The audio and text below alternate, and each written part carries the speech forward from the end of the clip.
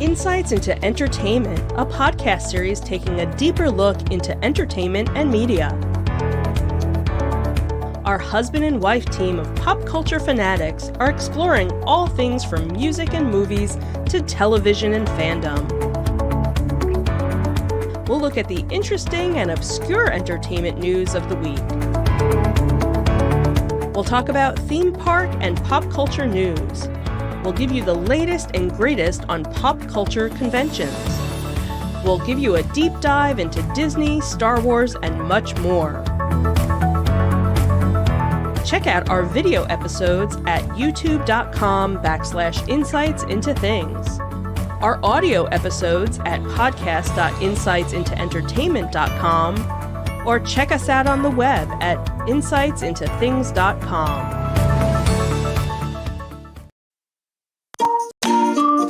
Insightful podcasts by informative hosts.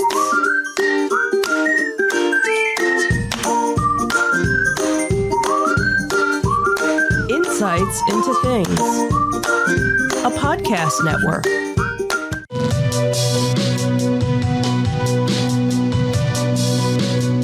Welcome to Insights into Tomorrow, where we take a deeper look into how the issues of today will impact the world of tomorrow.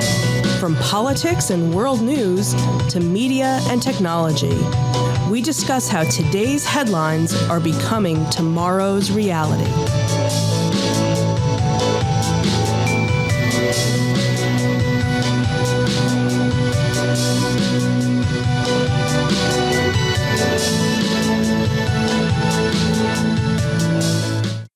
Welcome to Insights into Tomorrow. This is episode 9, Entertainment a la carte. I'm your host, Joseph Whalen, and my co-host, Sam Whalen. Hi, everyone. How you doing today, Sam? I'm doing all right. How you doing? Doing all right. So, aside for the landscapers that we're dealing with here, but that's okay. So this week we decided to sort of ratchet it down a few notches. We've been having last couple of podcasts we've been doing some pretty heavy-hitting timely subjects, and with the election not too far away, we knew we were probably going to be doing another heavy-hitting one to cover that. So this week we're going to do something a little more lighthearted, a little more fun, and a little less dipped in controversy, I guess I could say. Yeah, so if you're filling out your bingo cards about how we're going to get to the end of the world by the end of this, I don't know if you're going to win this time. But we'll see. Hopefully we won't have doom and gloom by the end of the show like we usually do. So this week we're talking entertainment a la carte. And when I say that, there has been a desire by consumers for a very long time now to have entertainment the way they want it at their fingertips when they want it. We've had different false starts, different incarnations, different hopes that we've seen through the industry. So today we're going to take a look at sort of what the history of what we've had, what we've got today, and where we think we're going to be going in the future as far as what our command over our entertainment's going to be. Before we do that, though, I did want to invite folks to subscribe to the podcast. You can catch us on Apple Podcasts, Spotify, Google, Stitcher, iHeartRadio, TuneIn, and now on Amazon. So you can convince your Echo devices to listen to our podcasts. I would also invite folks to reach out to us, tell us if we're doing a good job, what you'd like us to talk about. You can email us at comments@insightsintothings.com. You can hit us on Twitter at insights_things. You can catch high-res versions of our videos on YouTube at youtube.com/insightsintothings. We do stream 6 days a week, this week 7 days a week, on Twitch at twitch.tv/insightsintothings. You can catch our audio versions of the podcast at podcast.insightsintotomorrow.com. You can reach out to us on Facebook at facebook.com/insightsintothingspodcast, or you can get links to all of our social media on our website at insightsintothings.com. Ready to get into it? Yes. All right.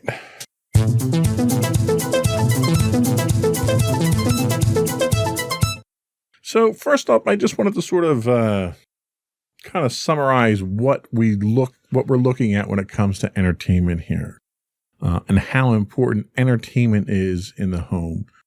But before we do that, let me ask you, Sam, what aspects of entertainment are important to you? Do you listen to music? Do you stream videos? Do you watch movies? What's your prescription for your entertainment? I'd say I mostly watch a lot of YouTube. Like I follow a lot of channels and watch content on there. And then from there, it's probably like Netflix. I don't really watch live TV at all anymore, unless it's like a football game or something. And even then, I'm only watching 20 to 30 minutes. So for me, it's definitely mostly YouTube. Podcasts, like things on Stitcher. I listen to a lot of things on there. Netflix. They're like the big three for me. So what about radio? I know, with the college and everything that you have, you have a presence on broadcast radio. Do you listen to broadcast radio yourself much? If I'm in the car, like on the car road over here, I definitely listen to it. Like I don't have Bluetooth in the car or anything like that. I'll put on, sports talk radio or MMR or something like that. Other than that, I don't really just tune on the radio just for fun. Like in the mornings when I'm getting ready, I'm usually listening to a podcast. It's not so much the radio. When I was younger, I used to do that a lot until I got into podcasts. Sometimes, if I'm taking a shower, I'll put the radio on. But overall, I'd say not really that often. It's mostly in the car. Okay. Yeah. And how about movies? Do you own DVDs or Blu-rays, or do you stream most of your movies today? I'm mostly streaming. I mean, I'd say probably like 30 to 40 maybe Blu-rays and a couple, 4Ks and things like that. Movies that I really want to have, the physical copy of, movies that are special to me, or movies that I just like a lot, or movies that I got on sale for Right. Blu-rays, because Amazon does Blu-ray sales all the time. So things like that. I don't have I wouldn't say my Blu-ray collection is like my pride and joy. But it's mostly just to have those physical copies, just in case, I can't get The Lord of the Rings on, Netflix because they take it off all the time or something like that. Right. So it sounds like a good chunk of what you do is some of the more modern technologies then. Mm-hmm. What about when you listen to radio? Is it talk shows you listen to? Is it music that you listen to, or you listen to the sports radio? Yeah, I mostly do sports talk. 94.1 for our local area. That's like the sports. And then there's 97.5 too. I'll alternate between those. I don't really listen to music that much. I don't know. Something about hearing people talk and discuss. I just like to listen to that more than, a song I can pull up on my phone. As a podcaster, that's exactly what I like to hear. Yeah. Well, it's nice to not hear my own voice. It's nice to hear other people talk for a while. Absolutely. So, we've had various forums, and we're going to talk about the history of some of these forums in a little bit there. But obviously, our entertainment started out as purely live entertainment. If you went, back in the 1800s and in the beginning of the 1900s, if you wanted to be entertained, you either produced music or entertainment at home, or you went to go see it somewhere. Radio finally allowed us to bring it in the house. Then we moved from that naturally, almost, through evolution through to TV. Then we started to have home entertainment systems, VCRs, DVDs, and so forth, followed eventually by streaming. But it was basically force-fed to you. So when you would listen to the radio, you would have a schedule of things that you would listen to, and if you missed your show, you missed it, right? So we started getting specialized radio stations. That's where we get the sports talk radio. Yeah, formats. Yeah, you get your specialized formats. I remember, as a kid back in the 70s, when you would listen to the radio, you would hear every genre of music on a radio station. You didn't even have specialized target audiences back in the 70s. You didn't start getting that until mid-80s, late 80s. And TV channels started doing the same thing. I'm going to sound like my father at this point, but, going back to when I was a kid, we didn't have cable. We had broadcast television. You had 3, 6, and 10 in our area. CBS, ABC, and NBC. And if you were lucky, you'd get a PBS station. But outside of that, that was what your entertainment was. We've come a long way since then. Yeah, we've gone the complete opposite way. Now people can have access to everything, which I think a lot of people realize is too much. Yeah, So. yeah.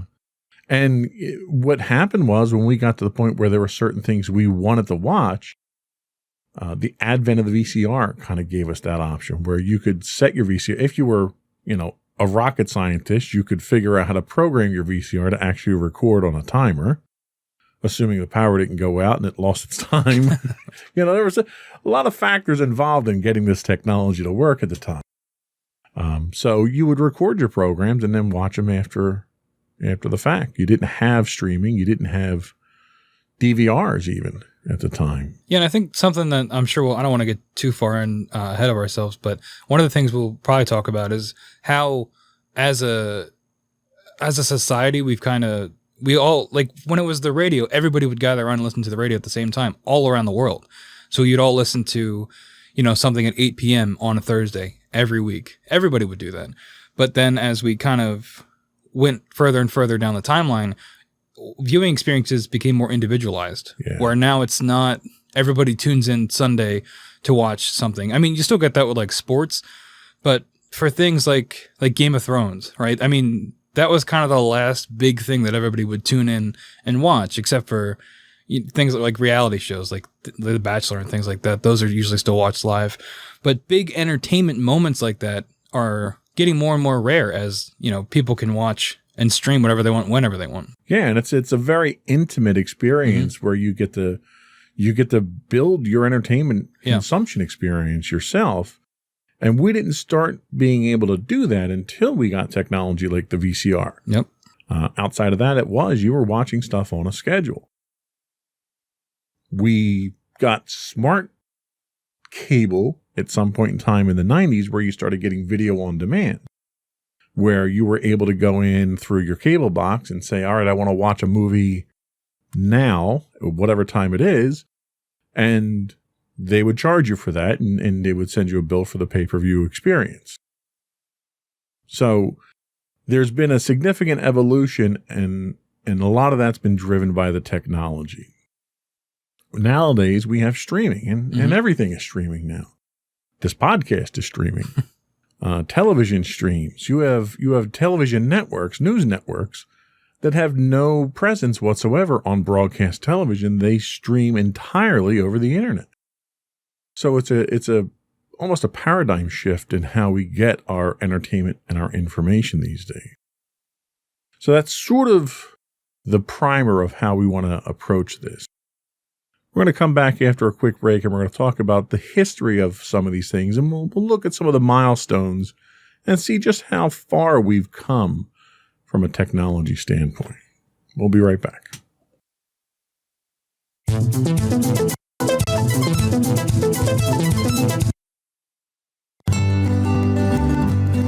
Insights into Teens, a podcast series exploring the issues and challenges of today's youth. Talking to real teens about real teen problems. Explore issues from braces to puberty, social anxiety to financial responsibility. Each week, we talk about the topics concerning today's youth. We look at how the issues affect teens, how to cope with these issues, and how parents, friends, and loved ones can help teens handle these challenges. Check out our video episodes on youtube.com/insightsintothings. Catch our audio versions on podcast.insightsintoteens.com or on the web at insightsintothings.com.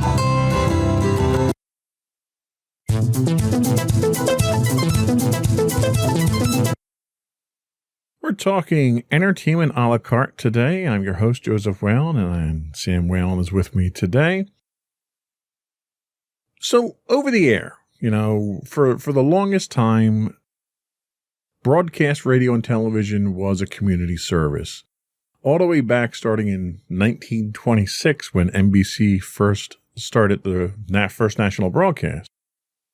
It's not quite that simple anymore, is it? It's not free, open, over the air anymore, is it? No, I mean, back then, even before the first national radio network, and I only know this because I took a class on this last semester, so, I got to make that education worth it. It was there were 2 channels, AM, and one was for crops and weather reports, and the other was entertainment, which was mostly music and like Bible verses. So that was what radio was mostly for, and it was localized because there wasn't any kind of national network. So it was basically anybody could do it, and you could broadcast it anywhere. But then when you had NBC come along, it sort of became that network. And nowadays it's so far, it's still local in a sense because you'll have local stations. But for most of them, we have a local rock station here, WMMR, and you can tune in that dial 93.3, but also they have a streaming app, right? So they get all the time people all across the world tuning in and listening. And, they archive their morning shows, and you can tune in live and listen to their music. So it's not, you don't need a radio to listen to the radio anymore, basically. Exactly. And in fact, it's funny you mention that. Cell phones all have radio receivers on them. Mm-hmm. Most people don't realize that. There are apps that you can get that will tap into the radio antenna on your phone and allow you to do it. And we had a hurricane come through a couple of years back, and we lost power. So we didn't have any battery-powered radios. So we actually wound up downloading the app because we still had cellular coverage, and we had an app that allowed us to get weather radios basically built into our phones. So broadcast radio is still going very strongly out there, but it doesn't give us that personalization that I think we're looking for. A lot of radio stations that do stream, they'll stream multiple streams. And you can basically pick the streams that you want, pick the channels that you want. Because a lot of our radio networks are multi-format network. So you might have Clear Channel being one of the network. And that network may have 50 different radio stations across the country, but you don't have over-the-air rights to get most of those because of the limitations of the technology. But they'll stream all of those on their website. So you can literally listen to a radio station from Ohio or California or whatever. So technology has given us that ability to choose at this point in time. And as technology has evolved, we've gone from AM to FM where we can broadcast further, high fidelity and so forth. What do you think about satellite radio? Satellite radio, XM first introduced satellite radio in early 2000s. The biggest deal that they probably ever had was when they brought in Howard Stern. How do you think that impact has had? Because it's subscription-based. It's not free. Right. And most cars today, if you buy a new car, have an XM radio built into it. Do you think satellite radio gives you that customization of your entertainment choice? I think at the time, it was definitely a precursor to what we ended up seeing with things like Netflix and Hulu and things like that, just for radio. And especially with Howard Stern, because he wasn't censored, that was like the big appeal of it. But what a lot of people forget is before Howard Stern went to satellite, he was against it, like vehemently. He was all about terrestrial radio. But then when his fines like almost bankrupted his station, he had really no choice.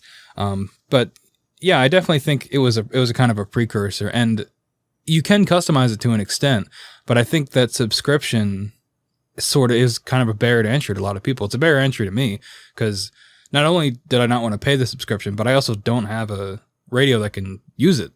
I got it for free like a trial a while back, and I was using it on my phone. But if I'm going to use my phone to listen to something, I'm probably just going to listen to a podcast. So, and without having it in a car, there's that entry there. So if you're buying a new car and you get it for free for 3 months or, included, I can definitely see you using it. Not to mention that you do have a lot of great personalities and great stations on satellite radio that there's most likely something for everybody. Yeah. And I'll tell you, when I bought my new car, it came with that 3 months of XM free. And the problem that I had with that is the same problem that I have with cable television today. And we'll get into a little bit more. It's 180 channels, and how do I find what I want to listen to? It was an overwhelming experience to have that much choice.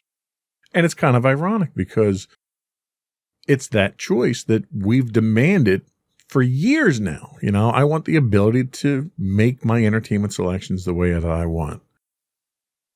And television's kind of evolved the same way that radio did. It started out in its infancy. You had very few stations that you could see anything with, and everything was over the air.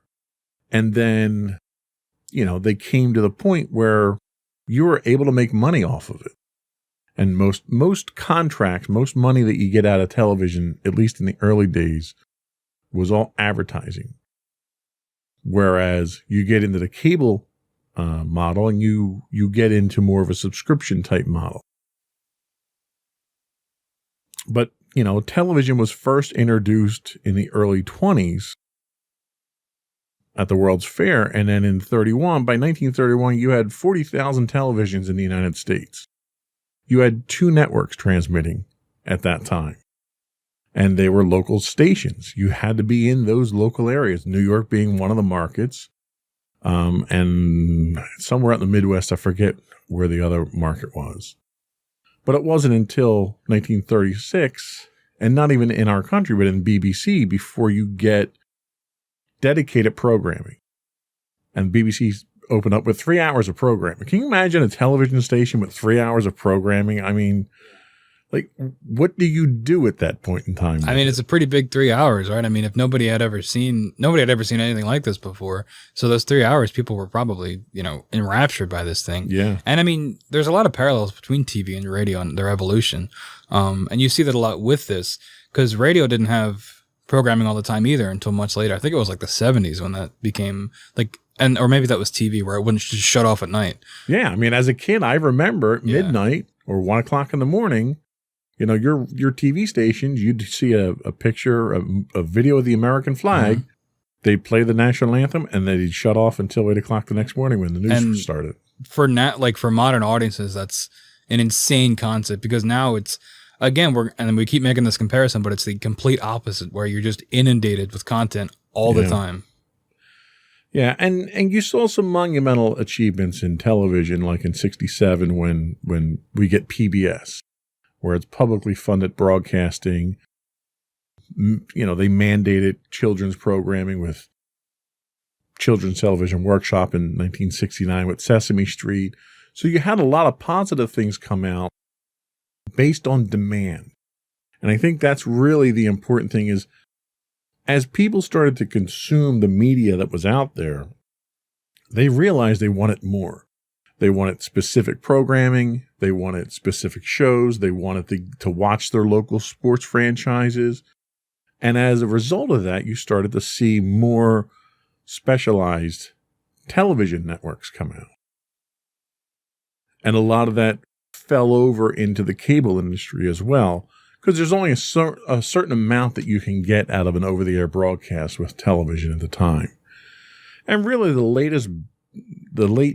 latest biggest innovation to over-the-air television wasn't until 2009 when they went all digital, which I got to tell you, that was a real monster to deal with, because you had people throughout the country who didn't have cable, couldn't afford cable, and they were getting all of their news and sports and everything over the air broadcasts. And with the mandate to move to all digital, and the reason for the all digital is because of how much more data you can put out over a digital signal than you ever could over an analog signal. And you see now with digital with digital transmissions, your local ABC station might be putting out 5 different channels over the bandwidth it used to use for one. So there was a definite benefit to it, but it also required everyone to replace all their equipment, which is expensive. So much so that when they went through this process, the federal government actually subsidized it. You could go to the government and get a coupon to buy a digital antenna at the time. And the program ran for like 18 months or something like that. I remember when it ran, and they funded it with, a ludicrous amount of money. And even after that fact, people still didn't have it because of how inaccessible it was for a lot of people. There's a lot of televisions that sit around right now that have no function whatsoever because nothing's broadcasting on frequencies they can receive. So then we move into, the natural progression, I think, is cable television. And it's funny because in doing the research for the podcast today, I learned a lot about cable television that I didn't know. The fact that it's existed since 1948 blew my mind. Like, when I grew up, I came from a fairly underprivileged house. We didn't have a lot of money coming in. So my dad did not subscribe to cable for a very long time. But I kind of thought he was just sort of behind the times in the 70s, not realizing that cable's been around since the 1940s. So that was a big thing for me to realize it. But cable television progressed, I think, at a rate much faster than over-the-air transmissions did. You make a lot more money from it. And that's exactly it. You have people that are paying you, in 1950, Tuckerman Appliance, an appliance store that sold TVs, started their own cable network. Could you imagine that today? One of the biggest radio stations in Philly was originally from the appliance store. Right. Appliance stores were like they had a lot of power back in the day. It was they would buy their feeds and then they would send it out to their customers. And people in Arkansas were paying $3 a month for cable. And it was because they were rural households that weren't close enough to a transmitting station. So they'd physically run a cable out there and then wire up the little town. So in 1972, you start getting into specialized television channels. You get HBO. And then that sort of opened up the Pandora's box, to use a bad pun there. You started in the 80s and 90s, you really started getting channels. You got channels for everything. You got channels for cooking. You got multiple channels for cooking. You got home shopping channels. You got multiple music television channels, none of which ironically play music anymore. These were what were categorized as narrowcasting channels. And some of these, which is kind of interesting, they started out as regional. Like, for instance, Sports Channel New York started out as just regional sports broadcasting. And that eventually evolved into Fox Sports. So from humble beginnings to a major player in the sports franchise market now. You had other things like BET, Black Entertainment Television. That's a channel all of its own with its own award-winning programming today. Started out as a segment on USA Networks. So they had a couple of hours a week that they would broadcast it, and eventually there was such a demand for it that they came out with an entire network for it. And that's what I'm talking about, like very specialized networks. You've got Sci-Fi Network. You've got History. You've got multiple history channels. So the idea of catering to all of these entertainment needs was fulfilled in these specialized networks, these specialized channels on cable TV. But you still didn't have the ability to get what you want when you wanted it. You were still bound to a schedule. And that's really what's probably held cable television back for the longest time until the late 1990s, early 2000s. You started to get your video on demand. You started to get more pay-per-view. So you could, if you wanted to watch a boxing match or a wrestling match or whatever it was, you could pay for it, one-time fee, get it, and watch it with all your friends. The real shift, I think, in cable TV came with TiVo and DVR, where you could time shift your entertainment now. So now TiVo was unique in the business because it had a very intelligent algorithm. So as you would record certain programs, it would associate those programs with ones you're not recording and then offer you suggestions on what you might like. So then you can sort of pick and choose the shows that you want and get them a la carte. That was really the first a la carte entertainment package you had. The problem with that was that you still had to subscribe to all of those channels.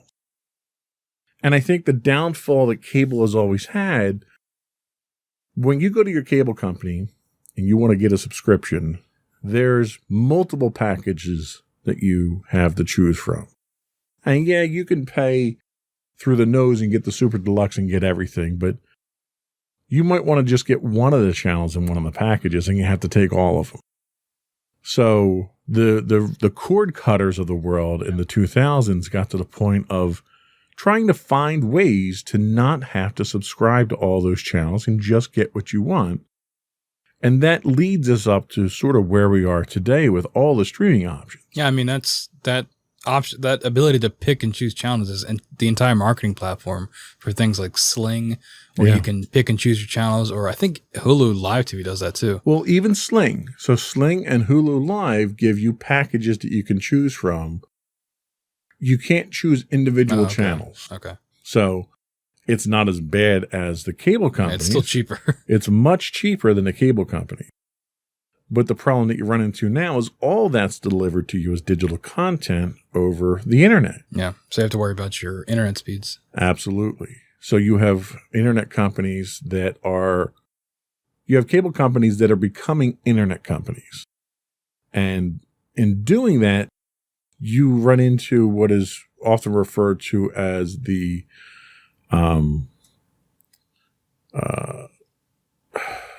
monopoly. Well, no, they've been monopolies for a long time. Net neutrality. Oh, okay. So, and with net neutrality, the concept behind net neutrality is data. Doesn't matter where it is, where it comes from, what it contains. It's data. It should all be treated the same. And the cable companies want their data to be treated better than others. And Netflix ran into this very early on with a lot of the cable companies, Cox Cable, Comcast, and a few others, where they were throttling the bandwidth that people were using for Netflix. So you may have an unlimited agreement with your cable company for data, but if they see that the majority of the data that you're using comes from outside their network from Netflix, they throttle it. You see a lot of buffering, your quality goes down, and they're trying to push their own video on demand services instead, which they don't count against your bandwidth caps. So none of this has been resolved. This is still a problem. But what's happening is cable companies are becoming less about providing cable and more about becoming internet companies in general. And until all that sort of washes out, we're going to have a fight on our hands here because they're losing money. And they try to get it back by offering you bundles. So, for instance, if all you need is internet, it's cheaper for you to get internet, cable, and phone than just internet for the first year. After that, the rates go up, but they lock you into a 2-year deal, minimum usually. So, I can't blame the cable companies. They're trying to make a buck. It's their job. But in the end, it's the consumers that wind up paying for it. Yeah, and even now, I mean, we have Xfinity, and you can watch Netflix and Hulu and Amazon Prime all through Xfinity. So, I mean, I'm sure there's kind of handshakes there where they kind of meet in the middle and they say, well, okay, Netflix, we'll host your platform here. You'll get a lot more viewers, but you still have to subscribe to Netflix to access those services. Right. You don't get any of that for free. I think with Xfinity, you only get like Peacock for free because it's NBC, Comcast, it's the same company. But they're kind of merging now, and we're just going to have a big old blob of media eventually. That's just everything. Well, and it's funny you mention that because the solution that Netflix eventually came up with was they would implant caching servers in the cable providers. And they would pay the cable providers a certain amount of money. They would put a physical box inside their network. So when you went to stream Game of Thrones off of Netflix, it would download from Netflix's home server to the caching server there. You would watch it, but anybody else who went to watch Game of Thrones would pull it from that caching server. So the result of that was it didn't put a demand on the backbones, the internet backbone connections that the cable companies had. So that was an exclusive deal they offered to Netflix that they're not offering to other streaming providers either. And I'm not even sure they're still offering. There's some debate whether or not they're still offering that service. I know Comcast was having a bit of an issue with that, where they stopped offering it to Netflix. But it's all, you're right, it's you scratch my back, I'll scratch yours, and we'll all make a buck off of the end consumer. Not to mention now, I mean, you've got Disney, which now effectively owns Hulu because they own Fox, right? So it's a lot of that programming too. So it's not just, these streaming companies are not like small businesses. They're all, I mean, I don't think Netflix is owned by any major corporation. No, Netflix is still independent. Yeah. And then Amazon obviously is a mega corporation. So, you know, the streaming service is just a portion for most of these companies, just a portion of their revenue. Right. I mean, except for Netflix, but even then, I mean, they've moved more into film production in general too. So they're more of they're not just streaming anymore. They're making a lot of their own content as well. And it's interesting to mention that. So we talked over the radio, television, and cable. The alternatives that we had to get our a la carte fix of entertainment were VCRs. You know, the VCRs came out in the 1970s. They became popular in the 80s.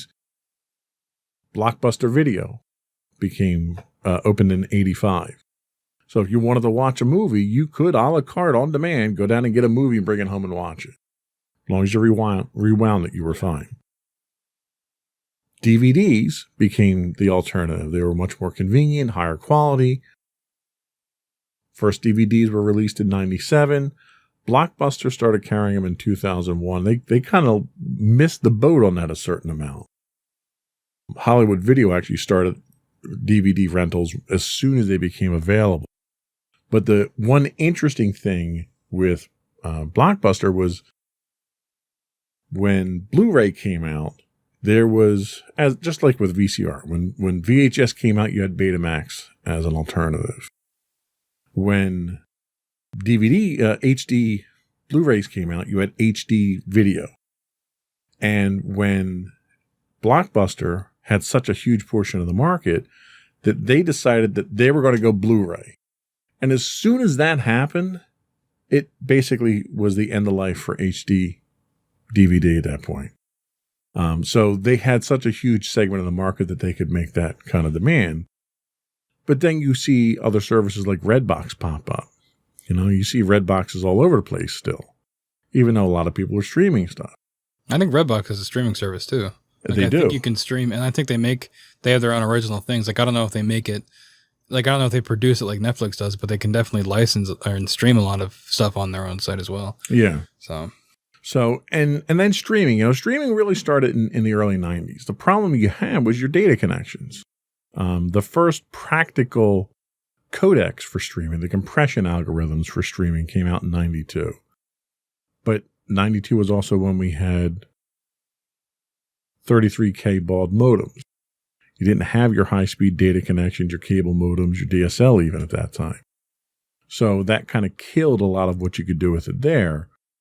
But the real streaming services itself didn't start until 2005 when YouTube opened up business.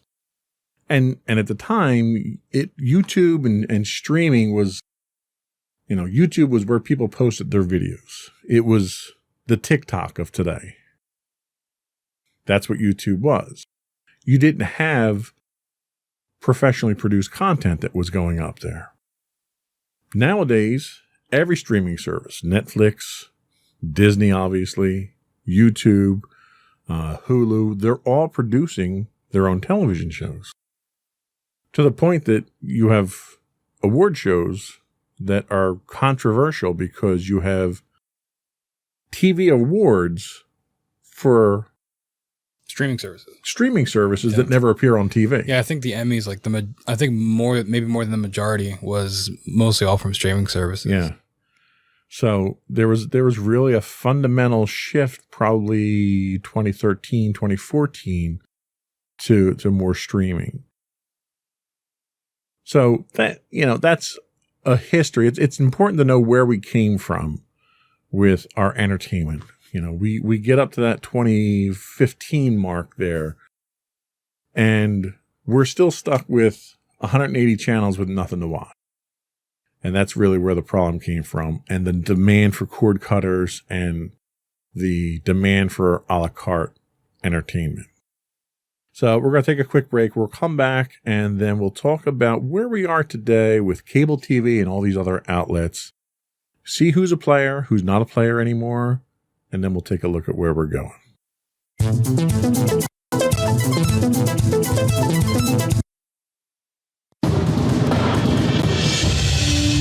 For over 7 years, the Second Sith Empire has been the premier community guild in the online game Star Wars: The Old Republic.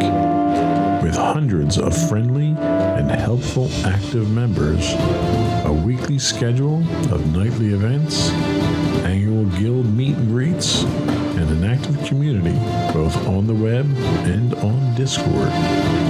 The Second Sith Empire is more than your typical gaming group. We're family. Join us on the Starforge server for nightly events such as operations, flashpoints, world boss hunts, Star Wars trivia, guild lottery, and much more. Visit us on the web today at www.thesecondsithempire.com.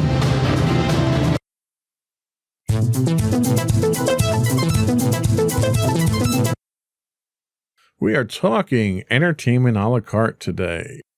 So we've looked at the history of it. We've sort of set the stage here. Let's take a look at where we are today as far as cable TV goes. So we're still running packages on TV channels today. So we haven't really changed much there, have we? There is an increasing push to cut the cord with different services. We've got enough streaming services out there as long as you have a good internet connection. Now, the one thing to mention here that I actually didn't put in the notes, that's the new satellite internet network that Elon Musk is putting out. So it will be possible very soon to have low latency satellite internet, high-speed internet, and not have to deal with your cable company. Of course, when that happens, God help you if you're an astronomer, because you're not going to be able to look at anything up in the sky now without seeing one of these satellites. Net neutrality. We mentioned it earlier on. One of the biggest problems with net neutrality is that the FCC determines what is and isn't net neutrality. And the FCC is traditionally chaired by someone from the telecommunications industry. So it doesn't look good for consumers from that perspective. What are your thoughts on, net neutrality and whether or not it's an issue moving forward? Is it an issue today? Is it a non-issue? Should we not even worry about it now? I definitely think it's an issue. And I do think, I think people underestimate how important it is, really. And I know every time the bills and things go up for net neutrality, there's always petitions online, contact your congressman, things like that. But I don't think people take it that seriously. And I don't think they really understand how a lack of net neutrality will really impact them, and I think it's the more subtle ways that I find the most dangerous, where we talked about before, how you can manipulate the consumer to get rid of a product like Netflix or something like that because you can't stream it because of your internet, right? But it's so subtle that you'll just chalk it up to, oh, my speeds are just low, right? But there's a company behind the scenes that's pulling those strings and that is manipulating you, and you might not even realize it. So I think that net neutrality is extremely important for those reasons, because it's just another element that can be used to manipulate consumers, which I get is the whole point of a business, basically, is to get people to continue buying your product. But I think when it's something so universal like that, where the internet should probably be a utility that everybody has access to, but it's not that yet. And it's not looking like it's going to go that way either. If the patterns that we're seeing now continue, it looks like a lot of people are going to have restricted access, where the internet should be a free and open resource for everybody. Yeah, and I agree. And you touched on it earlier when you mentioned cable companies and monopolies. And this is really them behind a curve, not getting with the program here, because there's a lot of things. Technology moves much faster than cable companies cable company lawyers can move. We're looking at satellite communications that have exploded at this point. You're looking at alternatives like Verizon Fios, where you can get fiber run right to your house. You're looking at 5G now, where, once the 5G networks are built out, you won't need to have a wired connection to your house, at least if you buy into the hype. Yeah, but it's going to make all our heads explode. Haven't you heard? And cause coronavirus. Yeah, I know. It's going to turn us into zombies. But you can get over-the-air speeds for your internet now that are comparable to your cable connection that are more than enough to stream video. So I think if nothing else, the cable companies have a real problem ahead of themselves.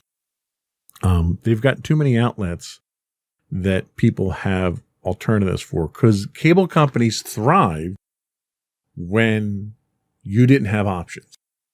And, a lot of this started in the 90s when cable companies started gobbling up all the regional cable providers.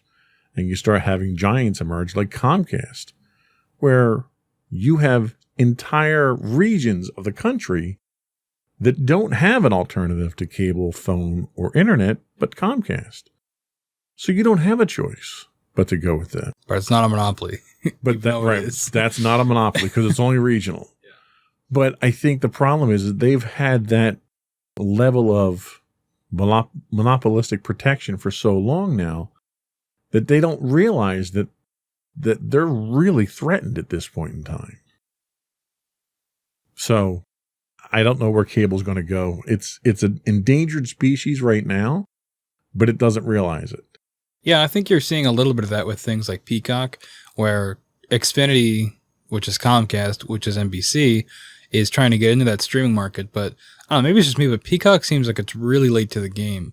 And they don't really seem like they have a whole lot to offer other than things they already own, like reruns of like Cheers and Frasier, which used to be on Netflix, but it looks like they were just flexing that they own the rights to these shows, so they put it on their own streaming service.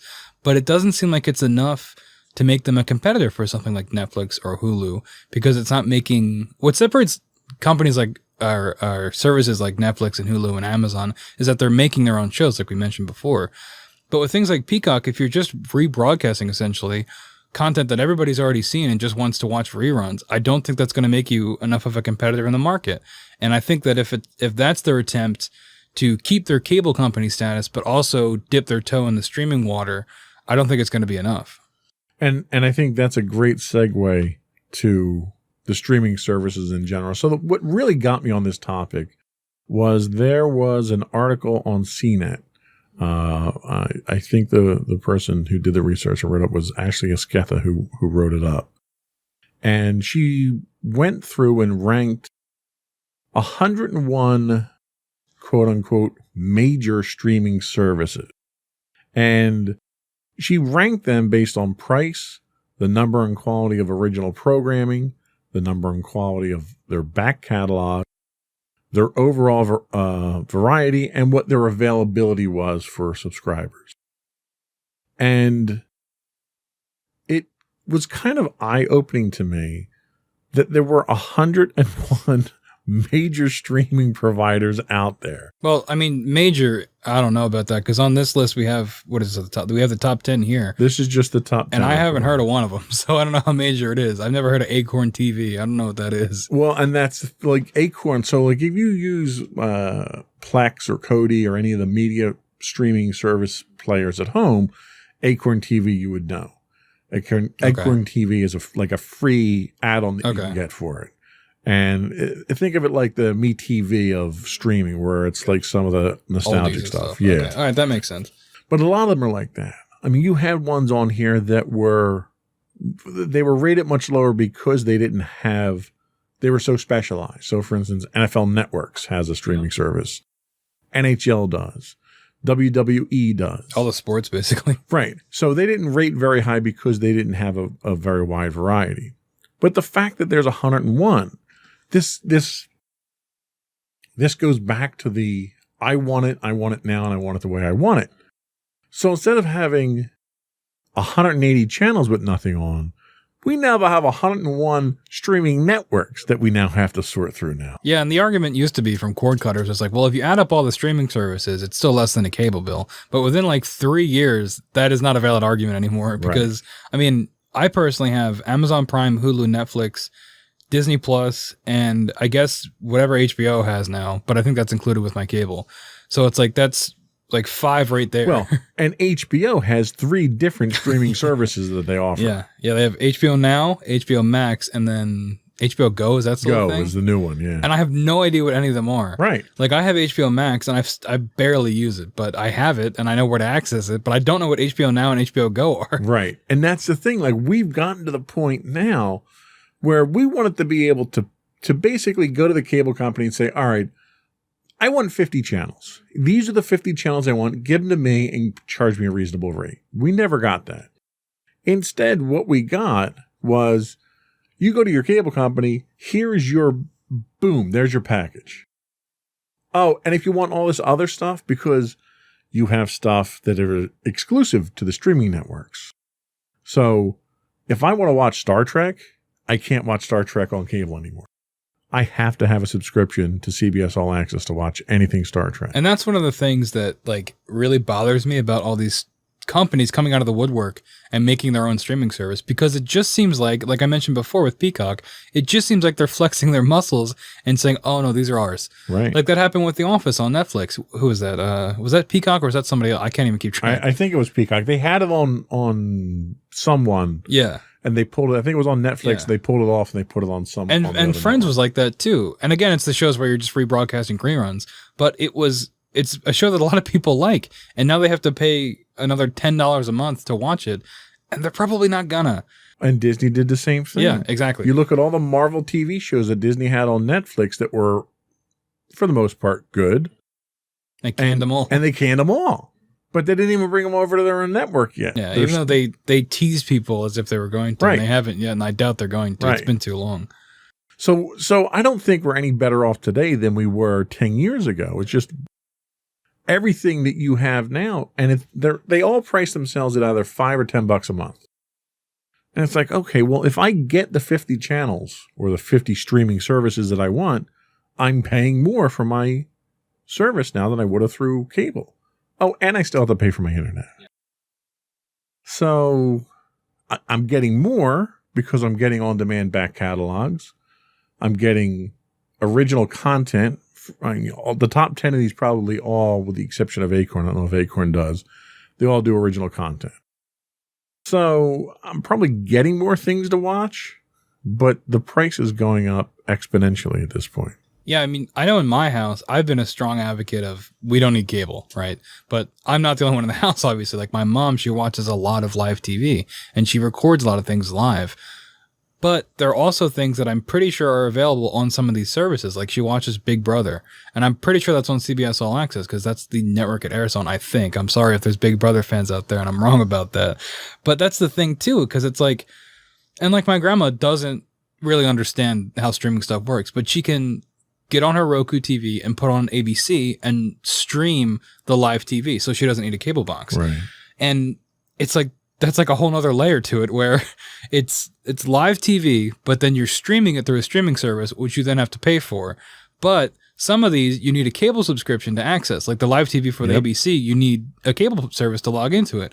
So it's like all these layers of media, and they're all kind of intertangled so that you end up having to keep all of it and pay for all of it when I don't really think you'd need to, you know? You're absolutely right. And it's probably by design that way.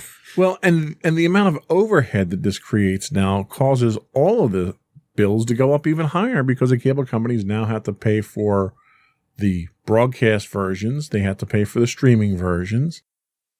There are different revenue sources that come out of it through advertising now, obviously. But for the end consumer, you're not better off. You're not getting what you were looking for. You know, we wanted to have everything on demand for us. And all these networks were like, well, this is what you asked for. It's all on demand now. You know, you need to have 50 subscriptions if you want to get your 50 channels. And I think the appeal is with something like CBS All Access, well, okay, you you might not want to get our streaming service because you think it's just reruns. So we're going to make something like Star Trek, or like the 3 different versions of Star Trek. And okay, that's new content. You can come here and watch that. But not everybody might want to do that, right? And if they don't like the new Star Trek, then they're not going to subscribe to that service. But if they forget, which is I think what most of these companies count on, forgetting to cancel your subscription, then they get that $10 every month, even if you're not using it, and they don't care if you're using it or not. You know, it's funny you mention that. Netflix actually got to the point where they had so many hangers on like that they introduced a service without being asked for it, that they monitor whether or not you watch the service if you use it. If you haven't used it in a year, they'll notify you and cancel your subscription for you. I mean, they're making so much money, it probably is negligible, but they are. It's just to improve their like public image. That's a helpful service though, because I still pay for, and this is totally different from this, but like in terms of for getting subscriptions, I still pay 99 cents a month for cloud storage. I haven't had an iPhone in like 3 years, but every time I go to cancel it, it's so many steps to cancel it that I just like, well, you can have my $12 a year, you know? Yeah. And that's Apple for you. Yeah. So outside of cable and streaming, there are other options. Us being one of them, us being podcasts being one of them. And there's a ton of sources for podcasts. There's tons of podcasts out there that cater to every possible desire for media consumption out there. And there's apps. You know, we talk about Instagram and Facebook. TikTok, well, we're not talking about it too much now because Trump's trying to ban it. Nah, Microsoft will buy it. Microsoft and Walmart.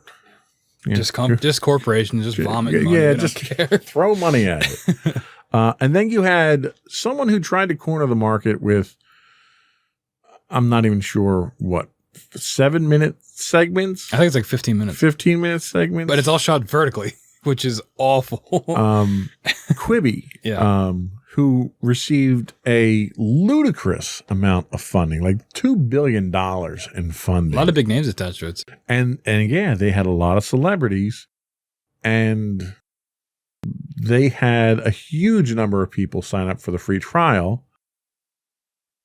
Several million, like 15 million or something, sign up for the free trial. And then when that free trial ran out, they had about 70,000 people stick on. I mean, Quibi strikes me as the kind of thing that like it makes it to the boardroom or whatever. And they're like, oh, this is a great idea because people love, like we looked at the numbers, right? We looked at the numbers and we saw that people are only watching in 15-minute increments because they're watching on their way to work on the train or something, right? Or they're watching with their family and their kid runs away, so they got to turn it off. So what if we just hyper focus on that? But then you realize, because you're so caught up in the analysis and the numbers, that's not really going to work as a format, because you end up having episodes that are really just trailers, right? Because they're only 15 minutes long. And when you shoot everything vertically, not only are you limiting the art form of like making movies and television, most people aren't going to watch things vertically. Like even if you're watching on your way to work on the train, you're still going to take the 1 second to turn your phone. Right.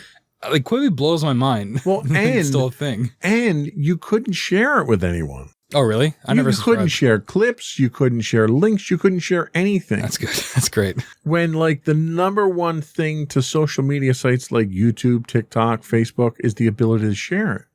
Oh, the like Netflix Hence too. Why it's social media. Yeah. Yeah. I mean, Netflix especially has a huge social media presence. Yeah. So, and that's so critical. And it's like, what are you doing? But I guess my point is these options that we have here between podcasts and the apps, I think probably fill the gap of entertainment a la carte more than anything else right now, where we can go and find what we want. I can download 50 different podcasts a week and pick and choose which ones that I want to consume.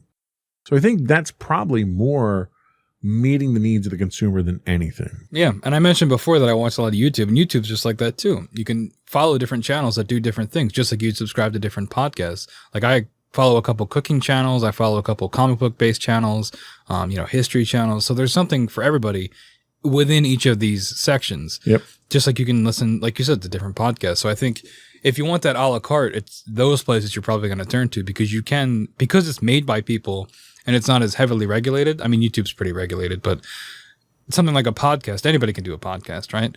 So there's always something for somebody. Really? Literally anybody. I mean, anybody can do it. You just talk. No, but wow. And make sure to subscribe to our podcast on your local podcast provider. Good thing you're not in our advertising department. Hey, free plug, shameless advertising. But yeah, I think that's where you get a lot of that a la carte, right? Because I agree. You can find any kind of channel or any kind of podcast to meet your needs. I agree 100%. Let's take a quick break. We'll come back with our doom and gloom section where we look towards the future.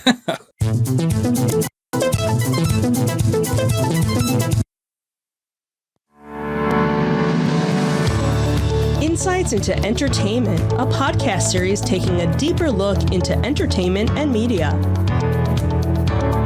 Our husband and wife team of pop culture fanatics are exploring all things from music and movies to television and fandom. We'll look at the interesting and obscure entertainment news of the week.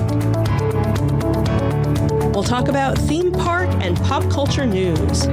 We'll give you the latest and greatest on pop culture conventions. We'll give you a deep dive into Disney, Star Wars, and much more. Check out our video episodes at youtube.com/insightsintothings. Our audio episodes at podcast.insightsintoentertainment.com, or check us out on the web at insightsintothings.com.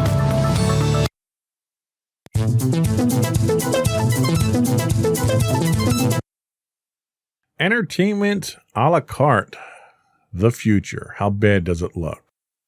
So let me ask you a series of questions. Is there a future for cable television? I don't know how long of a future it is, but I definitely think there is some.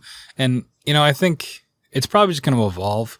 And you might not have a cable box, but I think especially Comcast is definitely trying to remain a presence in people's homes because they, whether rebranding to a different name or offering more services based on tying internet and cable together. I think that's where they're going to most likely head is becoming both a cable company and an internet company and kind of doubling down on that.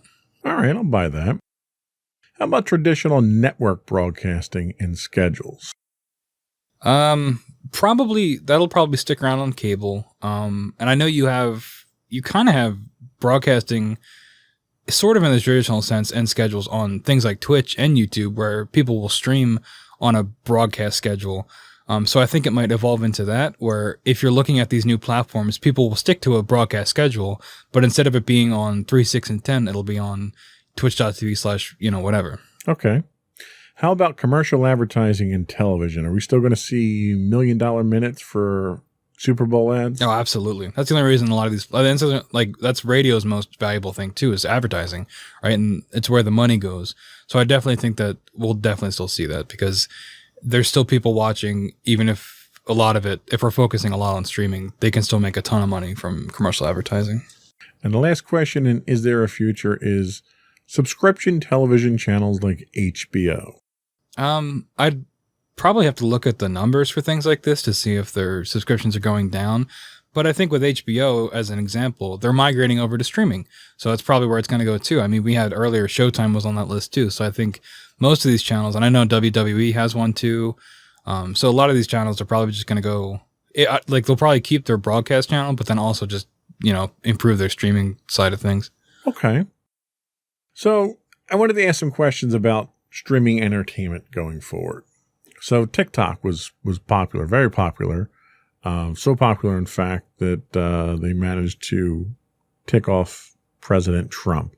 What do you think about the precedent of Trump banning TikTok for reasons that were given that had no corresponding supporting evidence? That seems pretty par for the course if we're talking about Trump. But I mean, I never use TikTok personally just because I don't care about that kind of entertainment, but it is extremely popular. And if I had to wager, he probably did it, to try to make because he's very anti-China most of the time, right? Sure. So he says he tried to ban not just TikTok, there were a couple other things too, all owned by Chinese companies that he was trying to go after. But when there was such a backlash to it, it just came off like another smoke bomb, right? Another distraction that he was going for, especially with TikTok, because he knows that that's mostly used by youth, right? So that's going to be the most vocal about it. And if you're calling out a streaming or a social media platform, that social media platform is going to get way more traffic because the users of it are going to complain about you. So it just seemed like another distraction on his part. I think it was like almost immediately. I mean, he's still waving threats and stuff, but it looks like we said earlier, Microsoft and Walmart, which I didn't know about, are moving in to buy it. So I doubt it's going anywhere. He probably just wanted to, make a business deal or something. How about net neutrality? Do you think we have any hope of achieving net neutrality? Not with the current, I would say not with the current administration. It doesn't seem like their track record does not show them leaning towards any kind of net neutrality. It's probably going to take us a while, and it's probably going to get worse before it gets better. And it would depend on the company's actions as well. Okay. 5G technology. It's everywhere. Everyone's talking about it. Do you think 5G is going to be the end-all, be-all to give us the entertainment solution on our phones or in our homes that we're looking for? I don't think it'll be the end-all, be-all, but I think it's probably the next step. I mean, we see that with all the time. Technology always progresses, and it just seems like 5G is the next step in that. Obviously, there's the conspiracies, which I made a joke about earlier, but I think it's just people... I mean, when like cars became more mainstream, they said there was going to be the end of the American family. Right. So I think people are just always hesitant to new technologies, regardless of what they are. But I think it's just the next step for getting, more entertainment and better technology. First run movies. We have a lot of our streaming services are running movies online now because of COVID and the fear of going to the movie theaters. Do you think we'll be going back to the movie theaters like we were before, or is a new model of streaming it at home going to be the way to go? Yeah, this is tough. My personal tinfoil hat theory is that I think Disney's going to open their own theaters, and I think that would be, what is the word? It would violate some kind of law, like the Paramount decision or something like that. But I think that was recently repealed, so they can do it, where they handle exhibition, distribution, and production, which is what they would be doing, which is a monopoly, which is supposed to be legal, but it's Disney, so they can probably get away with it.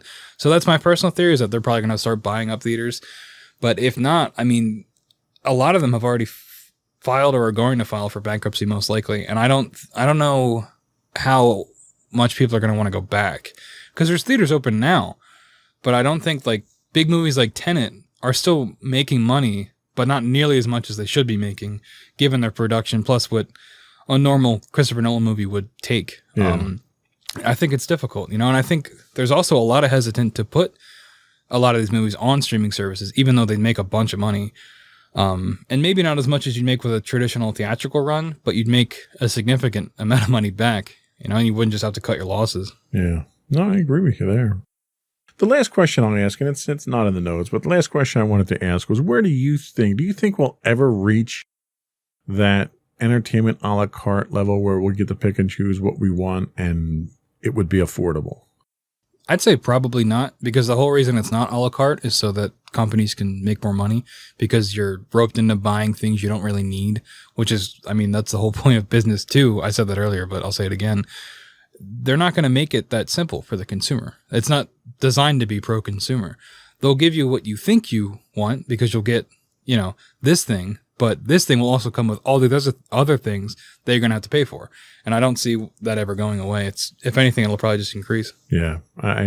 Sadly, I think you're right. I think the packaging aspect of things is too cost effective for these distribution companies to move away from that. Yeah. And I mean, that method of packaging goes back to the beginning of modern entertainment, right? Of radio. I mean, you'd have formats, which are essentially packages, because you'd listen to, you might like sports, but you don't want to listen to sports all the time, but that's the format. And TV, again, what we talked about before, but with channels. So I think packaging has always been the way. And the reason it's been the way is because it works and it gets people's money, and it furthers the industry in some kind of way. All right. Well, I think that was all the questions that I have. We'll come back. We'll get your closing remarks and thoughts and end the show.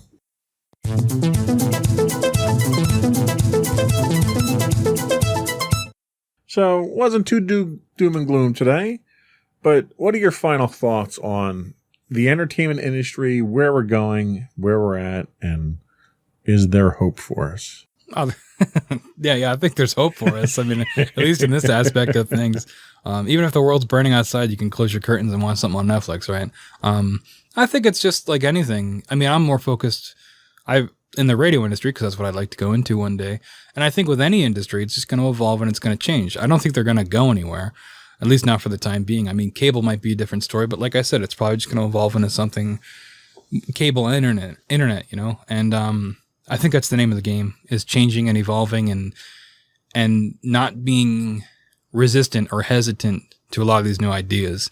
Where like you wouldn't want to release a new movie on streaming because the theaters are closed and you insist on putting it in theaters regardless of the situation. I think there's that friction there of resisting change, which I can understand from someone like Chris Nolan's perspective, where he wants his movie in theaters because that's what he made it for. It was designed to be watched that way.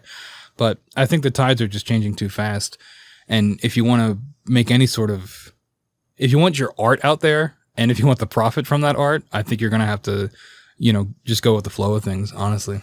And I think that's very well said. And I agree with you 100%. I think we're going to continue to evolve. Technology is going to push that evolution.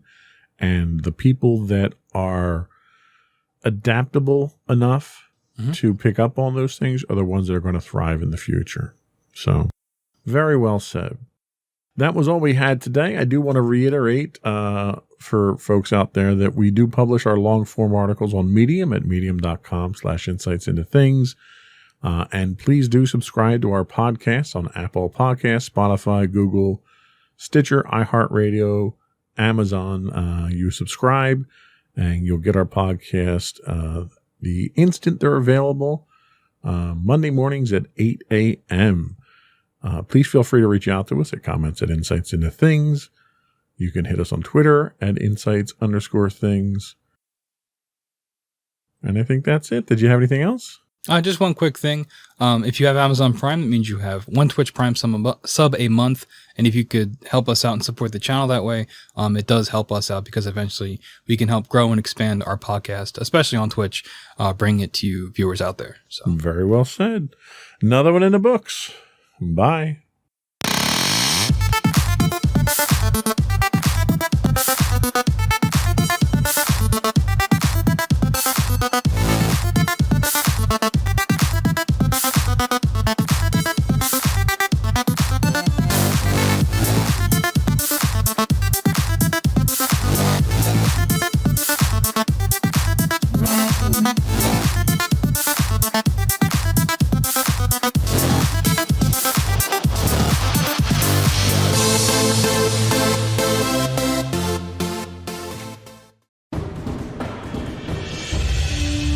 For over 7 years, the Second Sith Empire has been the premier community guild in the online game Star Wars: The Old Republic. With hundreds of friendly and helpful active members, a weekly schedule of nightly events, annual guild meet and greets, and an active community both on the web and on Discord. The Second Sith Empire is more than your typical gaming group. We're family. Join us on the Starforge server for nightly events such as operations, flashpoints, world boss hunts, Star Wars trivia, guild lottery, and much more. Visit us on the web today at www.thesecondsithempire.com.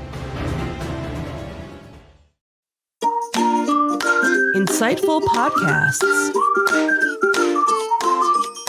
by informative hosts.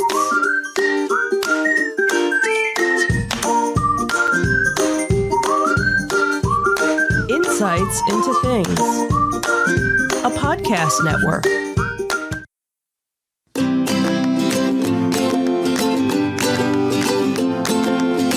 Welcome to Insights into Teens, a podcast series exploring the issues and challenges of today's youth. Your hosts are Joseph and Madison Whalen, a father and daughter team making their way through the challenges of the teenage years.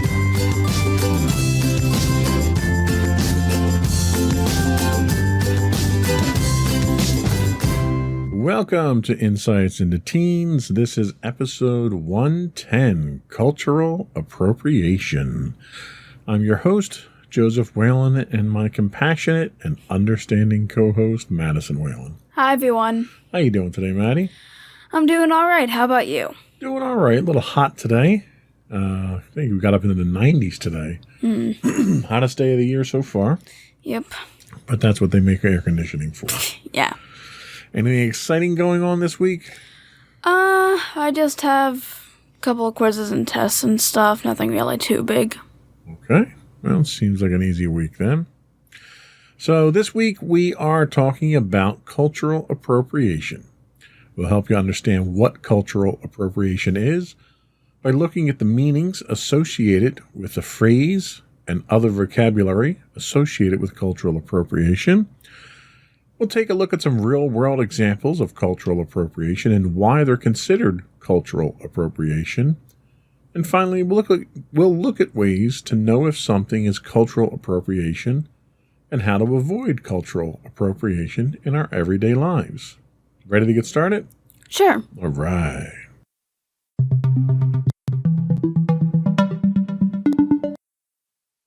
So the research for this week's podcast actually comes from verywellmind.com, which we've used several times in the past. So let's first consider what's meant by each of the terms in the phrase cultural appropriation, as well as some of the related terms that are important to understand. Why don't you tell us what these terms mean? So, for the first word in the phrase culture, culture refers to anything associated with a group of people based on their ethnicity, religion, geography, or social environment. This might include beliefs, traditions, language, objects, ideas, behaviors, customs, values, or institutions. Mm-hmm. Most often, culture is thought of as belonging to particular ethnic groups. Yes, it is often attributed to ethnic groups, but there are different types of culture out there. You can have religious culture, you can have geographic culture. A lot of the nationalism that happens can be considered a culture. You know, people that are pro-American, that's a culture. Okay. From a religious standpoint, you know, being Jewish is a culture as well. Being Muslim is a culture. There are traditions and everything that go along with that as well. So it's not just ethnicity. A lot of what we see today with cultural appropriation has to do with ethnicity, with African American cultural appropriation, or Native American or indigenous people appropriation as well. So it's important to keep in mind that it's not just ethnicity, it's other things. Okay. So what do we mean by appropriation? So appropriation refers to taking something that doesn't belong to you, and most often refers to an exchange that happens when a dominant group takes or borrows something from a minority group that has historically been exploited or oppressed. In this sense, appropriation involves a lack of understanding or of appreciation for the historical context that influences the act of what is being taken. For example, taking a sacred object from a culture and producing it as part of a Halloween costume. Yeah, and that's a very common form of cultural appropriation. But we also see it in other forms such as sports teams and mascots. There's another one that's very much in the news today. So there are different ways to appropriate it. One other thing that's associated with cultural appropriation but is different is cultural denigration. Tell us about that. Cultural denigration refers to when someone adapts an element of a culture with the sole purpose of humiliating or putting down people of that culture. The most obvious example of this is blackface, which originated as a way to put down people of color as having certain undesirable personality traits. Yeah, blackface is something, I don't know if you're familiar with blackface. I think I've heard of it before. It's something that sort of came out of the vaudeville era where you had white actors who would put on black makeup and portray themselves as African Americans, but they would do it in a way that was insensitive and portraying stereotypes of popular stereotypes at the time of African Americans at the time. So it was not at all an accurate depiction of the culture, and it was deliberately meant to be used at the expense of members of that culture.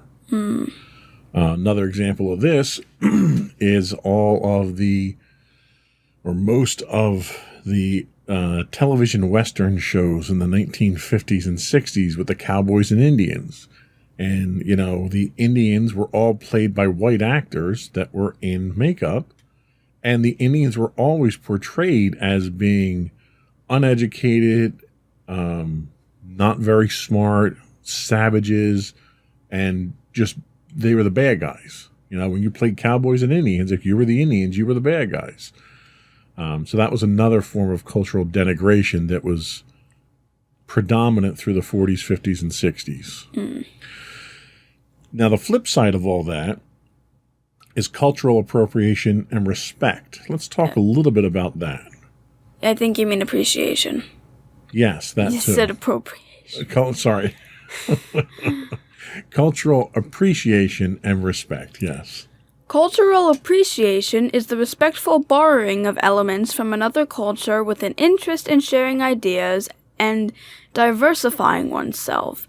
Examples would include learning martial arts from an instructor with an understanding of the practice from a cultural perspective, or eating Indian food at an authentic Indian restaurant. When done correctly, cultural appreciation can result in creative hybrids that blend cultures together. And this is really, as a society, this is really what we should be striving for. Because the one wonderful advantage that we have in this country is we have such a diverse culture. We have so many different cultures that we can sample from. And you see this a lot when we go into the city. You know, if we go into the city to a convention or something like that, you can drive 5 or 6 blocks and go through 4 different cultures. And you get different styles of dress, different styles of food.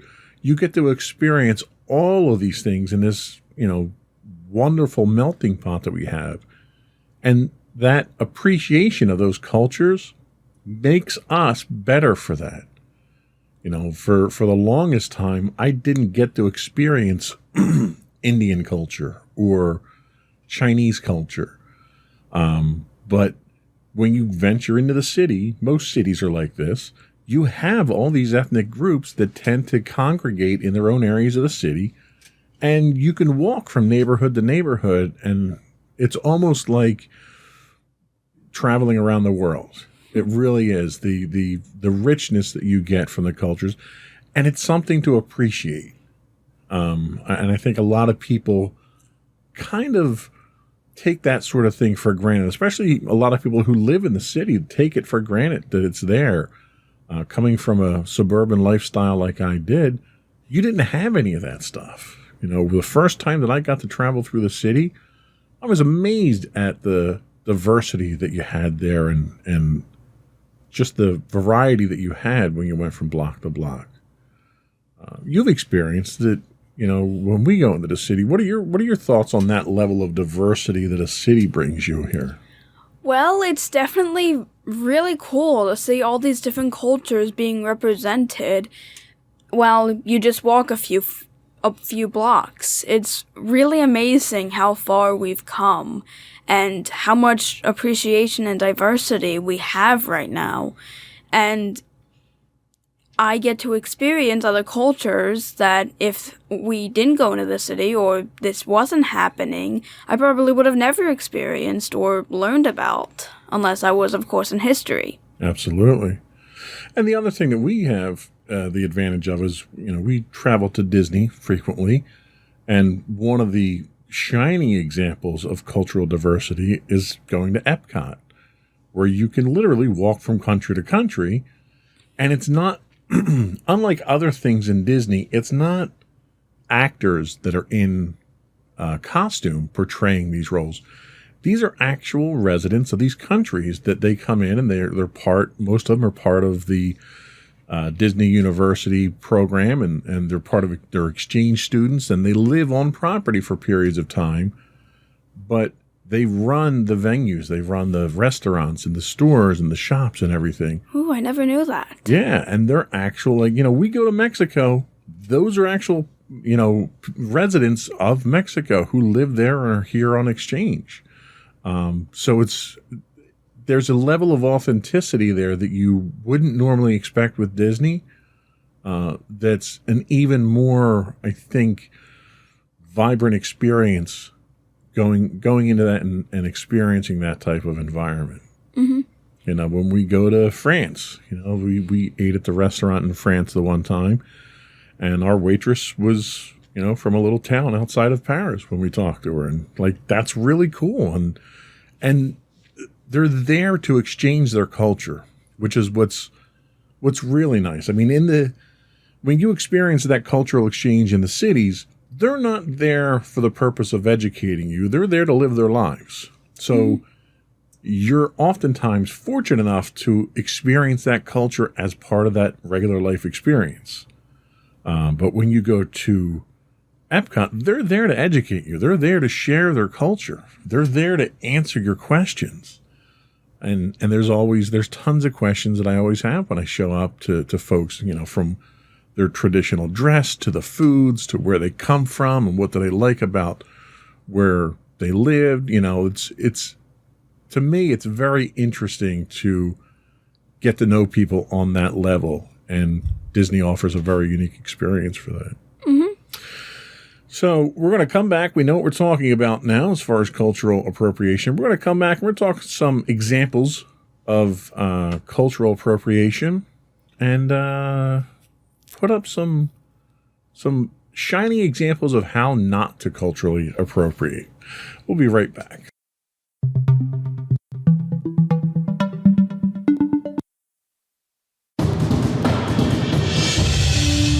For over 7 years, the Second Sith Empire has been the premier community guild in the online game Star Wars: The Old Republic. With hundreds of friendly and helpful active members, a weekly schedule of nightly events, annual guild meet and greets, and an active community both on the web and on Discord. The Second Sith Empire is more than your typical gaming group. We're family. Join us on the Starforge server for nightly events such as operations, flashpoints, world boss hunts, Star Wars trivia, guild lottery, and much more. Visit us on the web today at www.thesecondsithempire.com.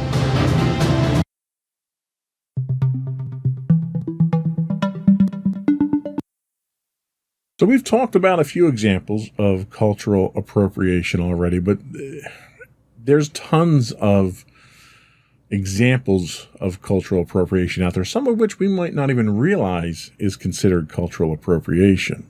Okay. Why don't you go down? We have a list here. Let's go down the list and we'll dissect that list. Okay, so the first on the list is intellectual property, like patents, copyright, industrial designs, and trademarks. Right. So can you think of any examples of intellectual property that's been culturally appropriated?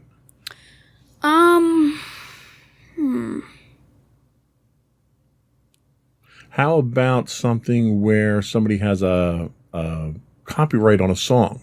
Yeah, I was going to say, I was thinking copyright with songs. Like sticking to the Disney theme, what's the one song that we always loved to sing that came from a popular Disney movie?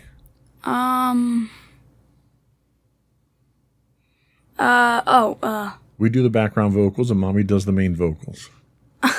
Lion Sleeps Tonight. Lion Sleeps Tonight. That was a traditional African song that was probably one of the best examples of a cultural appropriation, because it literally was stolen from the gentleman who wrote it and made it popular in Africa, and it was recorded by several different artists in the West before Disney got it and used it in Lion King.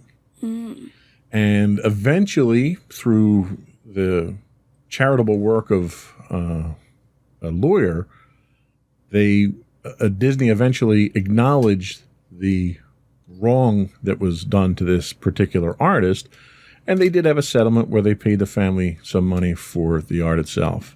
But we're talking 30, 40 years later. So that's a great example of intellectual property that's been appropriated. What's the next one that we have?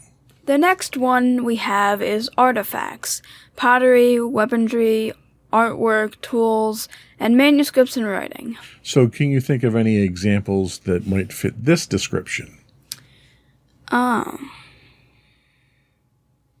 about something like art? So the first one that comes to mind to me is Native American cultural appropriation. Okay. So a lot of Native Americans have their own native crafts that they do. They'll do clothing, they'll do tapestries, things like that. And what happens is when you go to a touristy area, say somewhere in Oklahoma or Texas or something like that, a lot of people will go to the Native American reservations and buy the stuff. But what happens is you have a lot of nefarious merchants who copy what they have and they mass produce it and they sell it at more mainstream stores. So instead of it being an authentic garment that was made by a Native American, it's some knockoff somewhere that was made in some factory that is being passed off as that. So there's cultural appropriation as far as artifacts go. What about the next one we have? The next one we have is dance. Some examples are from China, the dragon dance, Japan, the kabuki. Kabuki, yeah. Ukraine, the Cossack dance. Cossack dance. Cossack. The Native American, the hoop. The hoop dance. The hoppy snake. The rain dance, and then the stomp dance. So I listed a number of Native American dances in there because there were so many in the research that I did. But what you have that comes out of this may not necessarily be the exact dance, but what you might get would be something that's popularized that an artist might wind up doing. There were a couple of artists, and I should have wrote them down, and I didn't, but there were a number of artists who have taken heat for taking Native American dance moves and African tribal dance moves and incorporating them into their dance routines. And the important thing is it's not bad to incorporate that into your routine or your life or whatever you're doing. Where you run into a problem is when you don't credit the origin of it. Where you take it, you use it as your own, and you pretend that you came up with it. That's really what cultural appropriation is, and that's what a lot of these artists were getting hit for. They weren't crediting the origin of some of the material that they had. So what's the next one that we have? The next one we have is clothing and fashion, like from India, the sari. Sari, right? Japan, the kimono. Kimono, yeah. Kimono. And Scotland, the kilt. The kilt, yeah. So these are a couple of very common pieces of clothing that are culturally significant to these other areas of the world that, again, very similar to the example that I gave with the Native Americans where they're producing their own goods, but they're being copied. You're getting some of the same thing. But in this case here, they're referring more to taking the inspiration for these and having fashion designers or clothing producers produce clothing that's based on those, but never crediting the origin of them. So you run into some issues like that. Like a lot of times you'll go to the Ren Fair and you'll see people in kilts.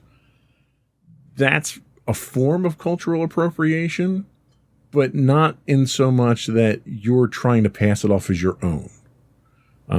The one thing with kilts, unfortunately, I'm not familiar enough with the cultures of the other two examples to talk to great detail about. But with kilts, the pattern of the weave in the kilt itself is attributed to a family or a clan. So we would have our own, if we were Scottish, we would have our own pattern that we would wear.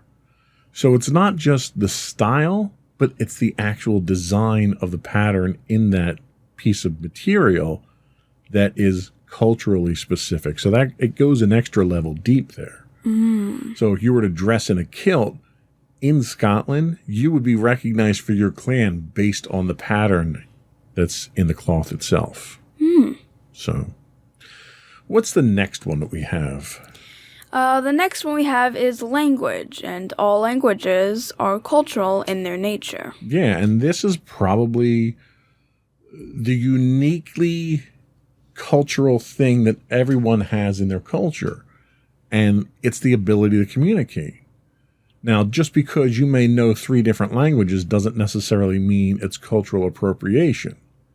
But what they're referring to here is when you start appropriating terms and phrases from certain languages into your vernacular, and you make it into sort of a slang type use of that word, where you're not necessarily giving credit to where the terms came from, but you may be using them in a derogatory way too. So it's not really speaking a different language, it's borrowing elements of that language to enhance your own vernacular. So, and that's where it can become insulting in certain circumstances. I can definitely see that. What's our next one? Next up, we have music, and we've kind of talked about this a bit before, but music can be tied to ethnicity, geographic location, religions, and cultural significance. Yes. So music, like language, is something else that is very cultural driven. So it can be based on your ethnicity.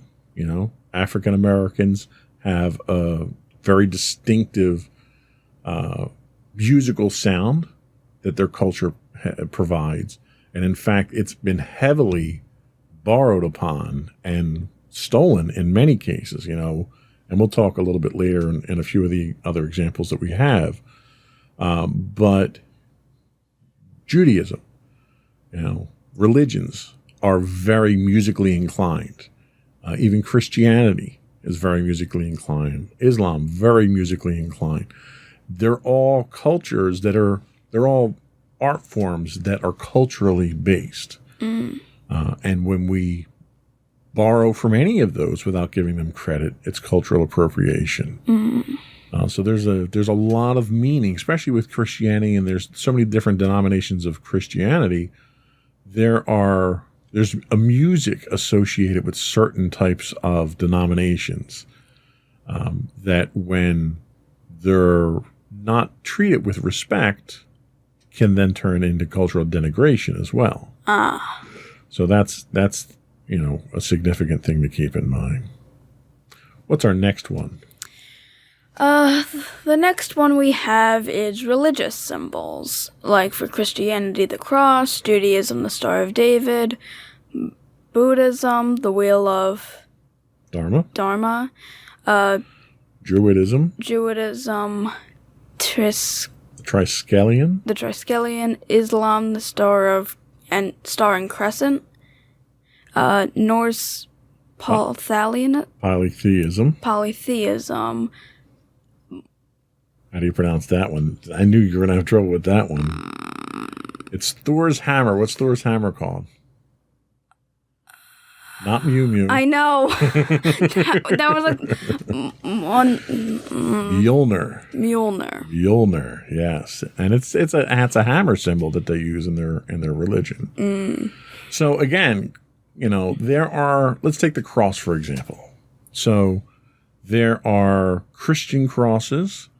There's what's called an act cross that's actually circular at the top. Okay. There's probably 4 or 5 different styles of the Christian cross. All of these stem back to the crucifixion of Jesus. Well, crucifixions weren't a religious punishment. Crucifixions were a traditional punishment in ancient times. Ah. But because it happened to a certain individual, in fact, most crucifixions happen, they crucified you upside down usually, Oh. which was an interesting distinction. But this was an example of that symbol being borrowed and used as a symbol of faith moving forward. Oh. Same thing with your Star of David and your star and your crescent. These are all symbols that mean something to the adherents to those religions. And when we take those and we use those in a disrespectful manner, or we use those in a manner where we're not treating them with the reverence that the culture itself believes they should be, then it's cultural appropriation, cultural denigration. So those are just some examples. Now, the next thing we kind of have to talk about is the example or the groups from which cultural appropriation is typically targeted to in terms of the United States. I don't have enough information globally to talk about it. I know there is cultural appropriation that happens in other areas of the world, but in the United States, probably the number one group that is a target for cultural appropriation is African Americans. Whether it's their music, hairstyles, style of dress, these are all things that are being taken, and when we talk culture, just like we have our own culture as far as our family goes, or as far as religion goes, where you and Mom, you're Jewish, so there's a culture around that, and the things that are associated with that culture are things that are near and dear to us. And when someone violates that by borrowing it without acknowledging or giving us credit for it, or if they borrow it in a way to make fun of that culture, it's going to bother you, right? Mm-hmm. So some of the groups that are targeted for this are African Americans, Asian Americans, especially recently, Hispanic Americans, and Native Americans for the longest time, where these are groups that have been looked down upon by the majority of people in the country, and they're sort of downtrodden people that their culture has been used against them almost. And I think we're, as a society, we're finally reaching a point where we acknowledge that. And we acknowledge the richness of these cultures, too. Can you think of any other cultures that might be targets in the United States or even in anywhere in the world?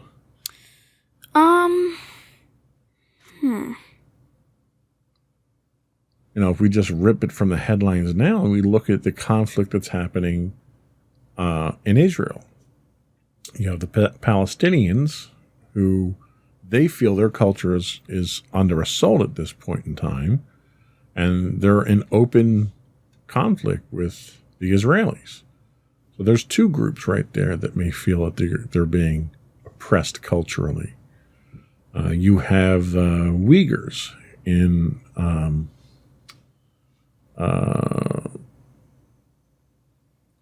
where are the Uyghurs at? China. I'm sorry, China. Uyghurs are a Muslim group in China. Okay. That are being downtrodden by the communist Chinese government. It's not so much cultural appropriation as that's cultural denigration there, where they're openly trying to oppress them. But if you look from a religious standpoint, historically, you see what happened to the Jews in Nazi Germany. You're doing a lot of research now with your Diary of Anne Frank. So you are familiar with some of the denigration there, and the fact that what was the one thing that the Nazis required the the Jews to wear. They had to wear a yellow star on their chest. Right. And the yellow star was a Star of David. So it was the Nazis basically appropriating Jewish culture to mark Jews during that time so they could be oppressed. Mm-hmm. So this isn't a new phenomenon. This isn't something that just started happening. Cultural appropriation and cultural denigration is something that has happened for centuries now. I think nowadays we're finally starting to combat it, which is nice. There were a few specific American examples that I wanted to talk about as far as appropriation to kind of, hit home on it. And the first one that a lot of people don't realize is cultural appropriation is rock and roll. Really? Tell us about this one. In the 1950s, white musicians invented rock and roll. However, the music style was borrowed from black musicians who never received credit. Music executives choose to promote white performers over black performers, reinforcing the idea that cultural appropriation involves impacts on a non-dominant group. Yeah, so rock and roll itself is cultural appropriation. It was a collection of a number, and even in interviews, Elvis, the king of rock and roll, even acknowledged that a lot of the roots that he had with rock and roll that led to his rock and roll career were in African American music and culture. Gospel music was a big influence on him. Soul music, he grew up in Mississippi. He moved all around the South. So a lot of what his influences were, at least he gave credit to the African Americans. The area that didn't were these music producers. Mm. So you had one of his famous songs was Blue Suede Shoes. Blue Suede Shoes was originally written and performed by a black man. And when Elvis wound up making it big, the producers put him in the forefront, not the original artist of it. Mm. And it was because of this cultural appropriation attitude and this attitude of not promoting minorities. Yeah, there was actually a version of that I remember in the one show me and Mommy used to watch. Basically, it was dinosaurs versus swamp monsters. I don't entirely remember what they were called, but basically the swamp monsters were supposed to represent the minorities, and they had played music that was similar to the blues music. Right.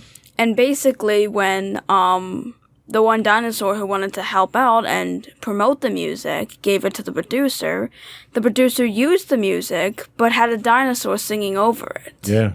So I'm pretty sure that was what they were aiming for showing. And sadly, that's stuff that still happens to this day. You have some artists out there who just never get to see the limelight because of this type of thing. Mm. So the next example we have is a sweat lodge. Have you ever heard of a sweat lodge? I don't know. So in 2011, a motivational entrepreneur named James Arthur Ray was convicted of 3 counts of negligent homicide after the death of 3 participants in his pseudo sweat lodge. This is an extreme example of cultural appropriation of Native American tradition. So the sweat lodge is a Native American tradition that's sort of a meditative type of cultural event that Native Americans would do. Okay. And they would, the idea is you push the body to its extreme and you experience higher level thought in the process. Okay. Well, this individual happened to be using it as some type of motivational type of exercise and charging a small fortune for it. And he was discouraging the use of these sweat lodges for safe use. And eventually he wound up killing people while he was trying to use this activity. And as a result, the Native American legitimate concept of this meditative process came under fire for it. So because of someone misappropriating this cultural tradition, it has a negative impact on the legitimate version of it, which is unfortunate. Yeah. So this next one is one that I had never heard of, but after reading about it, it made sense. And that was voguing. I had no idea what voguing. You know what voguing means? No. Okay. So do you remember the voguing craze made popular by Madonna back in the 1980s or 1990s? Whatever she did, I guess, was called voguing. Never really paid much attention to her. Voguing as a dance actually had its roots in gay clubs in New York City and was pioneered by the Black and Latin communities. Madonna defends her right to artistic expression, but the question remains, how many people will think Madonna invented voguing? So that's one of these examples where she picked this up from a culture. She took it on as her own, and I'm sure her version of it wasn't exactly the way it was done in these different cultures. But because she was in the forefront of it and she got all the spotlight for it, everyone thinks she invented it because she never gave credit to the area, to the cultures that she took it from. So that's an example of that. And the last one here is one that's in the news today with team names and mascots and stuff. And that's team mascots. Major sports teams in the United States and Canada are involved in cultural appropriation because of the names of their teams. The Redskins aren't the Redskins anymore because it was a derogatory term towards Native Americans. Mm-hmm. Past and present team names include the Chicago Blackhawks, the Cleveland Indians, the Washington Redskins, and the Edmonton Eskimos. Redskins, a derogatory term for indigenous people, and the term Eskimo has been rejected by the Inuit community based in Alaska and Canada. And once again, if you aren't sure if something's cultural appropriation, you need to look no further than the reaction from the group from whom the cultural element was taken. If it offends the people that you're taking it from, then it's cultural appropriation. So we're going to take a quick break. That was a long segment there. We'll come back and we're going to ask some questions and point out some things to know if something is cultural appropriation and how to avoid cultural appropriation. Okay. We'll be right back.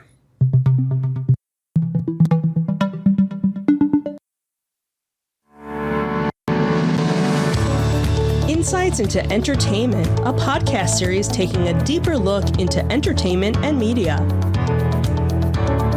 Our husband and wife team of pop culture fanatics are exploring all things from music and movies to television and fandom.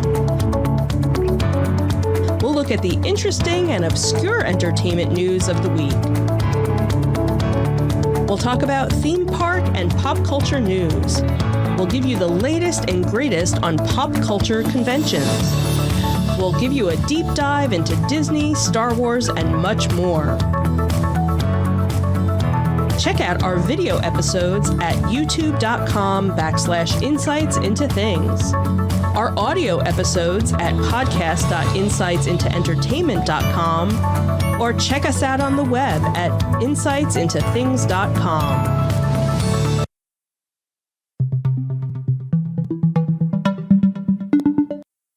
Welcome back to Insights into Teens. Today we're talking cultural appropriation. And before we get into how to know if something's cultural appropriation, you had another example of cultural appropriation by our favorite company, Disney. Yeah, I remember hearing at some point that Disney actually had cultural appropriation happen to one of their most popular films, Peter Pan. Specifically, the scene where when they all meet the Indians on the island. Specifically when the song plays, basically talking about red-faced man, and Disney received a lot of flack for it, and they actually had to put a disclaimer on it. I actually just thought of it. Yeah, and in fact, sticking with that same thought, Disney's in the process of making changes to their Jungle Cruise to remove some of the cultural insensitive elements that are in the Jungle Cruise. Okay. But how do you know if something's cultural appropriation? And how do you decide whether or not you should appropriate culture? Here's a few questions that you should ask anytime that you feel you might be appropriating culture. What's your goal with what you're doing? Are you trying to embrace it, enjoy it, learn from it? Or are you trying to enhance yourself from it? Or are you trying to make fun of the culture itself? What's our next one? Our next one is, are you following a trend or exploring the history of a culture? Right. So, go ahead. So I'm guessing it would be differentiating between what you think is popular or trying to express and explore and learn the history of a culture. Exactly. The next is, are you deliberately trying to insult someone's culture or being disrespectful? And I think this one is pretty straightforward, but sometimes people they don't try to be disrespectful. You may be trying to be entertaining or tell a joke or something like that, and it turns out to be disrespectful. You just have to be mindful of that. What's next? Next up we have, are you purchasing something that is a reproduction of a culture or an original? Example would be artwork. Yeah, that's something we had talked about already. How would people from the culture you're borrowing an item from feel about what you're doing? Are they insulted by it? Are they complimented by it? If you are taking something and using it to highlight an injustice or how a culture is being treated, that might not be a problem at that point. Mm-hmm. Next up is, are there any stereotypes involved with what you are doing? I'm guessing just like, are you making one specific group or a specific culture into a stereotype? And pretty sure most stereotypes are pretty bad. Exactly. Are you using a sacred item in a flippant or fun way? Like, are you not taking that cross or that Star of David seriously if it's religion? Are you using a sacred headdress as a costume for Halloween where it would be insensitive? That type of thing. Mm-hmm.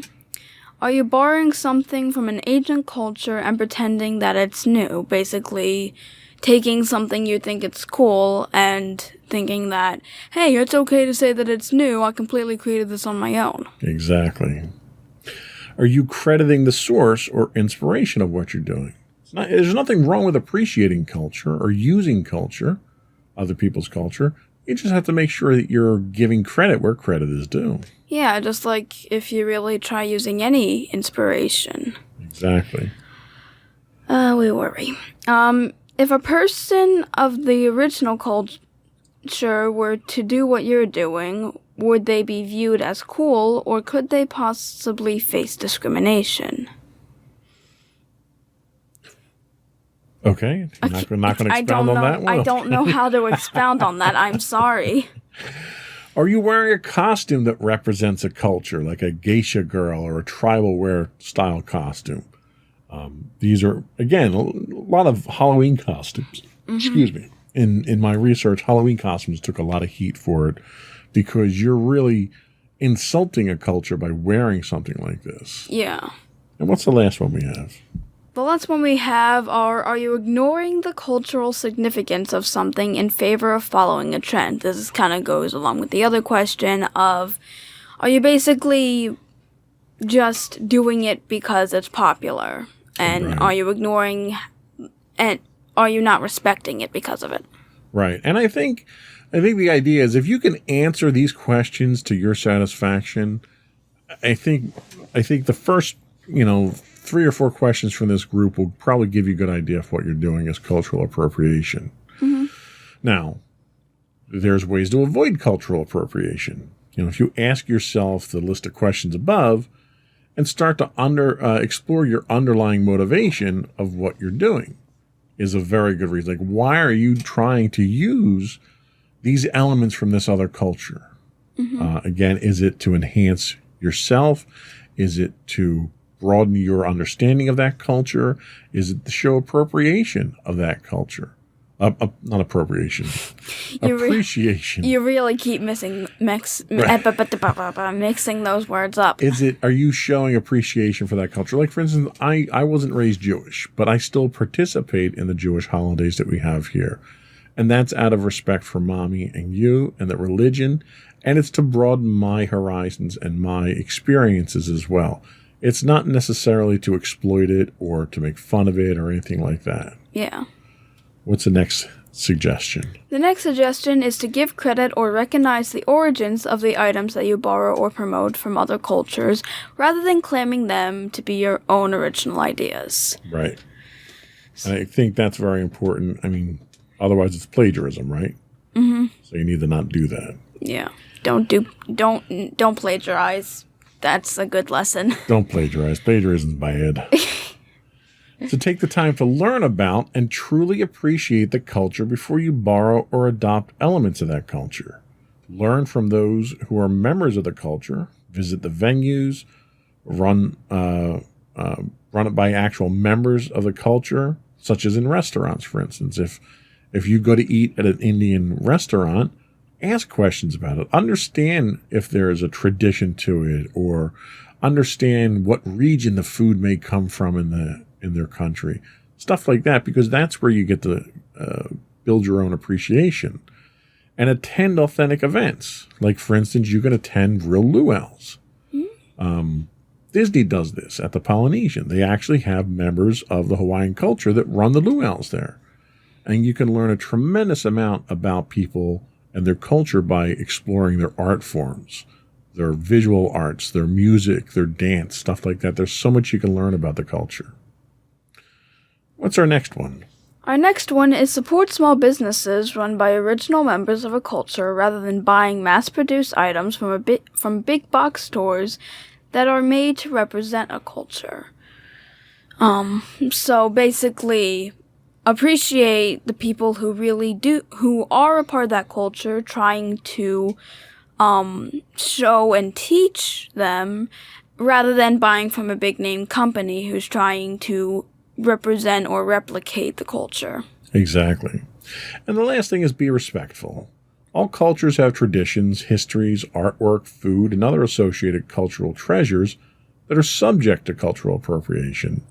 Understand this and be sure to cherish and respect those of your culture and other people's cultures. And really, it's the basic human idea of treat others the way that you'd want to be treated. If you didn't want someone appropriating your cultural elements and denigrating them and making fun of them, then don't do it to other people. It's literally that simple. Yeah. So we do have a couple of closing thoughts here. So in conclusion, cultural appropriation is the social equivalent of plagiarism with an added dose of denigration. Mm-hmm. It's something to be avoided at all costs and something to educate yourself about.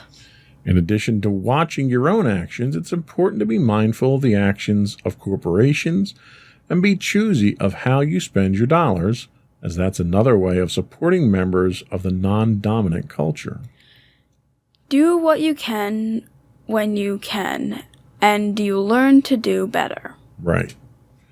So if there's only just a little bit that you can do, like for instance, if I'm at a touristy location and I have the option to buy, let's say an area rug, like a Persian rug, okay? I can either buy it from an authentic artist who created it themselves, or I can run down to the local convenience store, the local, box store and buy it. Well, in that situation, it's kind of a no-brainer. You buy it from the people who make it, because not only will you most likely get a better quality product, you're supporting that culture, and chances are there's a lot more history to that piece at that point in time. There's a story behind it. It's not something that came off of a factory machine somewhere. Mm-hmm. Get to know the culture, learn about it, make it an opportunity to expand your own horizons. So we're going to take a quick break. We'll come back and we'll get your closing thoughts.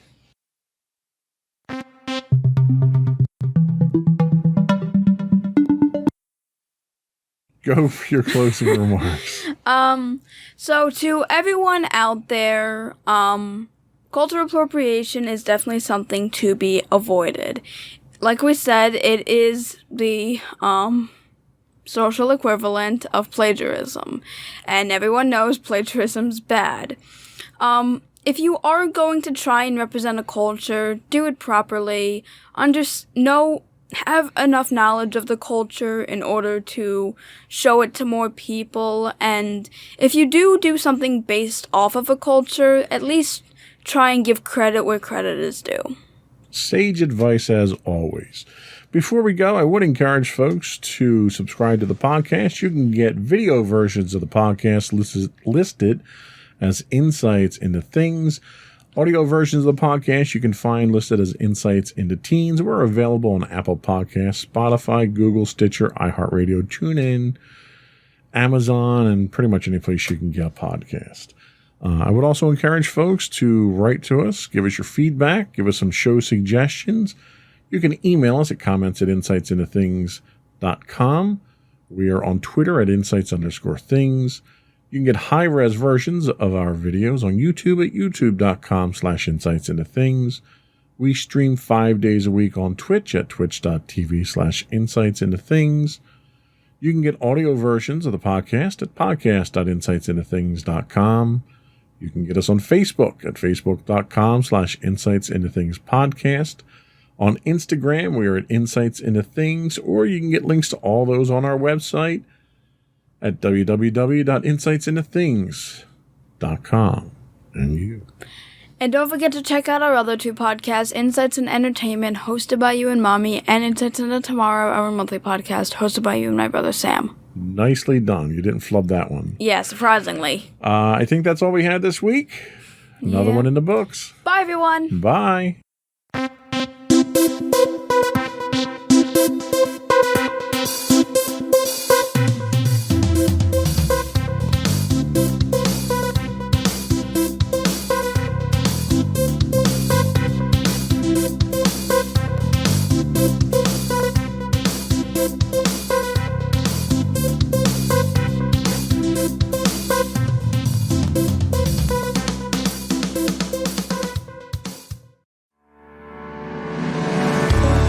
Insights into Entertainment, a podcast series taking a deeper look into entertainment and media.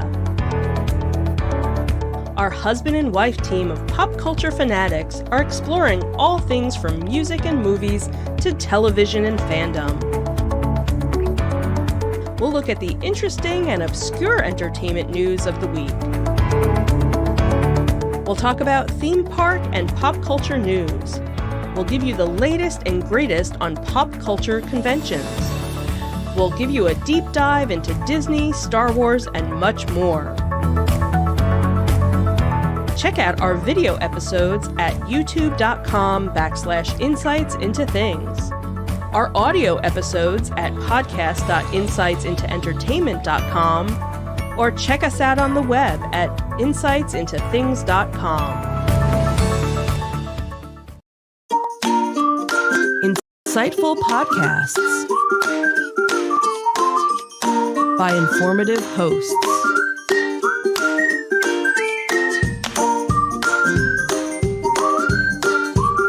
Insights into Things, a podcast network.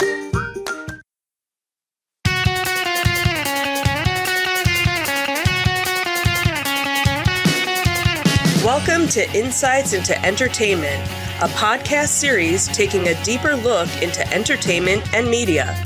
Your hosts, Joseph and Michelle Whalen, a husband and wife team of pop culture fanatics, are exploring all things from music and movies to television and fandom. Welcome to Insights in Entertainment. This is episode 110, The Marvelous Mara Jade. I'm your host, Joseph Whalen, and my caring and attentive co-host, Michelle Whalen. Aww. How you doing today, sweetie? I'm fantastic. How are you? I'm just as good, only slightly less. Okay. Sure. We'll go with that. Long week this week. Yeah, it always is. Yeah, well, especially when we do these on Thursdays. Right. It's much shorter when we did them on Sunday or the Saturday, right? Yeah, but it's like Friday Eve, so that's the certainly positive one way to look at it. Sure. The positive spin. Well, and we have some stuff going on this weekend. But we have a fun-filled we'll save weekend. It till the end, so yeah, we don't want to teaser. We don't want to tell you Spoilers. all the fun we're having. That's not what we're talking about today. What we're talking about today in our Disney Detective, Disney's closing the Fox channel and moving shows to Disney Plus, and Disney gave Jungle Cruise filmmakers an option to send their movie to Disney Plus. Then in our Tales from the Edge of the Galaxy, Brie Larson is rumored to be cast as Luke Skywalker's wife in an upcoming project, and the Star Wars Galactic Star Cruiser Hotel may detour to other planets during unexpected circumstances. And then in our entertainment news, Knives Out 2 has added a Hamilton star, and a certain Cobra Kai star never thought he'd be cast in Karate Kid. And then we'll finish up with our insightful picks of the week. Before we do that, though, I would invite folks to subscribe to the podcast. You can get video versions of all of our podcasts on the network. If you look up Insights into Things, you can get audio versions of just this podcast listed as Insights into Entertainment. We're available on Google, Apple, Spotify, Stitcher, any place you can get a podcast these days. If you don't know where to find them, then then you don't listen to podcasts. Right, exactly. We also invite you to reach out to us, give us your feedback, tell us how we're doing, give us suggestions. You can email us at comments@insightsintothings.com. On the Twitter, we are at insights_things. On Facebook, we're at facebook.com. The Book of Faces. / Insights into Things podcast. On the Instagram, we are at Instagram. The grams that are Insta. We are at instagram.com/insights into things. And if we haven't confused you enough with all those, you can just go right to our website at www.insightsintothings.com to get links to everything. Are we ready to go? I don't know. Are we? I think we're good to go. Okay. Here we go.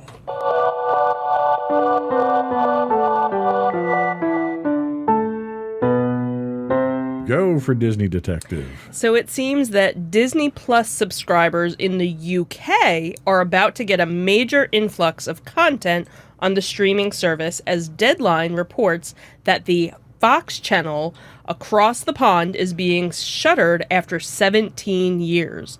The closure of the channel will see all of its programming move to Disney Plus streaming service, marking yet another indicator that the Walt Disney Company has their primary focus set on growing their streaming platforms.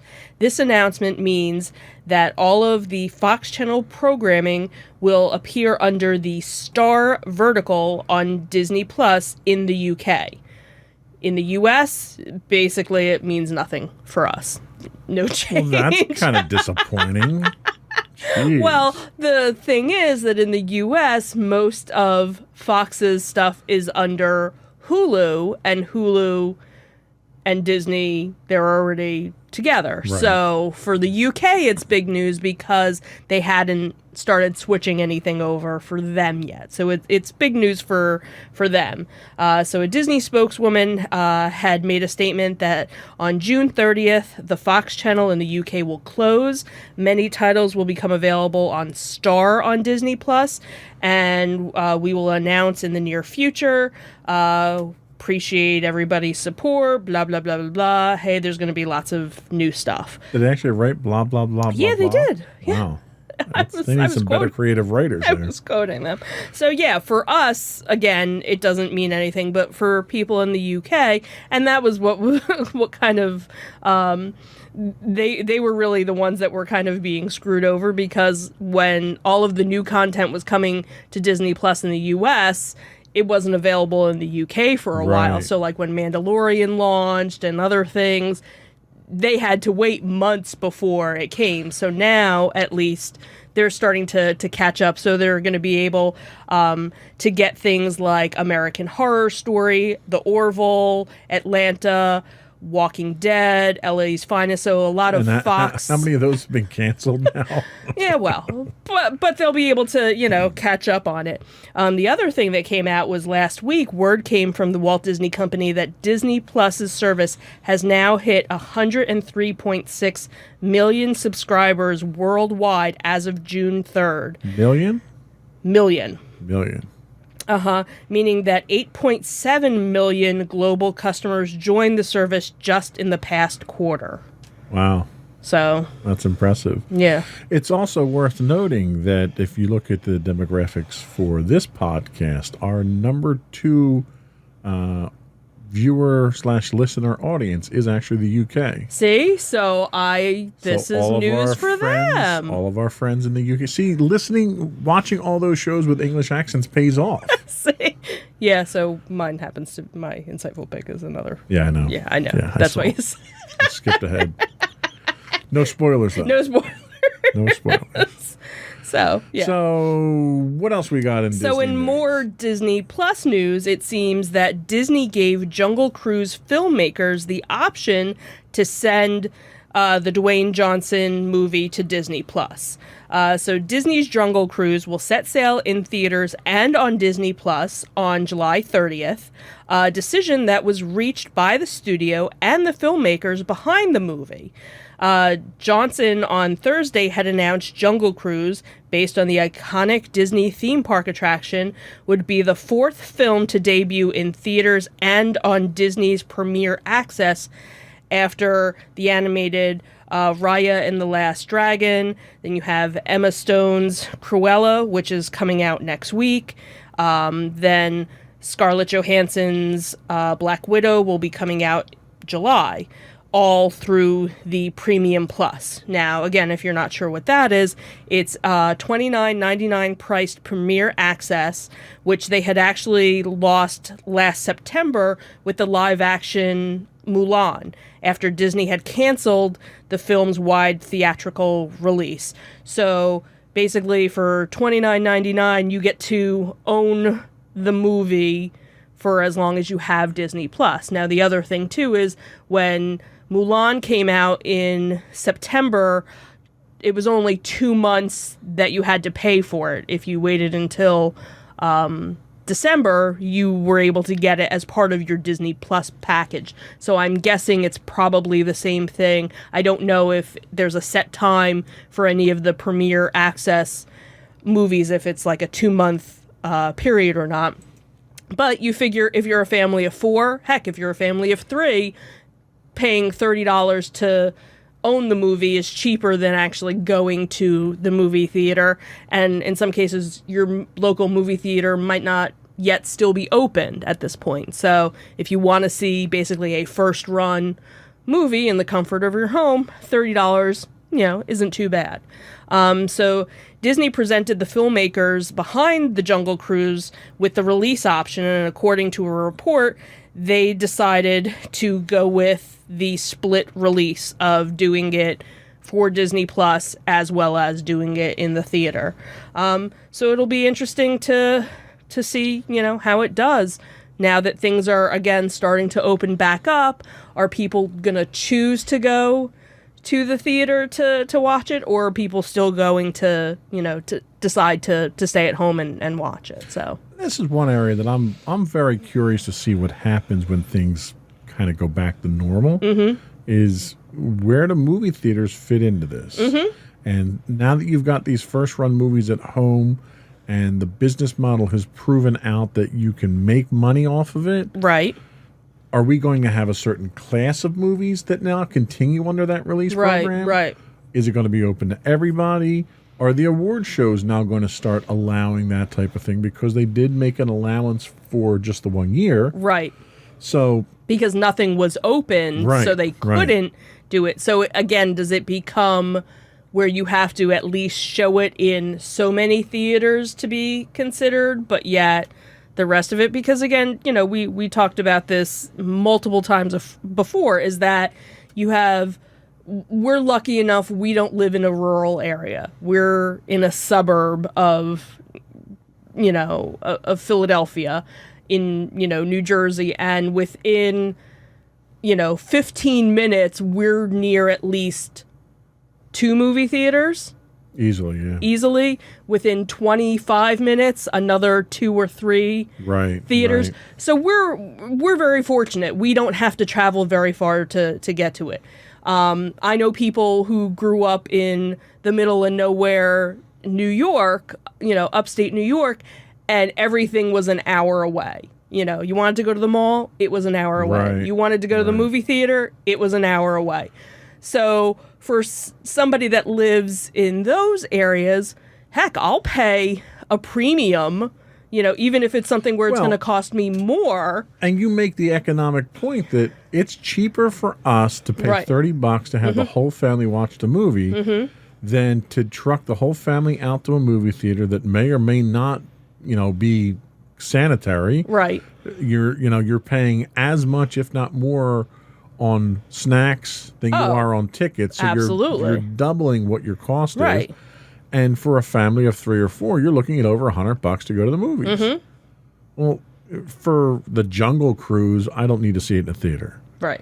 If it's Star Wars, not a Rian Johnson Star Wars, I need to see Depends it. on the Star Wars. I right. need to see it in a theater. But we do have a pretty good sound system and a pretty big TV. We do. So it's not, you know, it's not like we're sitting there watching it on our phone. True. So, But there are yes, some there movies are. that need to be seen in the theater. Absolutely And I will agree. still go to see those in the theater. Absolutely. But movies like Jungle Cruise, or what was the one we had just watched recently?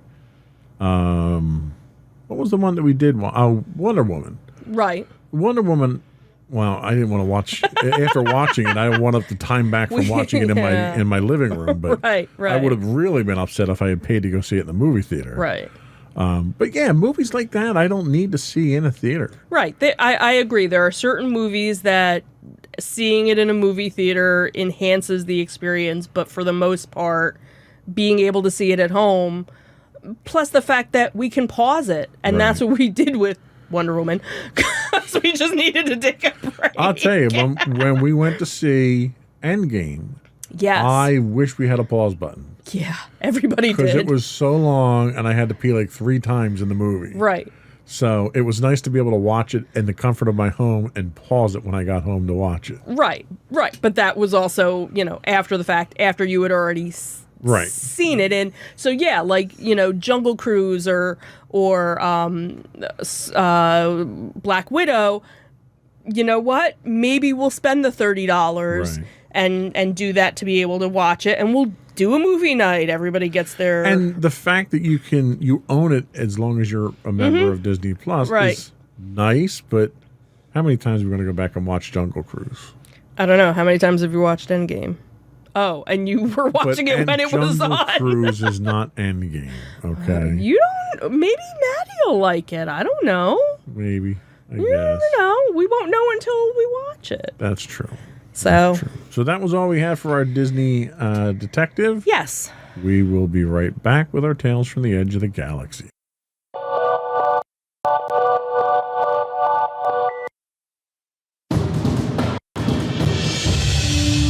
For over 7 years, the Second Sith Empire has been the premier community guild in the online game Star Wars: The Old Republic.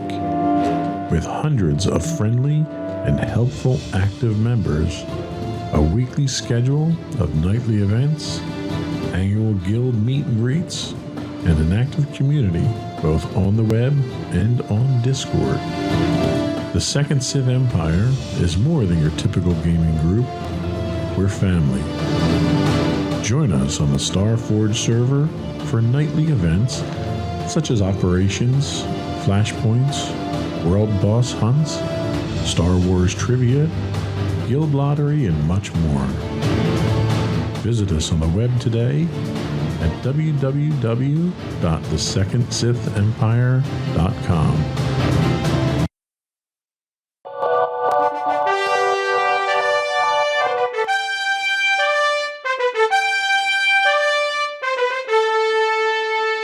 Pew, pew, pew, pew, pew, pew, pew, pew, pew. Go for Tales from the Edge of the Galaxy. You know, I like to keep you on your toes.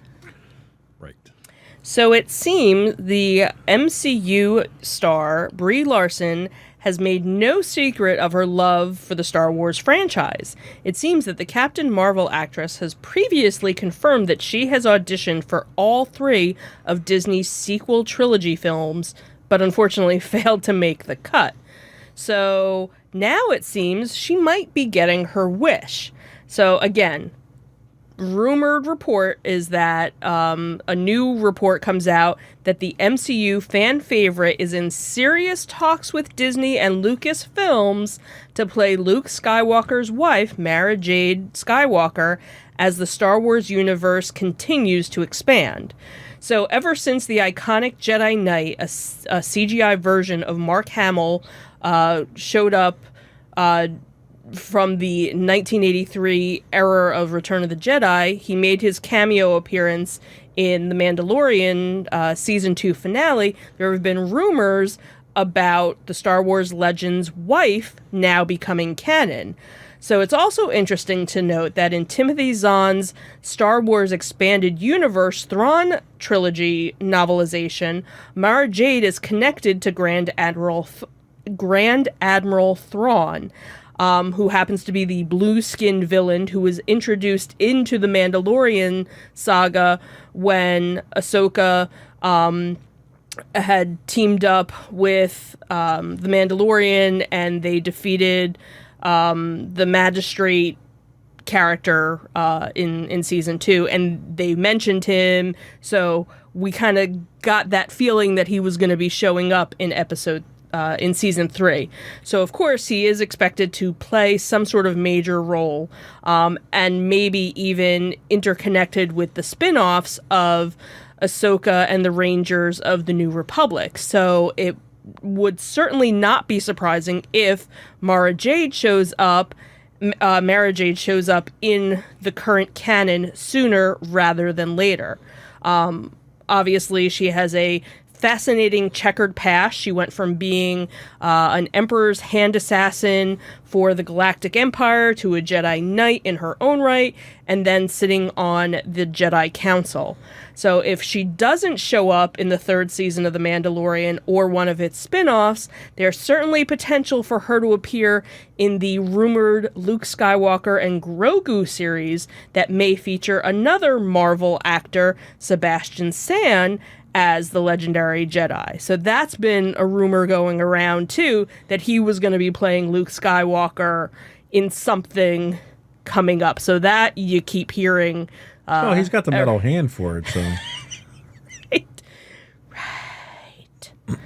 Sure. So this isn't the first time that her name's been connected with the Star Wars Legends character. It seems that fans actually had wanted both her or Elizabeth Olsen to take the role of Luke Skywalker's wife. So it is important to know, again, this is all rumors, that at the time that this story came out, nobody's confirmed whether or not she's been part of it. But if it does happen, that would be kind of cool. So, you know, when I read this story, when I saw the story was in the show notes, I actually got goosebumps. And I had to go and read the story because I've been waiting for them to bring her to the new Star Wars universe for a very long time. And now is the perfect time. You've got all the right elements in place. Yep. You've got Thrawn, who they've developed not only through Rebels and the novels, but now Thrawn's allegedly making an appearance in The Mandalorian. It's the right time frame. Yep. It's right after the Empire has fallen. You know, Empire is still kind of fresh. There's that remnant that's still out there. You've got Luke, who's now made his appearance, which I'm not sure how you're going to do a spinoff with Sebastian Stan as Luke and not superimpose Luke's face digitally on top of him. That's going to be kind of weird. Yeah, because you already had him show up in something. So how do you not continue to do that? Yeah, that's going to be a little weird. I don't know if... I can't see them taking a main character like that and turning it into a spin-off series. Yeah. I could see cameos. Right. And I could certainly see Mara Jade appearing in here so that she might be able to springboard off onto another project. But you're not going to see the thing that kind of saddens me is you're not going to see that storyline develop between Luke and Mara Jade, because obviously we're pretty far along in the storyline at this point in time. I don't know if there's enough run room now for him to do some of the things that he did to encounter her as the Emperor's hand, you know, since the Emperor's dead now. Right. So that kind of complicates that side of things. But yeah, it would work. It would work. You know, and technically her appearance in the Thrawn trilogy was all after the Emperor was dead too. So you could make it work. I would love to see it. I think it was a great storyline. I think if they borrow elements from the novels, the Thrawn, the Timothy Zahn novels, I think they've got a winning recipe no matter what you do with it. You know, Timothy Zahn could rate the dictionary and it would turn out awesome in the end. Right. That's just how good of a writer he is. But anyway, yeah, we'll see what happens. Okay. So what else do we have for our Tales from the Edge of the Galaxy? So it seems that the Star Wars Galactic Star Cruiser Hotel may detour to other planets during unexpected circumstances. So in an interview with StarWars.com, Walt Disney Imagineer Anne Morrow Johnson divulged some details for the upcoming Star Wars Galactic Star Cruiser Hotel. Say that 5 times fast. So that 5 times fast. Thank you. So according to Johnson, when the Halcyon sets off next year, its leisure cruise through the stars may be interrupted with unplanned detours. She said, and just like any other cruise, we have an itinerary, so we have a set list of planets that we'll visit. It's possible that we might take a detour or two if we find ourselves in unexpected circumstances, but you will be able to see those planets, other ships, and maybe the occasional asteroid field out the window as we cruise from place to place. Of course, guests will also be able to take an excursion to Batuu via shuttle during the cruise. So it sounds like there are going to be some unexpected things happening with your 2-day, 2-night stay aboard. So, well, you know, it's funny because that kind of sticks with the theme of other Star Wars things in the parks, sort of like Star Tours. Where, right. You know, Star Tours, you go on an unexpected trip to multiple locations. Right. When you're on, when you go through, what's the new ride? Not the Millennium Falcon one. What's the other one? Rise of the Resistance. Rise of the Resistance. So you go on Rise of the Resistance, you have an unexpected twist on that one Right. too. It's a very Disney Star Wars thing to do. So it's a very thematic type of thing. And what I hope is, it's not a forced thing where you have a script and, okay, day 1 at 10 o'clock, we're doing this. And, you know, at 4 o'clock, we're doing... I hope they change it up so it feels more organic. Right, and I also hope that they do something like that, too, where they kind of change it up so that this way, if you go and tell a friend about it, you don't have the exact same experience. Kind of like what they do on Star Tours. Right. On Star Tours, it's a random generated thing, so you don't always get the same 2 or 3 planets. Right, each so ride. You can go on Star Tours multiple times and have a different experience every time. Right, so I'm hoping that they kind of do that, or depending on where you are on the ship at a certain time, you run across something. One of the things that I saw in a different article was actually talking about cast members that they were hiring. They were looking for stunt actors. They were looking for musicians. So obviously there's going to be... Play that same song! There's going to be, you know, obviously some sort of bar or some lounge area where there's going to be music going on. Star Wars, you have to have the aliens at the bar. Right. So I'm sure there's going to be the aliens at the bar. I'm sure there's going to be these other actors so that if, you know, maybe the ship gets taken over by something and that was somebody else, I don't know if somebody had made a comment or said, like, maybe Kylo Ren shows up and boards your ship and there's I a whole... hope not. Make it Vader. I'm so sick and tired of the new stuff. You don't... Maybe that's what they do, depending on... you know, what time frame or Give whatever. me my Star. Let me fill out a survey to pick what Star Wars I want. Right. I wonder if you can do that when you make your... Would you like new trilogy or old trilogy? Original? 1, 2, or 3? Which one do you want? And Would that'll you like determine... an original or extra crispy trilogy? That'll determine what. But it sounds like, you know, somebody else had made the comment of...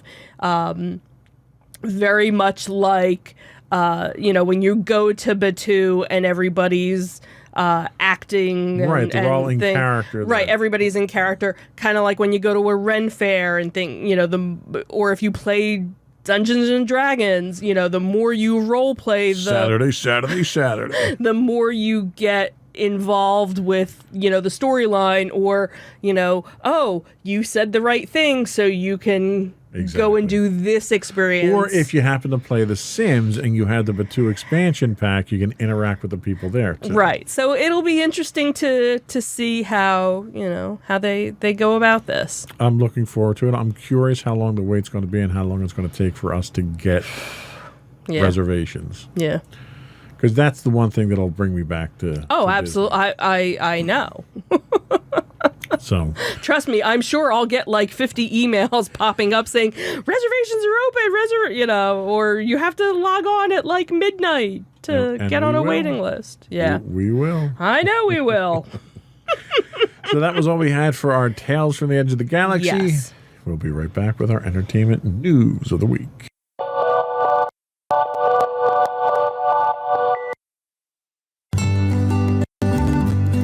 Insights into Teens, a podcast series exploring the issues and challenges of today's youth. Talking to real teens about real teen problems. Explore issues from braces to puberty, social anxiety to financial responsibility. Each week, we talk about the topics concerning today's youth. We look at how the issues affect teens, how to cope with these issues, and how parents, friends, and loved ones can help teens handle these challenges. Check out our video episodes on youtube.com/insightsintothings. Catch our audio versions on podcast.insightsintoteens.com or on the web at insightsintothings.com.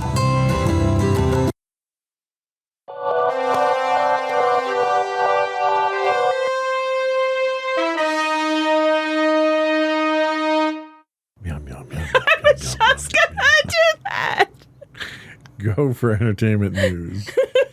Oh, she left. Aw. So, Knives Out 2 has added a Hamilton star.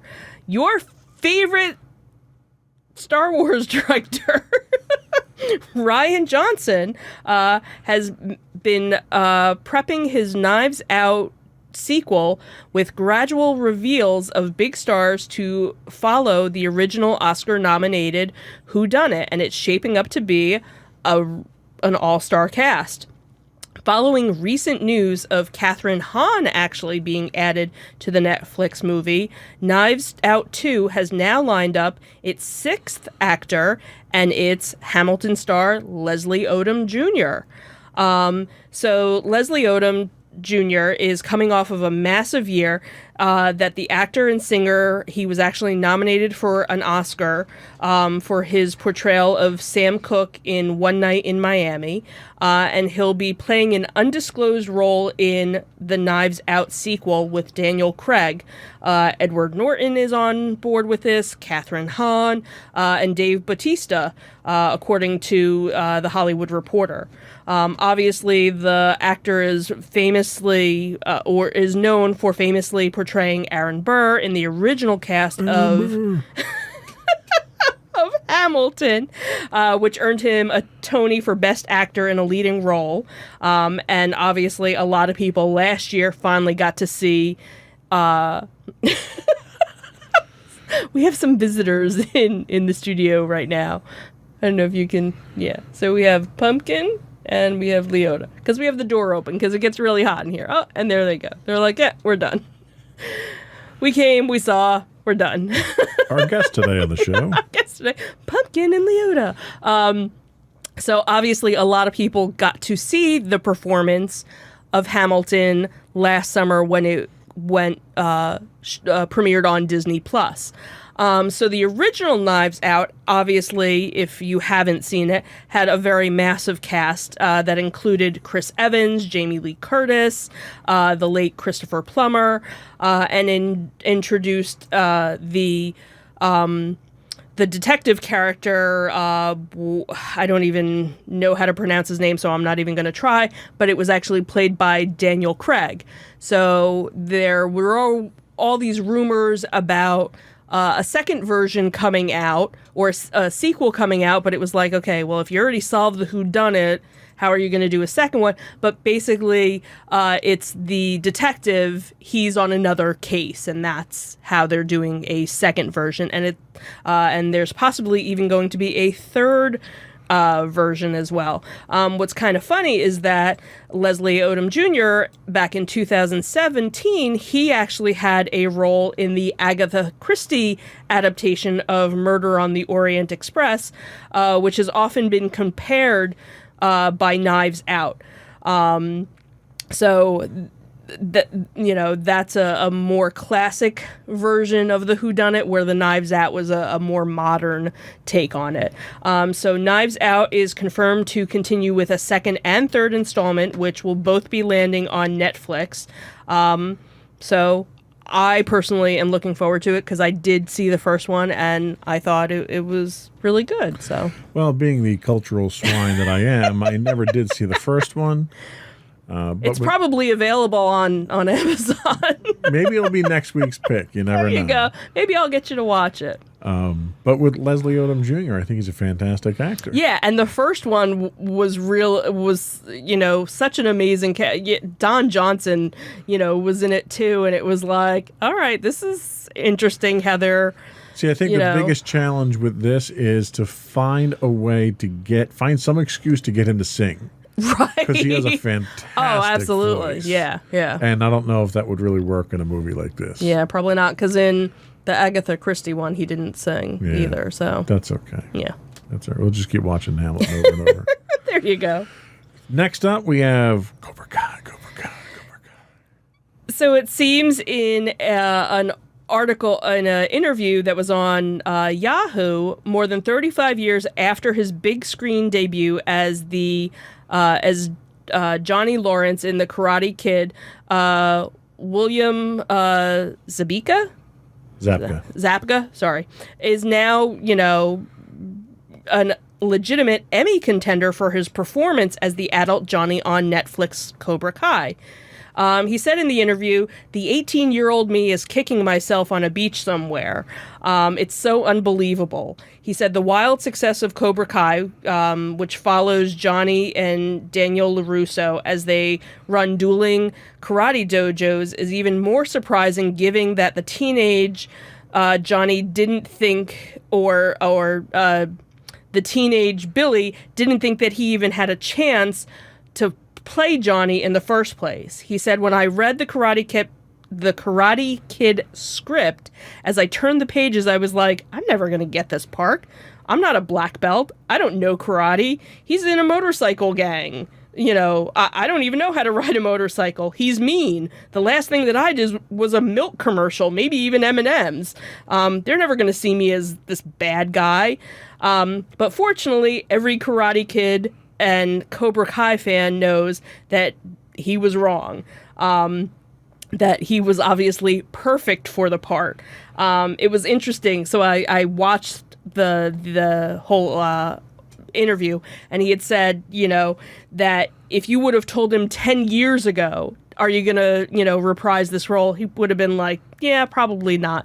And he said that throughout his career, a lot of people have brought him various different things to kind of reprise the role, but just nothing seemed right. It wasn't the right type of project. He said he did a music video back in like 2008 that was like a parody called Sweep the Leg.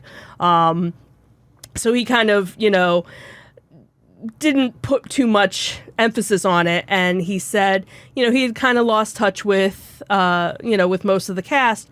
But when Pat Morita had passed away, he had gone to the memorial, and that's when he and Ralph Macchio kind of teamed back up again and kept in touch and kind of rekindled their friendship. And then you had this group of writers that came along and showed the script, and he just fell in love with it because you got to see this other side of Johnny that kind of made sense. Like, it worked. It was much better than anything else that he had even, thought of. So he was very happy, obviously, to take it and run with it. And, obviously we're going to get another season out of it, and he could possibly, get an Emmy for it too. Yeah, I think that's cool. I think probably the outstanding thing about the new Cobra Kai series is how they humanize the characters. You didn't see that much character development in the movies themselves, except for, Daniel and Mr. Miyagi. Right. The fact that you're getting these, I mean, I don't want to call him a tertiary character. He was a main character for the first movie. Right. But you're seeing that, movies back in the 80s were very black and white. Your bad guy was bad, your good guy was good, and that's just the way it was. Right. And what you're seeing now is you're seeing different facets of characters now. You're seeing some character depth, and some characters really still are bad, but right. And and like you kind of feel bad for him. Yeah. But yet hey, you made that bed. You know, like you understand now why he's the way he is, but it doesn't excuse the way that he is. Right, but it's nice to see that he's kind of trying to redeem himself, and what he thought was kind of funny in the whole thing was that how stuck in the 80s they made him. Like, he doesn't know about the internet. He doesn't know about, so they showed a clip of when, he and Miguel are at the concert, and he's like, yeah, make sure you copy that and send me a copy. He's like, yeah, I'll tag you. He's like, what do you mean you'll tag me? I'll tag you on Facebook. What's Facebook? Were things that most people take for granted, or most people know the reference. He's still stuck in 1980s and, hasn't realized that the world has moved on. The show itself has a lot of character because of its character development. Yeah. And it's those character stories. It's those the backgrounds and the flaws and the insecurities that they explore. That's really what's making the movie. It's not, or the TV show. It's not this overriding plot. It's that plot that gets you to tune in every week. Yeah. But every episode is a different facet of the personalities. And I think it's a very well-written show. Absolutely. So, and great actors, too. So that was all we had. That's for it. Entertainment news. We'll be right back with our insightful picks of the week. I hadn't scrolled up that far in my notes. Not a problem. I abandoned my notes. Oh my gosh. We'll be right back.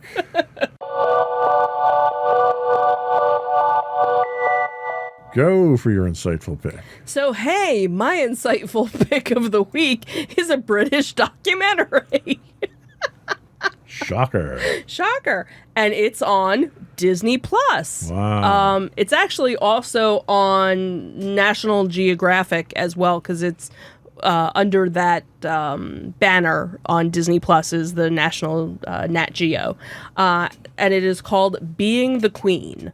So in this biography of Queen Elizabeth II, 1895 Films, which is the company that made it, uses a treasure trove of never-before-heard interviews from dozens of people who have known the Queen personally to tell the story of her life.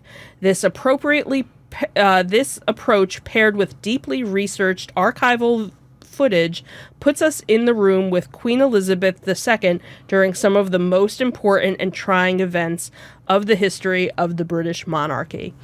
It's kind of interesting because it's only a 44-minute documentary, but it basically runs the gamut of the start of her monarchy, everything with all of her children getting married, all of their marriages kind of breaking down, Diana passing away, up until because it was a 2020 documentary, so obviously Philip is still alive at the end of it, but it's a nice condensed version of it, but it does touch on a lot of key points. If you're somebody who watched The Crown, there's different things that are picked. Of course we watched The Crown. There was English accents. But for somebody else, you're like, oh, okay, you know, where there were things that happened on The Crown that I didn't necessarily know about that had happened, and watching the documentary, they were brought up. So it was like, oh, okay, yeah, I remember that. So they touch on other various things. You know, one of the things was talking about her coronation, and one of her ladies in waiting, who's one of her cousins or something. And, you know, she talks about that day, and they have video, you know, film video of that day, and you can see some various things, and she talks about it. So a little behind the things scene. So, again, a nice little condensed version. It's not one of these 3-hour long documentaries. It's a nice, short, concise, you know, and again, some information you've heard before, you've seen before, but there were different aspects to it as well, which was nice. So Nice pick. thank you.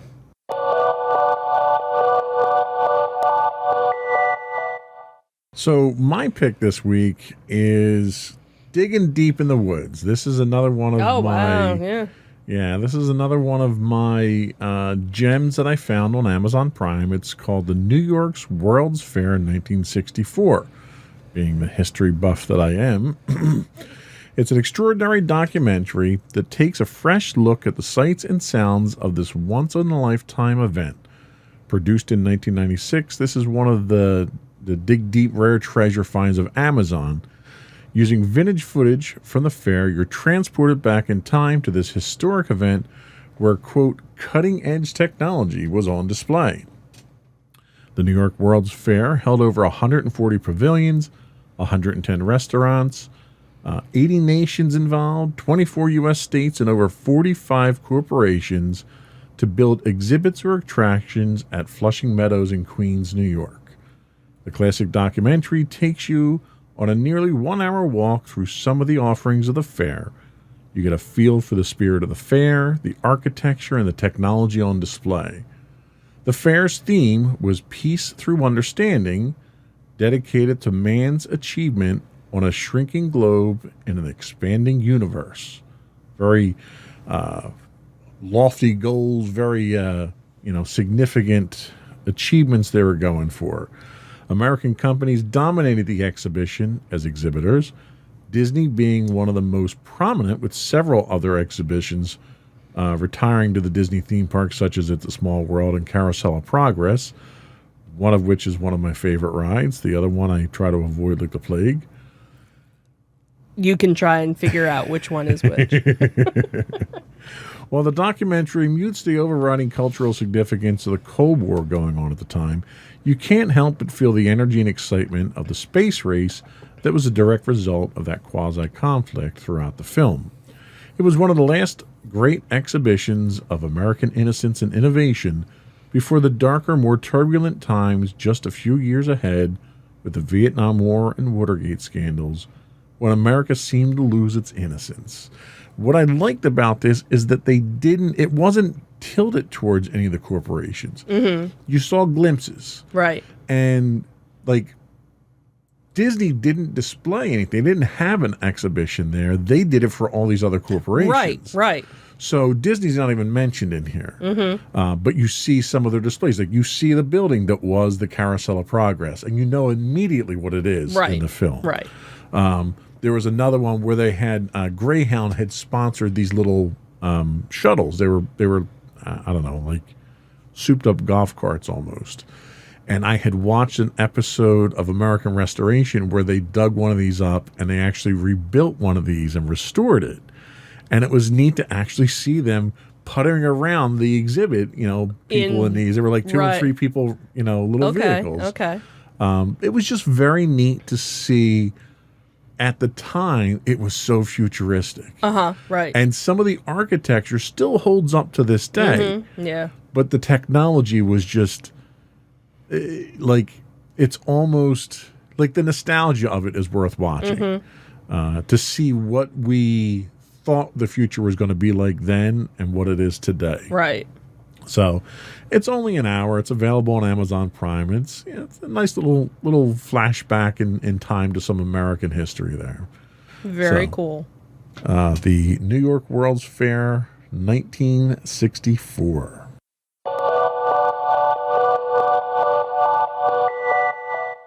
So I think that was just about it. We did have one more thing that we wanted to talk about with our live audience. Right. So, as we mentioned, we kind of had a fun-filled weekend coming up. So one of the things that we are going to be attending on Sunday is the Monster Mania Outdoor Little Mall of Horrors pop-up event. So those of you that are from the area, even down in Maryland as well, because they do go down there. Monster Mania is one of those events that happen a couple of times a year. They do one up here in Cherry Hill, and then they do one down in the Maryland area, and it's a horror film and memorabilia convention. They usually have a whole bunch of different celebrities there. That's where a lot of the Walking Dead stars, when before the show even came out, were making the rounds there. So they do photo ops with celebrities and things like that. Obviously, when conventions stopped, this was one that had to stop. Casualty of the pandemic. Casualty of the pandemic. But it seems they were able to kind of put their minds together and kind of come up with a mini mall version of it.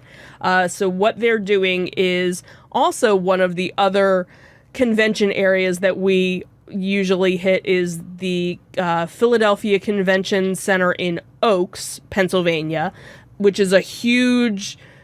I think they got, 4 or 6 exhibit halls or something? Yeah, I want to say four halls, but I think they can break it down into other ones. Well, they have this huge parking lot because of all of this. Right. So they're going to be doing an outside event this coming weekend. This is the first time that they've ever tried anything. So it's basically all of the vendors that would normally be at their event and then some will be there.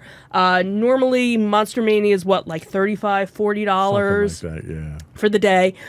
So because there aren't all as many extra things, it's only $15 to get in. There might still be tickets available for Sunday because, again, they only had limited quantities available. But then as limit restrictions opened up, they did open up some tickets. More tickets up. Masks are required, even though the whole CDC, blah, blah, blah, outside. Masks are required for everybody. So again, if you're watching this live and you're in the area, you can go to monstermania.net, see if there's still tickets available. We are probably more than likely we'll talk about this next week. Maybe even we'll have some. We'll have some footage we'll bring back and show folks what it was like and stuff. And maybe again, if this is something that goes well, maybe it's something they'll think about doing in the future. Who knows? So I'm so looking forward to being outside in the parking lot in 96 degree weather. Oh, and they are going to have a bunch of celebrities there too. So, for as long as they can survive the heat. They'll probably be in enclosed, things with a whole lot of fan. Everybody's going to have generators with really. fans and stuff. So it'll be definitely interesting to see. This is one of the first events that we're going to, since everything's kind of reopening. So we'll see. Hopefully it goes well. Yep, should be interesting.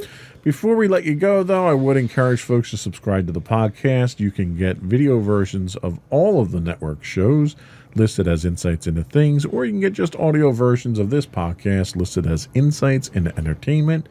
We are available on Apple Podcasts, Spotify, Google Podcasts, Stitcher, iHeartRadio, TuneIn, Amazon, etc., etc. I would also encourage folks to reach out and give us your feedback, give us suggestions, tell us what we're doing wrong. You can email us at comments@insightsintothings.com. You can find us on the Twitterverse at insights_things. We are on the Book of Faces at www.facebook.com/insightsintothingspodcast. The grams that are instant. or Insta at instagram.com/insightsintothings. Audio versions of the podcast can be found at podcast.insightsinentertainment.com. On the tubes of you, or YouTube, you can find us on youtube.com/insightsintothings. We Twitch 5 days a week. The doctor said he's going to give me medicine for that. At twitch.tv/insightsintothings. If you are an Amazon Prime subscriber, you do get a Twitch Prime Throw it our way. You subscription. Throw it our way. We would appreciate that. It helps us keep all these lights on. And it gets really hot in Might here. pay for the fan at some point in time because it's really hot in here right now. But you can get us at twitch.tv/insightsintothings. And if you forgot all of those other links and you're not sure where to go, you can actually go to our main website to find links for everything, and that is insightsintothings.com. That's it. Another one in the books. Have a good week, everybody. Bye. Bye.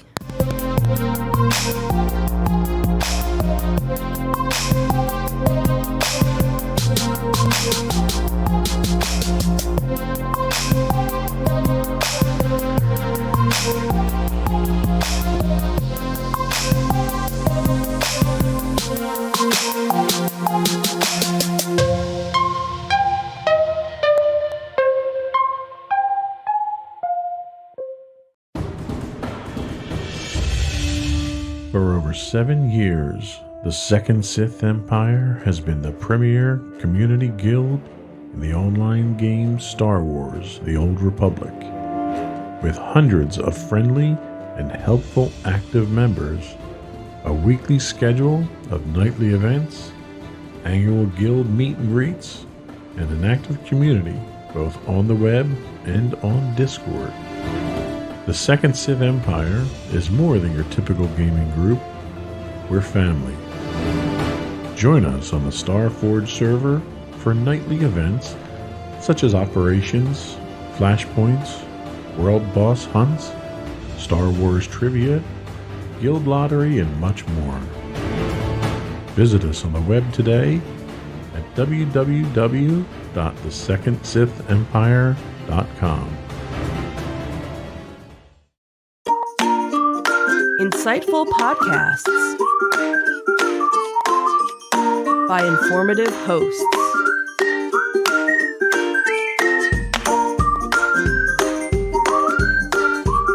Insights into Things, a podcast network.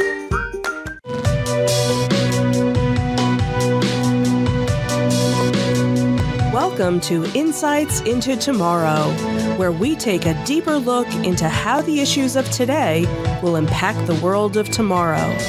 From politics and world news to media and technology, we discuss how today's headlines are becoming tomorrow's reality.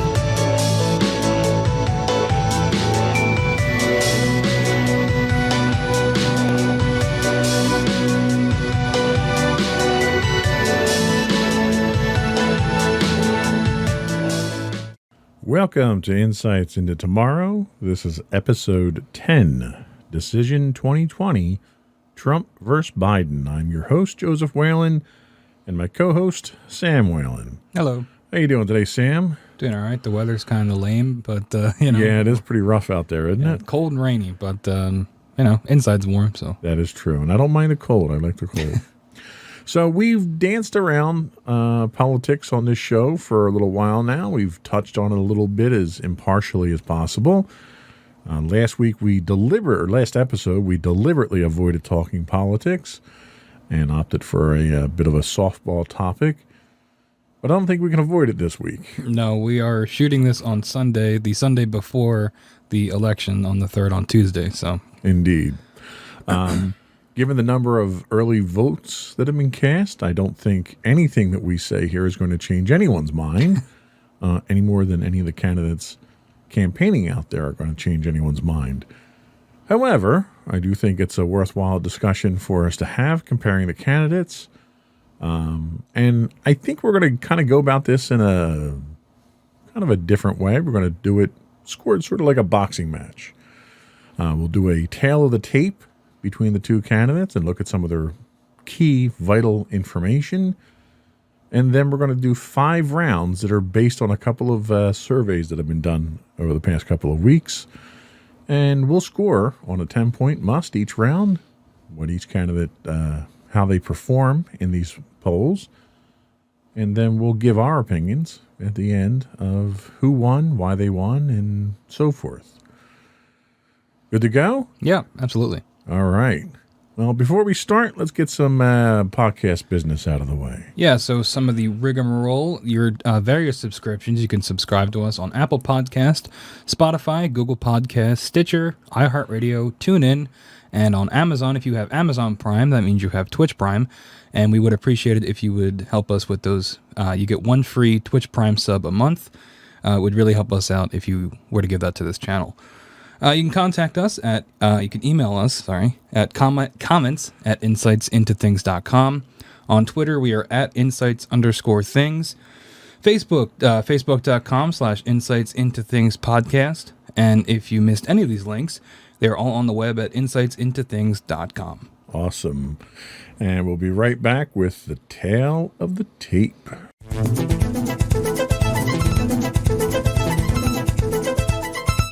So we have 2 candidates that will be vying for the candidacy for President of the United States for the next 4 years. The first is the incumbent, the defending champion, Donald J. Trump. We're going to look at their political affiliation, their age, where they're from, a little bit about their history, their family history, some education, and some military status history that they have. I'll go down Donald Trump, and how about you go down Joe Biden's record for us? All right. So Donald J. Trump's political affiliation currently is Republican. He was previously a reform-minded individual. He was a Democrat, registered Democrat, and a registered independent. He is now Republican, has been Republican since at least 2016, when he won the nomination from the Republican Party. He is 74 years old. He is, as he has mentioned several times in his rallies in Florida, a senior citizen. He is from Queens, New York originally. He has been married multiple times. His first marriage was to Ivana from 77 to 92, which ended in divorce. Then he was married to Maria from 93 to 99, and currently married to Melania since 2005. He has 5 children. He has Don Jr., Ivanka, Eric, Tiffany, and Barron. Tiffany we don't hear too much about these days. Don Jr. and Eric are very active, as well as Ivanka, in his campaign, and Barron is under 18 at this point, so he kind of stays below the radar. His alma mater is Wharton School of Business, which he transferred to from, I forget where he originally went. It was in Bronx, New York, I know was where the school was, but he's a product of the Wharton School of Business. He has a BS in economics. Military service, this has been something that was kind of controversial for him in the past. He had 4 student draft deferments while in college during the Vietnam War. In 66, he was deemed fit for service. July of 68, he was classified as eligible to serve. In October of 68, he was medically deferred as a 1Y, unqualified for duty except in case of national emergency, which I guess Vietnam didn't constitute a case of national emergency. And then in 72, he was reclassified to 4F due to bone spurs and permanently disqualified from the service. And that is the tale of the tape for Donald J. Trump. Tell us about Joe Biden. Okay, so Joseph R. Biden Jr., his political affiliation is a Democrat. He's been Democrat his entire career, his political career. He is 77 years old, so 3 years older than Donald Trump. He's from Scranton, PA, which I didn't actually know that. Local-ish, kind of, you know. His spouse is Jill Biden. They were married in 1977. He was previously married to Nelia, sorry about that. They were married from 1966 to 1972, and unfortunately she passed away. He has 4 children. And the count keeps going. I know, they're hiding in there. Hunter, Bo, who unfortunately passed away, Ashley, and Naomi, who also unfortunately passed away. His alma mater is Syracuse University. He got a degree in law there. His military service, he had 5 student draft deferments while in college. And in 1968, he was medically deferred as a 1-Y due to asthma, and he, much like Donald Trump, unqualified for duty except in case of national emergency. And that is Joseph R. Biden. So they are our candidates that will be vying for president. And we'll be right back for round 1.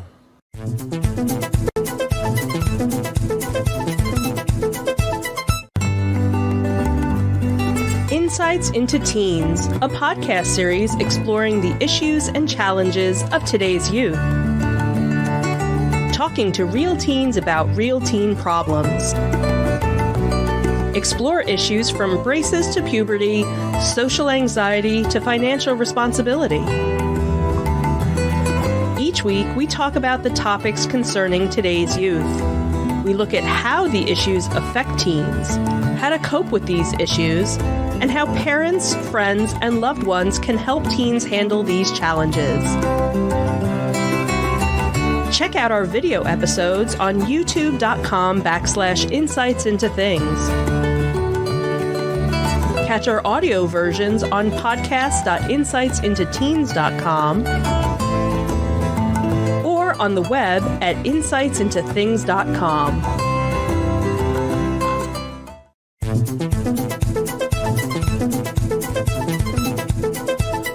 So round 1 of our showdown here between Donald Trump and Joe Biden, we're going to be talking about the key issues. This information comes from a survey done by a website called yougov.com. And we have a couple of different issues that will kind of go down the route of where these candidates stand on the issues and where Survey of Americans actually falls. So the first key issue that we talk about is nominating the next Supreme Court justice. Obviously, this has been done already. She's been confirmed. Trump, his stance was to confirm the nomination immediately. Biden and the Democrats wanted to wait until after the election. When America was polled on this, 53% of Americans said they would rather wait until after the election for the confirmation. So the majority of Americans sided with Biden on that one. What's our next category? So our next category is handling the COVID-19 pandemic. President Trump said he declared victory and wants to move on. He had the virus himself and proclaims to have been cured of it. Biden wants to implement mandatory masks, social distancing, and other recommendations from medical professionals. 45% of America was confident in Biden, while 37% were confident in Trump. So it looks like most people side with Biden on that issue. Yes, they do.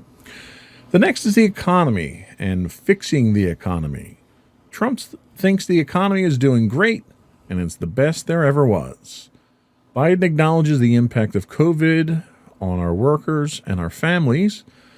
America thinks 37% think things will get better under Trump, and 32% think things will get better under Biden. So America is siding with Donald Trump on this one. The next category, race and violence in our cities. Trump doesn't think there's systematic racism in the country and condemns any violence. Biden acknowledges racism in the country and condemns the violent protests and supports the more peaceful ones. Americans, 39%, think they are mostly violent riots, while 32% think they are peaceful protests. So it looks like most people are swinging towards thinking they're violent riots and are against that. Correct. The next we look at, and the last item we look at in this round, is integrity of the election, which has been quite controversial over the past few months. Trump is attacking mail-in voting as ripe with fraud. Biden encourages people to vote any way they can, especially considering the conditions we're in under a pandemic.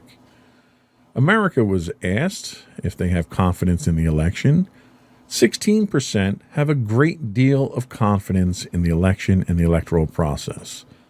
8% have no confidence at all in the election. Now, it's interesting to point out that there were a number of other levels of confidence that were in this survey. I took the top and the bottom here. So the vast majority of people did fall in the middle. I was kind of looking for those extremes here to see where people had that high degree or complete lack of confidence. So it looks like by a margin of 2-1, people are siding with Biden, saying that they are confident in the election and process itself. Now that does bring an end to round one here, and it was pretty well divided, I think. What are your opinions on round one? Yeah, I mean, it looks like most things were pretty split the way you'd think they would go. One thing that did surprise me was the 8% having no confidence at all in the election. I'm not sure what I thought the number would be, but 8%, honestly, I thought it'd be a little bit higher, given the issues we had in the 2016 election and elections in the past, and all the rhetoric surrounding voting in general. I thought that the number would be higher, honestly. Yeah, and I agree with you. I'm surprised it was below 10% there. I kind of figured it would edge a little bit higher. But it is good to know that the vast majority of people do think that they have confidence in the election. So we are scoring these rounds on a 10-point scale, 10-point must, and we will tally up our totals at the end of the matches. Do we want to do our scores for each round, or just count it all at the end? Well, I would pencil in your score now, and then we'll do the math at the end there, and we'll just give the totals. So that's it for round one. We'll be back in a minute with round two.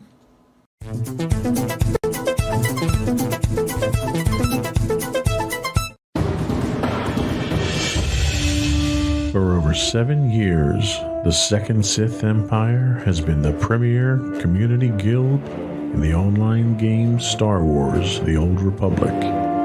With hundreds of friendly and helpful active members, a weekly schedule of nightly events, annual guild meet and greets, and an active community both on the web and on Discord.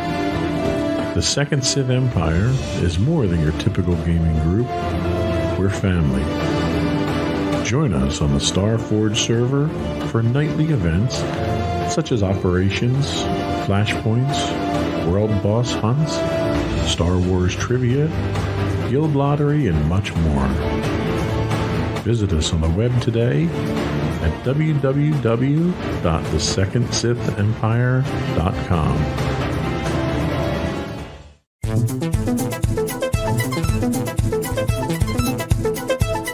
So round two, we're actually drawing our information from a survey done by Pew Research, and all of the links to the surveys will be available on our website in our show notes after the podcast. So round two, we're looking at the top reasons for voting for each candidate, and we're looking at Donald Trump. We're looking at both candidates. We're looking at both candidates, and we're looking at several different categories. So the first category we look at was leadership and performance. So Americans were asked to rate each candidate on each of these categories. And for leadership and performance, 23% cast their votes for Donald Trump, while only 19% cast their votes for Joe Biden. So the next category is his issue or policy positions. In this instance, 21% of people voted for President Trump here, and only 9% voting for Biden. So Biden definitely scoring low in that category. The next category is he's not the other guy, which seems whimsical, but given the divisive nature of politics in our country today, I think it's pretty significant.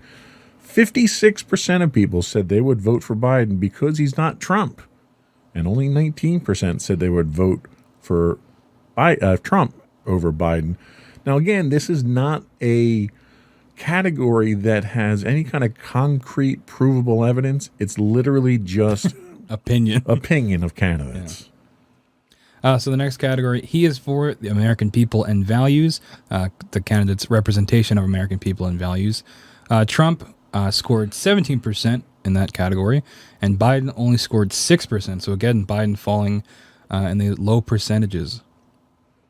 The next category we have is people who vote along party lines. So Republicans vote Republican, Democrats vote down the Democrat column. 16% said they would vote for Trump, 7% vote for Biden. And I think that is more a statement of party loyalty more than anything. And I also think that's kind of reflective of what we saw coming out of the primaries, where we had 20-some people as candidates that emerged on the Democrat side, where the Republicans obviously maintain a fairly single-minded race the whole time. And I think that statistic is reflective of that. Yeah. So the next category is their personality, and temperament. Biden scoring 13% here, and President Trump scoring 11%. So Biden pulling ahead with 2 extra percent. And it's interesting, given the nature of the first debate, which this survey occurred after the first debate. I'm surprised that margin isn't greater in Biden's favor because of the amount of criticism that was lambasted against Trump for his seemingly overbearing, bullying tendencies during the debate. The next category is simply other. It was not, they had a prescription of what questions they asked people, and people who answered for voting reasons outside of those wound up in the other. And this is a statistical tie here. Biden at 13%, Trump at 12%. I think the margin of error on this poll was 4 or 5%. So statistically insignificant to the overall poll. And the final category is people that did not know or refused to answer. And again, these are pretty close. Biden with 14% and Trump with 13%. Yeah, so I think the last two here we kind of can throw out from a statistical standpoint. Looking at the rest of these, I think it's pretty clear that Donald Trump won round 2 on this one here. Let's move right into round 3 here, since that was a quick, decisive round. Round 3, using the same poll, looks at personality traits. So we look at energetic being our first one. 56% of Americans think that Donald Trump is more energetic than 40% who think Biden is more energetic. The next is courageous, or how much courage they have. Trump with 46% and Biden close with 45%. So just 1% difference there. And then we asked Americans, well, we didn't, but Pew Research asked Americans, who cares for the needs of ordinary people? And this is where we see a bit of a breakout here, where Biden scores 54% of the confidence level from voters, Trump only 41%. So that's kind of a opinion statement there as to who cares more. Yeah, and sort of in the same vein as that, the next category, a good role model. And again, Biden pulling ahead here, 46% from Biden, with Trump only getting 31%. So again, similar to cares for needs of ordinary people, you're seeing in the personality realm, Biden is pulling ahead a little bit. Right. And the last one that we have in round 3 here, I think this is a knockout blow here in the last two, where they asked, who do you think is more even-tempered? 60% of Americans think that Biden is more even-tempered than 25% of Trump supporters. So I think round 3, I would definitely have to give to Biden in this case here. Not only did he win more of the categories, but he won them with a significantly higher percentage difference than the others. Yep, definitely. But overall, I was actually kind of surprised at this point in time when I prepared the notes as to how even the two candidates really were at this point in time if we're scoring on a 10-point must. Yeah. We're going to take another quick break here, and we'll be back in just a minute for round 4, where we're going to look at what voter confidence is on key issues between the candidates.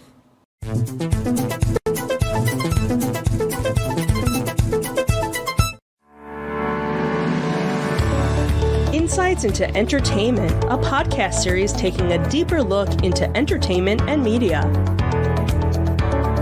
Our husband and wife team of pop culture fanatics are exploring all things from music and movies to television and fandom. We'll look at the interesting and obscure entertainment news of the week. We'll talk about theme park and pop culture news. We'll give you the latest and greatest on pop culture conventions. We'll give you a deep dive into Disney, Star Wars, and much more. Check out our video episodes at youtube.com/insightsintothings. Our audio episodes at podcast.insightsintoentertainment.com, or check us out on the web at insightsintothings.com.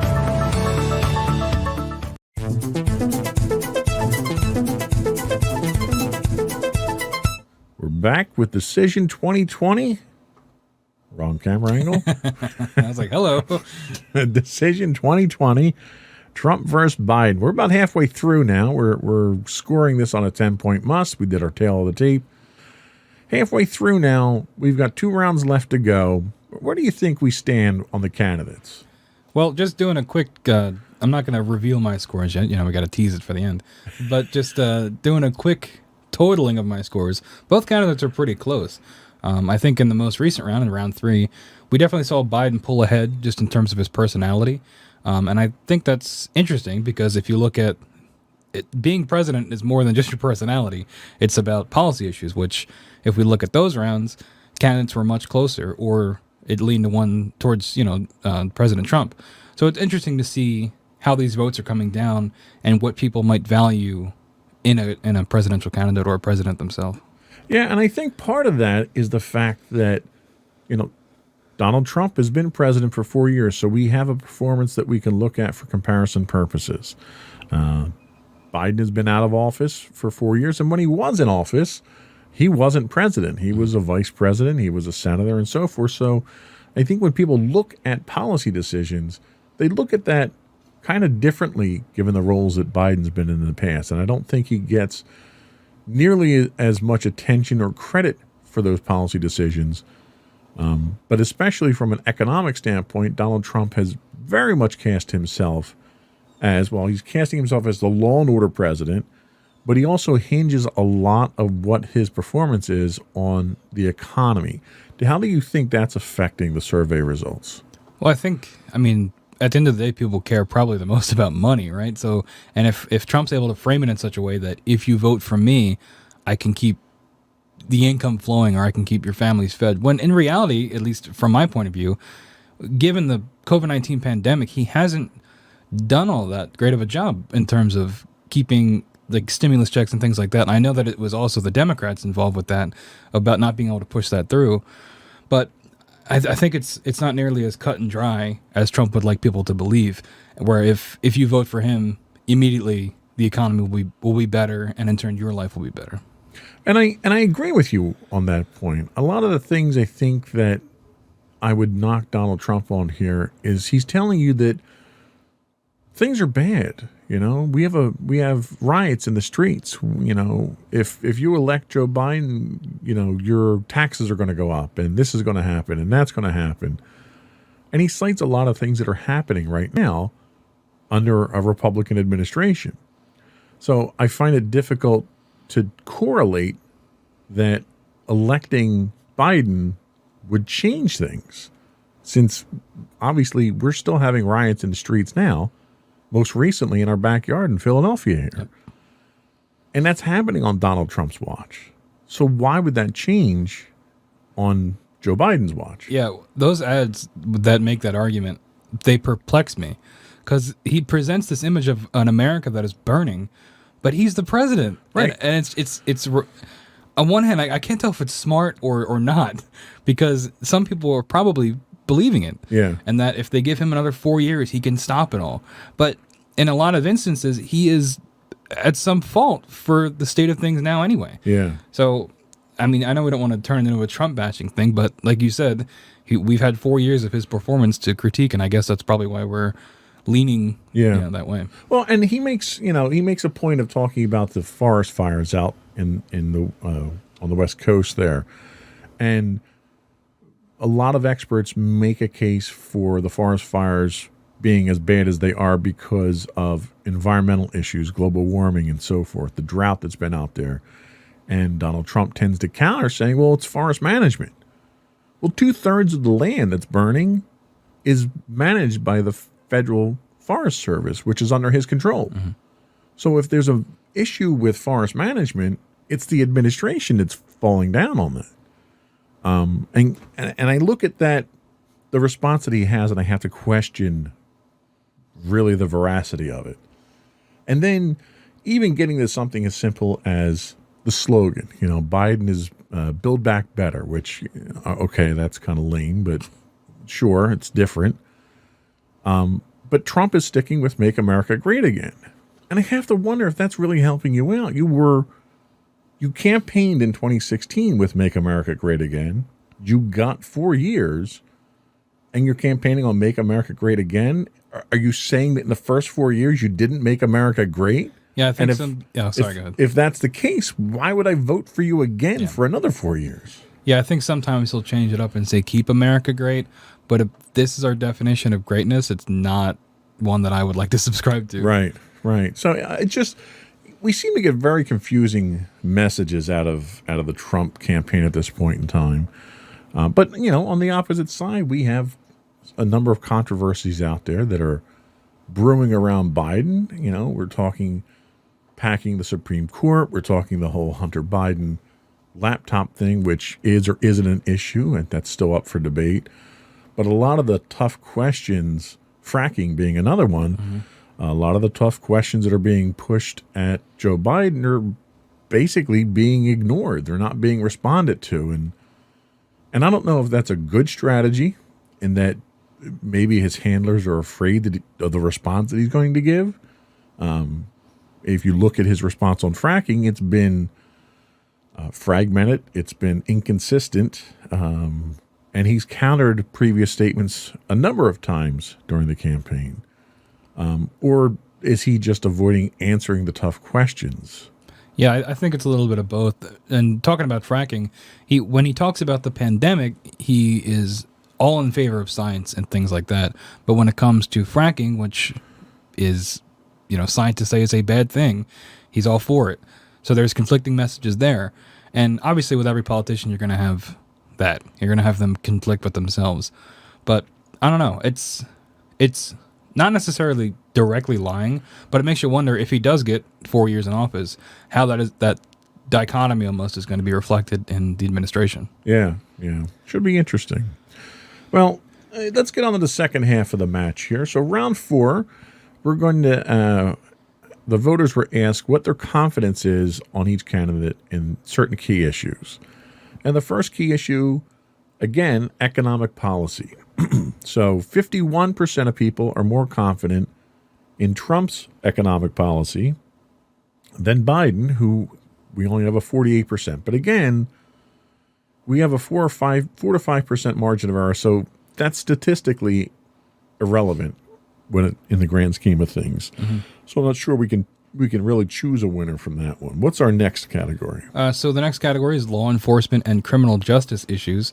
Biden pulling ahead here with 46% of confidence, while Trump has 41%. And I think that's, again, having 4 years of Trump, I think that is a reflection in this poll, because President Trump is dealing currently with civil unrest, quote unquote, and his issues and his takes on law enforcement and how that should be implemented. So I think that, that's what we're seeing in these polls. And I would tend to agree. I don't think Biden really has any record on law enforcement in the 47 years that he's been in the Senate. So I'm puzzled as to why he's scoring so high here. I think it's more a matter of Trump scoring low than Biden scoring high. And I think that's just a product of he's different, right? So the next one we have is handling the coronavirus health impact. And here we get a significant percentage difference as well. Oh, actually, no, I'm sorry. I skipped a category. I would have just read that if you like. Yeah, I skipped a category. Foreign policy issues. So in this year, we have a 6-point lead. So this is a statistical a lead that we can cite here. Biden has been rated with a 50% level of confidence versus Trump's 44%. And I think this kind of speaks to both of them. And Biden definitely has a foreign policy history, both in the Senate and as vice president. And Trump most definitely has a foreign policy history in his last 4 years, which, given the countries that we seem to be more closely friendly with and those that we are less friendly with, I think speaks volumes. So the next category is handling the coronavirus health impact. Biden wins this category, getting 52%, while Trump only has 41%. And again, we're seeing this reoccurring thing with this round specifically. But I think it's about, I'm going to repeat myself here, but Trump having 4 years and Biden giving policy promises for if he were to win the election, what his administration would look like. So I wonder if Trump falling behind in a lot of these categories is more just people wanting something different from Biden or something better on a lot of these issues. Well, I think specifically to coronavirus, this sort of came to a head in the second debate where the performance that Trump has put up for the pandemic we're currently in is abysmal. Given the number of infections, the number of deaths, the performance in relation to other countries who have had it, the United States is last, hands down. And during the second debate, Trump tried to sort of retaliate or punch back on this when they talked about the H1N1 virus that struck during the Obama-Biden administration, and claimed that had they dealt with this virus then the same way, the death toll would have been monstrously higher. 2 million people, I think, is what he was quoted as. And when you look at the performance of the Obama and Biden administration, the death toll was insignificant compared to what we're seeing now. Yep. And I think Trump failed to make a case for a failure on Biden's part in the first pandemic, which in combination with his abysmal handling of it, and there's very few people, I think, that can provide a convincing argument otherwise. I think those two things combined is what's really killing the public confidence. I mean, Trump has declared that the virus is over, and we've got 1,000 people a day dying. So it's kind of hard to have any confidence in someone who has that kind of distorted version. Yeah, and on that issue, also pulling out of the World Health Organization in the middle of a pandemic, I don't know who greenlit that. I'm sure it was probably mostly President Trump pushing for that, given his opinions on funding the World Health Organization, which, if you just do a cursory amount of research, it's not quite as black and white as he's presenting it. Right. But I think things like that, whether they're for, in his mind, the right reasons or not, they send the wrong message to not only the American people, but to the rest of the world on how America is handling this.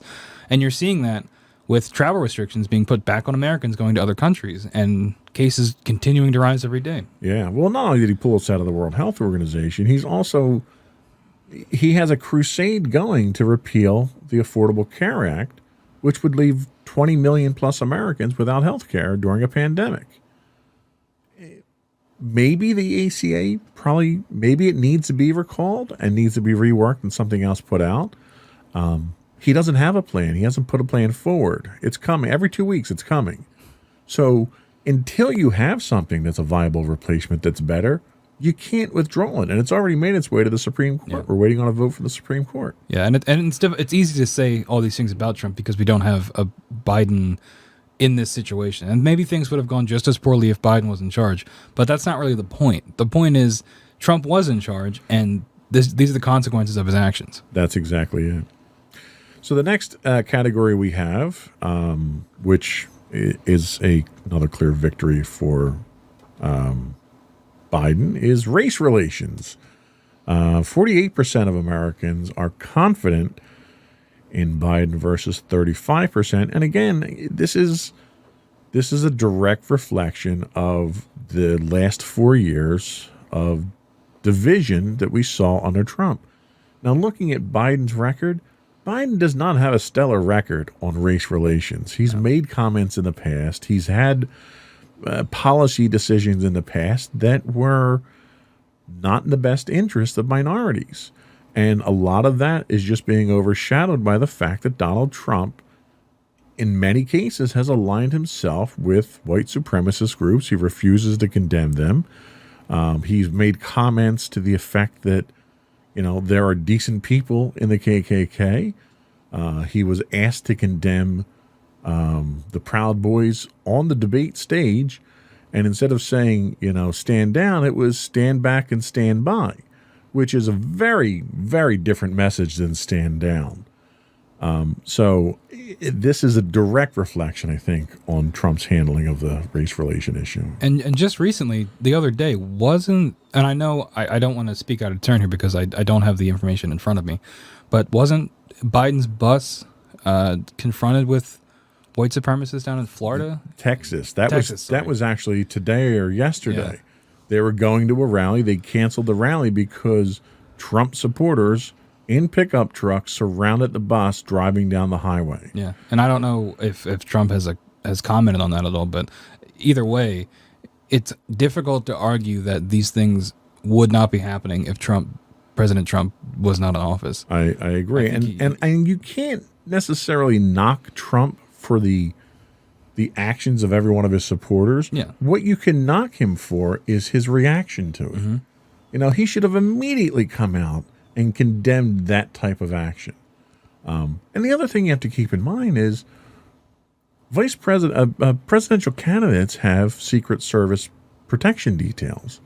So you have these highly trained individuals with weapons that are being provoked by these protesters. American citizens. Yeah. And the fact that this is being allowed to happen is extraordinary during an election. Yeah. I guess speaking of all that, the final category we have here is bringing the country closer together. Obviously, we're just talking about division and things like that. Biden here getting 45% and Trump getting 31%. So again, Biden pulling ahead.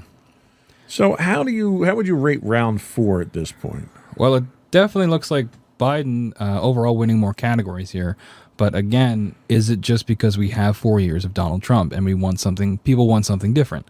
And with things like race relations, we talk about how Biden has certain issues with it in his past. But when you compare it to Trump, it's almost apples and oranges in terms of quantity of evidence. And I think that is the reason that Biden pulls ahead in so many of these categories is the amount of evidence for each of them on these issues. Yeah, and it's funny that you say the phrase, people might just want something different, because that's exactly what swept Donald Trump into office in 2016, was the idea that it's not politics as usual. I'm different. I'm not a politician. People are tired of politicians. I'm going to drain the swamp. So he swept into office under the premise of I'm different. And now he's under real threat of being swept out for people looking for something different. And his premise was, well, you've had 50 years of politics as usual. I'm different. We've had 4 years of Trump, and Americans seem to want something different now. So I'm not really sure where that statement actually leads the country. Yeah, and I think that happens anytime you have the incumbent president going against the other candidate from the other party. It's always, well, I didn't like what they did, so I'm going to vote for somebody different. Whereas if you have a president that is overall liked in their first term, they're more likely to get reelected because people want more of the same. And we're not seeing that here, I don't think. Well, and the one thing I think that's very different about this race than I think I've ever seen in the history of politics is you look at the national conventions for each party. And the Democratic National Convention quite literally had more respectable Republicans speaking in favor of Biden than Donald Trump had in total speaking at the Republican National Convention. When more Republicans show up for the Democratic National Convention, I think you're seeing a divide in a party where that party has been very consciously trying to cover up that divide at this point. And the race that we're looking at here is not really just a race for the president. It's a race for the Senate and the House. Right now, the Republicans control a majority there. So anything that the Democrats try to do is being thwarted.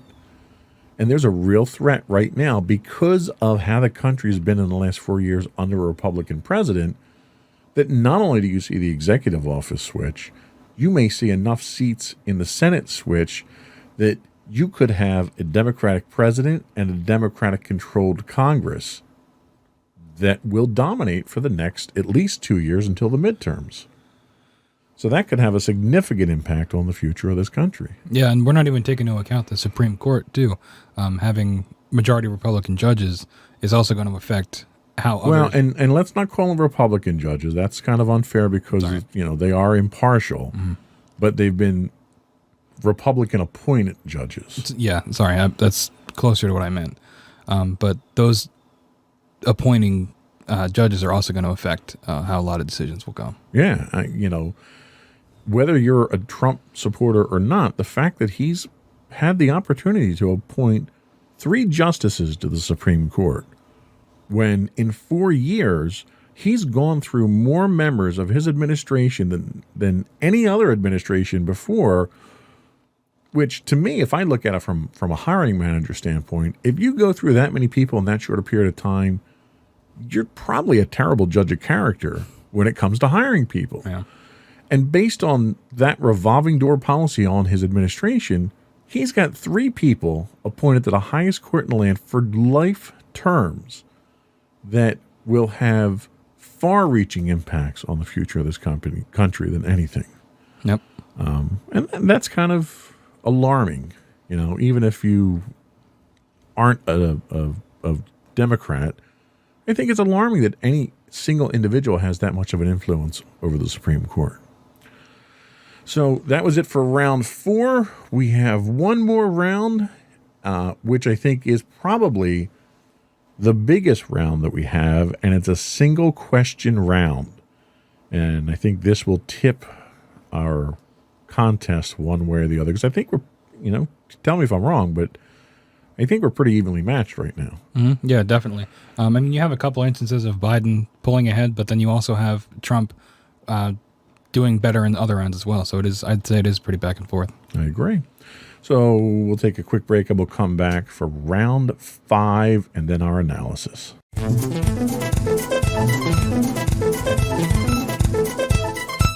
So round 5 is a single question, very simple. And this comes from the YouGov.com survey asking who they think is the most honest candidate. And people who were polled about that question for Donald Trump, 57% say he's not honest, and 35% say he is honest. Joe Biden, 48% say he is honest, 41% says he's not honest. So Joe Biden, his numbers are a lot closer than President Trump's were. Yes, and I think this is probably the most telling thing out there. Most people, and I don't mean to seem cynical, but when it comes to politics, I think most people expect your politicians to lie to you. Mm-hmm. And I think if you don't, you're naive. The fact that they think that the only career politician in this race is more honest than our current president speaks volumes. Yeah, especially given a big reason for Trump getting elected in 2016 was his stance against career politicians. And now the career politician is in some ways being more favored in different categories. Yes, and I think Donald Trump's, again, a lot of this reflection is on the last 4 years. I think Donald Trump puts himself out there with these absolute statements, and that's a product of his political naivety, where a career politician knows how to say something that leaves him enough wiggle room to get out of an absolute statement. Yep. Donald Trump gets in front of the microphone and says things like, there'll be a vaccine in 2 weeks. Well, when there's not a vaccine in 2 weeks, what are you going to do? Mm-hmm. You've kind of painted yourself into a corner there. Yeah, and we talked about that with Biden having more of the career politician take, where he talking about things like fracking and his criminal justice background, where he gives himself that wiggle room. He doesn't have a concrete stance, Right. which is a negative and a positive at the same time. It depends on how you look at it, because he can't. There's very few, except for a few unfortunate quotes that he said before, of things you can pull up to say, oh, well, here's evidence of this guy, not being fit to lead. Yeah, and Trump has shot himself in the foot a number of times here because Trump is a gambler. Trump is the type of person who takes chances, and he plays the numbers in such a way that when he says something that's an absolute statement and it's true, then he gains a lot of collateral that way. And when it's not true, what happens? Usually we get some other statement or something else that distracts us away from that, or he tries to wiggle his way out of it, or something like that. Then he turns into the politician and he starts the song and dance. And I think as a result of that, he comes across as dishonest. And there was a statistic that I saw, and I think it was on USA Today. I don't remember. But midway through this race a couple months ago, there was a statistic that came out that rated Donald Trump as every fourth word out of his mouth was a lie.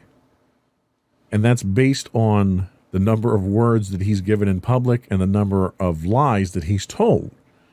And I've never seen that statistic for any politician. The fact that he has so many untruths out there that they can calculate that is alarming. Yeah, and this came up with the debates, too. People wanted live fact checkers. I think even Joe Biden said there should be live fact checkers. But I do think it can be a little bit one-sided against Trump with how much he lies, especially with things like fact checking.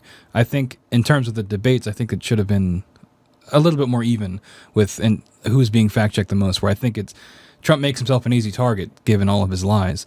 And I think that there has been a lot of attention on that and maybe not as much on Joe Biden.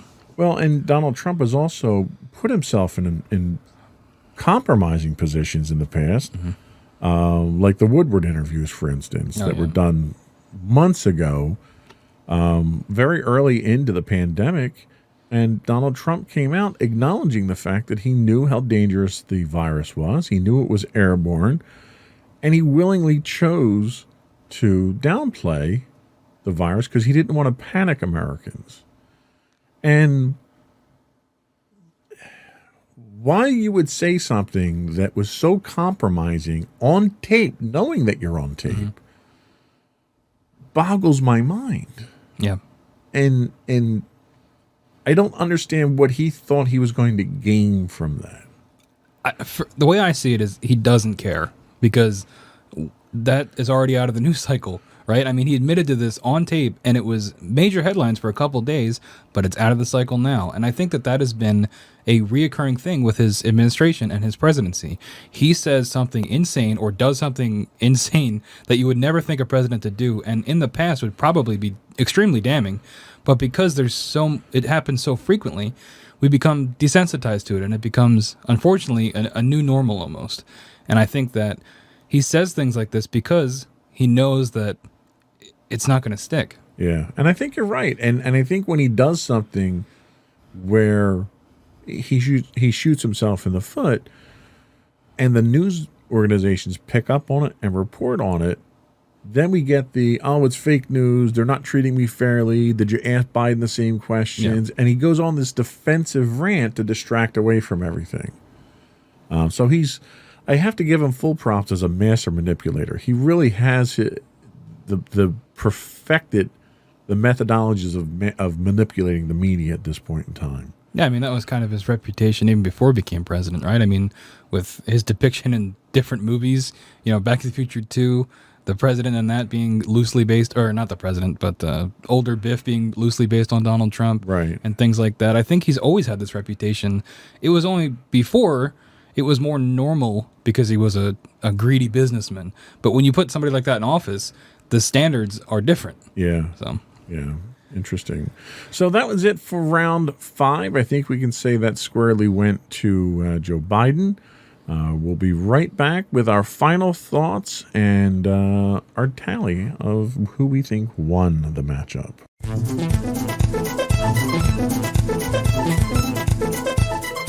So in tallying up my numbers here, I'm showing Biden with 49 points and Trump with 45. What do you show?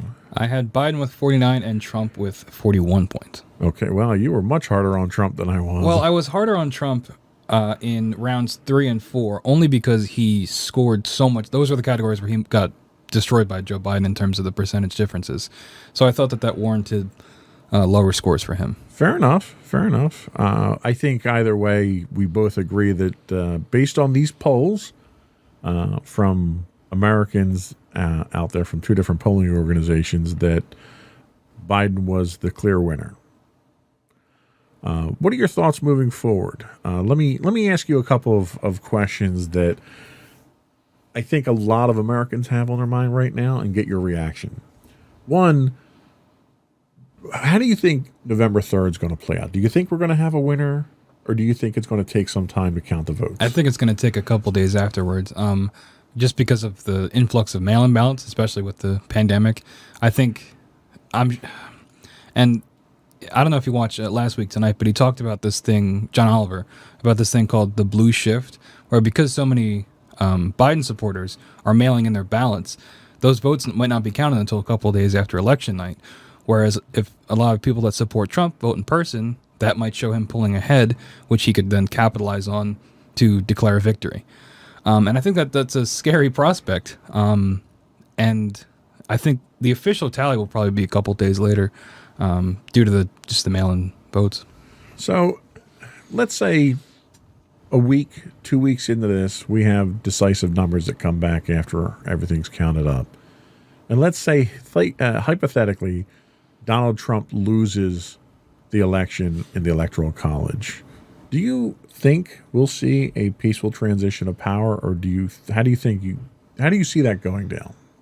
I don't really know, honestly. I mean, obviously he says all these things like, I'm not a good loser. I will, he's spoken to the idea that he might try to resist the peaceful transition. But I don't know how much of that is true. I wonder if he's just saying that to frighten people or to appear stronger to his supporters. But honestly, I have no idea. I have no idea how things are going to go if he does end up losing the Electoral College, if he does. I don't know, unfortunately. Well, let me ask you the same question. If Biden loses, what do you think is going to happen? How do you think the country's going to react? I think his supporters are going to be disappointed. I know I would personally be disappointed by it. But I do think that Trump would probably run with it and maybe use it as fuel to extend, his power even more because he won again. Right. And that for him would be a confirmation that he's doing the things the right way. So it probably will just lead to more of what we have now. Now, can I ask you, have you voted? Yeah. And you did mail-in voting, or I you did in person? Yeah, no, I mailed back in whenever I got it, which was like October. Now, let me ask you a question, and this is a question that I ask a lot of people when it comes to politics. Putting all the other issues aside, everything we talked about here, the one thing I ask people when they look to vote is, are you better off today than you were 4 years ago? Me personally, I would say no, but I realize that I'm in a privileged position, and there are a lot of people less fortunate than me that are in much worse positions, and I do take that in consideration when I vote. I'd say the biggest thing that the Trump presidency has affected me is the coronavirus pandemic, and it limiting my options in my life in terms of social options and things for school, having to do school remotely. But like I said, other people have been affected in much worse ways from the presidency. Should we see a change in administration here and Joe Biden come into power, do you think the coronavirus will be dealt with better? Do you think we'll see a more involved government in addressing of it? I do. I at least I hope so. I hope that funds will be better allocated. I think that if the leader of the country admits that there is a problem and is working towards it, I think that will help at least some people in the country take it more seriously as well. Because I know in at least my life, a lot of people are not taking it as seriously as they should. And I wonder how much of that comes from the kind of rhetoric they're hearing about it from their leaders. Right. And economically speaking, who do you think the country would be better off with? Trump or Biden? I am not super well versed in economics. I know that a lot of people are citing Trump's taxing of, or no, Biden's taxing of the wealthy, which I am in support of. I think that that's a good thing. I think people that are wealthy should contribute more. I'm not, but like I said, I'm not familiar as much as I should be with the economics. Is there any outstanding issue that you think sticks out more than anything else that we've discussed that would decide who do you think should be president? I know that before I said that it's not all about personality when you're picking a candidate, but for me, I just don't see voting for Trump as the moral right thing to do. And that's the biggest thing for me. I don't support Biden on a lot of issues. I don't agree with him on a lot of issues, but I just don't think Trump is a good man. And maybe Biden isn't either, but I think there's something about Trump that for me, he's just not the right person to be in office or to be in power. Fair enough. That was all I had. Did you have anything else you want to get into? Nope. All right. I think that's it for today. I think our next podcast will be very interesting depending on how this election goes. I assume by the time we go on the air again, that decision will have been made by the country, and we'll see what direction we go, and it might even decide what we talk about on the next podcast. Yeah, I guess so. That was all we had. Thank you for watching today. Before we go, I would invite folks to subscribe to us. You can get video versions of our podcast if you look for Insights into Things. You can get audio versions if you look for Insights into Tomorrow. We're available on Apple Podcasts, Spotify, Google, Stitcher, iHeartRadio, TuneIn, and Amazon. We would also invite folks to reach out to us and give us your feedback. You can email us at comments@insightsintothings. We're on Twitter at Insights Into Things. We are on Instagram at Insights Into Things. Facebook, you can catch us at facebook.com/Insights Into Things podcast. Or you can get links to all of our social media contacts, as well as transcripts and show notes on our website at www.insightsintothings.com. And I think that's it. Another one in the books. Bye.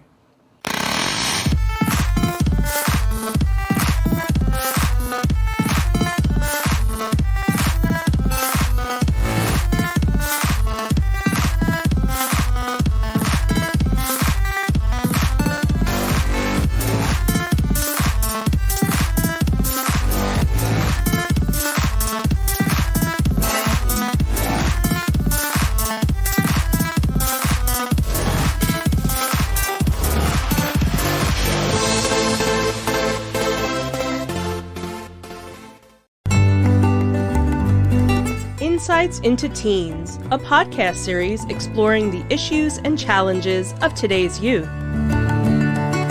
Talking to real teens about real teen problems. Explore issues from braces to puberty, social anxiety to financial responsibility. Each week, we talk about the topics concerning today's youth. We look at how the issues affect teens, how to cope with these issues, and how parents, friends, and loved ones can help teens handle these challenges. Check out our video episodes on youtube.com/insightsintothings. Catch our audio versions on podcast.insightsintoteens.com or on the web at insightsintothings.com. Insightful podcasts by informative hosts.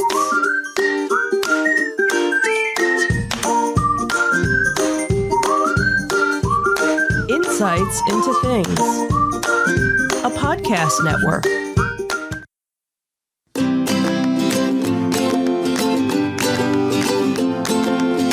Welcome to Insights into Teens, a podcast series exploring the issues and challenges of today's youth. Your hosts are Joseph and Madison Whalen, a father and daughter team making their way through the challenges of the teenage years.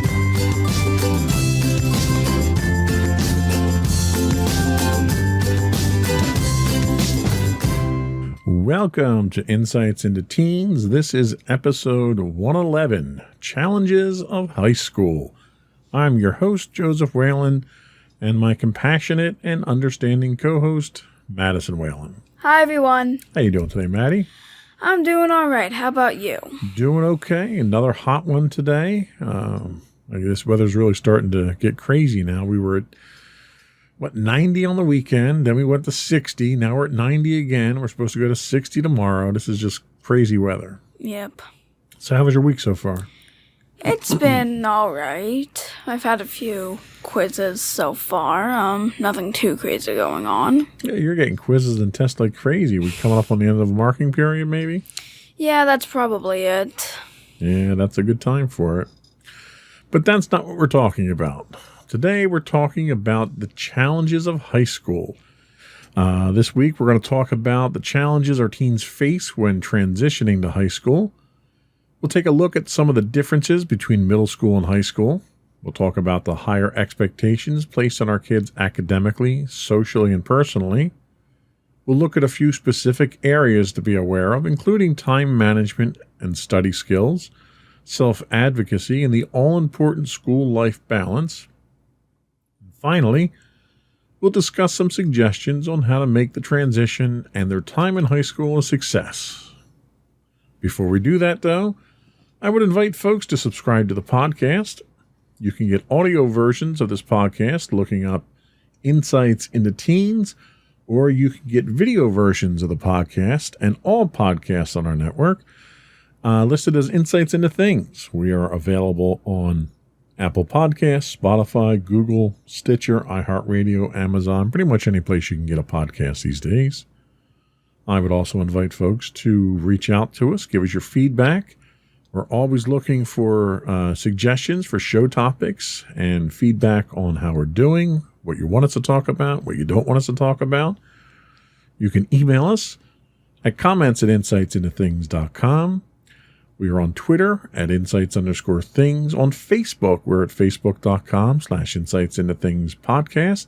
On Instagram, you can get us at www.instagram.com/insightsintothings.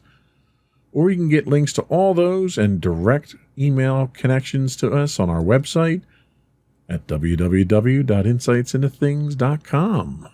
Are we ready to get started? I think we are. All right.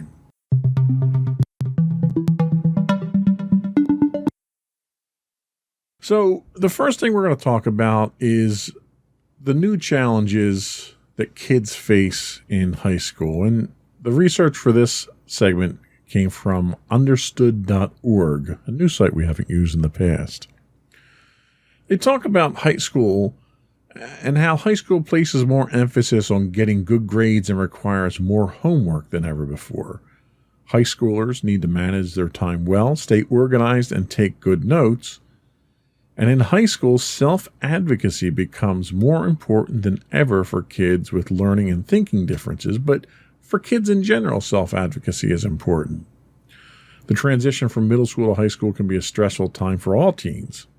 Academic expectations increase, and socializing and extracurricular activities become more important, especially if your child is heading to college.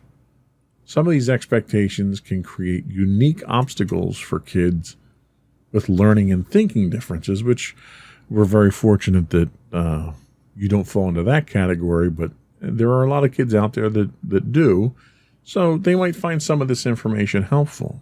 Mm-hmm. So let's talk about what some of the issues with bigger school and age differences are. Why don't you start us off with that? So one challenge for high schoolers is adjusting to a new learning environment. The school itself is likely to be larger and have more students than middle school did. While your child may have had practice with switching classrooms between classes in middle school, navigating an even larger school can be tough. She won't only have to keep track of time and know the best path between classes, but she may have to plan a trip to get materials from her locker too. And high schools can often use schedules that vary from day to day. So you've been exposed to a certain extent to the layout of the high school that you're going into, correct? Mm-hmm. Is it significantly larger than your middle school? How is it? How does it differ from layout and size? I'd say it is extremely larger than my middle school. Its top floor is much larger. It has an auditorium that's larger than our lunchroom and gym room combined. They have 2 gym rooms. It's madness, to be honest. It's madness. I have to be honest with that. So, do you feel any sense of anxiety trying to contemplate how you're going to navigate that environment? Yeah, definitely. When we were doing the one tour, I was surprised at how large the school was, and we only went through part of it. Honestly, I'm very terrified for switching the classes because in middle school, yes, the school was kind of big, but it's way smaller. It's way smaller than the middle school. And well, if I remember correctly, when you first went into middle school, you had a lot of anxiety about switching classes because you were afraid you'd get to your classes late. And after the first couple of days or a week or so, I think you kind of got the gist of it and you had it down to a system. Mm-hmm. Do you fear that you're going to go through all that again in high school, or do you think you'll be able to work it out? I do fear that I'm going to go through that in high school because it's a much larger school and I don't know how much time I have to get to my classes. I'm guessing around 2 minutes, which isn't a lot of time when you're navigating a giant school. Well, and I'm sure that they'll arrange your classes in such a way that you won't have too much of a problem getting back and forth to your different classes. I hope so. The next thing they talk about is there's often a shift in your class makeup. So in middle school, your child had different teachers for different subjects. But for the most part, she probably was in the same classes as other students in the same grade. In high school, her classes are more likely to have students from a variety of grade levels. And you'll probably see that more often as you progress through high school than at the lower grades. These age differences can be tricky for kids who struggle with social skills or who are less mature than their peers. Now, the one advantage you have right now, because you're joining marching band, is you're getting some exposure to the students that are at the high school and are upperclassmen now. Do you have any particular anxiety about associating with upperclassmen if they wind up in some of your classes? Yeah, probably. I'm that type of person who likes being the big fish in a little pond and doesn't really enjoy being a little fish in a big pond. Basically, I prefer being around younger people than people who are older than me.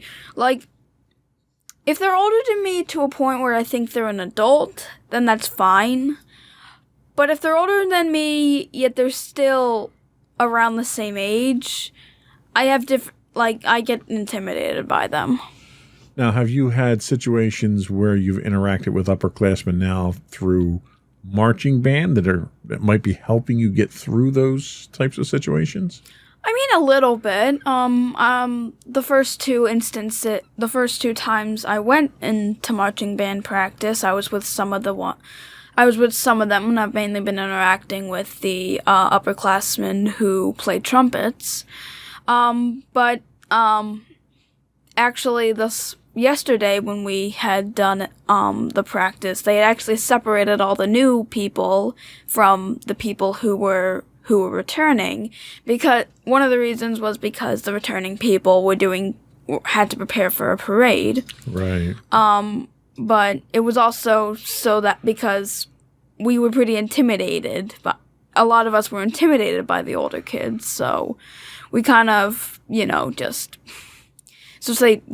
put us apart so that we would at least feel more comfortable doing the visuals. Right. And chances are, your first year in high school, you're probably not going to have too many classes with people outside of your age group. It'll probably be fairly straightforward. You might have a couple, especially extracurricular stuff like the band and stuff like that. Mm-hmm. But I think you'll have a chance to get acclimated to the differences in the class makeup. What's the last point that we have? So your child may be exposed to risky behaviors in a way she wasn't before and feel pressured to fit in. This can be especially difficult for kids with ADHD. And it can be hard to get used to for kids who have trouble following social cues or self-advocating. So, do you understand what they mean by self-advocating? Not really. So when they talk about self-advocating, they basically mean speaking up for yourself. Okay. There's different ways that you can do that. There are socially acceptable ways to do it. I think you're aware of some of the kids that self-advocate in a way that make them kind of annoying. You know, those kids that are attention hogs and always need to be the center of attention. Mm-hmm.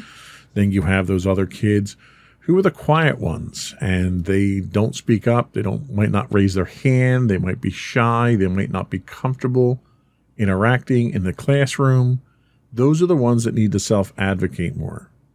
And this is something where the high school is getting you prepared for moving on to college. And we've talked about this offline, you and I.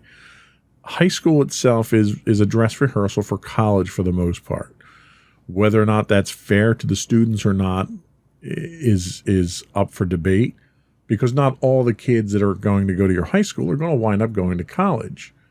And a lot of the coaching and the social norms that they try to instill are really there to get you prepared for college. So emphasizing self-advocacy will help you when you go to college, because when you go to college, you're not going to have the same kind of one-on-one interaction with your teachers or your professors in college that you have in high school. A lot of times, the teachers are basically there to lecture, hand out assignments, and grade the assignments that you hand back in. The idea is, in college, you're learning to be a fully functional adult in the real world, where you don't have somebody holding your hand or wiping your nose all the time for you, and you have to learn to stand on your own.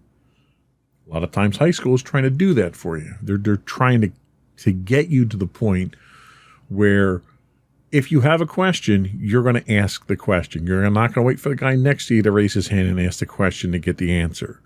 If you don't understand something, you need to speak up for yourself. If you can't hear well where you're at, you need to speak up. It's basically you looking out for yourself and you doing what you need to do to provide for your education when you're in high school. That's what we talk about with self-advocacy.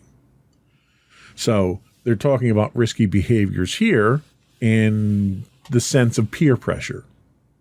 So if all of your friends are smoking and you want to fit in, and they're going to make you feel as though you need to take a cigarette and light it up and smoke too, or you're not going to fit in.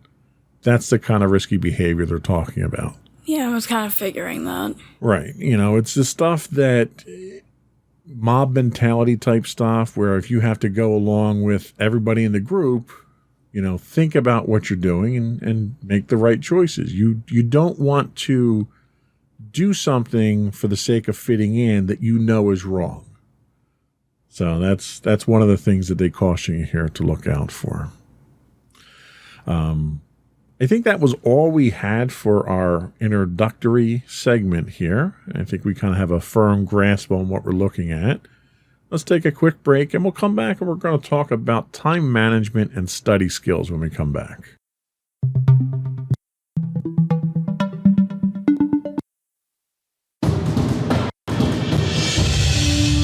For over 7 years, the Second Sith Empire has been the premier community guild in the online game Star Wars: The Old Republic. With hundreds of friendly and helpful active members, a weekly schedule of nightly events, annual guild meet and greets, and an active community both on the web and on Discord. The Second Sith Empire is more than your typical gaming group. We're family. Join us on the Starforge server for nightly events such as operations, flashpoints, world boss hunts, Star Wars trivia, guild lottery, and much more. Visit us on the web today at www.thesecondsithempire.com.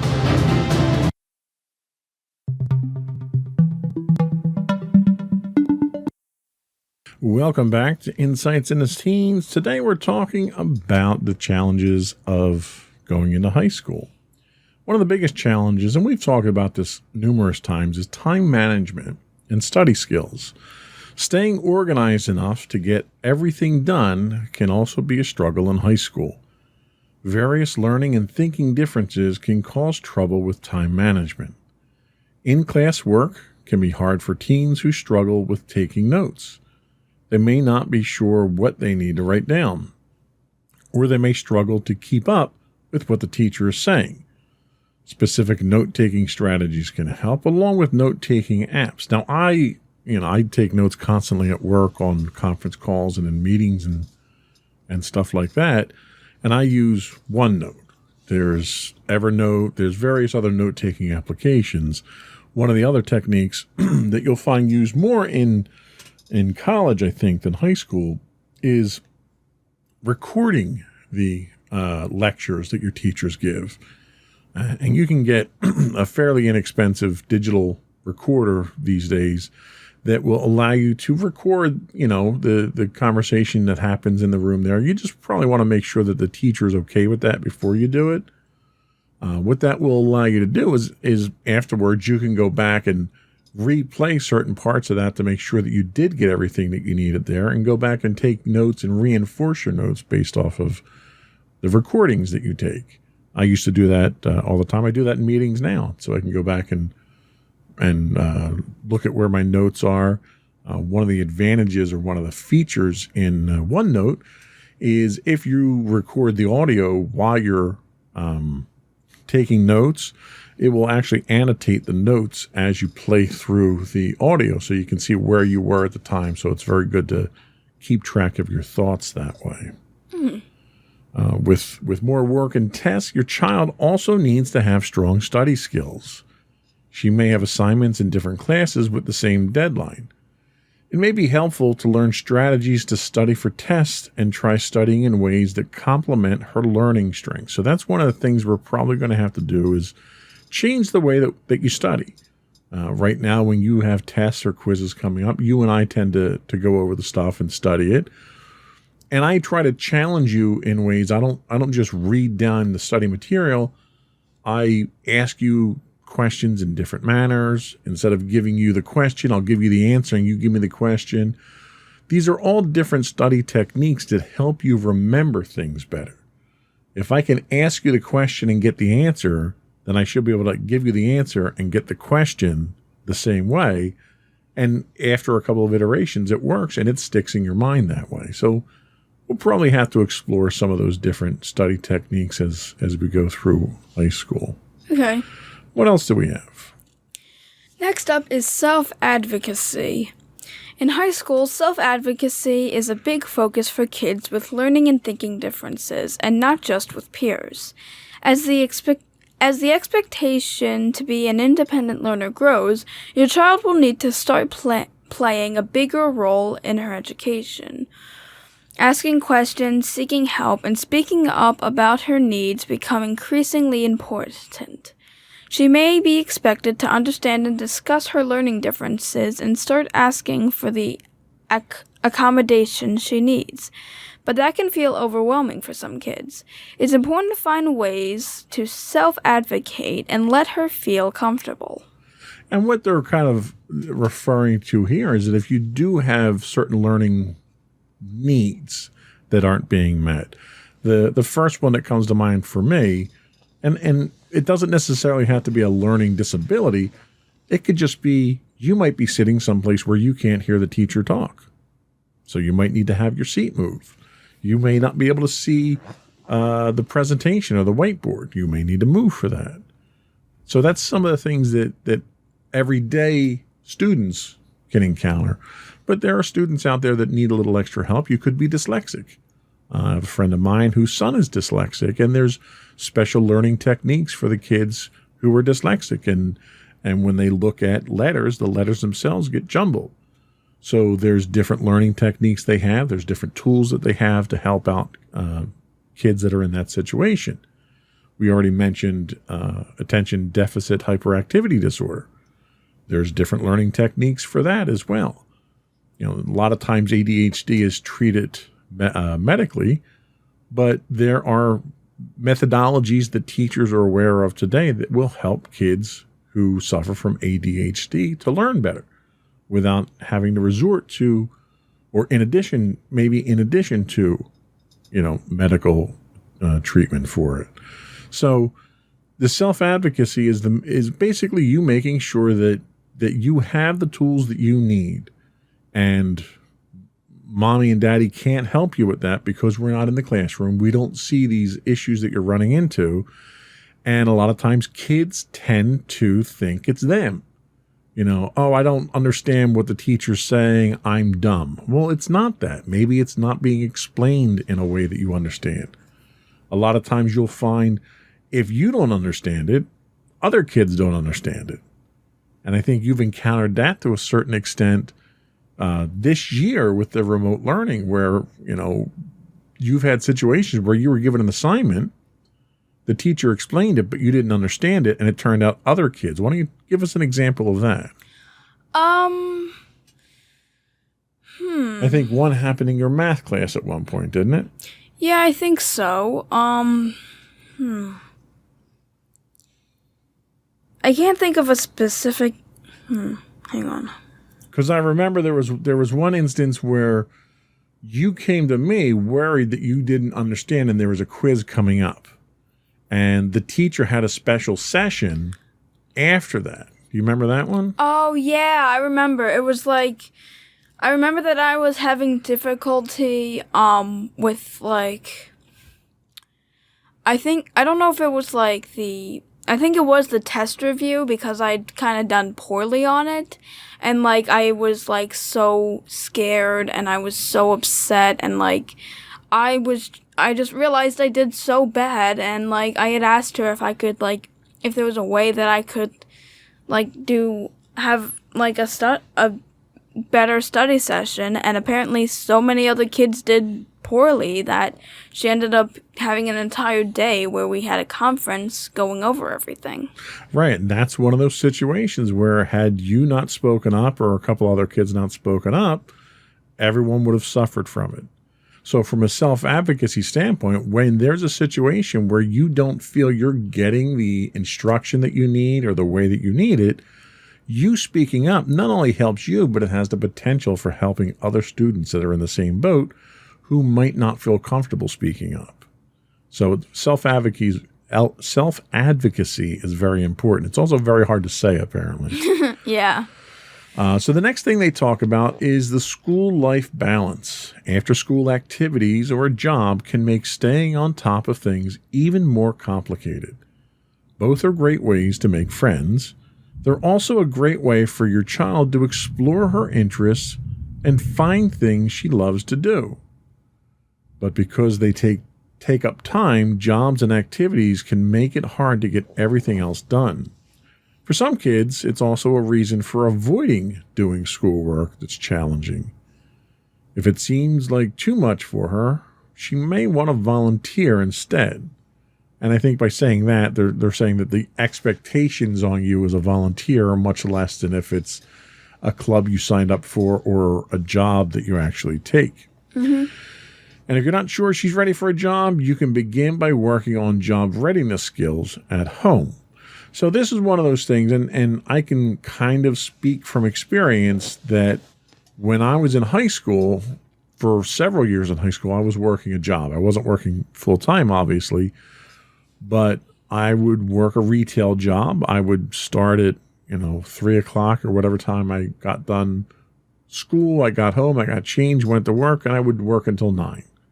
And I would do that a few days a week.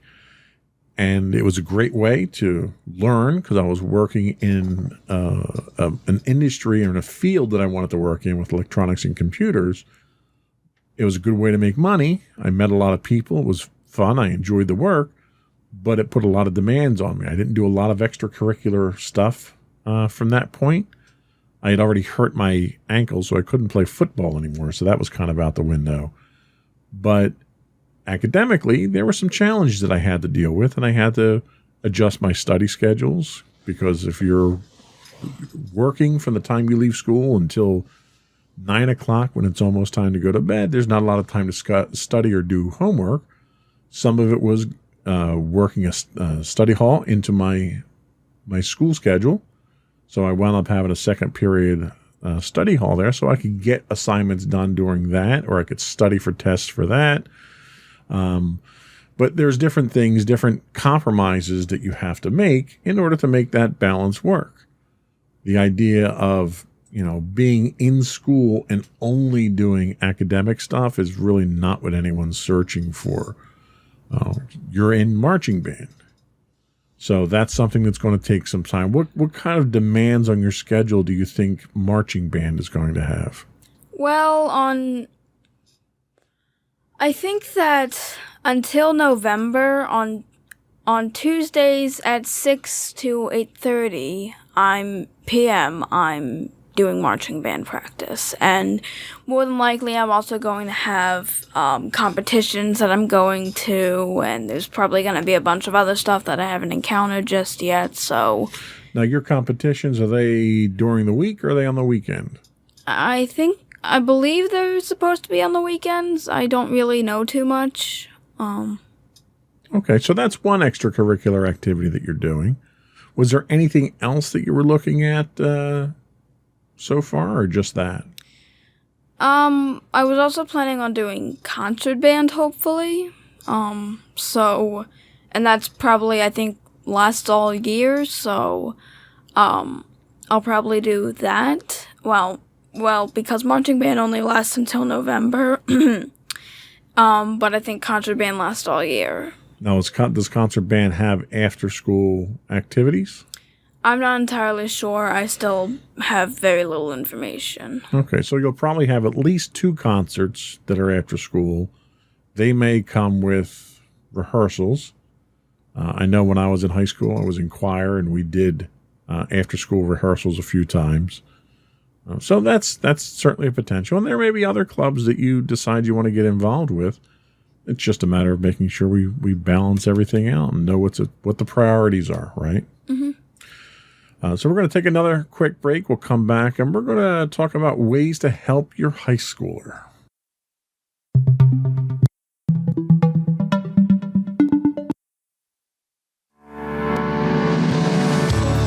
Insights into Entertainment, a podcast series taking a deeper look into entertainment and media. Our husband and wife team of pop culture fanatics are exploring all things from music and movies to television and fandom. We'll look at the interesting and obscure entertainment news of the week. We'll talk about theme park and pop culture news. We'll give you the latest and greatest on pop culture conventions. We'll give you a deep dive into Disney, Star Wars, and much more. Check out our video episodes at youtube.com/insightsintothings.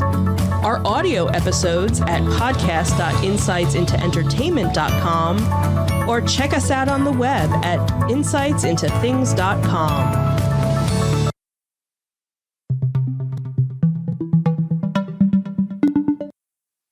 Welcome back to Insights into Teens. Today we're talking about the challenges of high school, and now we're going to be talking about ways to help your high schooler. It may take some time for your child to get used to high school. It may also take some time for you to get used to having a child in high school. The staff may not try to get to know parents as much as you'd like or are used to. There are many different rules than there were at your child's middle school, and policies around tardiness, electronics use, and absences may be adhered to more strictly. That's why it's important to know how to contact your child's teachers. Download and fill out a contact sheet and see an example of an effective email to a teacher. Explore conversation starters to use with teachers, and find ways to talk to teachers about specific learning and thinking differences. High school can be an exciting but challenging time. By staying in the loop with your child and her teachers, you can help her overcome challenges and find success. Yeah, this kind of points out another interesting aspect that we haven't talked about yet, and that's how does high school change for the parents? So high school is going to change because your teachers aren't as hands-on as they are now in middle school and the lower grades. We still keep in touch with some of your teachers. And Mommy, fortunately, was friends with one of them, but there's one particular teacher that you talked to not that long ago from your grade school time. You're not going to get that kind of treatment probably in high school. And that's simply because of the volume of students that the teachers have to work with. Mm-hmm. Not only are the teachers trying to get you prepared for college, they deal with a lot of students, a lot more than most of your other teachers do. So for us to have direct contact with your teacher as your parents, we need to be a little bit more prepared for that. We need to understand that we're not going to be getting progress reports or personalized reports on you as often as we might now. Typically, we only get them if there's something wrong, which there usually never is.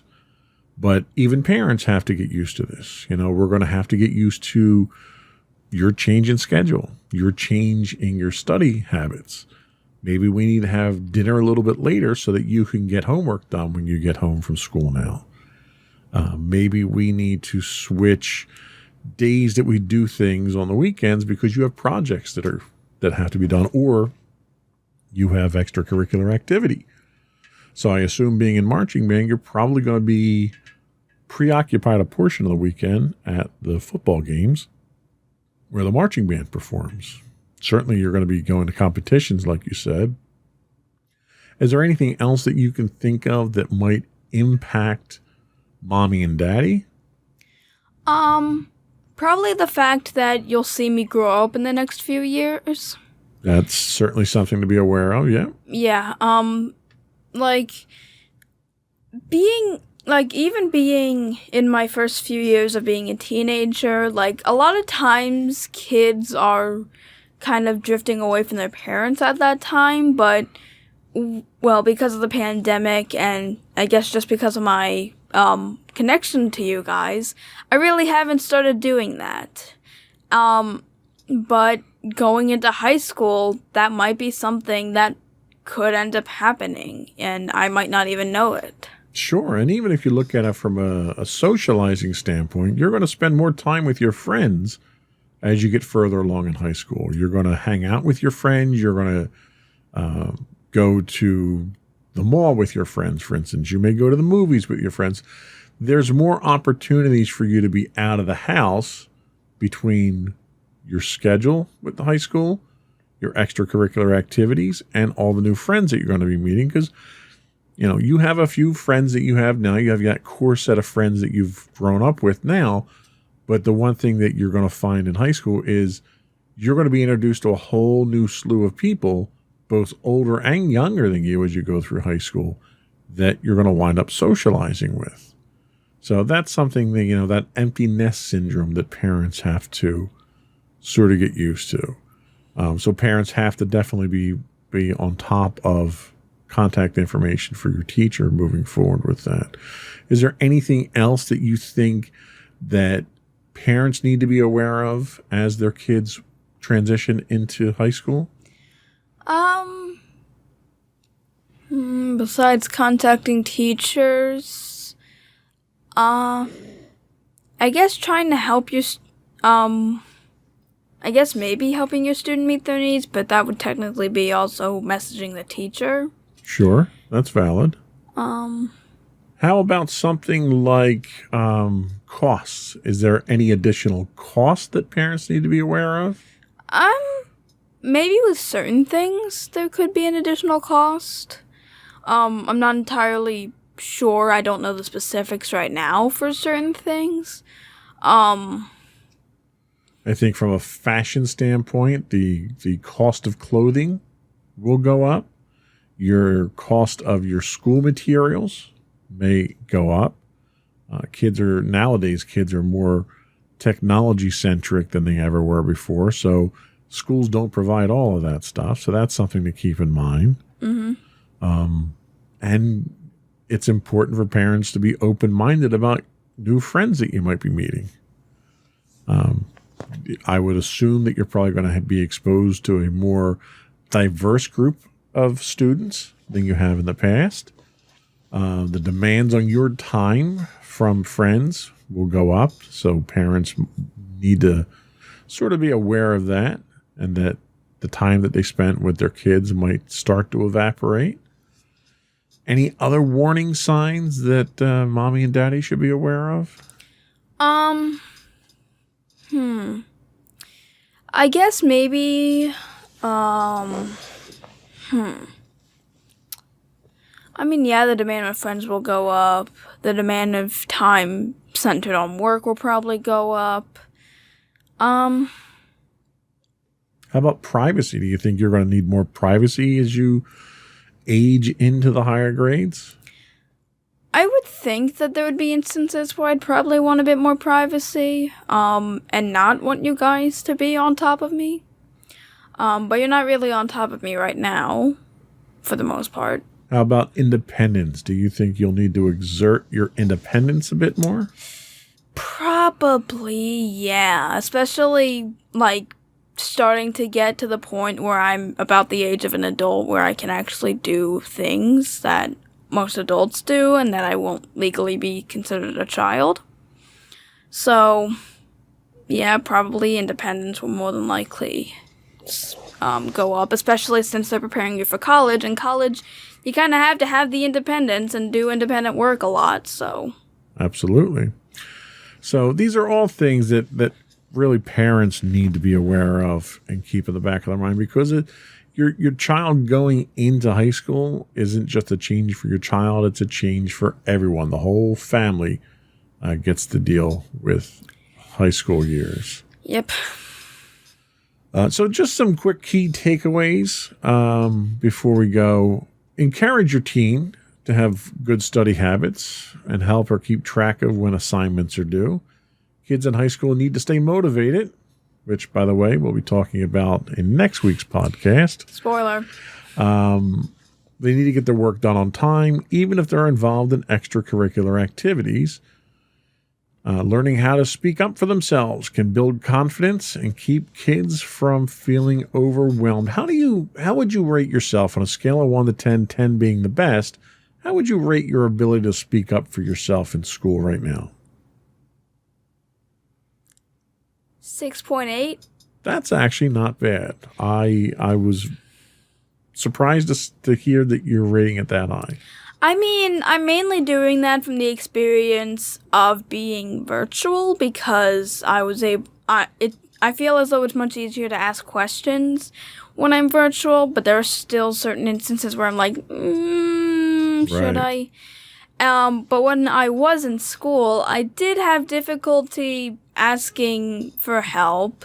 I would rarely raise my hand to answer questions because I'm like, what if I'm wrong? I'm more than likely wrong. Especially in math class, because there's always one defined answer, and like in ELA it was a little easier because there was no specific answer. In math it really wasn't, because there is a specific answer. So I'd say I'm not horrible at asking questions. I can definitely ask questions, so I'm more than halfway, but I'm definitely not, like, I definitely don't ask I definitely can't ask all the questions that I have. So let me ask you this before we wrap things up. What are the 3 biggest fears that you have right now going into high school? The workload's probably one of the biggest ones. Pretty sure that's kind of an obvious one. High school has middle school has actually been a lot easier than really anticipated, and I mean this year's been pretty easy because it's all I've been all virtual. So that's been probably the easiest. So going from a pretty easy year to high school freshman year is going to be scary. I feel very intimidated as well. Intimidated by the size of the school and the fact that I'm around older kids. Like I said, I don't like being a little fish in a big pond. I prefer being a big fish in a little pond. I don't know. I just feel intimidated by people who are slightly older than me.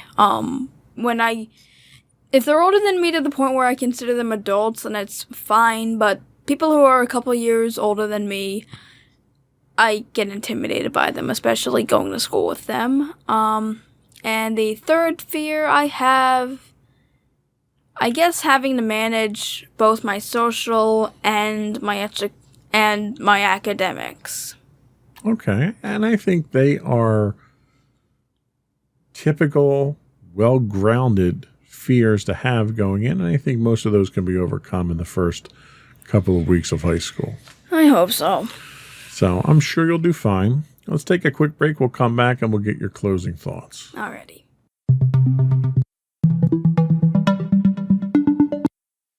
Go for your closing remarks. So to everyone out there who is more than likely going into high school, because I don't know if this would really apply to anyone else, I would say try to use the tips we mentioned in this video. I'll more than likely try to apply these to my life when I go into high school. And hopefully when I do go into high school, by the time I'm in high school and the first few weeks have passed, I'll be fine and we can make a video hopefully confirming that things are good, because right now I'm actually pretty terrified. And I guess that's kind of normal for anyone going into high school. So for now, at least, try these tips, and hopefully when I do go into high school and we make a podcast on that, I'll be a lot more confident and be able to say that it's not as bad as it is. You think. I don't know. Okay. Well, sage advice, as always. It's a great unknown you're going into here, but like everything else you've dealt with, I'm sure you'll handle it fine. Before we do go, I would once again encourage folks to subscribe to the podcast. You can get audio versions of the podcast listed as Insights into Things. Video versions are audio versions are listed as Insights into Teens. Video versions are listed under Insights into Things on Apple Podcasts, Spotify, Google, Stitcher, iHeartRadio, TuneIn, and pretty much any place you can get a podcast. I will also encourage folks to contact us. You can email us at comments@insightsintothings.com. You can get us on Twitter at insights_things. High-res versions of our videos are available on YouTube at youtube.com/insightsintothings. We do stream 5 days a week on Twitch. You can get us on twitch.tv/insightsintothings. If you're an Amazon Prime subscriber, you do get a free monthly Twitch Prime subscription. We'd appreciate it if you threw it our way. Audio versions of the podcast can be found at podcast.insightsintoteens.com. You can find us on Facebook at facebook.com/insightsintothings.com. Or you can get links to all those and more on our website at www.insightsintothings.com. And don't forget to check out our other two podcasts, Insights into Entertainment, hosted by you and Mommy, and Insights into Tomorrow, our monthly podcast, hosted by you and my brother Sam. Well done. I think that's it. Another one in the books. Bye, we can wave anywhere at this point. Bye, everyone. Bye. Hi.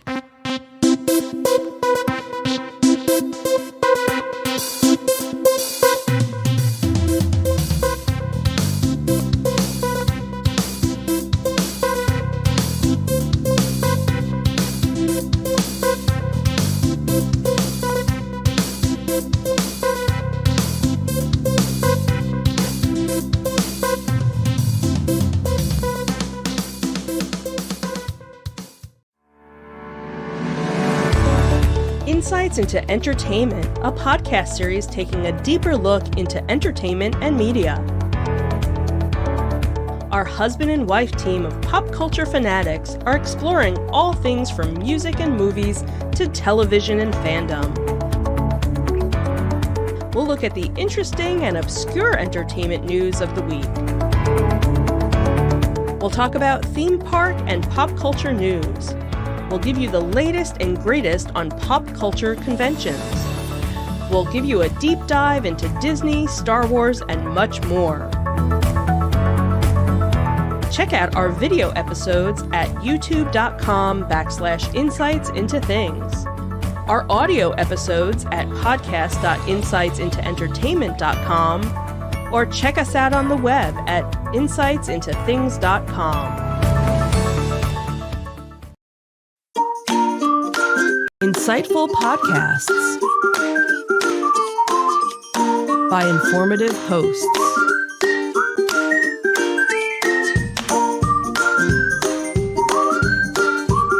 Insights into Things, a podcast network.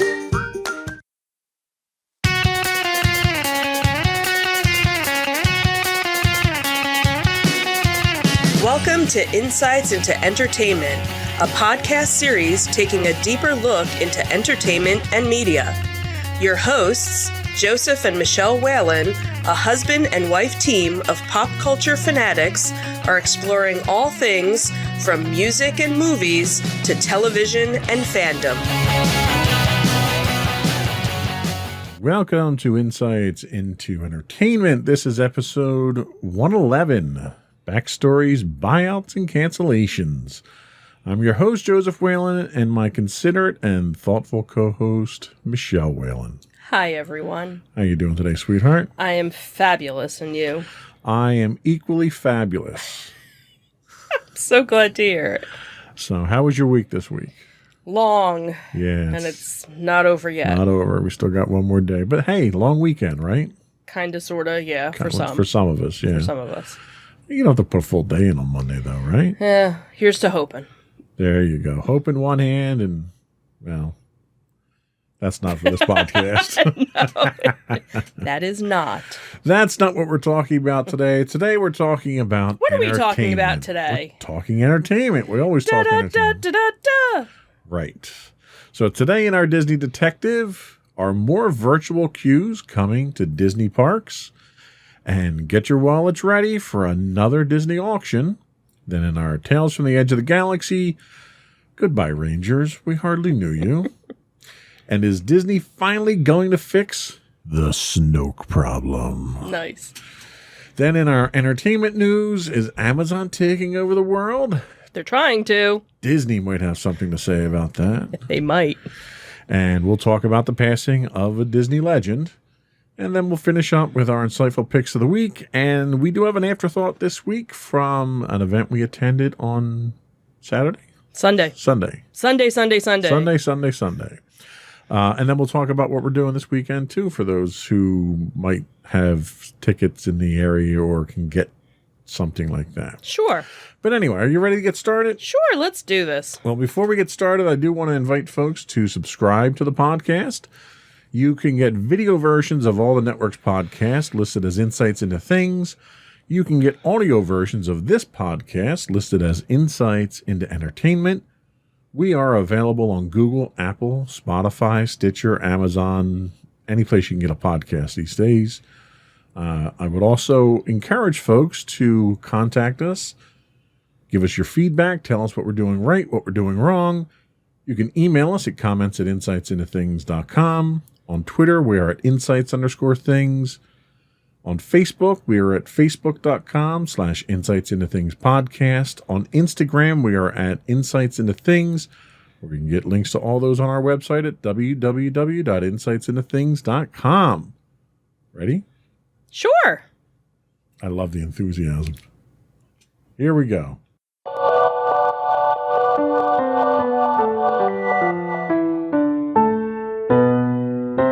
Go for Disney Detective. So it seems that there is a new Disney patent that was just registered not that long ago.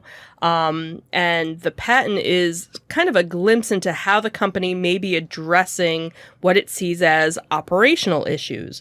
So the patent application was published in May of 2021, and it addresses something theme park visitors dread: waiting in a standby queue.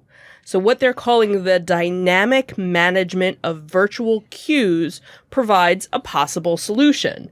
Obviously, one of the drawbacks of requiring guests to wait in a queue is the physiological and psychological toll that it actually takes on, a prolonged wait time for most guests. As common experiences will testify, waiting in a line that is, at best tedious, and depending on the length of the wait and the environmental conditions, might also be physically uncomfortable. Obviously, other drawbacks of guests waiting in a queue for so long is that it keeps them from enjoying other attractions that are, possibly in the same venue or near the same area that they're in, and also potential revenue that the park isn't making from those guests that are waiting, in this very, very long line. So when you read through this article, there are all these diagrams and flowcharts and everything, basically trying to explain what each of the patents kind of how they would work.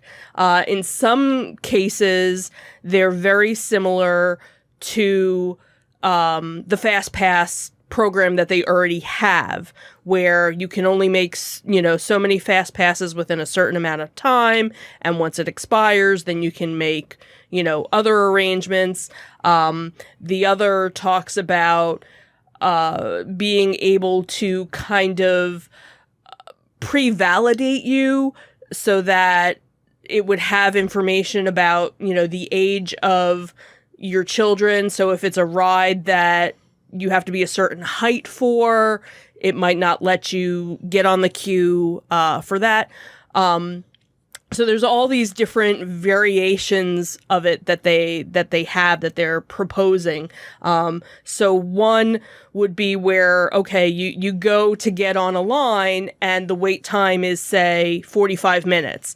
So it puts you in a queue where you're not physically waiting on that line for the 45 minutes. It'll notify you like 10 minutes beforehand that you have to start coming back.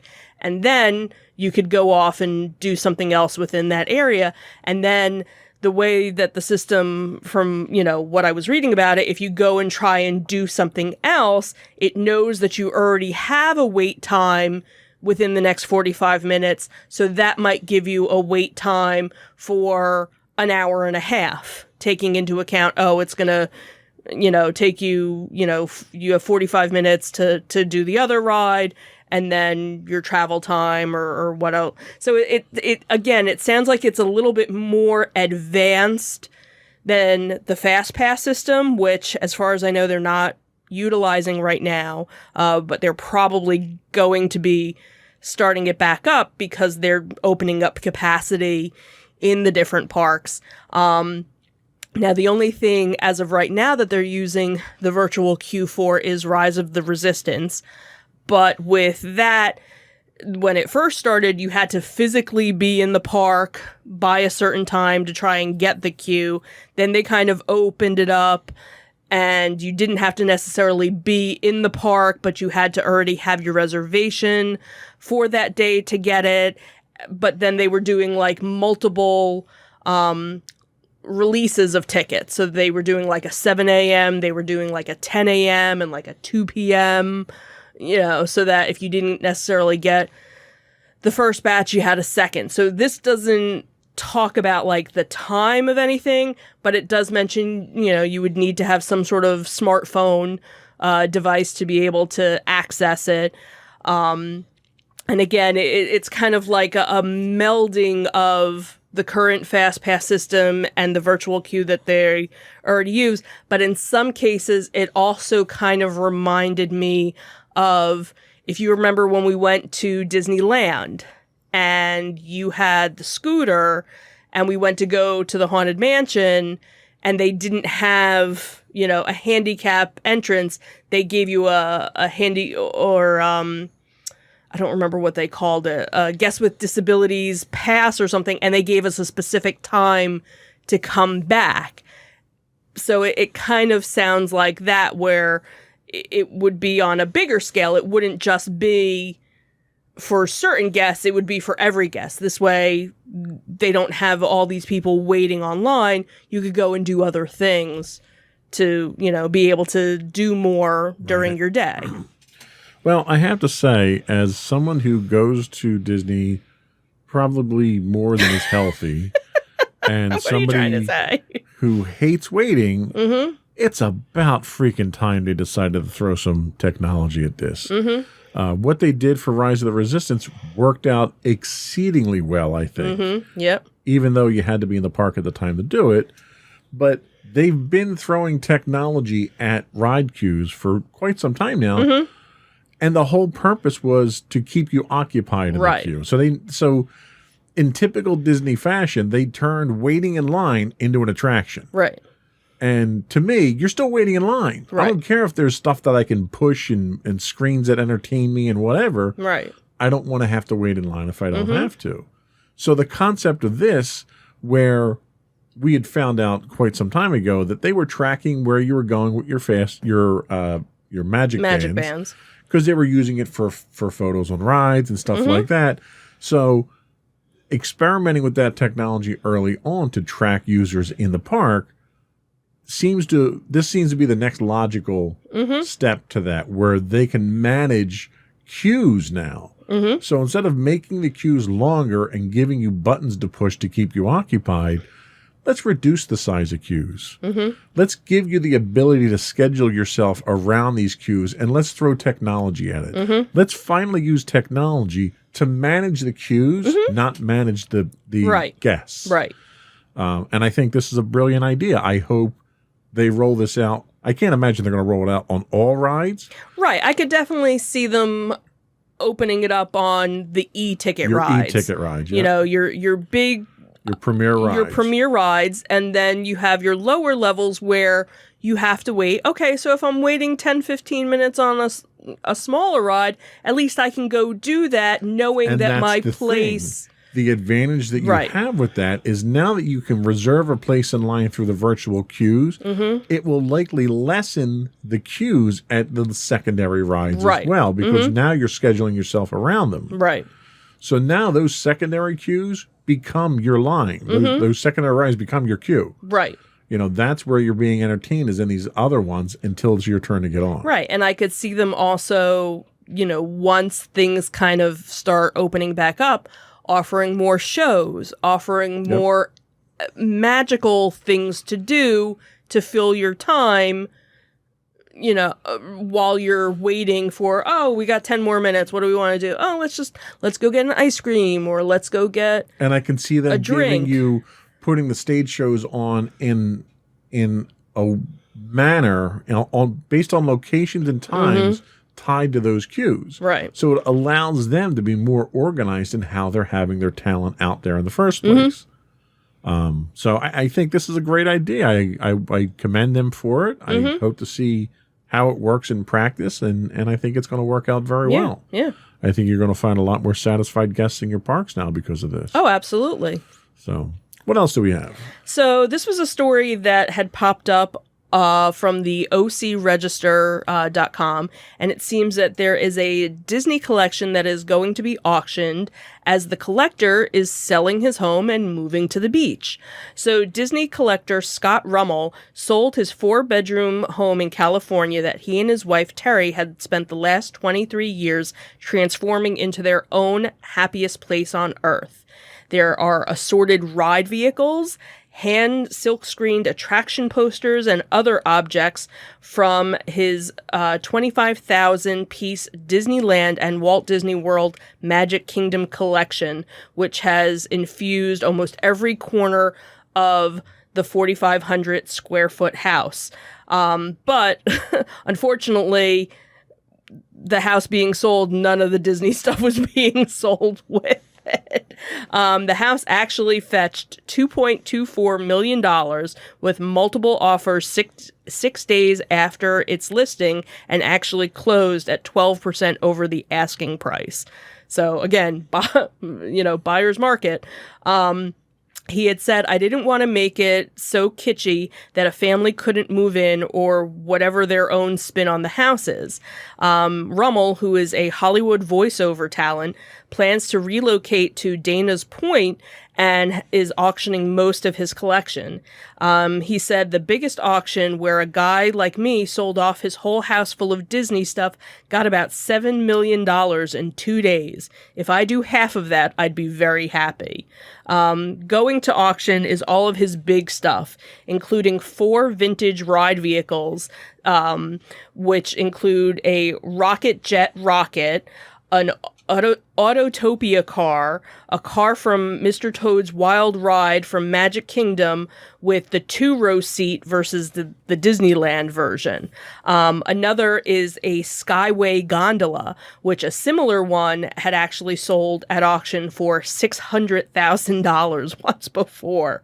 So the gondola actually anchors the upstairs bonus room where it shares space with a 70-pound Monstro the Whale Tooth. There's a Pirates of the Caribbean pinball machine, hand-painted attraction signs that once were attached to the inside of Disneyland, the Disneyland Omnibus. He also has a 1955 Disneyland opening day pennant that hangs among hundreds of narrow-pointed signs. Just looking at pictures of his house, like every room, it's so tastefully done. It's not, overcrowded. His one bathroom is like tiki room themed. He has a brick hallway going to his kitchen that he has a Haunted Mansion plaque. Just tons and tons of stuff. One of the other things was that it seems that his grandfather actually helped build the Columbia ship. So he has some artifacts, from that as well. And then one of the areas, he has a Club 33 sign, which was actually an original from the park. He's spent time at Club 33 as well. So he had said that he had his dad's 75th birthday at Club 33. They had their wedding anniversary, their 33rd wedding anniversary at Club 33, and knew one of the sign makers who actually had one of the original signs because they had swapped some signs out, and the guy kept it, and he knew that he was a collector, so they made a trade for it. So that was one of the things. Unfortunately, that's something that's going with him. So there are things he's actually taking to his house, but a lot of the stuff they are selling. But what's interesting is they're moving, I guess, closer to the beach, and their new home is going to be Caribbean Beach themed from the Caribbean Beach Resort down in Orlando. So very cool. And it was just interesting looking at all of his collectibles, because it's, obviously some very unique stuff. He actually was also the voice of Disneyland during the 90s as well.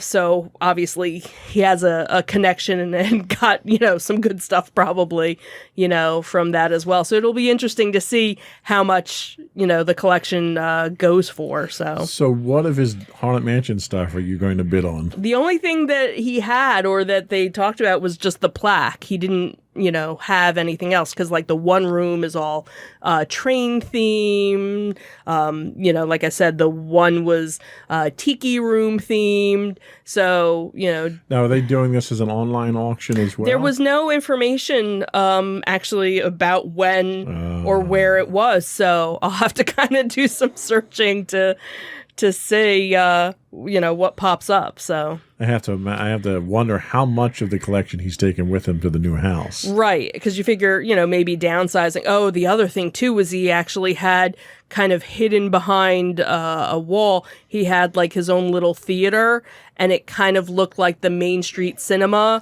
It had that Main Street Cinema look to it with, a couple of movie row seats and stuff. So that looked, I was like, well, that's really cool. Yeah, that is pretty cool. Yeah, so. Oh, well. So that's it for our Disney Detective. We'll be back in a minute with our Tales from the Edge of the Galaxy.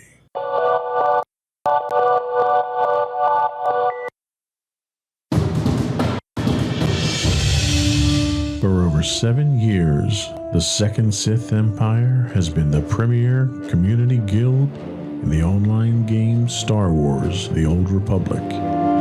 With hundreds of friendly and helpful active members, a weekly schedule of nightly events, annual guild meet and greets, and an active community both on the web and on Discord. The Second Sith Empire is more than your typical gaming group. We're family. Join us on the Starforge server for nightly events such as operations, flashpoints, world boss hunts, Star Wars trivia, guild lottery, and much more. Visit us on the web today at www.thesecondsithempire.com.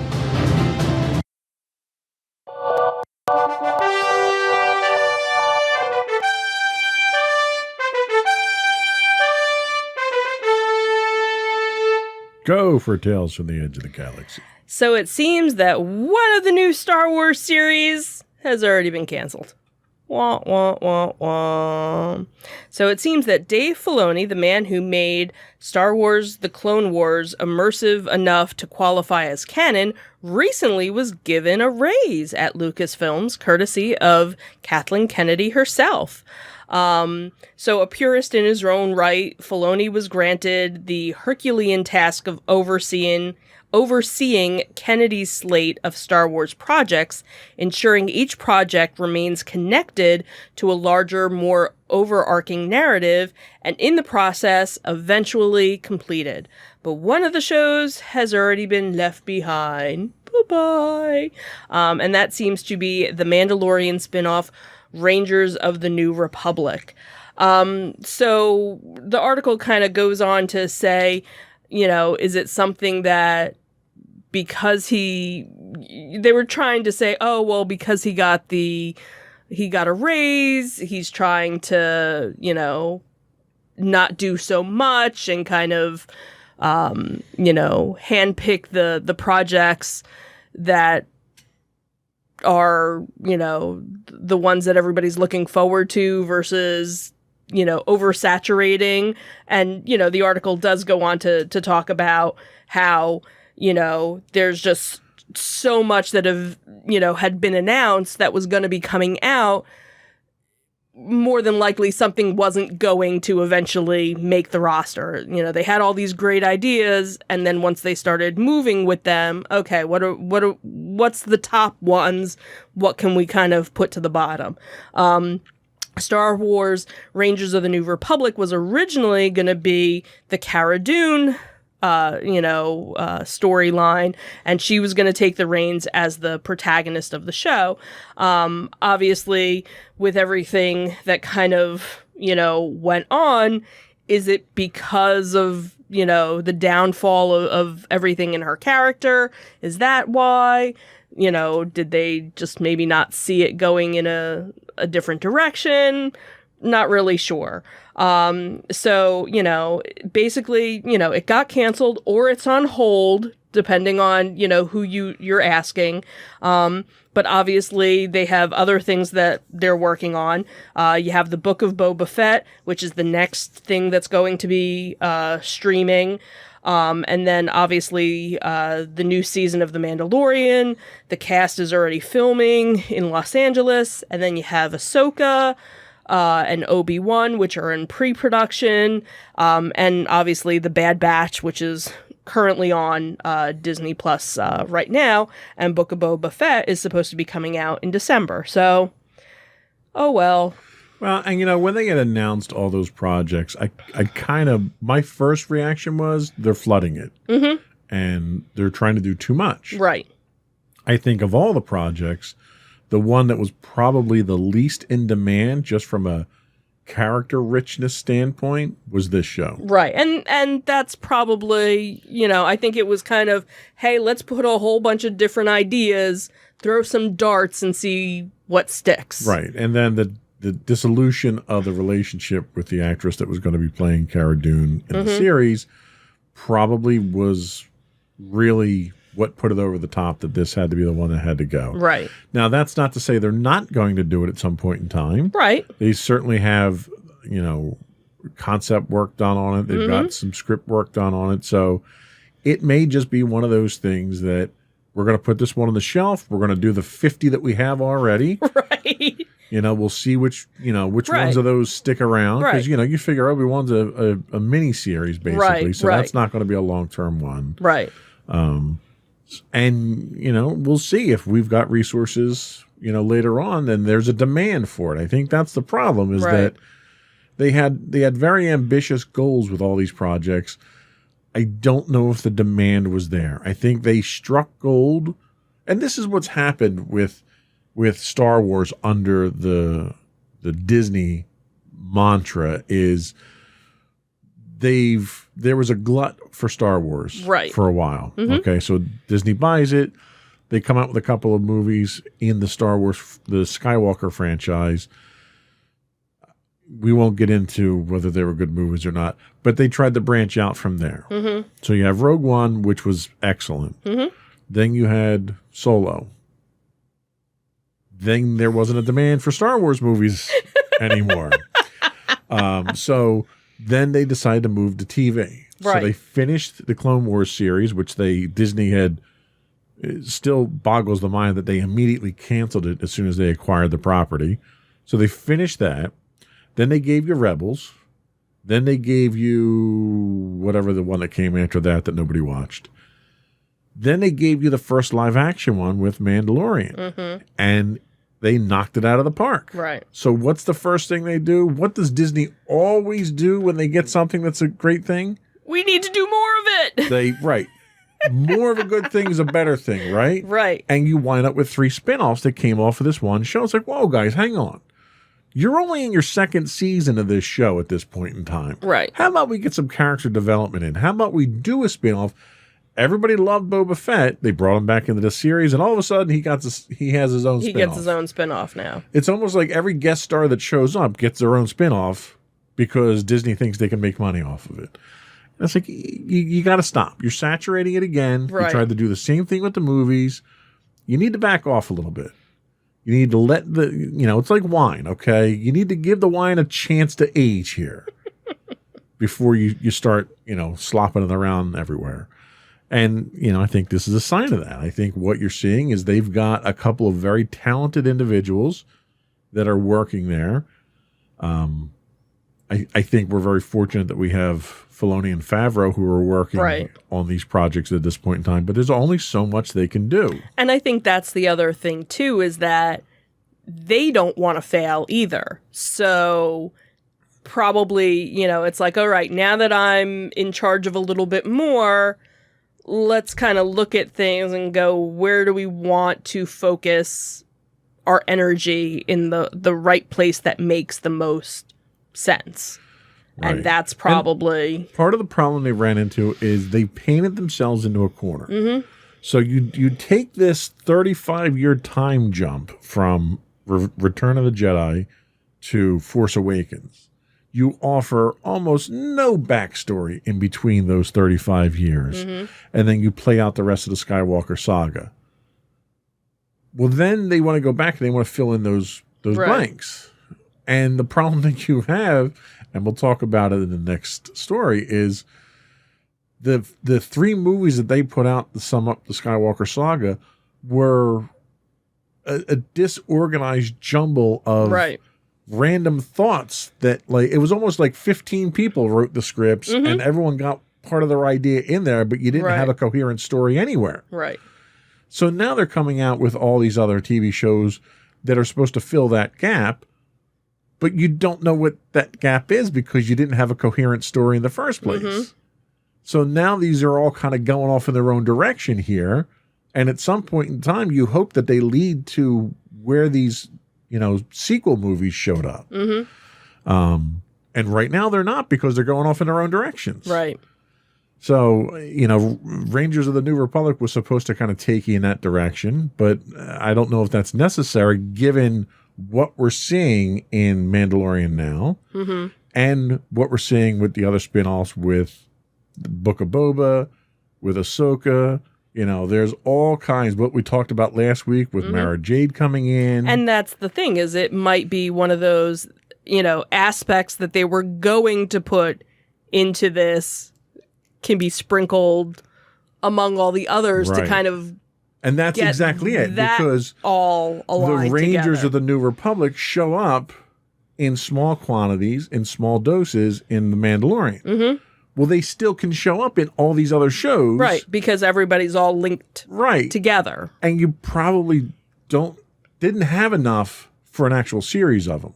Right. But these can be those things that tie the threads of the other shows together. Or you could even do, if each of these other shows are all within the same timeline, you could even do a Rangers themed show in Absolutely. Book of Boba. You can do a Rangers theme. So, like, you could almost have, like, all the same characters show up, and here's Yep. them interacting with Boba. Here's with Ahsoka. Here's with The Mandalorian. And when you- kind of have, like, that tie-in. Yeah, when you spin you know, so many crossover. shows off of one show, Right. having an element that can cross between all of those to tie them together makes sense. Mm-hmm. Not having it as its own show, but having it as recurring characters that you Right. see. Mm-hmm. Like, who wouldn't want to see Dave Filoni in an X-Wing pilot suit again? He would love to Like, do that again. That was so awesome. Right. You know, have him go around as one of the Rangers of the Republic and have him show up in all the other shows. Right. Taika Waititi should, you know, Absolutely show up. You know, too. and that Yeah. that would be like your golden opportunity because everybody wants to do cameos. That would be a great way to do Yeah. cameos in all the shows. Yeah. Yeah. Oh, you're a Ranger now, so you get to be in all the shows. Right. You know, that type of thing. So Yeah. I don't know. I'm not disappointed at this. I'm kind of glad they're pulling the reins back a little bit, and I think they might be correcting some of the overambitious ideas that they had with this. Yeah. Yeah. So what else do we have? All right, so hopefully this will make sense. So it seems that Dave Filoni is now trying to erase the Star Wars sequels Snoke problem. So the Star Wars sequel trilogy has some plot holes at best. At worst, it completely ruined the Star Wars universe George Lucas spent decades upon decades of his life building. So no matter which Star Wars camp you fall into, we can all agree upon the fact that Supreme Leader Snoke was far from the best villain in the Star Wars franchise had ever seen. So Snoke really didn't serve, you know, much of a purpose in any of these movies.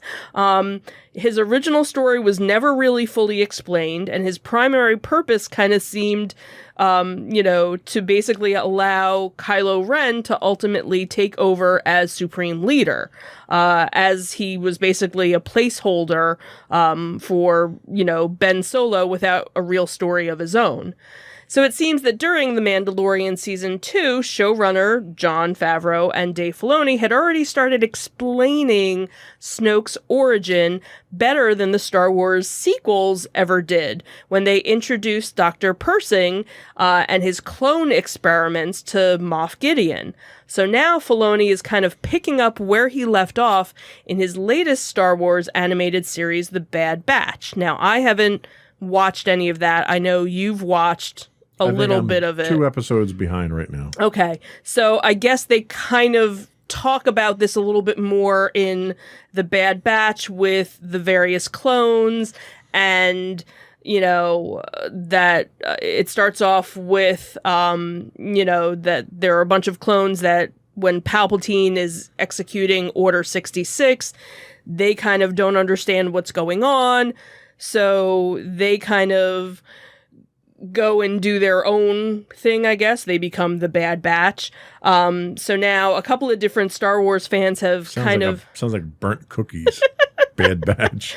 Sometimes burnt cookies aren't so bad. So now, you know, a couple of different Star Wars fans have kind of theorized that, you know, the Kaminoans, that they're, you know, kind of closely tied to Snoke. They're the and people that, with the long necks. Oh, okay, gotcha. And that the Mandalorian's Dr. Persing's experiments on Grogu and even Rey were kind of part of that whole thing, kind of meshed together. So again, most, and obviously if we, go through and watch more of the Bad Batch, there's probably a little bit more that kind of explains, and kind of tries to fix it, I guess, to better understand, where Snoke came from and how he, came to power and kind of why, other things happened later on in the series. So again, we haven't, you've watched more than I have, but I haven't watched any of it. So again, all these different kind of theories coming in, to kind of, I guess, better answer who this guy was and how he came to power. So one of the things that's probably worth mentioning is that in the expanded universe, the concept of cloning existed. Mm-hmm. And even in the prequels, when we had the clones show up for the Clone Wars, Mm-hmm. the understanding is that they could not, the technology at the time could not clone Force users. Right. So they could clone regular people, they could make armies out of them, and so forth. And it wasn't until in the later books, the Thrawn books, as a matter of fact, where you start to see them experimenting with Force users being cloned. Right. And one of the key ones there was a Jedi that was cloned. His name was Joro Sabath. And he was cloned successfully, but the cloning process and the way that the Force works, he goes insane. So there was numerous experiments that Palpatine was trying to go through in the expanded universe to generate a clone that he could transfer his essence into. So they allude to this in a few other canon mediums, one being one of the Star Wars games that you can play, and the storyline itself goes along with this operation that Palpatine had planned, so that if he dies, this operation goes into effect, and part of it has to do with them putting these cloning cylinders in hiding. Then you have a few of the novels deal with this, where he's cloning his body, and his essence survives the Death Star, and his essence transfers into the bodies. But because of the power of the Force, the bodies, he's basically burning through the bodies. Okay. So he can't sustain himself in a cloned body for long. So then we fast forward to Rise of Skywalker, and you have that really weird scene where Palpatine's introduced, and you see a clone that looks like Snoke in this tube somewhere. Right. And that's supposed to represent the fact that these are his clones that he has been trying to do for so long. Exactly. Right. And then the scenes that we see in The Mandalorian, right, are the same thing, where they're trying to take, Grogu's cells or blood or whatever, and use that to clone a Force sensitive body that Palpatine. So that's sort of their expansion, right? Trying to their move it explanation of the expanded universe version of the cloning. And it's supposed to ultimately wind up with Snoke, where they couldn't keep cloning the body. So there's speculation that the Palpatine that you see in Rise of Skywalker is Palpatine in his original body, because they could not come up with a viable clone. After trying. Right. So Snoke was put in place to run the Empire while they tried to perfect this. Gotcha. In the process. So he was a placeholder, really. Right. But none of that's explained in the movies. Right. So you get this person who is, all powerful. Literally larger than life when you first see him, because you see him as this giant hologram. Right. And then when he finally shows up, he's this frail, shadow of a being who ironically looks very much like the species that Palpatine's master was supposed to be. So there was always speculation about him being Darth Plagueis, but obviously he wasn't. There was speculation that he was a resurrected version of Darth Vader because of some of the wounds on his face, but he wasn't.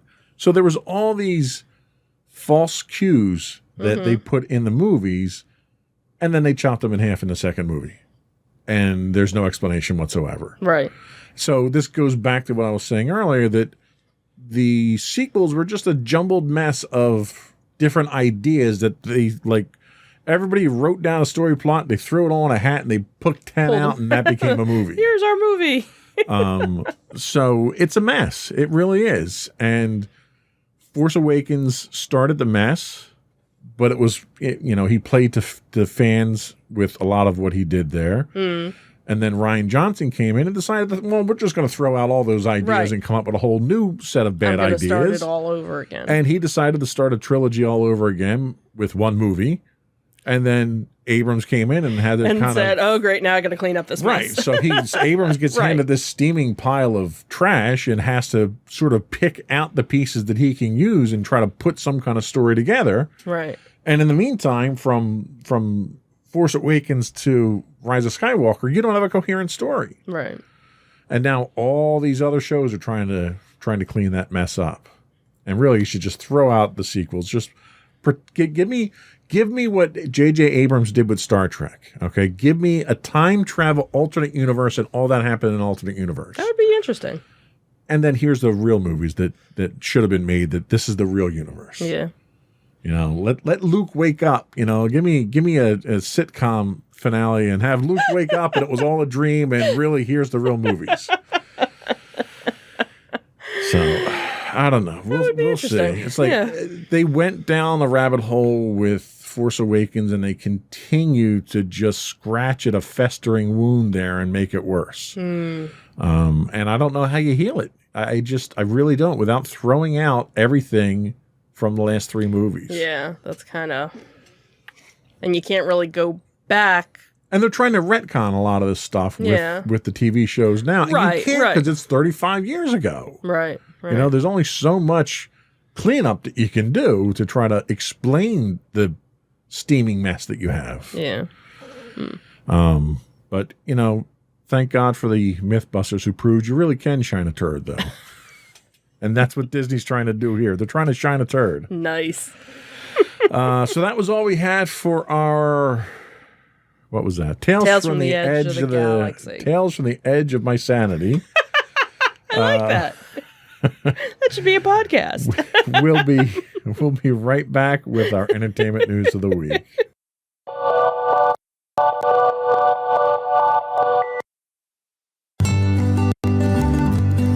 Insights into Teens, a podcast series exploring the issues and challenges of today's youth.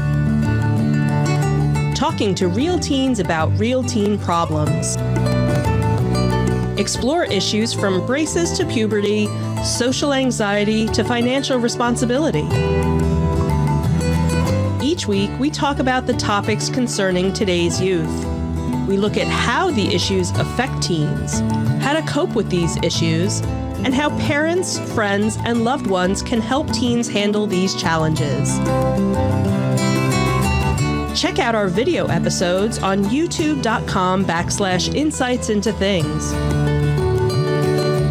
Catch our audio versions on podcast.insightsintoteens.com or on the web at insightsintothings.com.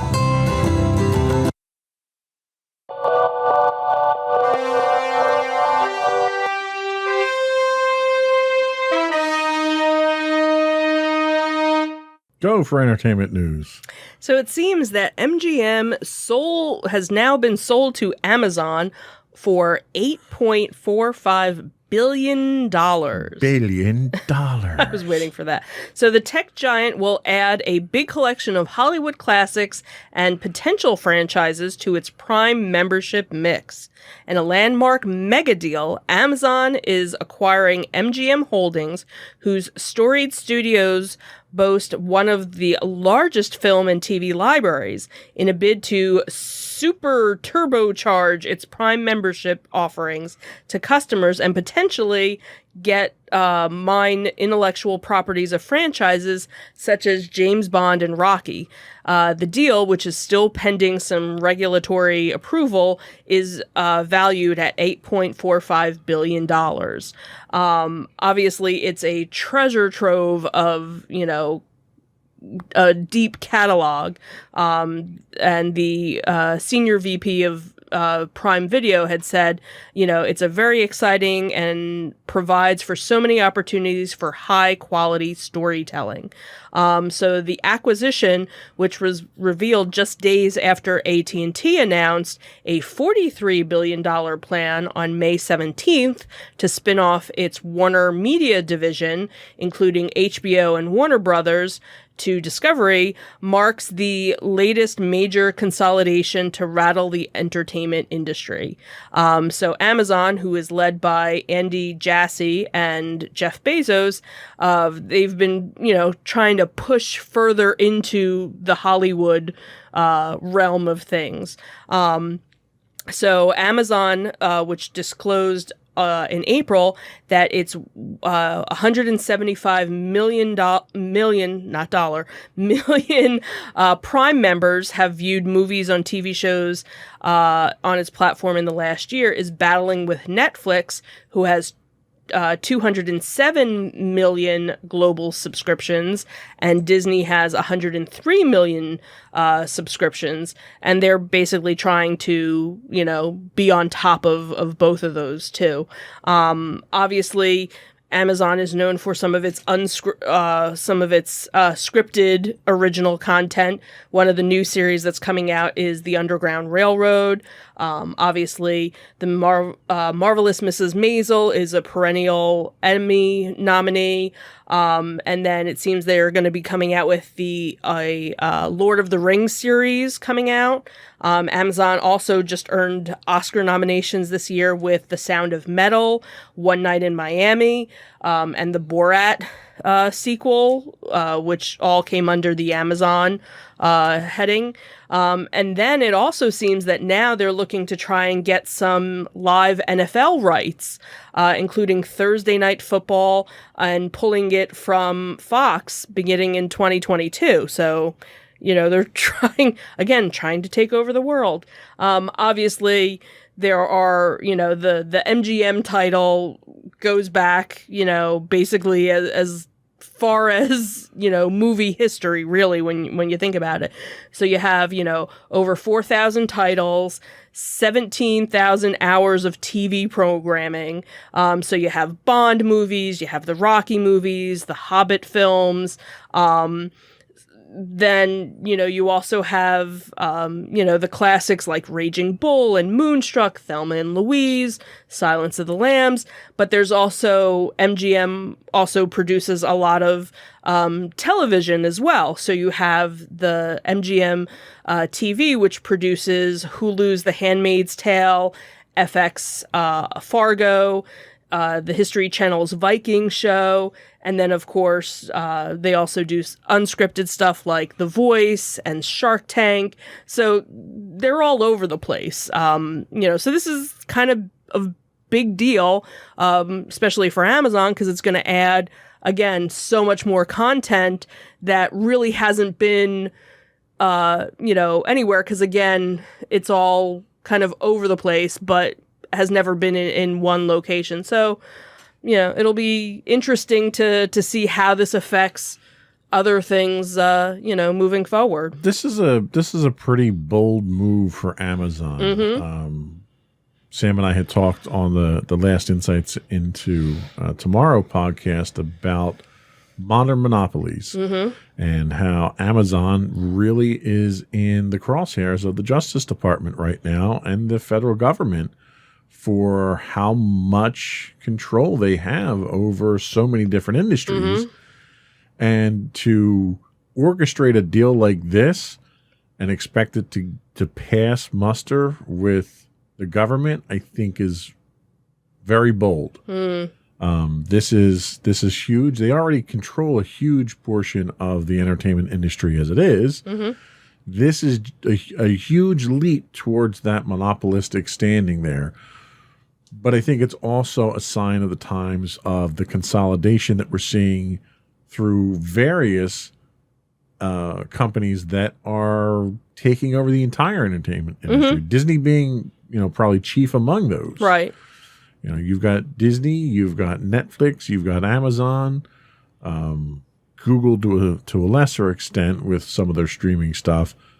But the problem that you're running into is you've got all these big, major, multi-billion-dollar companies that are gobbling up everything, and you're going to have three choices. You know, we're going to be back to three networks again like we were 30 years ago. Right. I don't know if that's good for the market. I don't know if that's good for the consumer. Well, I don't know, because now every time you turn on, it's, hey, this show is coming and it's now moving to Paramount Plus. Right. Or, Everyone's got their own hey, streaming this one, platform. and it's Discovery Plus, and it's, like nothing's on regular TV anymore, or they'll do the first season on regular TV and then everything else moves to a premium channel. So if you want to watch it now, you have to. And the streaming model works because it's not dependent on advertising, obviously. And that's the model that's driven the entertainment industry for, almost 100 years now, was advertising. And with advertising, even with Nielsen ratings, when Nielsen would put, technology in people's houses to see what they were watching, or they would send their surveys out, you would base your advertising revenue on what that information was. And at best, it was an educated guess. With streaming, you don't have that problem. Right, because you know who your customer is, you know what they're buying, you know where they live, you know what their ethnicity is. You know so much about your customer now with streaming that the streaming model works. Not only are they paying a subscription, but these subscriptions that you're paying for aren't all ad-free. Right. You're seeing different tiers in your subscriptions now. So for Hulu, for $5 a month, you get it with ads. For $30 a month, you get it without ads. So it's like they're still making money off of you, but they're making money with such targeted advertising that it makes sense. That's not where my concern is.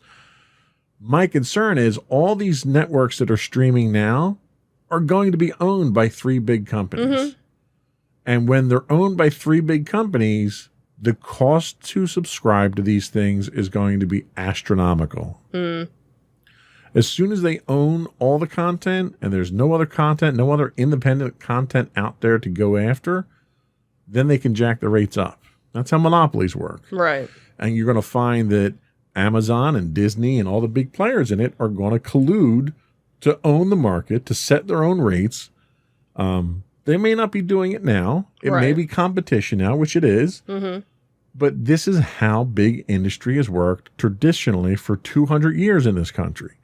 Is you have all these independents or all these individuals that get gobbled up into consortiums. Those consortiums become mega, billion-dollar companies, and a few companies own everything. And once that happens, then they can fix prices. And whenever that happens, the consumers lose out on it. And this is another sign of that happening. So, good for Amazon. I'm a Prime subscriber, so I'm going to get to take advantage of all this stuff. But I guarantee you that if they're paying billions of dollars for this deal, your Amazon Prime subscription is going to go up significantly in the next few years. Yeah. So, we'll see. We'll see. What else did we have? So we had, a little bit of sad news that happened the other day. So it seems that Samuel E. Wright, who was the voice of The Little Mermaid Sebastian the Crab, and also Broadway's Mufasa, passed away at 74. The news was actually posted on the Facebook page of the town of Montgomery, New York. They had said, Sam was an inspiration to all of us, and his family established the Hudson Valley Conservatory. Sam and his family have impacted countless Hudson Valley youth, always inspiring them to reach higher and dig deeper to become the best version of themselves. On top of his passion for the arts and his love of his family, Sam was most known for walking into a room and simply providing pure joy to those who interacted with him. He loved to entertain, he loved to make people smile, and he laughed, and he loved to love. Obviously, the majority of people know him as the voice of the Jamaican crab who served as King Triton's advisor and sings one of the most beloved songs in Disney canon. But he also was an accomplished Broadway actor. beginning in the original 1971 production of Jesus Christ Superstar. In 1974, he actually replaced Ben Vereen as the lead in Pippin. In the 90s, he appeared on Broadway in Over Here, The Tap Dance Kid, Welcome to the Club, and then in 1997, he originated the role of Mufasa in the Broadway production of The Lion King, and that actually earned his second Tony nomination. He did television as well. He did, various guest starring roles on All My Children, The Cosby Show, Spencer for Hire. And in 1988, he actually played jazz great Dizzy Gillespie in Clint Eastwood's Charlie Parker biopic Bird. But obviously the role of Sebastian is what most people know him for, and the song Kiss the Girl, which was Best Song Oscar nominee for the movie as well. He did other things with Disney as Sebastian. There was the Sebastian's Caribbean Jamboree, Disney's The Little Mermaid 2, House of Mouse, and in 2008, he reprised the role of Sebastian as in The Little Mermaid, Ariel's Beginnings. He had also done voice-over work in the computer-animated movie Dinosaur. He is survived by his wife and his 3 children.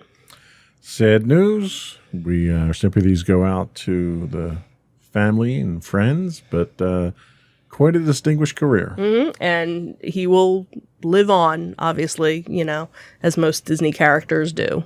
And nothing like Disney to make you immortal, right? Absolutely. So that was all we had for our entertainment news. Mm-hmm. We'll be right back with our insightful picks of the week.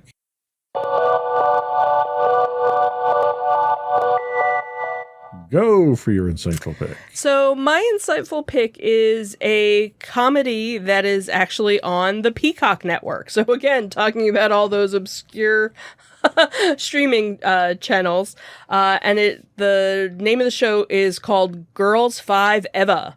And so what it is when a one-hit wonder group from the golden era of girl groups gets sampled by a young rapper, the members reunite to give their pop star dreams one more shot. This time, Dawn, Wiki, Gloria, and Summer must navigate the intricacies of a new, more socially conscious society, realizing that their old music wasn't all that uplifting to young women. So it kind of toggles between 1999 and 2021, and the story kind of sheds some light on the fall from stardom and their return to relevance as the women balance spouses, kids, jobs, debt, aging parents, and pain. So it's kind of a interesting take, to kind of see, all these musicians who had these one hits and kind of faded, from existence, and how, do they manage these days? So, the one person works in her brother's restaurant. The other one supposedly, is this glamorous jet setter, when you find out really that she actually just works for an airport, and all of her photos that she posts on Instagram are all fake, that she's pretending to still have this high lifestyle, this big lifestyle that she doesn't even have anymore. And the one is now a dentist. She got a regular job after, the fact. And then the other one, who married a boy band singer, basically they don't even, really live together anymore. Everything's kind of fake. And so at one point she's on a FaceTime with him, but it's actually a cameo. So she paid to have this message recorded from her husband. So really kind of quirky. It's a really fun cast. So if you're, somebody that remembers the girl groups of the late 90s, it's kind of nostalgic to see, this is what happens when, you're in your 40s now. And, trying to relive your youth, I guess, in some ways. So really kind of funny. Nice. Good pick. Thank you.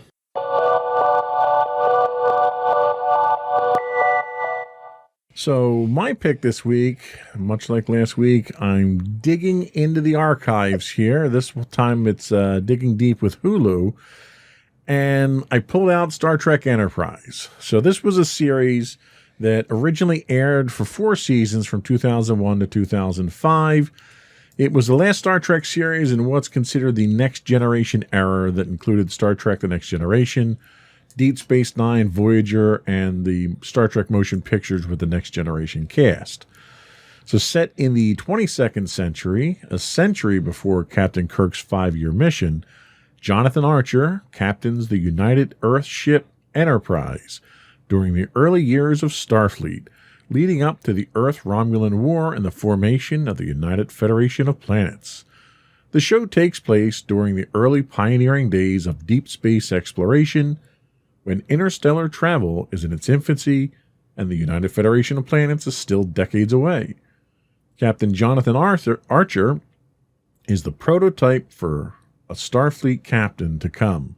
He's bold, intensely curious, and eager to venture where no man has gone before.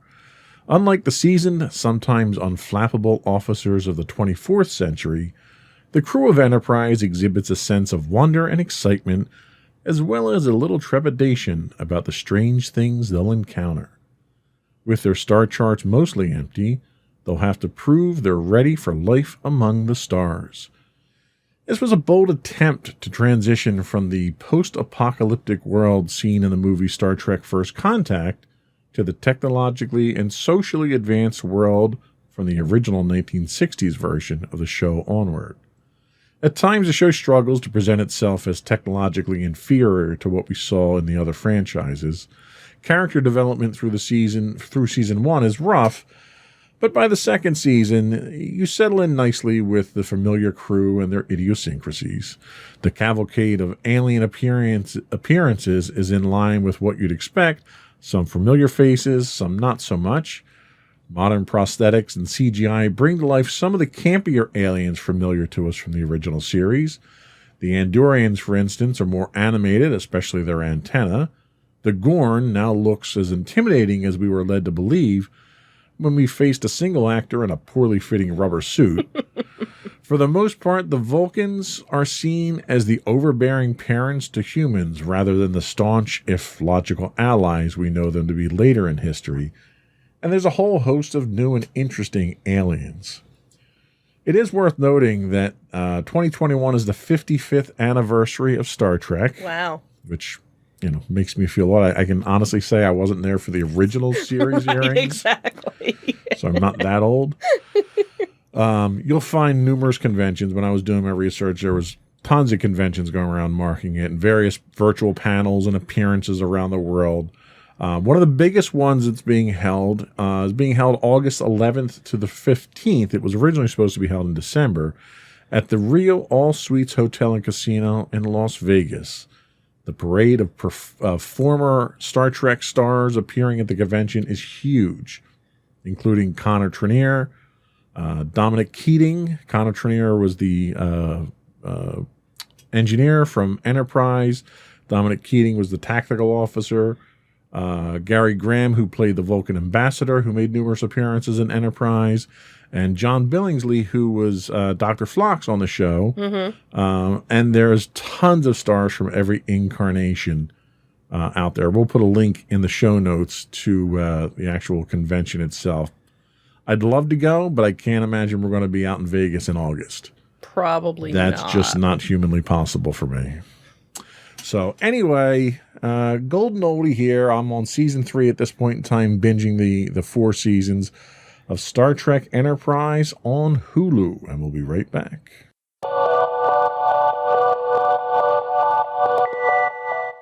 So that was it for the show today. But before we go, we did have an event that we went to this weekend. Yes, Why don't you we did. Tell the audience about that. So one of the events that we kind of look forward to during convention season is Monster Mania.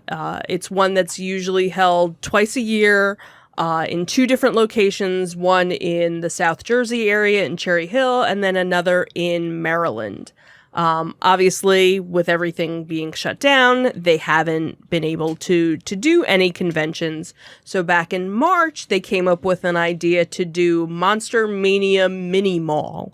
Basically, this was going to be an outside event where they would be able to actually have more vendors than they normally would be able to hold in at least Cherry Hill. I don't know what the Maryland location we've never been is to like. that We've one. never been to that one, so I don't know if it's a bigger or smaller or whatnot.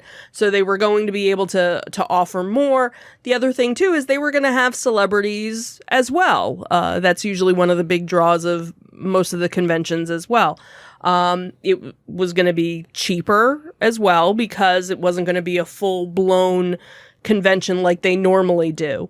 It was held at the convention Greater Philadelphia Expo Philadelphia Expo Center in Oaks, which we've been to many times, and they actually have an outside area that's fenced off. We had never been to anything that was like that. So you had to go through one gate. They scanned your tickets. You had to purchase your tickets in advance. They weren't doing anything at the door.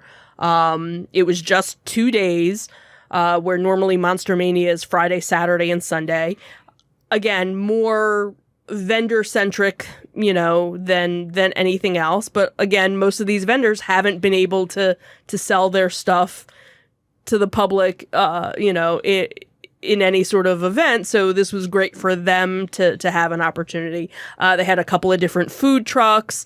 They had music playing. Everything, for the most part, was very well spread out. The only issue was that it was hot. Painfully, 94 degrees.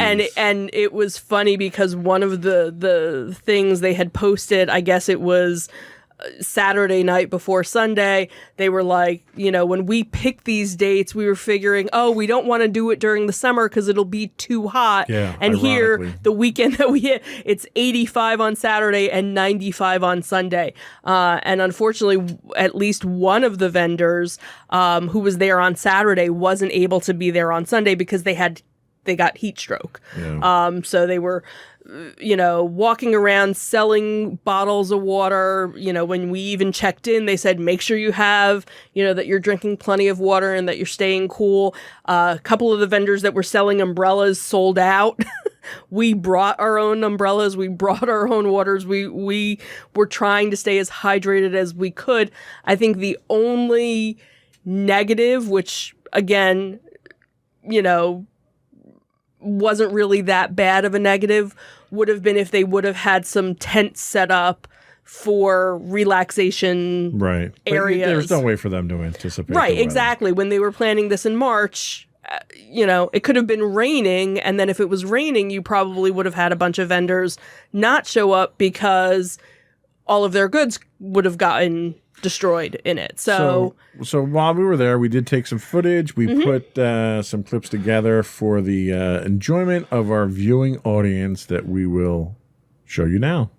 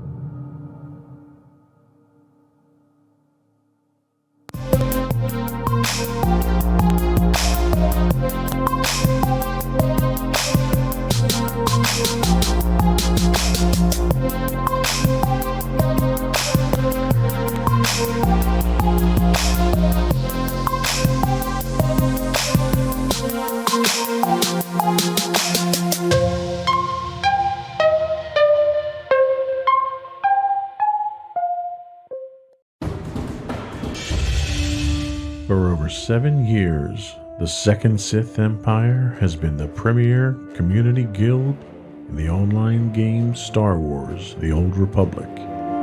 With hundreds of friendly and helpful active members, a weekly schedule of nightly events, annual guild meet and greets, and an active community both on the web and on Discord.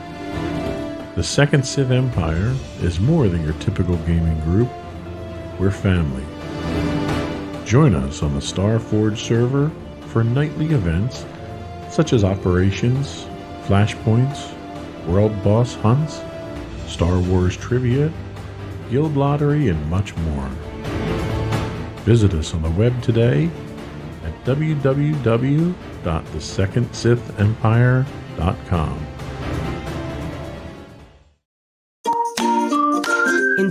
Insightful podcasts by informative hosts.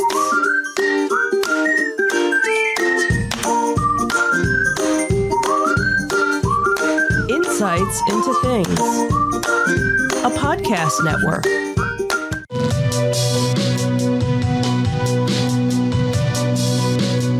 Welcome to Insights into Tomorrow, where we take a deeper look into how the issues of today will impact the world of tomorrow. From politics and world news to media and technology, we discuss how today's headlines are becoming tomorrow's reality.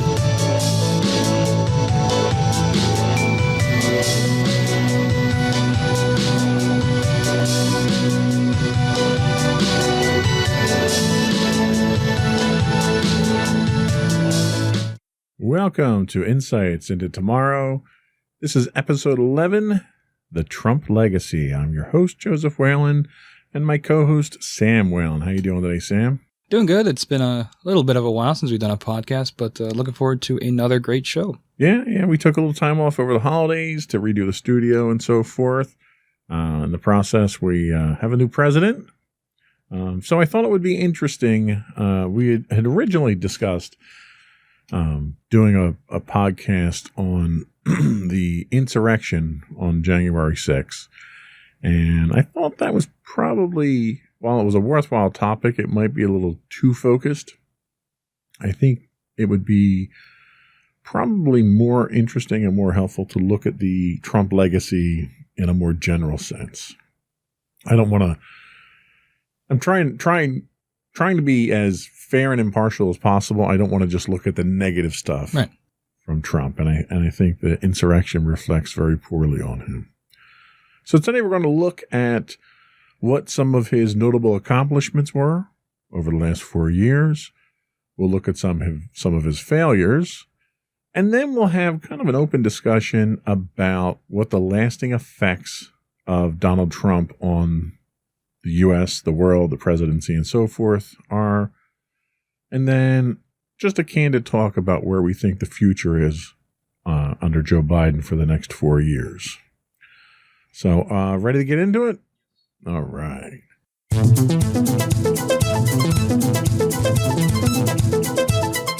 So, I wasn't even going to do the plugs because I think this is going to be a long podcast. We'll do the plugs at the end of the show. Notable accomplishments. I kind of broke these down into a couple of key ones that came out of the whitehouse.gov website prior to the changeover. And the first one, and one that I think really is probably the biggest, is the reshaping of the federal judiciary. So everyone knows that Trump appointed 3 Supreme Court justices that are life terms, but he also appointed 220 judges to lower courts, which are all lifetime appointments as well. 25% of U.S. Circuit Court judges were Trump that are in place today were Trump nominees. And Trump's influence as a result of that will live on through the judiciary for the foreseeable future. Do you think that is a good thing, a bad thing, indifferent thing? What are your thoughts? I think it depends on what these judges are going to be ruling on in the coming years. And especially since it's impressive as a president to be able to do that in only 4 years to appoint that many judges and 3 Supreme Court justices as well.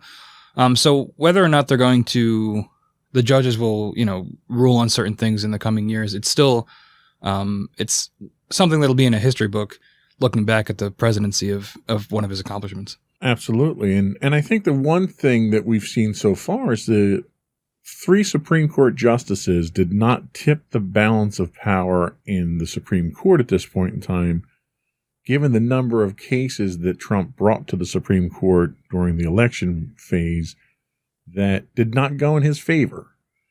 So I think, if nothing else, the impartiality of the Supreme Court seems to still be intact, which is a good thing. The next thing that we look at is Space Force. Space Force is the first new branch of the U.S. military since the U.S. Air Force was created from the Army Air Corps after World War II. It's supposed to be a more centralized version of the military missions in space. Now, that's not fighting aliens or anything like that. What they do is they handle satellite surveillance. They handle all the military satellites. They're responsible for the GPS system that's both civilian and military use. They're monitoring the various debris that's in space to make sure that it's not dangerous to future missions. What do you think? Do you think, I'll be honest with you. When I heard that we were creating Space Force, I couldn't help but chuckle. Mm-hmm.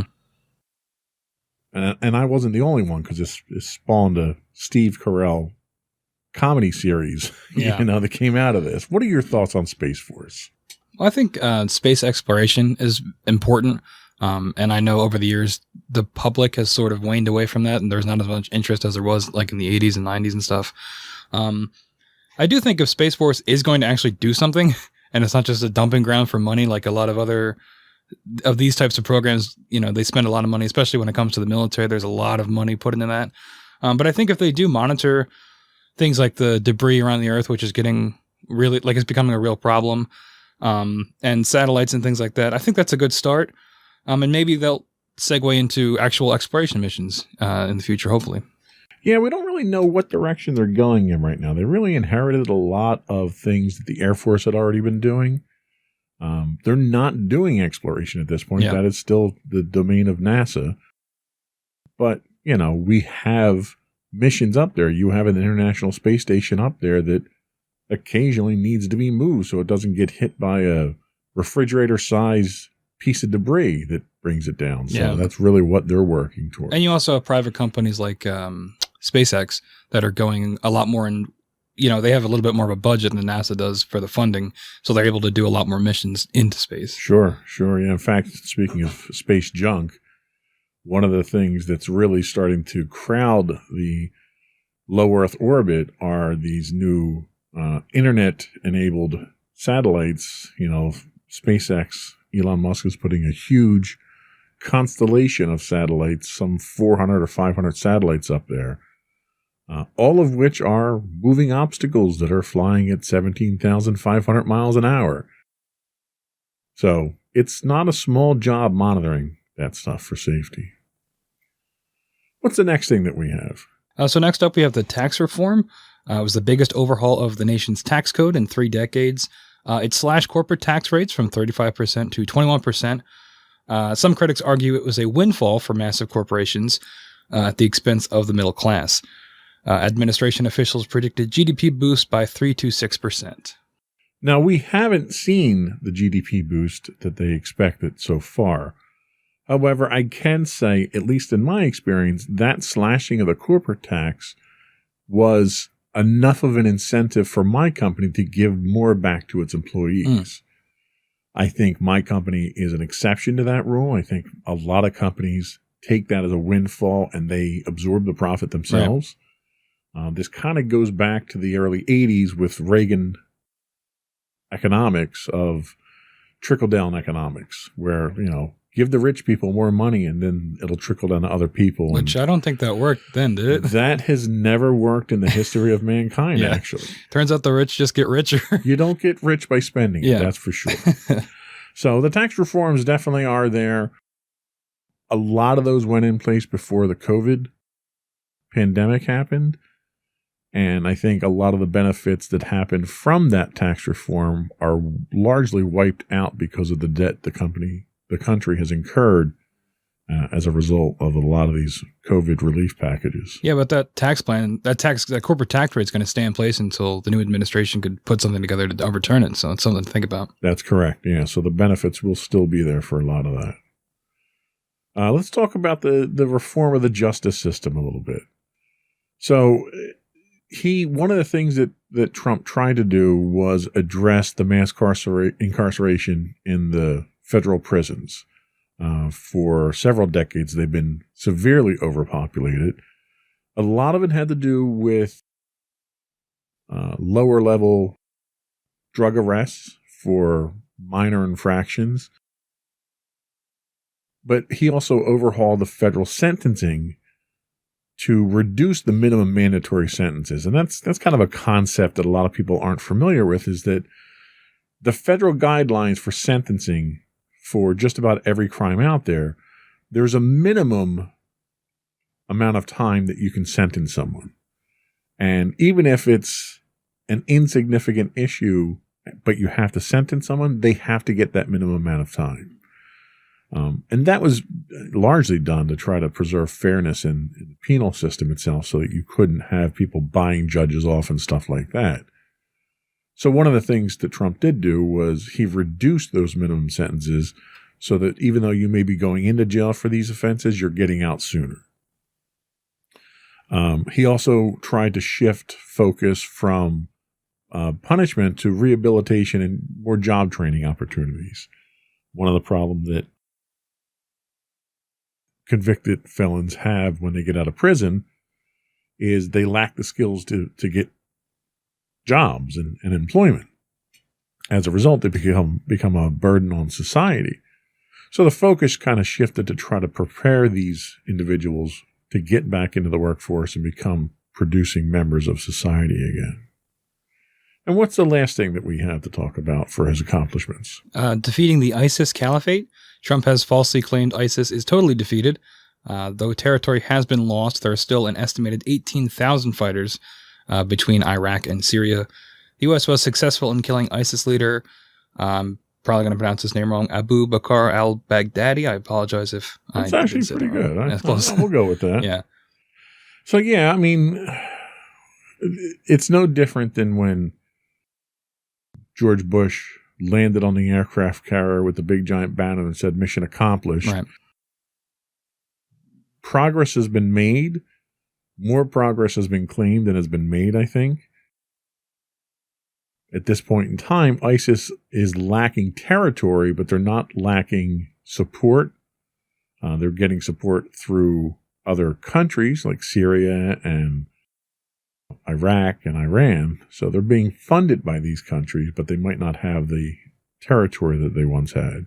Yeah, I think conflicts like this in this area of the world are always going to be this messy, and they have been since the U.S. began to get involved way back in the 70s and 80s. It's always been a difficult, not war, but difficult conflict to manage, whether through proxy or through direct involvement from the U.S. And I think that this is no different. I think, and it's going to continue to be this way because it's too difficult of something for us to manage and certainly not fix. Sure. Yeah, no, I agree 100%. One of the things that I didn't put in here that was related to this was the drawdown on troops in Iraq and Afghanistan, which Donald Trump has made significant progress there. He had wanted to get us out of that area completely, but because of the sensitive nature of that territory, we couldn't pull out entirely.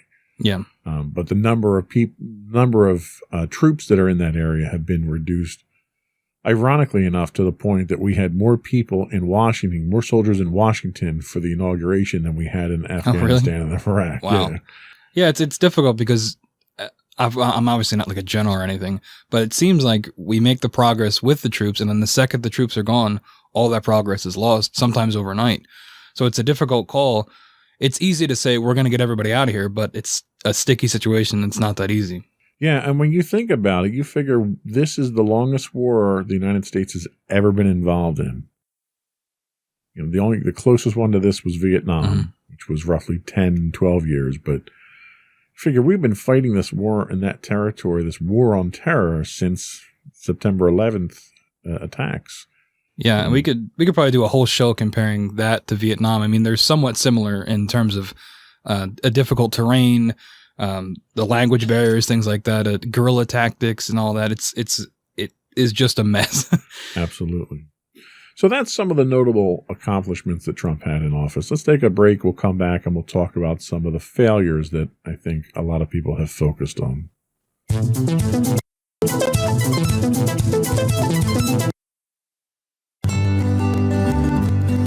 Insights into Teens, a podcast series exploring the issues and challenges of today's youth.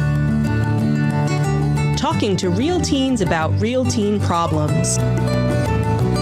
Explore issues from braces to puberty, social anxiety to financial responsibility. Each week, we talk about the topics concerning today's youth. We look at how the issues affect teens, how to cope with these issues, and how parents, friends, and loved ones can help teens handle these challenges. Check out our video episodes on youtube.com/insightsintothings. Catch our audio versions on podcast.insightsintoteens.com or on the web at insightsintothings.com.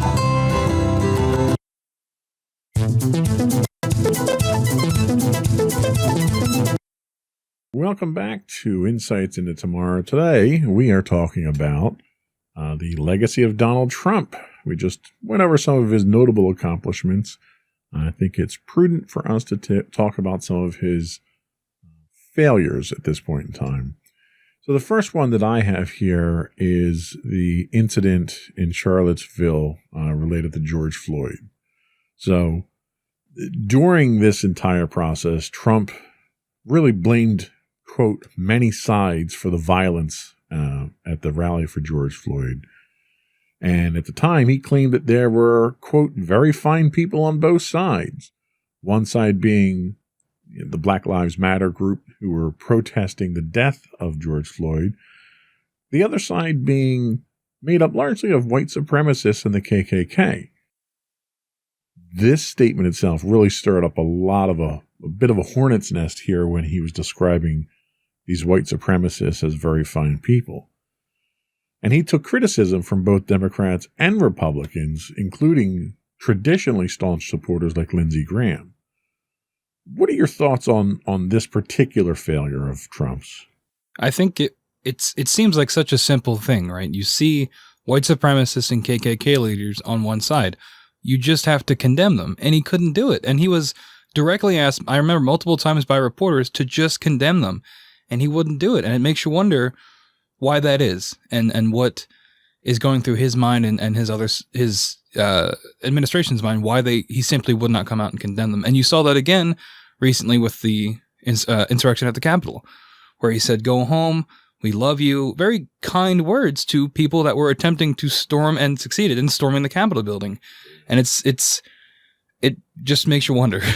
Yeah, well, and the thing is that when this happened, there was a lot of research that came out about Trump's history and the Trump family history, and information came out at this time that his father was a member of the KKK. He was arrested in the early part of the 20th century at a KKK rally for crimes that were committed at the time. So it was very disturbing to see this side of a president come out where he was openly endorsing white supremacists.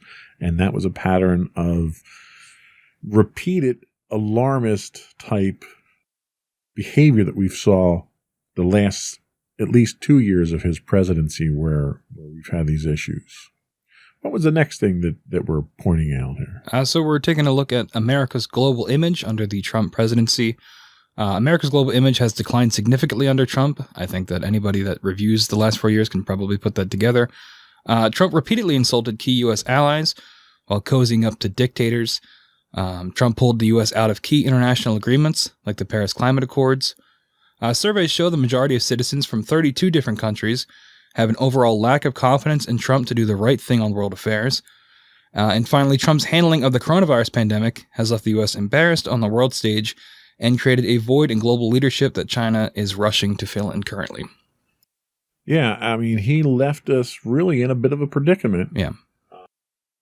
So much so that immediately after the election, before the results were certified, you had allied nations that were reaching out to Joe Biden to congratulate him on the win before it was even official. Mm-hmm. I'm not sure what the long-term implications of that are, because I think a lot of the damage that he did, at least as far as our allies go, are things that can be built back fairly quickly with him out of office. Mm-hmm.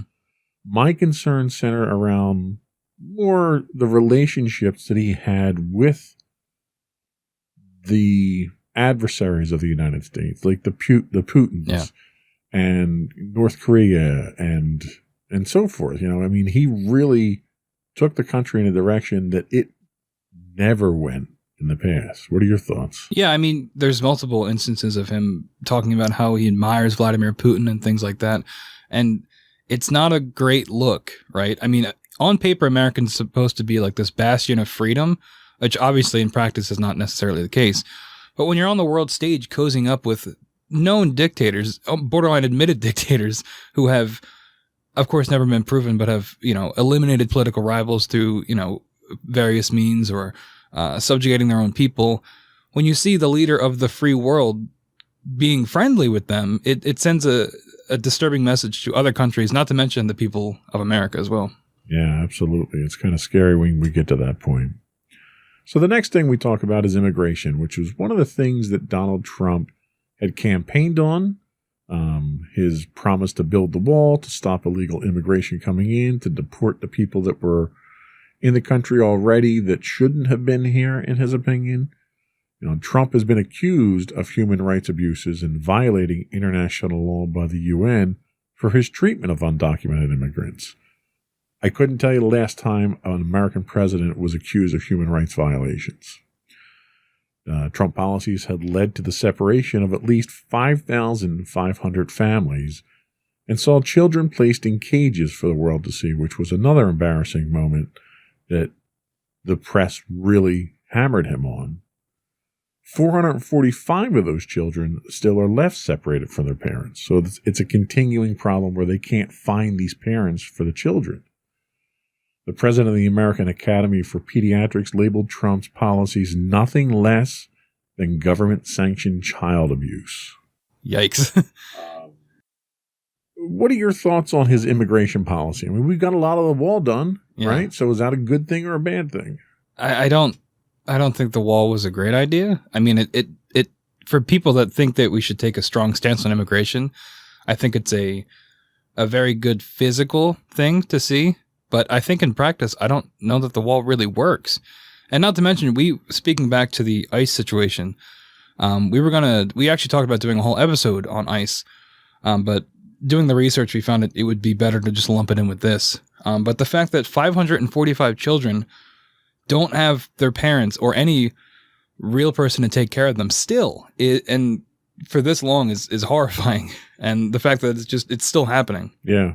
Yeah. And Trump tried to defend his actions by claiming that a lot of these children were not brought over by their parents. They were being brought over by criminals and mules and, people that were trying to get into the country illegally and using the children as a means to get into the country.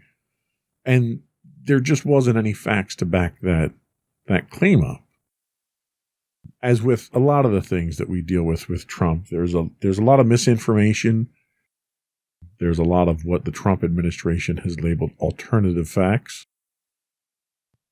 And I think you have a difficulty in sifting through. There's so much misinformation thrown out about these things that it takes an effort to sift through that you shouldn't have to make such an effort to do. Yeah, I think that, I mean, we'll probably touch on it more later in our concluding thoughts, but I think that's part of the plan, is to put as much false things out there that you question what is real and what is true. And then from there, you can make your reality whatever you want. Right. So what was the next thing that we're going to ding him on here? So the handling of Iran, Syria, and Afghanistan, we touched a little bit on this with the troop withdrawals.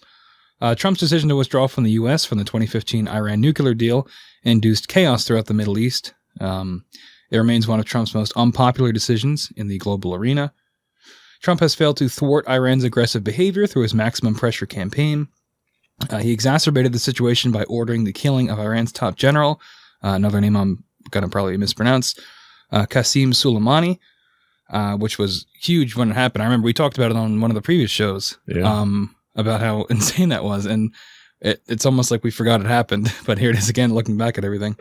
Iran has since abandoned the nuclear deal and is actively working towards nuclear weapons. Again, Trump pulled U.S. troops out of Syria, abandoning U.S. allied Kurdish forces. I remember that was extremely controversial too, especially with, I saw a lot of veterans on Twitter like talking about that when that happened, about how that was wrong to do because you left these people hanging to dry. The withdrawal induced a humanitarian crisis in the region and the security vacuum that Russia, Iran, and accused war criminal Syrian President Bashar al-Assad benefited from. Trump started a massive pullout of U.S. troops from Afghanistan, essentially surrendering the country once again to the Taliban. And finally, Trump dismissed published reports that Russia paid bounties to Taliban-like militants to kill U.S. troops. So we're getting a little bit of the cozying up with dictators again in this section as well. And overall, it's not a great look.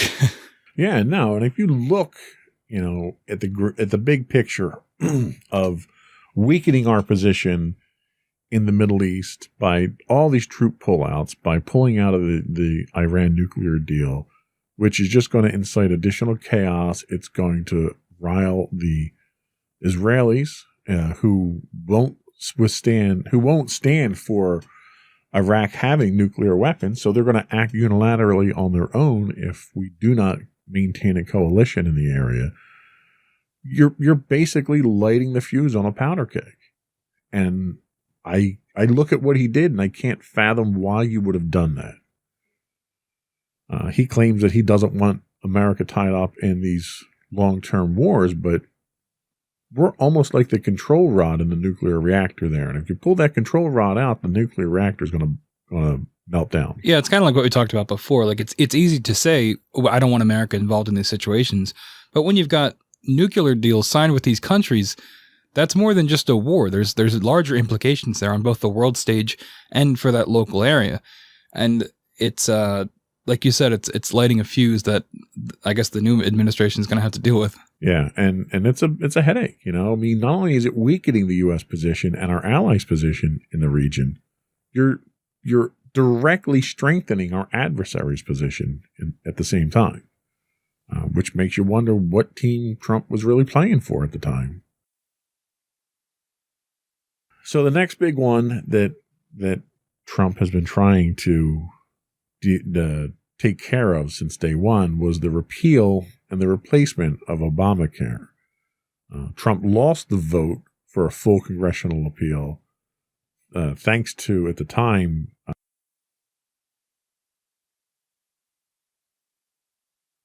Ruth Bader Ginsburg? No, Senator McCain. Oh. That was like one of the great acts of defiance that Senator McCain had against Donald Trump, was to turn that vote down. He's managed to dismantle parts of it, including the rollbacks on tax penalties for those that are not enrolled in health care.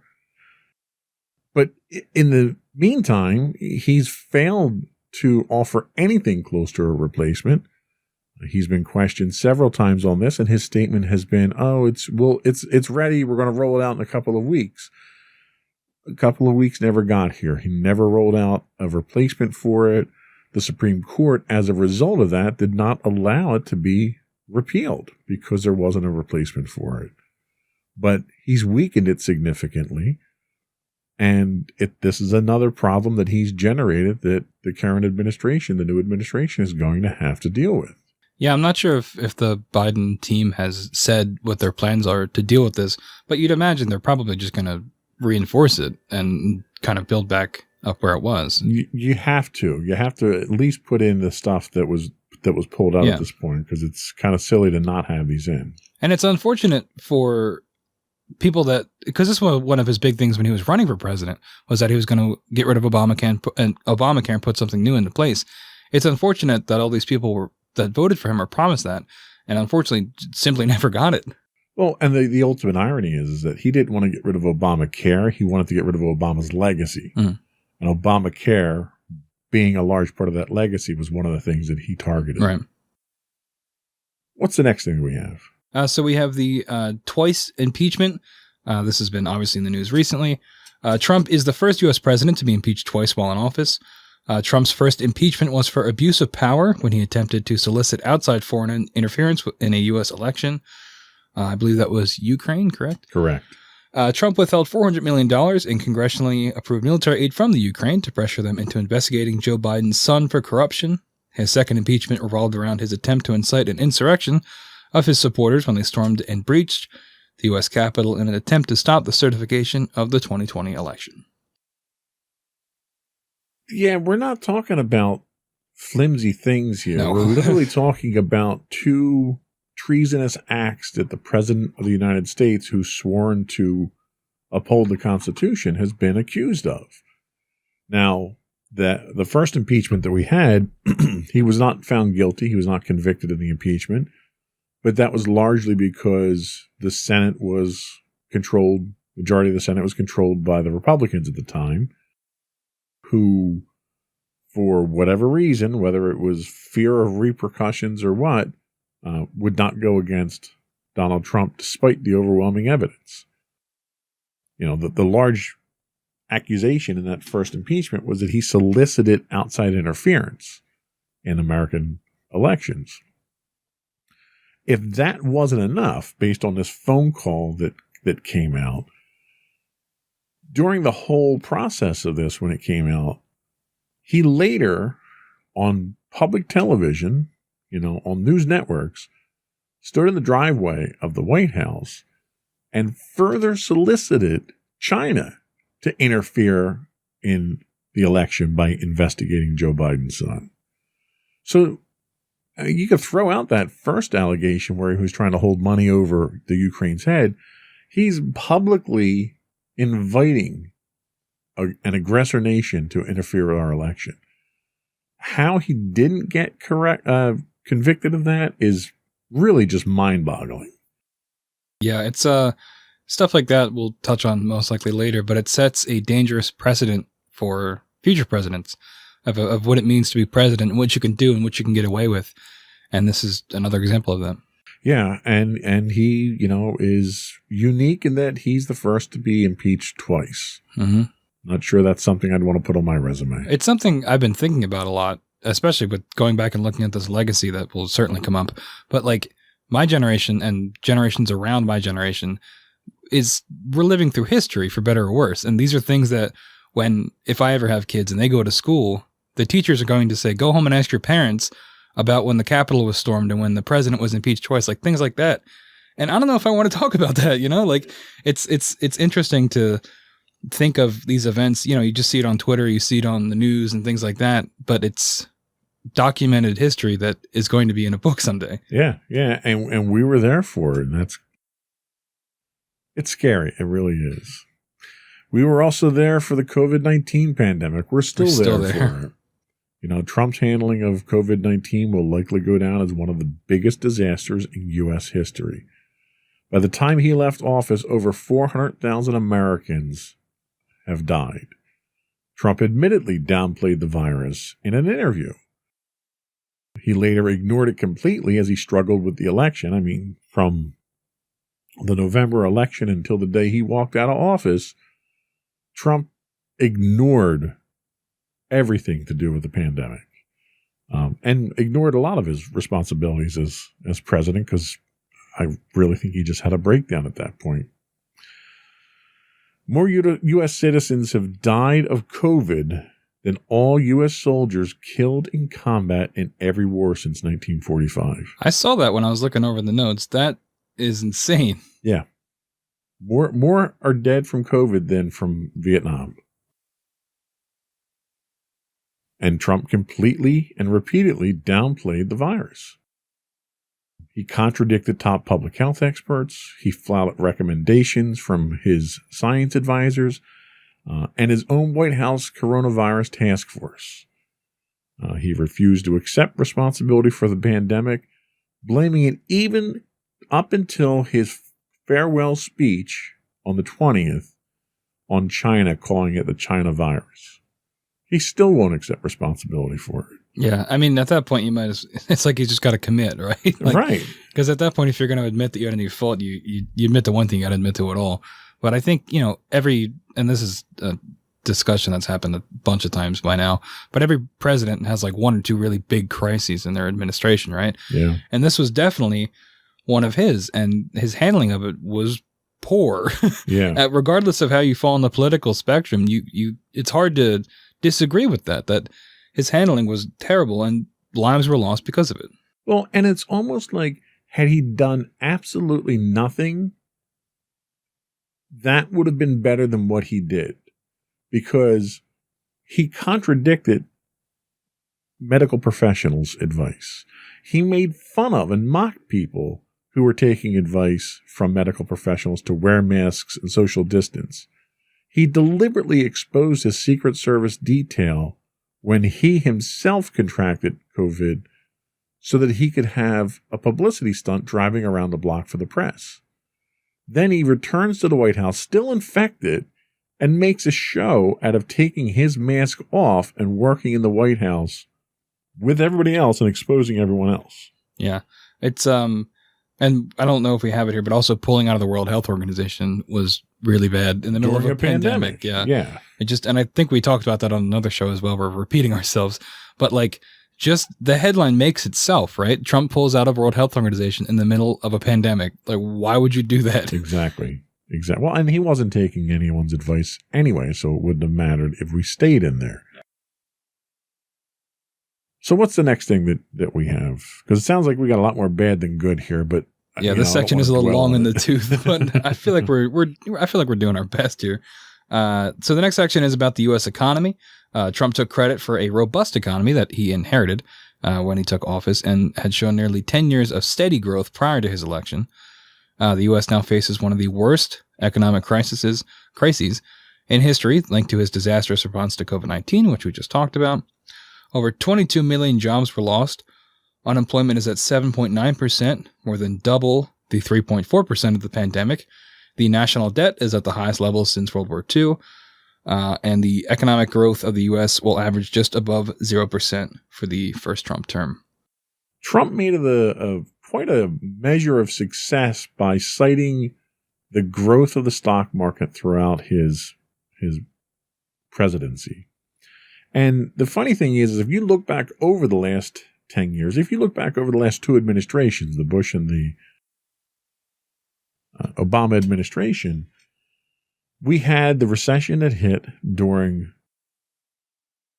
President Bush's term. And then you had all the bailouts, the controversy over corporations that were too big to fail and the government bailing them out and so forth. But then we went on a steady increase in the economy that grew at a pretty consistent pace year over year, despite what Trump did. You didn't see any spikes in growth under Trump that would mark something significant that he did. But what you did see was all the controversies that came out with Trump. The economy continued to grow. And it grew not because of Trump, but in spite of Trump. Because typically any other president who would have gotten tied up in some of the controversies that he did would have had a direct impact on the economy. And it was almost as though the economy and the world expected this sort of thing from Trump. So they sort of shook it off and it didn't affect the economy. But even then, what you had was the pandemic hit. Your unemployment soared. The country shut down for a period of time. and the country never fully recovered from that. Our unemployment today is more than twice what it was before the pandemic hit. So if there's a measure of success to look at here, it's what the recovery looked like after the crash. And after the last recession that we had, there was significant growth. We've yet to see that in this case here. So the economy, even though the Dow Jones and the stock market's up and that's all great, the economy itself, the jobs themselves that were promised, that Trump has touted over and over again, just haven't materialized. Yeah, and again, we go back to the we go back again to the incoming administration and how they're going to, you still have all the negative impacts of the pandemic, which is still going on, and how they're going to deal with that and how they can come back from that. It's a complex thing that is not as easy as, oh, I was president for 4 years.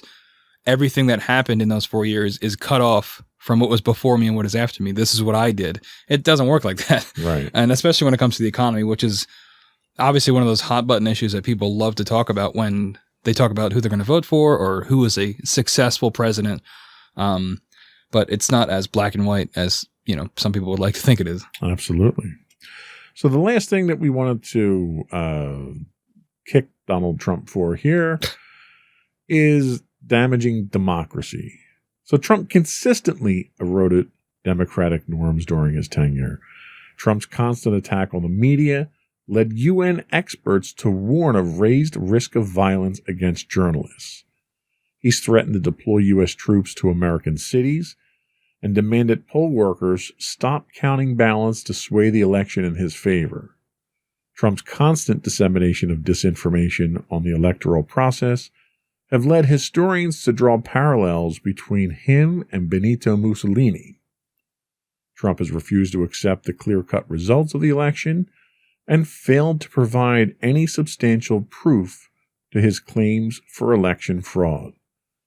The president is charged now with inciting insurrection at a rally and attempting to prevent a peaceful transfer of power. So now, since I wrote these notes up earlier in the week, additional information has come out that shows not only did Donald Trump incite and encourage his supporters to storm the Capitol, he also has financial ties to several organizations that were part of that shows he's financed those groups to do exactly that.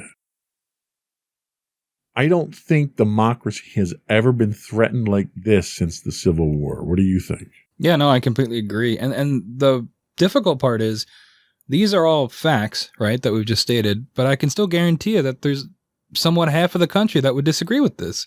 And that's where the real damage is, the erosion of a common reality that we all have, right? Because, and I think that is, and I mentioned it before, but I think that that's part of the tactic, is to put so much information, false information out there, and to do all these things that for any other president, any one of them would have got them out of office, most likely, or a terrible scandal. But to just keep doubling down and to keep, moving facts around, it has eroded just average people's way of thinking. And I've seen it in my own life personally, people I know, that we can't even talk about it because we don't agree on the facts and what is real and what is not. And just because I have facts, it makes me, I'm only saying that because I hate Trump, but it's not that's not what is true. And I think that is a thing that we're going to see in the coming years, is this difficulty of telling what is fact and fiction. Even if Trump is no longer in office, I think that stain is going to remain with the country for a while. Yeah, you could have your own opinion. You're entitled to your own opinion, right, but you're not entitled to your own facts. The facts are the facts. And regardless of how much effort is put forth to disseminate misinformation, to skew those facts, the facts are still there. It's unfortunate that we have to go through the effort, almost like an archaeological dig, to get through all of the lies so we can get down to the facts themselves. And even then, the diehard supporters of someone like Trump still just simply refuse to accept the facts. Whether or not you choose to accept the truth doesn't make it any less true. And there are people out there that are having a very difficult time accepting that. One of the networks we stream on here, we stream on a network called Vaughn Live, and there's a lot of Trump supporters that watch that particular service. And there's been a couple of instances where people, during our replays there, have directly questioned, what are we talking about? Trump won the election in a landslide. And it makes me stop to wonder, despite all of the information that's out there, none of which points to a Trump victory, how could somebody possibly think that he won when not a shred of evidence has been produced, despite there being dozens of court cases that have been shot down by the Supreme Court, mind you, which has a majority conservative justices that he put on the court, have shot down so many of these lawsuits that he's brought. How could people still think that he won just because that's what they want? Yeah. And I think, and it's something that I've noticed a lot too. There's a lack of accountability in that mindset where, especially when we had the insurrection at the Capitol, immediately people, the conspiracies from that side of politics, were trying to blaming on Antifa and things like that, where in reality, that's not the case. I don't think there was any evidence for that. It's a lack of accountability where it can't be me. It can't be my fault. And I think that's what you see a lot. And especially now, Trump has made himself out to be a martyr, especially with the election results. And I think that just feeds more into the cycle of a lack of accountability and, Trump can do no wrong. And, it was robbed, it was stolen from him, which none of that is true. Yeah, I agree 100%. Well, let's take another quick break. We'll come back and we'll have a kind of an open discussion about the lasting effects of Trump and what the future under Joe Biden is going to look like.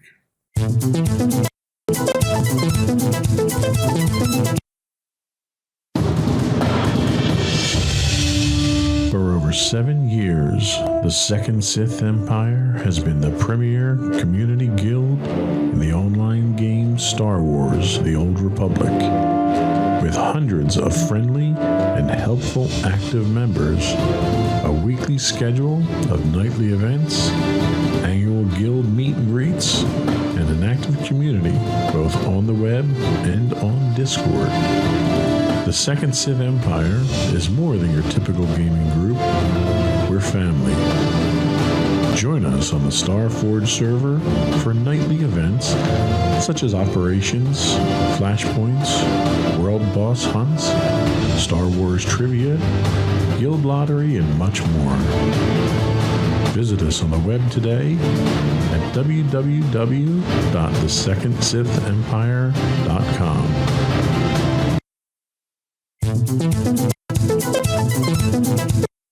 Welcome back. We are talking about the legacy of Donald Trump. And now we're going to talk about what the lasting effects of Donald Trump are on the world in general. And I'm going to throw a couple of these categories at you, and I want to get your thoughts. So the first thing that I have here I'd like to hear about is, what is the future of the judiciary and the Supreme Court thanks to Donald Trump? Well, like we've talked about, he had the 3 Supreme Court judges and what was it, 150? 250 other judges appointed. So that's definitely a lasting impact. I think it's really going to come down to, which is what I said during that segment, was how these judges are going to come down on a lot of decisions. I mean, we saw they don't always just toe the party line like you'd expect with certain things that Trump was trying to get them to do. We just talked about it. I forget what it was, where they well, for the election. Yeah. So something like that, if the fear is that they would just follow his orders, that was proven to be false. So I think that shows a somewhat of a hopeful thing where they are impartial, which is what you want from your judges. So hopefully we'll see that continued impartiality. The one thing that does concern me, though, is you have a man who appointed several hundred judges to lifetime appointments that will affect the judiciary moving forward. And this is the same man who was such a terrible judge of character appointing cabinet members that he had a revolving door on his cabinet and couldn't keep cabinet members. And he had positions where he had 3 and 4 replacements over the course of 4 years. which makes me wonder, how competent and qualified is he to choose a justice that's there for life? Is that something that concerns you at all? Yeah, I mean, that's a fair point, and hopefully, yeah, he has not been great at picking people, but based off their character. But hopefully, out of those 250, we'll get like, a third that are good at their jobs, like, best, for the hope. But if not, then hopefully the system will do its job, and they'll resign, or we'll find replacements. Hopefully, that's being very optimistic. Okay. Well, we're always so doom and gloom, I try to think positively. How about foreign affairs and our allies? What do you think the lasting effects are going to be on that? Well, I think initially it's probably going to be negative, but luckily we have the benefit of Joe Biden already having a working relationship with a lot of these people, most likely because of his time as vice president. So I think that is going to help rebuild a lot of the ties that Trump might have severed or damaged or tried to sever. And I think, having Joe Biden as the president might, the rest of the world will see America sort of back on track, hopefully, as having a functional government, a more, not traditional, but a more professional government. And I think that'll hopefully be a good thing for, our allies. And I agree with you 100% on those points. About the economy and taxes, what do you think we can see long term for that? Well, we talked about that corporate tax slash. Hopefully that is at least adjusted. I think that's way too much of a slash for corporations. I know you had mentioned that your company, things like that get benefits, but I think big picture, I do think it negatively impacts the most amount of people. For the economy, I think it's probably going to get worse before it gets better until we get coronavirus under control, which hopefully with the new administration we will, now that they're encouraging science and vaccinations are rolling out and things like that. Hopefully, once the virus is stabilized, the economy will also in turn be. I think you're on the mark there. It's really everything still centers around Corona. Yeah. What about immigration? Can we expect long-term effects of his immigration policies? I think that also kind of ties in with foreign allies and the world's perception of America.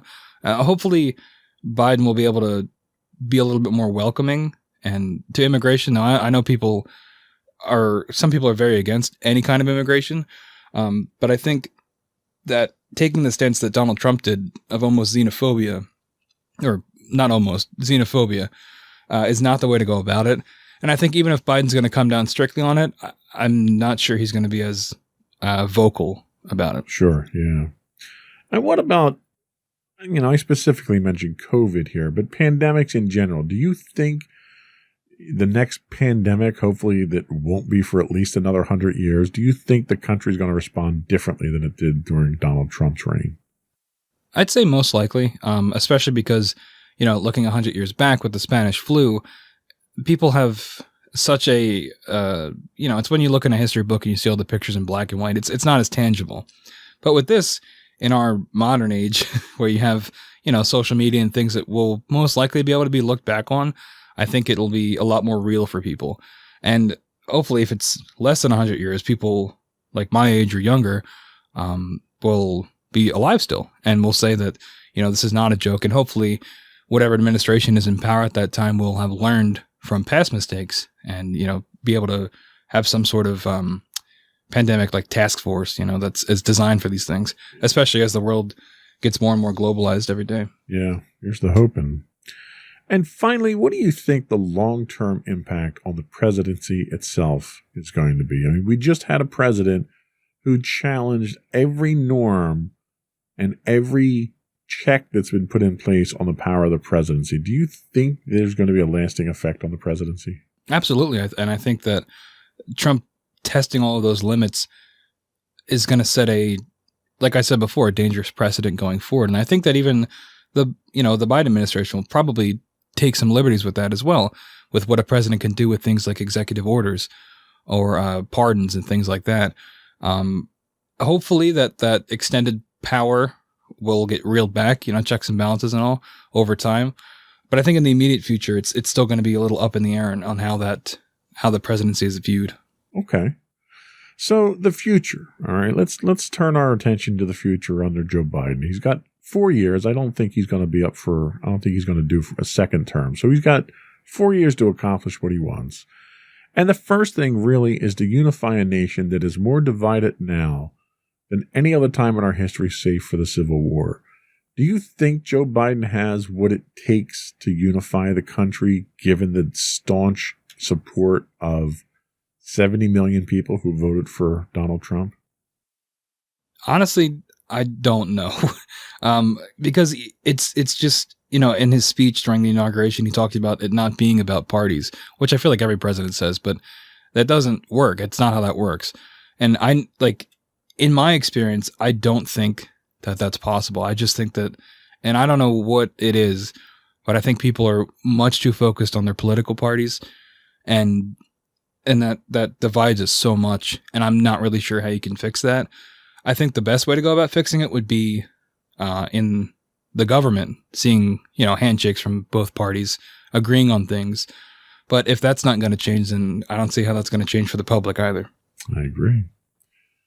Handling of COVID. So there's been a number of things in the first couple of days of the Biden administration that he signed by executive order to address COVID. Do you feel more confident in Biden's ability to handle COVID than Trump's? Do you think we're going to get ahead of this?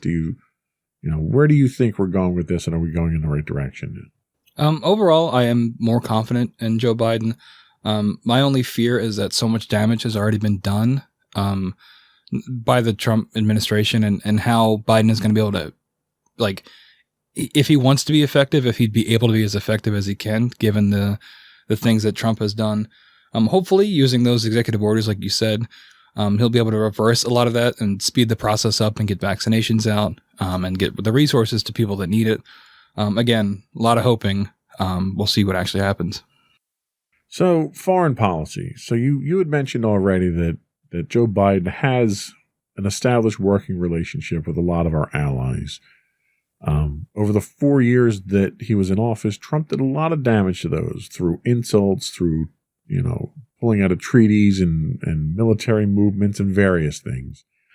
Do you think Joe Biden has it within him to rebuild those alliances in the short time that he's probably going to be in office?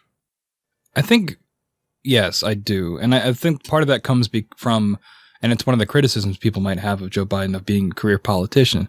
But I think that when it comes to foreign policy and foreign affairs, being a career politician can be a good thing, because, you saw Trump, who's not as experienced of a political leader, how that worked out dealing with other world leaders. So I think having someone that was already vice president and has met all these people, but has also been in the quote unquote business for his entire life, I think that you pick up some skills along the way that make you a better diplomat, and hopefully that those skills are put to use. Very good point. So some of those executive orders that Joe Biden has signed into law at this point dealt with undoing some of the things that Donald Trump did. Do you think that Biden should be focused on erasing the Trump legacy, or do you think his efforts would be better focused elsewhere? Well, I think it's kind of a double-edged sword, because erasing the Trump legacy will also benefit a lot of the American people, especially when it comes to things like the COVID-19 pandemic, because part of Trump's legacy was hindering the process of getting people vaccinated and the resources, like I said, that they need. So I think in those instances where erasing Trump's legacy would benefit the American people, I think that is a good thing. But just turning it into a contest of, if I can erase this guy's name from the books of history, I don't think that's worth your time. So the last one that I wanted to talk about here is the chance of success. You mentioned that Joe Biden is a career politician. He's been in the White House, administration before as vice president. He's spent, an eternity in the Senate and the legislative branch. So he comes to us with a wealth of experience.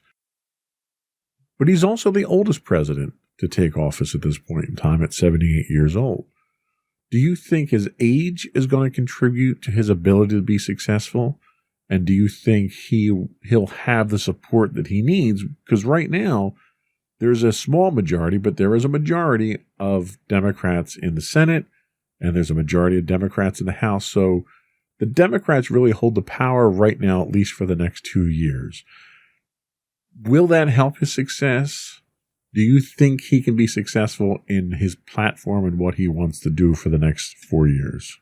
I've said it before, but I certainly hope so. I do think his age is definitely going to be one of the main points of contention for people that criticize him. I hope that in terms of his mental facilities, he seems like he's all there, and his speeches and things like that. He speaks very eloquently, except for a few stutters occasionally, which, people will harp on. But I think in terms of leading, I think he'll do what he needs to do. And I think the people behind him will also be extremely helpful. And, the presidency is obviously a huge burden for someone to undertake. We've seen the before and after photos of, when people come into office versus when they leave. I think despite his age, I think he'll be able to, fulfill his duties to the best of his ability. And I would tend to agree with you, largely because I think he's smart enough to turn his cabinet into an asset rather than a distraction. Mm-hmm. Much of the Trump presidency centered around controversy of cabinet members, cabinet turnover. He didn't trust his cabinet members. He didn't trust the people around him. He was more inclined to make unilateral decisions on his own rather than to trust the experts around him.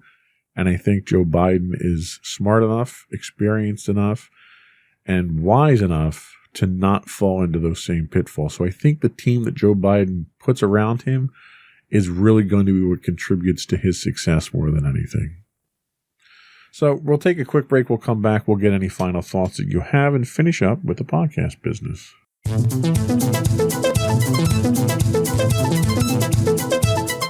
Go for your final thoughts. So I think looking back at the Trump legacy, one of the biggest appeals he had when he went into office was people didn't want another career politician. They wanted something different. And they got that. And it overall, I don't think was a good thing. We've broken it down into various different topics, but I think overall it had a negative impact on the country, right? And you ask yourself, I forget what president did this, but are you better off 4 years? Hang on, I'm messing this up. Are you better off now than you were 4 years ago? And I think most people would say no, whether it's for economic reasons or the impact the coronavirus had on them. And obviously you can't blame all these things just on Trump. However, he was the president and he's supposed to be the leader. And I think it's hard to disagree that he failed as a leader. And hopefully, there's obviously detriments to having a career politician in power, but I think now that is what the country most likely needs. Yeah, I think this was a case of we got what we asked for, and what we asked for was not what we needed. It was a learning experience, I think. The country will continue to feel the effects of for years to come, but I think it's a learning experience that we won't make that same mistake again. That was all we had for today. Thank you for your time. I appreciate you coming to talk about this volatile subject. Before we go, I do want to throw the plugs out there. You can get the audio version of this podcast listed as Insights into Tomorrow. Video versions of all of our podcasts can be found if you look for Insights into Things. We are listed on Apple Podcasts, Spotify, Google, Stitcher, iHeartRadio, Amazon, Pandora, and something else that I can't remember. I really need to write all these down. Tune in? Tune in, sure. Sorry, tune in. Sorry about that. We would also invite you to reach out to us and give us your feedback. You can email us at comments@insightsintothings.com. We are on Twitter at insights_things. We are on Facebook at facebook.com/insightsintothingspodcast. On Instagram, you can find us at insightsintothings, where you can get links to all that and everything else on our website at www.insightsintothings.com. Anything else? That is it. All right. Another one in the books. Bye.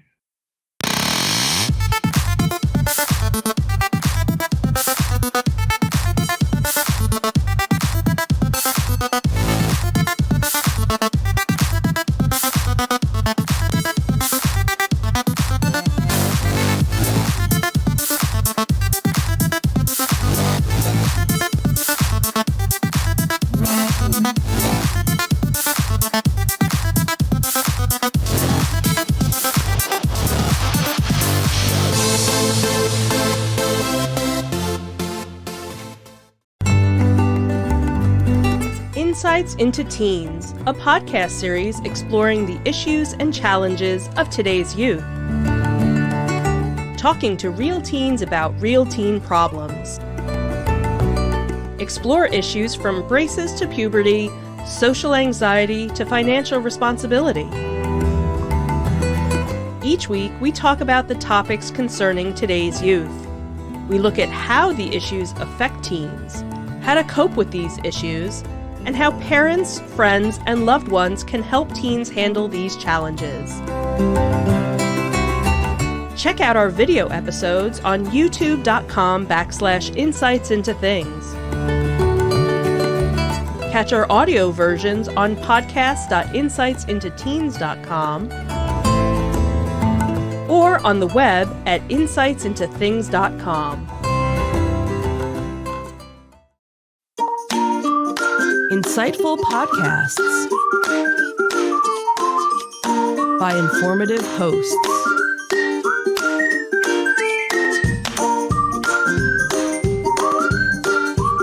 Insights into Things, a podcast network.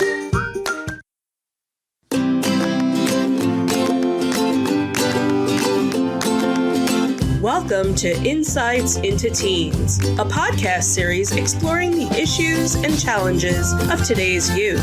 Your hosts are Joseph and Madison Whalen, a father and daughter team making their way through the challenges of the teenage years.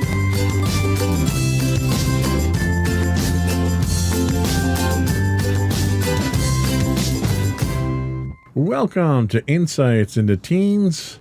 This is episode 112, Motivating Teens. I'm your host, Joseph Whalen, and my ambitious and energetic co-host, Madison Whalen. Hi, everyone. How you doing today, Maddie?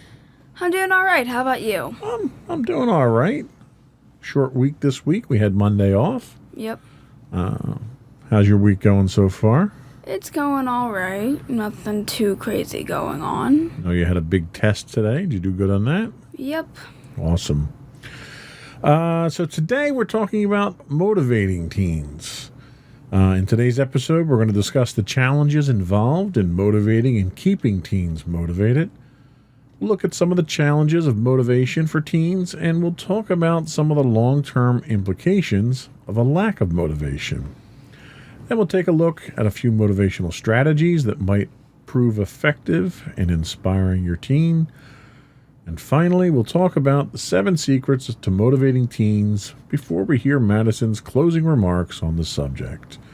But before we do that, I do want to invite folks to subscribe to the podcast.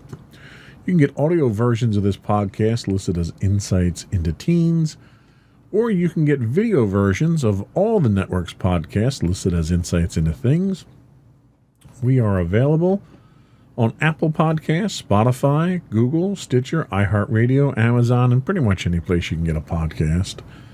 I would also invite folks to give us your feedback.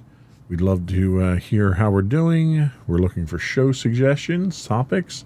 You can email us at comments@insightsintothings.com. We're on Twitter at insights_things. On Facebook, you can find us at facebook.com/insightsintothingspodcast. On Instagram, we're at instagram.com/insightsintothings. Or you can get links to all these on our website at www.insightsintothings.com. Ready to get started? I think I am. All righty.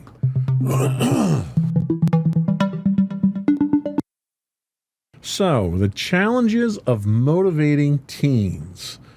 The research for the first segment here comes from publicschoolreview.com. They say teens today are confronted with new and unfamiliar issues when compared with teenagers in any recent or long-term past. Many parents struggle to identify the catalyst or strategies to stimulate and motivate their teens. Many parents struggle to connect with their kids because their experiences are so far from most adults' frame of reference. Today's teens are faced with choices and circumstances their parents didn't face. They live in a world where it requires a security badge to enter a high school in some cases, where we never faced that as kids. Mm-hmm. Where they compete scholastically with other students with a 4.9 GPA, where classmates cheat using cell phone technology, and where world events and economic issues make it scary to contemplate the future. A loss or lack of motivation in teens is often symptomatic of far greater issues, such as a lack of self-confidence, a lack of self-esteem, and so forth. Parents are challenged to boost teens' feelings of enthusiasm and drive in an ever-evolving environment of challenges where there are long-term consequences to a lack of motivation. So with that broad opening statement and the challenges both teens and parents face, on a scale of 1 to 10, 10 being the greatest, how would you measure your motivation scholastically at this point in time? I'd say probably 9.5. That's pretty motivated. Yeah, a lot of that is more or less the self-pressure that I put on myself for it. And other times it's my creative side, and other times it's just wanting to get a good grade or the influence you guys have on me. What do you think are some of the key demotivational factors that teens face today? Probably the feeling of laziness. Procrastination being the main thing, because that's pretty much the opposite. Pretty much, if you have procrastination, you're not entirely motivated during Why that do time. today what I can put off until tomorrow? Yeah, that's basically kind of what I'm pretty sure is one of the main causes, along with the ones you mentioned, cause teens to lack motivation. Now, is that something that you yourself experience from time to time, despite the fact that you are as motivated as you are? I definitely say I don't think I suffer from it scholastically. There are maybe some instances that might happen. But I definitely suffer from it in pretty much most other facets except my academics, which, it was kind of funny. We had a journal entry for ELA where we talked about procrastination and how we feel about how we procrastinate and things we procrastinated on. And when I finally looked at it, I realized I pretty much procrastinate on almost everything else besides school, and that's probably kind of the opposite to most teens. Well, and that's a good thing. But what are some of the things that you tend to procrastinate on? Probably my own self-projects that I like to make. I've mentioned before how I like doing art and movie making and writing stories. A lot of that is sometimes the things I procrastinate on. Other times it's my chores, especially laundry, because you're kind of waiting for it. And Right. a lot of times I might not be motivated to flip the laundry, but I still try to keep as consistent as I can. So in these instances where you do get demotivated, and it sounds mostly like it's chore-based or hobby-based demotivation, do you suffer any consequences from being demotivated in those situations? I mean, for chores, I probably get a talk from you guys, or laundry misses you, because, you haven't done that in a little while, but you always mention to me, hey, maybe you should check the laundry.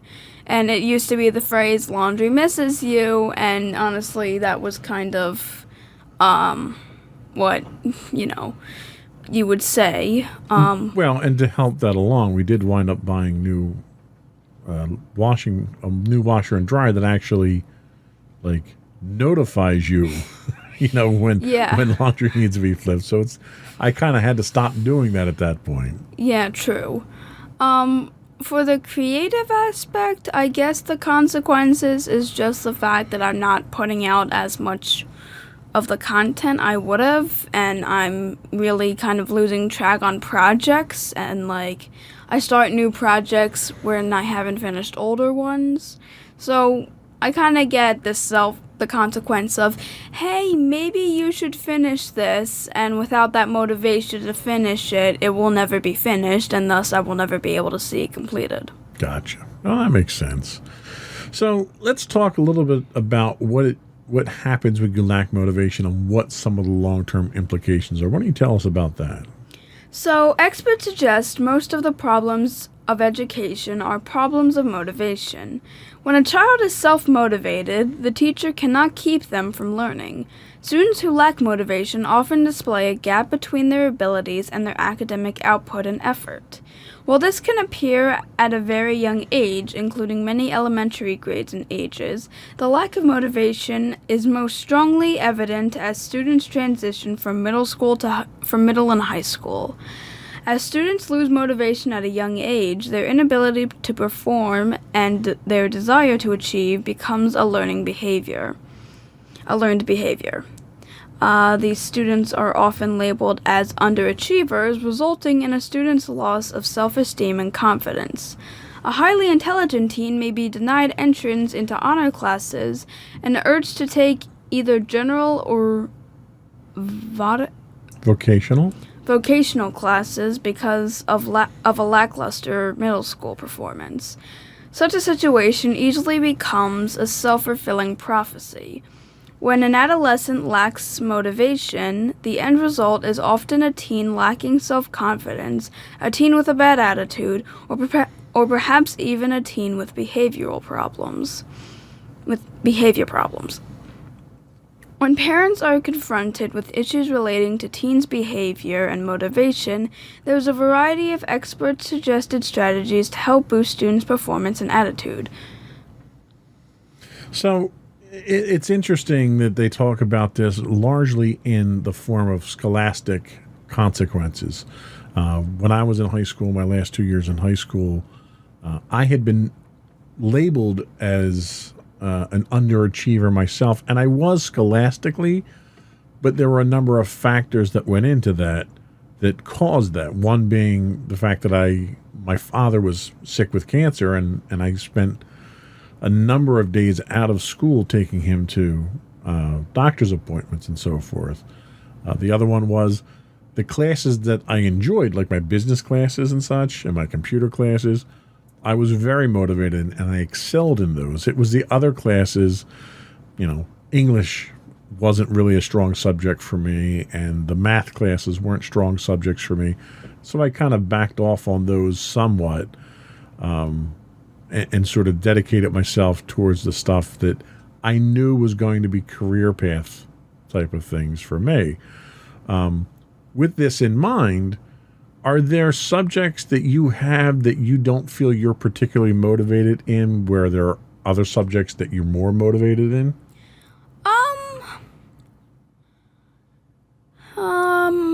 I'd probably say that, I've never really thought about it like that. Because you're in all honors classes going into high school, pretty much, all the ones you could be in. Yeah. So you're obviously motivated to a certain extent to be in all of those, but is there a particular subject that you're not that motivated in that you take because you have to, maybe? That's what French class was for me. French, you had to take a year of foreign language. And I didn't want to take any foreign language because I didn't think I was going to need it, but you had to pick one. And ironically enough, I picked French not because I had any type of affinity for it, but because there was this girl that I liked who was in French class, and I had hoped to get in her class, but so many people had taken French class the year I took it that they split it into two groups, and she wasn't in my group. So that plan kind of backfired on me. I guess maybe, I'm not. See, I really don't know. Like, it's between, I guess, ELA and math, somewhat. Okay. Like, I feel as though I'm slightly more motivated in math than I am in ELA. Not to say that I'm not motivated in ELA, it's just, technically it's the only class I have right now that's not an advanced, for 8th grade at least. So I'd probably maybe go with ELA because maybe not. I really don't know. So you're equally motivated in all your classes, then you're saying? For the most part, maybe like... Even gym class? Well, I mean... I could pick that one right out of a hat. Yeah. I mean, I still, do the work for gym class. Right. I guess maybe because I don't actually really enjoy physical activity, I can probably, and that it's not really one of my most important classes. Like, I still make sure I get the assignments turned in, and I get motivated to do the exercises that, they need us to do, but really, I'm guessing at this point I'm kind of just doing the bare minimum. And that's really what demotivated people do. They get the job done at the bottom of the requirement level. So let's take a quick break, and we'll come back and we'll talk about the motivational strategies that teens can try.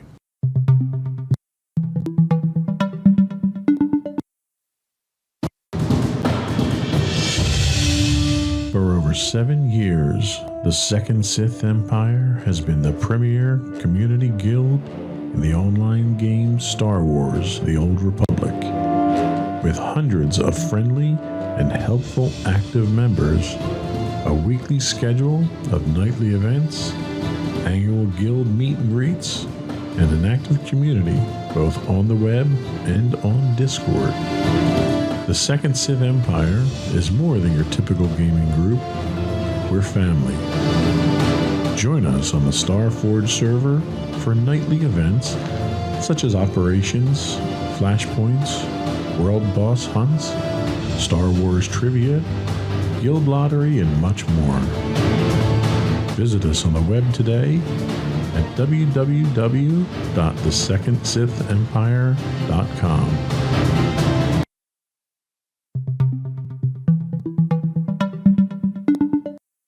Welcome back to Insights into Teens. Today we're talking teen motivation. So there's 4 basic, I don't know, what do you call them, strategies, philosophies for motivation that the article talks about. The first is self-motivate.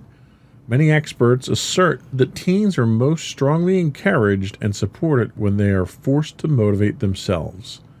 Teens can learn how to motivate themselves by engaging in student clubs, groups, or organizations that foster positive peer influence solutions. For example, some clubs focus on interests that may connect with a teen's desired future career. In this case, students can determine their interests and goals and then can simultaneously encounter clearer catalysts that drive their motivation and focus. If a student realizes he or she needs to attend college in order to achieve his or her dream, then the teen may encounter a new self-motivation to strive and succeed in school. Now, this is clearly the field or the category that you're in with self-motivation. Would you agree? I would think so. Now, do you feel that you're motivating yourself with long-term goals in mind, or just to be as good as you can right now in your classes? I think it's kind of a combination of both. A lot of it is definitely like, hey, you should really make sure that you get all A's in school because you need to keep up the record and such.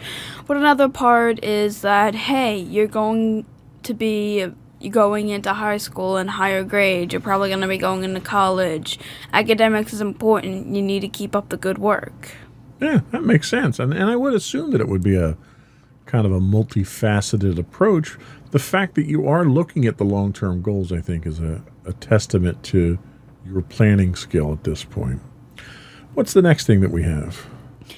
The next thing we have is camps and courses. In addition to teens engaging in clubs and activities that stimulate a self-motivation process, there are also many summer camps and teen-based courses. These may focus on teaching teens the basics of independent living, such as budgeting, handling a checkbook, obtaining a car loan, finding and maintaining an apartment, using credit wisely, and community participation. By teaching teens the more important and complex lessons of life after high school, many teens are able to realize how their current choices impact their long-term success. As a result, teens are again able to learn how to self-motivate with the guidance of expert sources and opportunities.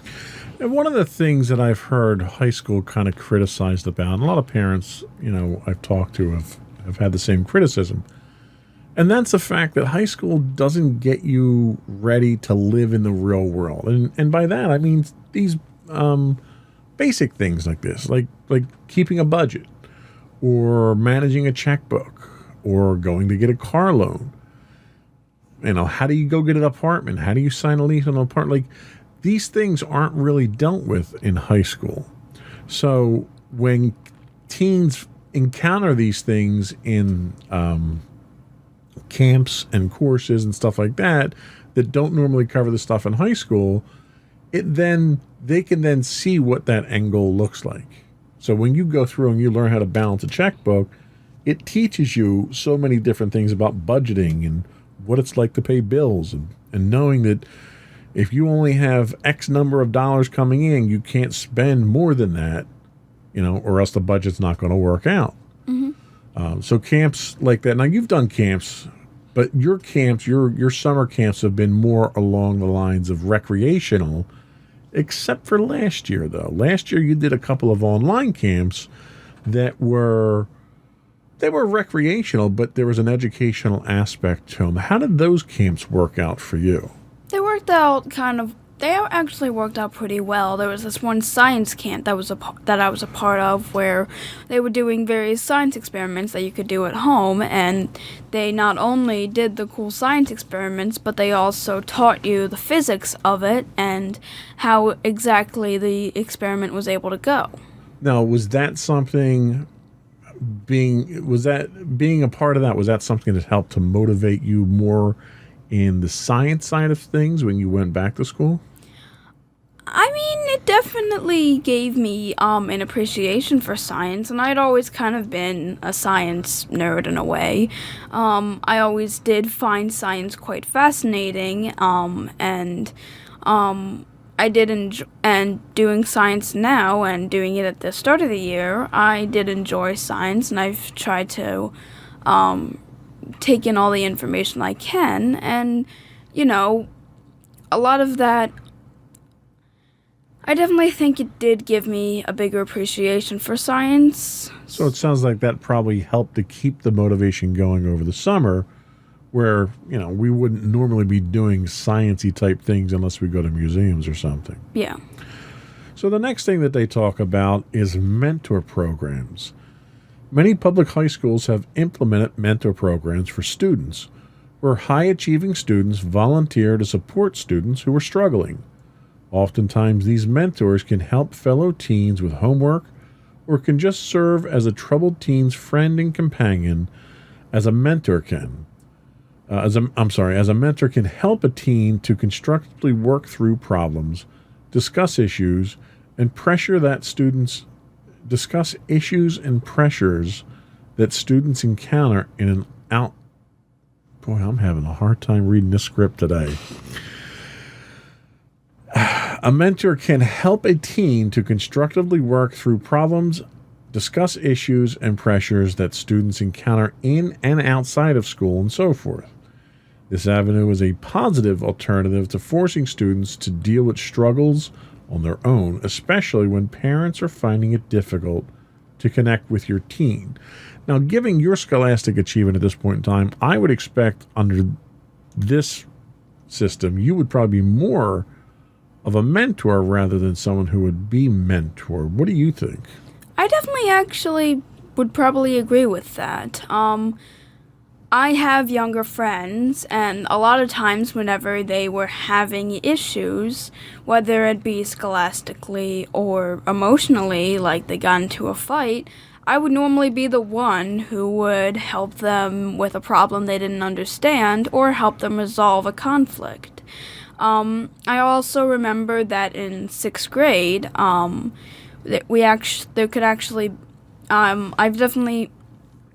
there was actually a certain mentor role that you could take, and I took it a couple of times, and I definitely feel as though I would make a good mentor. Now, do you, in your experience in mentoring other kids, do you find that they were more motivated through the process itself? I definitely made sure to try and motivate anyone that I helped. I wouldn't it was kind of how you would sometimes help me. Like if there was a problem I didn't understand, you'd help me work through it, not directly give me the answer, and then I'd let them be motivated and use that to at least hopefully motivate them to find the answer on their own. That's a very good point. The old adage of teach a man to fish and don't just give him the fish, right? Yep. What's the last one that we have? The last one we have is honoring and encouraging. Parents can also support. Parents. Apparently, I'm not the only one today. Yeah, I'm also having a pretty hard time with the script. Parents can also support unmotivated teens by helping their teenager identify their strengths and abilities. In doing so, parents should simultaneously encourage their teens' achievements while supporting their teenager with enthusiasm and optimism. If we are to motivate adolescents to learn what is in the curriculum, we must honor their learning styles, help them discover their unique abilities, and give them appropriate tools for successful achievement. I'm glad I'm not the only one who's struggling with this script today. I don't know what it is. Maybe I wrote it up wrong. Maybe it's the format or what. Usually we're much better than this. Yes. So yes, honoring and encouraging. So if we want to motivate our teens, you have to do it in a manner in which there is recognition. When you do something well, like for instance, you bring home A's in all of your subjects at the end of a marking period, you get a reward for that. Do you find that reward motivating? Definitely. Not only, of course, the main motivating factor is me pushing myself, but the small little reward of you guys congratulating me is definitely something that encourages me to keep going. And it's important to be nurturing in how you motivate people. It's not just a matter of patting people on the back when they do something good, but if they fail to achieve one of their goals. Like for instance, if you don't get an A on a test, we don't come down on you, we don't yell at you, we don't punish you if you don't do well. What we try to do is figure out why you didn't do well and focus on that and improve that. So it's a matter of, yes, you did great, here's a pat on the back, keep up the good work, or you didn't do well, you fell short of the goal. This is why it happened. Let's go back and restudy. Let's go over what the material was. Let's figure out why we failed, and let's prepare you so that the next time that you encounter this, not only will you know that material, but the next set of material that you're introduced to, you'll know how to study better. Because as you continue to grow, your brain is changing, and your ability to retain knowledge and how you retain knowledge is evolving. So how you learned 5 years ago is very different than how you're going to learn today or 5 years from now. So as parents, it's important for us to help you recognize those changes and how to learn when it comes to scholastics. Mm-hmm. Do you find that mommy and daddy are encouraging when it comes to motivational things like that? Yeah, you guys are definitely one of the larger motivating factors.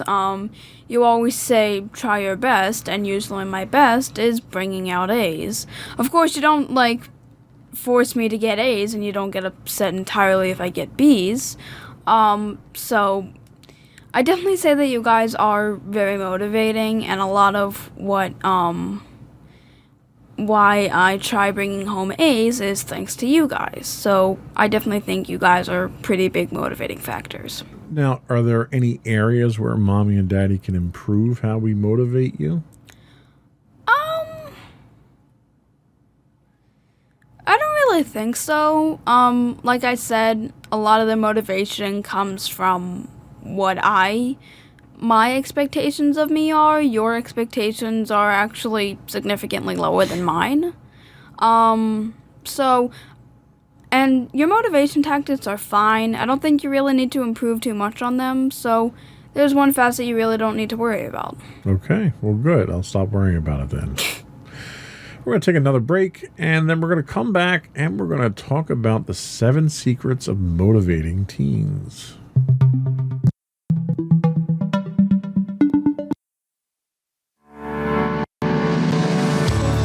Insights into Entertainment, a podcast series taking a deeper look into entertainment and media. Our husband and wife team of pop culture fanatics are exploring all things from music and movies to television and fandom.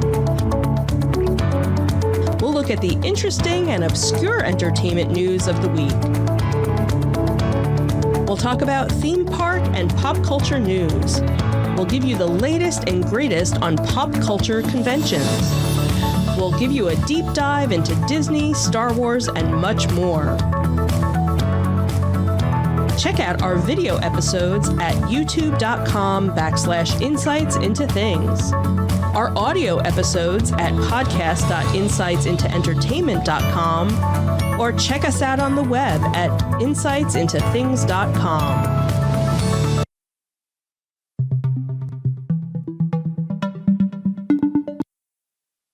Welcome back to Insights in the Teens. Today we're talking about motivation. And now we're going to be discussing the 7 secrets to motivating teens. And this information comes from a website called understandingteenagers.com. So the first one we have is what's in it for me. This is the most important motivational Sorry. This is the most important motivational ingredient of them all. If your teen does not understand what the task has to do with them or their well-being, then it will be a struggle for them to find the desire to carry it out. Teenagers long to feel significant. They want to demonstrate to themselves and the world that they matter and are capable of making a difference. Many of the problems teens encounter today is because their desire to be significant is ignored or diminished. If your teenager understands the value of them, yes. If your teenager understands the value to them of the task, you will have little problem motivating them to do it. It's important to note that making their parents' life easier is typically not a high value motivator for teens. Your teenager might not see how vacuuming the carpet makes any difference to their life. So maybe this wasn't the best chore for them if you can't help them find value in it. Give your teen chores that they will see the value in doing. So, all right, let me ask you, how important on a scale of 1 to 10 is what's in it for you and your motivation? I would definitely say, for my motivation, I kind of keep it around a 5-6-ish range. All right, so it's not dominating, but it's significant, right? Yeah, like, a lot of it isn't entirely, like, what's in it for me. Part of it is, and part of it's just, like, either the well-being of it, the fact that it'll make you guys happy, or just the fact that I feel like doing it. Okay, I'll buy that. So the second thing that we have is let them have a say. If your teenager feels like all they're being asked to do is to fit into your agenda, your timetable, and conform to your way of doing things, they're not going to be terribly motivated. When parents give the reason, because I told you so, they create a demotivating environment. Developmentally, teenagers are seeking to establish themselves as their own person, independent from their parents. Give your teenager a say in what and how things are done. If your teenager has had a say in setting the agenda and the timetable, they will be much more motivated to participate. Is this true? Do you feel more motivated to participate if you have a say in what you're doing? I mean, yeah, probably. In certain things, when I'm given a say, I'm a lot more motivated in, doing something because I get the chance to pipe in about it. And I definitely think that could be for other teens as well, because they get to pick what they want to be motivated in, and basically having a say in doing something definitely gives them the motivation that they really want to do that one particular thing. Makes sense. So the next one we have is let them learn from failure. When parents constantly step in and rescue their teens from failing, they undermine their teenagers' ability to grow up. No parent wants to see their kids fail, but it is through failure that we grow and learn to improve. What gives a task significance is the consequences or what is at stake if it doesn't get done. When parents prevent teens from experiencing the consequences of failure, they rob a task of its significance and hence their teenagers' motivation to do better next time. If your teen is responsible for taking the trash out every week and they don't get it done, then they become responsible for managing the mess and overflowing bins for the following week. They will learn more from this than by a parent repeatedly nagging them at 11 p.m. the night before or doing it for them. Similarly, if your teen chooses not to study for an exam and fails, they are more likely to be motivated next time. Parents can maximize these opportunities by asking questions rather than giving lectures. Discuss with your teen how they feel about the outcome, what they might do differently next time, and ask if there is anything they need from you to help them. So what is our family philosophy on failure? It's okay to make mistakes as long as you learn from them. Right, and you'll learn more from your mistakes than you will from your successes. So with that in mind, how do Mommy and I handle failures with you? Are we there as a safety net to prevent you from failing, or do we kind of let you go down that path and figure it out yourself and then help you along the way?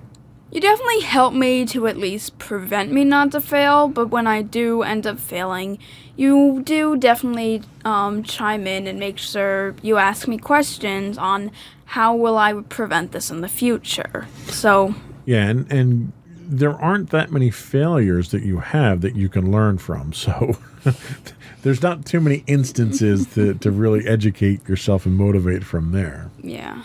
But that's a good thing, though, right? Yep. So number 4 is to help them to remember, which I'm really the least qualified person in the world for that because my memory's terrible. It's not always the case that teenagers don't do things because they're not motivated. Often they fail to follow through simply because they forget. I'm guilty of that on a regular basis myself. The reality is teenagers, particularly younger ones, are hardwired to forget. Their brains are reforming and haven't yet got all the bits joined up. With all the stuff going on in their life, it's very easy for teenagers to get distracted and forget. They need help to remember what they committed to do and to get organized. It's important to point out that constant verbal reminders for parents, also referred to as nagging, is not the solution. If you nag your teenager, you make it about your agenda and about keeping you happy.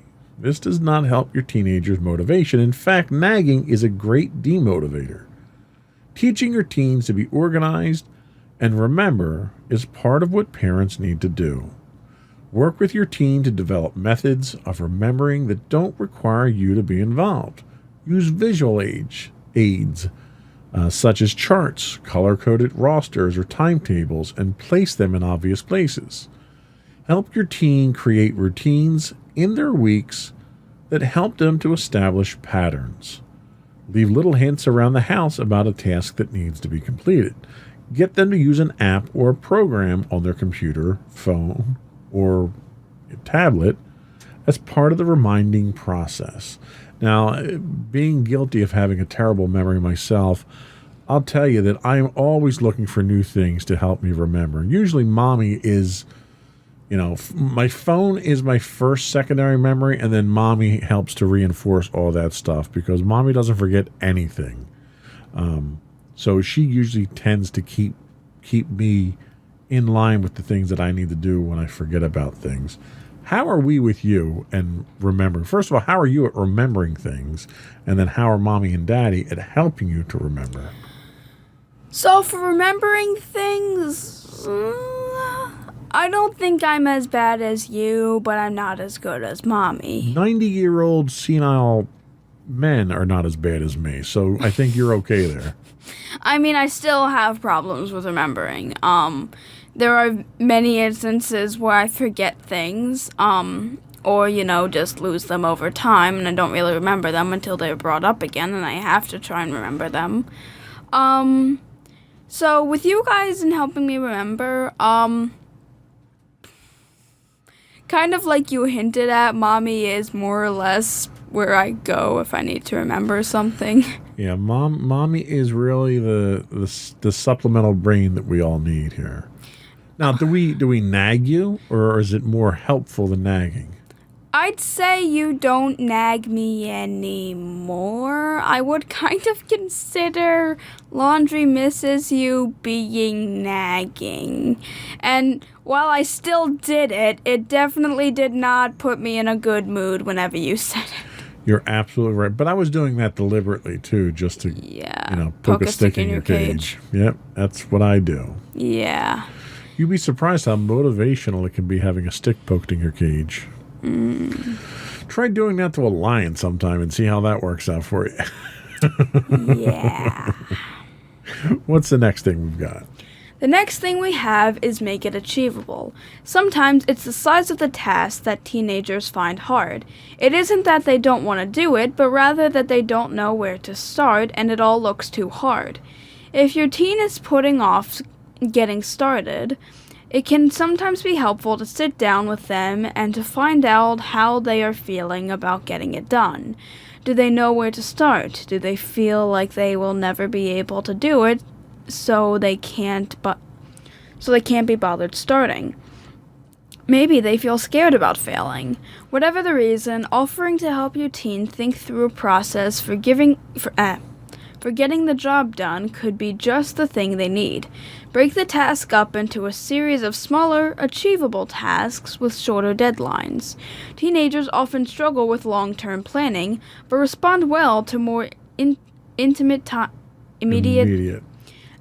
time horizons. By helping your teen come up with a series of small steps, you empower them to work their way through the task. Now, this sounds very much in line with our philosophy around here. Break a big task into smaller tasks. Go for the low-hanging fruit first and get all the stuff done that you can get done quickly. And then we'll go back and we'll figure out how we're going to do everything else. It's about organization, right? Mm-hmm. How organized do you think you are, and how do you think that level of organization helps to motivate you to get things done? I'd say I'm decently organized, and I would say that the organization can definitely be a good motivating factor, especially in projects. I take it one step at a time with projects, and if there is something I'm somewhat struggling on, I skip it and go to the next part that I need to work on, kind of similar with quizzes and tests. Right. I try to keep an organized balance between them all. That's good. That's the best way to do it. So number 6 is provide incentives. We kind of talked about this. We touched on it a little bit earlier. This is a more specific example of what's in it for me philosophy, but it's worth spelling out separately.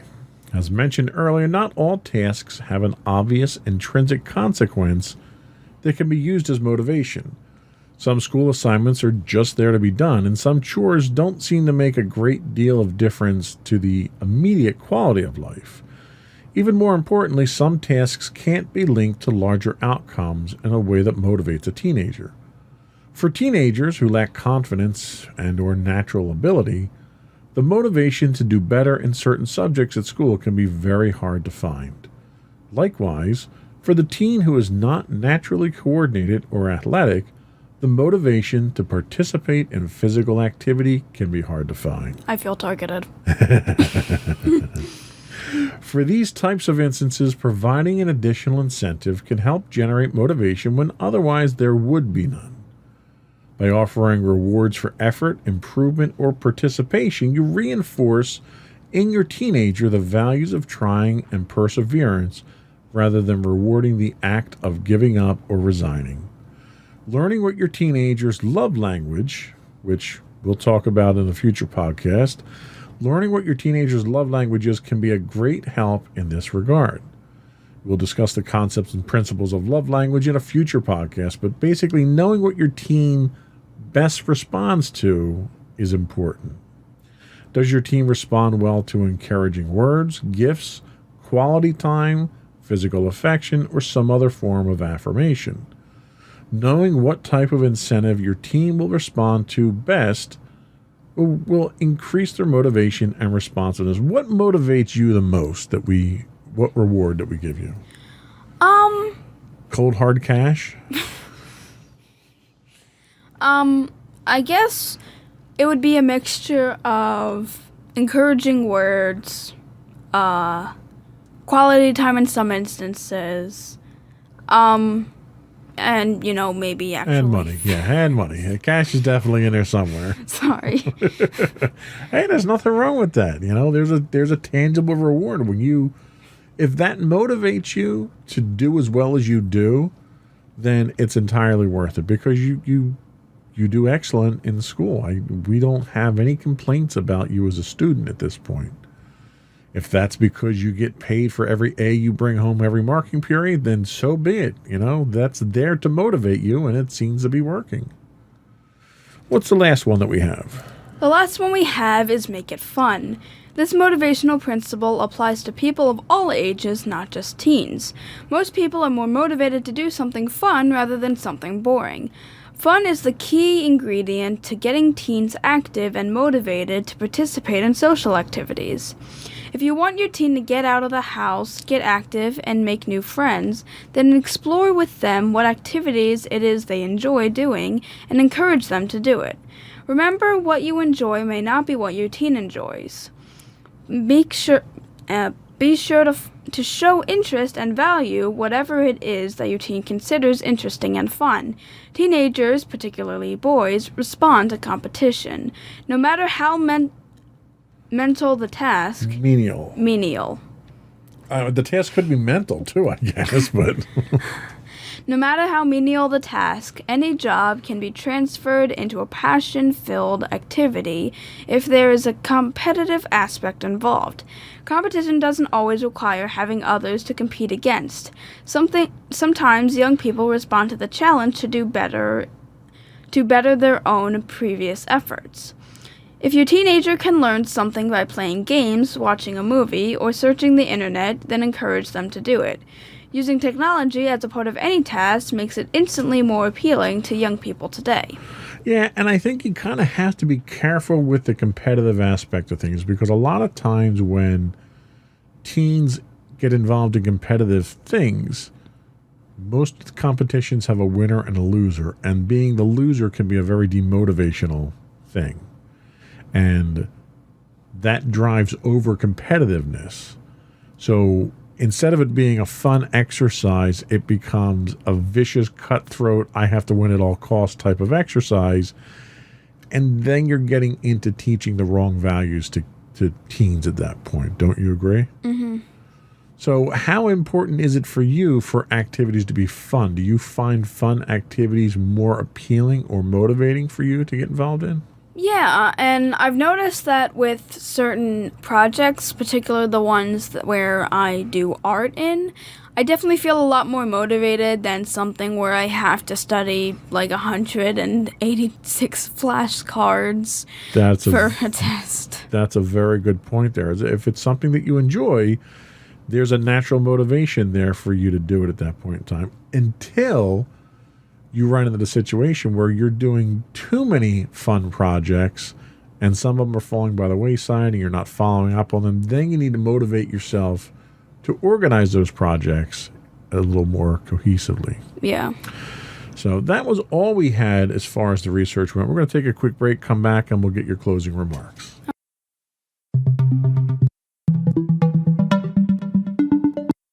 Go for your closing remarks. Alright, so to everyone out there, I wanted to say that teen motivation is very important. Having your teens be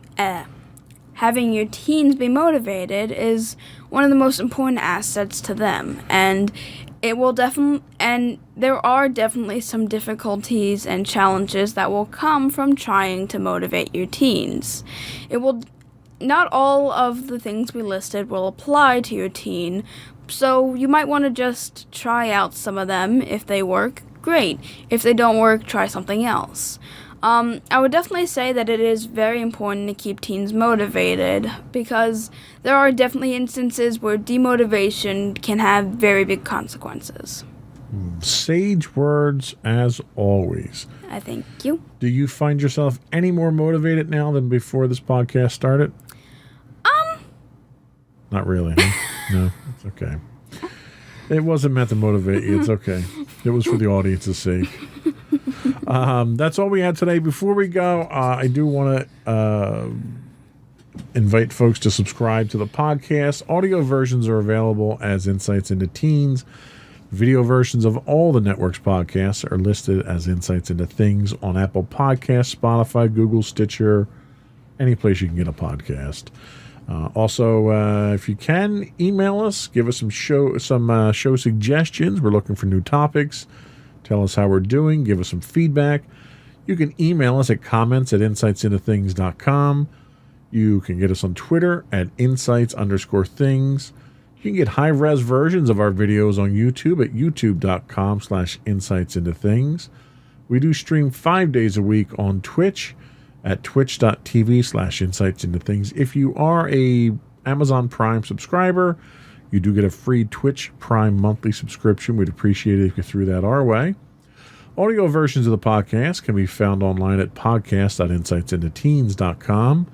We are on Facebook at facebook.com/insightsintothingspodcast and Instagram at instagram.com/insightsintothings, or you can get links to all those and all of our podcasts at our website at www.insightsintothings.com.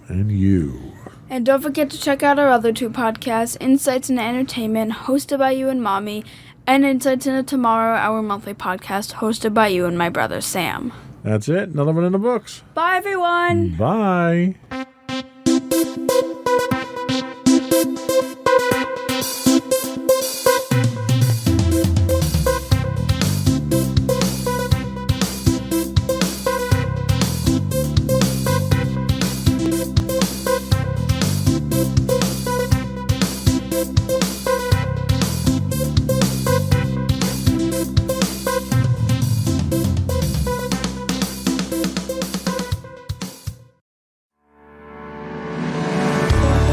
Insights into Entertainment, a podcast series taking a deeper look into entertainment and media. Our husband and wife team of pop culture fanatics are exploring all things from music and movies to television and fandom. We'll look at the interesting and obscure entertainment news of the week. We'll talk about theme park and pop culture news. We'll give you the latest and greatest on pop culture conventions. We'll give you a deep dive into Disney, Star Wars, and much more. Check out our video episodes at youtube.com/insightsintothings. Our audio episodes at podcast.insightsintoentertainment.com, or check us out on the web at insightsintothings.com. Insightful podcasts by informative hosts.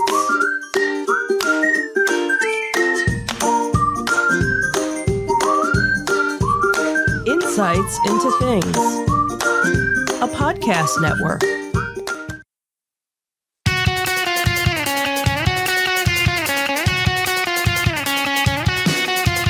Welcome to Insights into Entertainment, a podcast series taking a deeper look into entertainment and media. Your hosts, Joseph and Michelle Whalen, a husband and wife team of pop culture fanatics, are exploring all things from music and movies to television and fandom. Welcome to Insights in Entertainment. This is episode 112, Star Wars, Return of George Lucas. I'm your host, Joseph Whalen, and my cosmopolitan and sophisticated co-host, Michelle Whalen. Where's my drink? How are you doing today, dear? I'm doing fantastic. Long, short week? Oh my God, I hate them. Yeah. I really do. Still got the same amount of work you got to get done in one less day. Yeah, exactly. So Friday Eve, we're getting there. We're getting there. So in today's episode, in our Disney Detective, we're going to talk about Disney World having a massive sinkhole where all my money goes. Right. And Disney World opts out for a 50th anniversary celebration with zero nostalgia. Mm-hmm. That should be interesting. Yeah. Then in our Tales from the Edge of the Galaxy, Fox memos surface from 1976. And could George Lucas be returning to Star Wars? Dun, dun, dun. In our entertainment news, Taika Waititi and Tessa Thompson wind up in some hot water. And good night, my captain. Then we'll finish up with our insightful picks of the week. But before we do that, I would invite folks to subscribe to the podcast. You can get audio versions of the podcast listed as Insights into Entertainment. You can also get video versions of all the network's podcasts listed as Insights into Things. Both are listed on Google, Apple, Spotify, Stitcher, Amazon, Pandora, etc., etc. I would also invite folks to contact us, give us your feedback, tell us how we're doing. You can email us at comments@insightsintothings.com. On Twitter, we are at insights_things. You can get us on Facebook at facebook.com/insightsintothingspodcast. We are on Instagram at instagram.com/insightsintothings, or you can get links to all those on our website at www.insightsintothings.com. But no Ginsu knives. No Ginsu knives. Not this week. No Ginsu knives. Maybe next time. You never know. Are we ready? Sure. So before we get started. Right. I was wondering. I didn't put it in the show notes. I was waiting. I was going to be like. Right. So why don't you introduce what we're about to show? So this was something that we had talked about a couple of weeks ago that was going to be returning. And that is the New Jersey Renaissance Fair that is held is that Bordentown? Yeah, I think it's Bordentown. Yeah, I think it's Bordentown. It's been at the same location for about 11 years, I think. 10 or 11 that years? long, really? I think so. Wow. I think it's been there. Because we've been going since it started. Right, because we had gone that one year to Wildwood. Right. And you want to talk about a Ren Fair on a beach? Wow. Great Yeah. for pirate themes. Nothing else, though. Yeah, that was probably the worst Renaissance version. in the desert. That was probably the worst version of the Ren Fair. So yeah, last weekend happened to be their opening weekend. Obviously, last year they didn't do anything for the Ren Fair. They did everything virtually. Let me run the video while you describe it. Sure. So we're going to run our little video. So it was, a little watered down. Wow. That's ironic. Do you like that pun? Because it was very rainy. Yeah. So unfortunately, you had to buy your tickets in advance with a specific day. Unfortunately, we knew it was going to be a rainy day. We had no choice. But you don't normally have to do. Right. It was 'cause normally, of COVID right. conditions. So normally when you buy a ticket, it's usually good any day that the fair is open. But because of limited capacity, COVID restrictions, trying to be safe, they limited the amount of people for each day, and of course you had to buy your tickets in advance. At the start of the weekend, both Saturday and Sunday were already sold out. So it was one of those, you were taking a chance, so you're either really, really hot or you're really, really cold. but it's actually held, the location is actually a summer day camp, Liberty Lakes. So it's a really nice area. A lot of the area, as you can see, is actually paved for, most of the walkways. There was a little bit of mud in some areas, but overall it wasn't too bad. Obviously, all of the vendors there had their tents, so they were pretty well protected. The food area, they had it, it was a smaller offering because, again, they had less people there, but they had different musicians there. They still had different musical acts and comedy acts and other things going on, even though, the weather wasn't the best for it. Now, I could take the temperature and leave the rain. Yes. So going to a Ren Fair, this is why I think Ren Fairs need to be running throughout, like, the fall and the early part of the winter, so that you can actually come out with all of your costume regalia and not roast while you're trying to because enjoy that's yourself. Always the problem we run into is between all the different layers and the cloaks and the hats and the boots and all of that.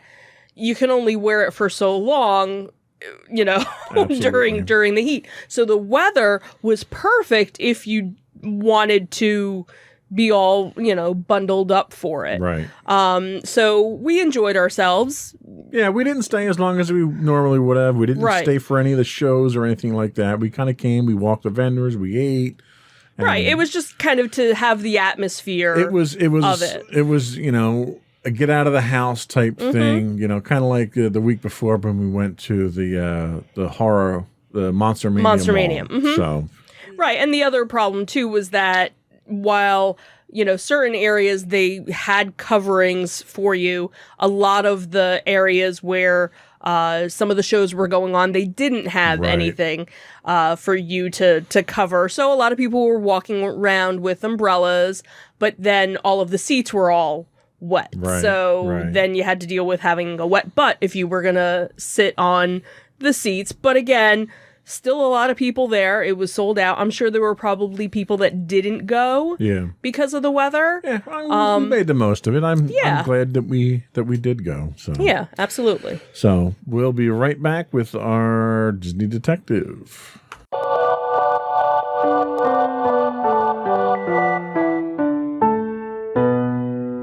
Go for Disney Detective. So there's one thing Florida has plenty of, and that's swampy land. So the entire state is obviously heavily, in a wetland habitat, and as any Disney guest can attest to, the humidity in the air as well. So because of the temperature climate, it can be tough to build in some areas of Florida. And one of the biggest problems someone can encounter when building anything in Florida are the many sinkholes that fill the state. A foundation professional had actually noted sinkholes can form anywhere in Florida, but the highest activity level occurs in west central Florida because of the karst limestone environment. There are several influences that increase the risk of sinkhole activity, such as long-term weather conditions, heavily acidic rains, and drought-like conditions. So, if we take a look at Walt Disney World, it seems impossible that an area that is the size of San Francisco doesn't have any sinkholes, which is actually true. So, Walt Disney World actually has a massive sinkhole on property, and it's in the center of Epcot. As in this article, they had referenced Monorail Supply Company's TikTok, where she talks about the sinkhole in Epcot, and that Epcot actually holds the deepest known sinkhole in Florida. So in the TikTok, she explains that the sinkhole caused major issues for Disney when Epcot was being built, and while they were trying to build things, cars and trucks would get stuck in it. And to fix the problem, Disney decided to turn the sinkhole into a lagoon. So the sinkhole can be found in the water under the bridge, which is connecting Future World to World Showcase. What was interesting was that during a Q&A for Epcot's 30th anniversary, Imagineer Marty Skylar had actually discussed the sinkhole, and he had said one of the reasons there's so much space between Future World and the World Showcase Lagoon is that we discovered a gigantic sinkhole near where the Odyssey restaurant is. He went on to say we couldn't build anything on top of it. So if chances are if there's a big giant body of water, you definitely don't want to get lost because you'll get, in the big giant sinkhole. So kind of interesting, to think, because that's one of the interesting things with Disney, because there are so many water aspects that are man-made. Right, and it's like, right. okay, so is it man-made because of a big giant sinkhole? Or was it, hey, we needed to put something here? Well, it makes me wonder how safe is the land around the sinkhole that they were able to build on it. Yeah, that's the thing, because you figure it's been 30 plus years Right, now. Like that foundation has to wear out at some point in time because of all the liquid that you have anyway. Yeah, so I'm guessing they probably go in and test or do whatever they can, know. This is going to convince me to stay away from Epcot now. Or at least that side. That area, don't right. walk on by the Odyssey restaurant. Right, Just right. walk. But yeah, it kind of makes you like, oh yeah, why is there so much space over here and nothing was ever built there? Because it kind of seemed like a prime area to do something. Well, it's kind of funny that it's coming out now, 30 years later. It almost makes me wonder, like, was it a secret? Right. Was it a secret? Are they doing something about it now? Is there a problem with it? Do they inspect it? And are they going to be, part of what, like, because they're doing a big revamp of Epcot. Like, did they discover something during this revamp? Maybe. Or maybe it's like, okay, it's been so many years, we have to go back in and... Right. And it seems coincidental more? I don't know. that this information would come out now while they're doing the work. Yeah. So, I don't know. So tell us about the 50th anniversary. Yeah, so this article talks about how there's, the 50th anniversary of Walt Disney World is going to be this October. Obviously, with everything that was going on last year, lots of different things were kind of put on hold. But what was kind of interesting, and what this article talks about, is how, the tagline is Beacon of Magic. And it's lighting we have been promised, for the event, and the song choice is A Whole New World, which was kind of, they said kind of odd for this because there's not a lot of stuff that's going to be new for the 50th anniversary. So you had the delay of Remy's Ratatouille Adventure. That had actually opened in Disneyland Paris in 2014. So it wasn't even like it was brand new ride technology. It was basically a copy of a ride they already had. And that was supposed to open in 2020. So, okay, that got delayed. Then Disney stalled and delayed and halted construction on the Tron Light Cycle ride. That, again, was supposed to be open for the 50th anniversary, as well as the Guardians of the Galaxy ride. And also, the article talks about that Disney actually hasn't hit an opening deadline in many years. So it's kind of like you kind of expect it. But the other thing, too, is you can't be blaming the pandemic for this because Universal Orlando completed their new coaster during the pandemic. And it's as big of a coaster, with zero audio animatronics, but very similar to the Tron ride.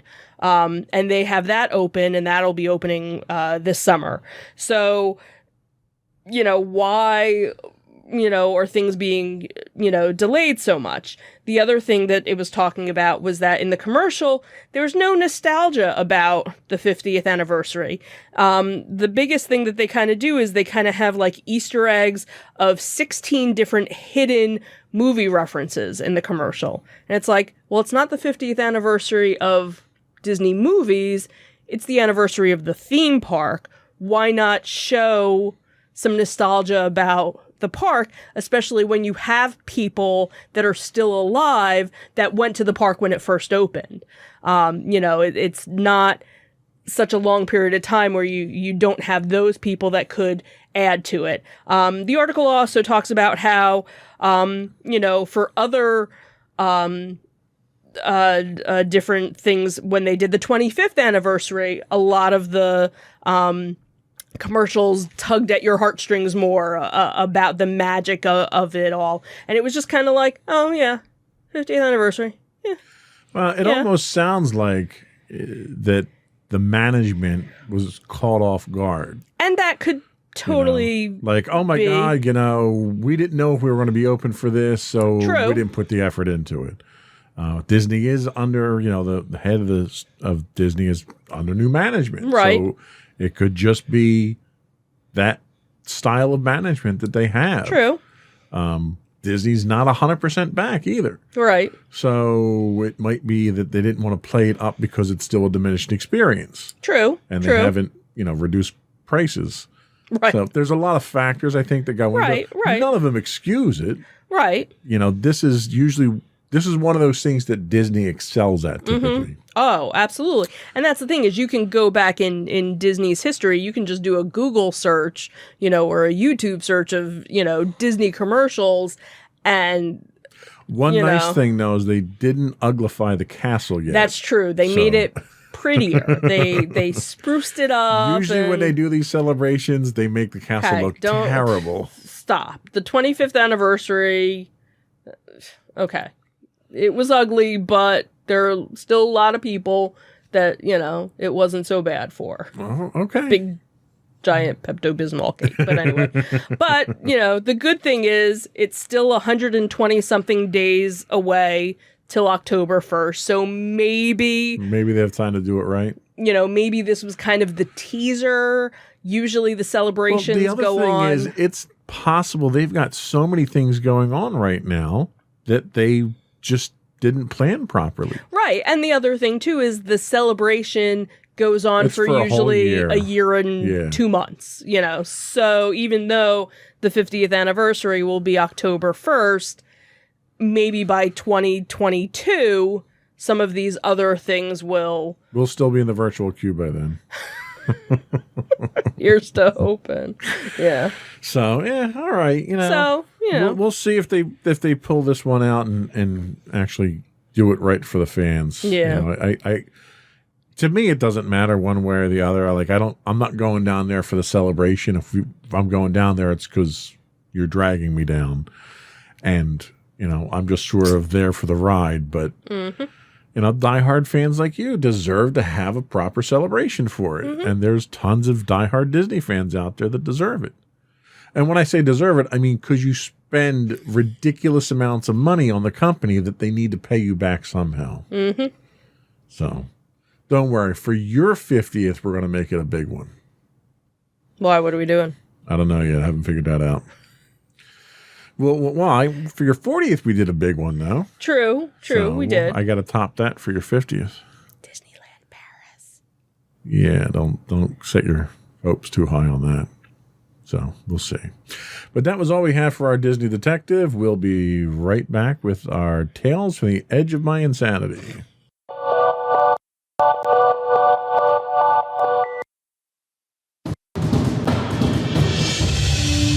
For over 7 years, the Second Sith Empire has been the premier community guild in the online game Star Wars: The Old Republic.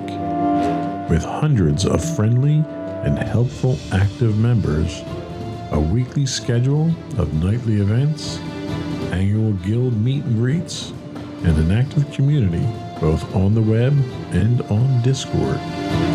The Second Sith Empire is more than your typical gaming group. We're family.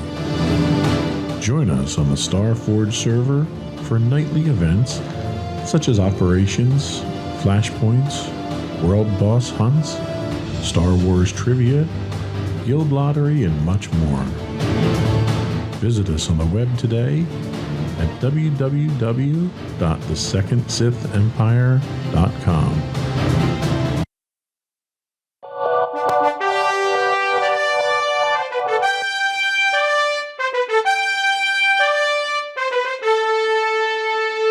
Go for Tales from the Edge of the Galaxy. Not the edge of your insanity. So oftentimes when we hear about studio notes and memos for classic films, such as Back to the Future or Blade Runner, it's because the people that were involved with the production or release didn't think that the movie would actually be such a success, or they believed in it. So, obviously that's kind of the case for Star Wars. So some memos that actually were just kind of released to Twitter just last week from 20th Century Fox had surfaced online. And what was kind of interesting was how positive they were about the movie. So the author and documentarian, who I'm not even going to try and pronounce his name because I'll probably totally... You want to try? Charles de Lauzirika. Sure. He had posted the images, which included some choice excerpts by 20th Century Fox VP of Domestic Distribution, Peter S. Myers, that said, quote, Alan Ladd Jr. saw a rough ensemblage without music, special effects, or dubbing, and as conservative as he is, he just flipped, claiming that it is the best picture he has ever seen. They claim the picture has a look never seen on the screen before, and that it is so believable you feel like it is other than the present, even though the location and equipment are space in the year 2000.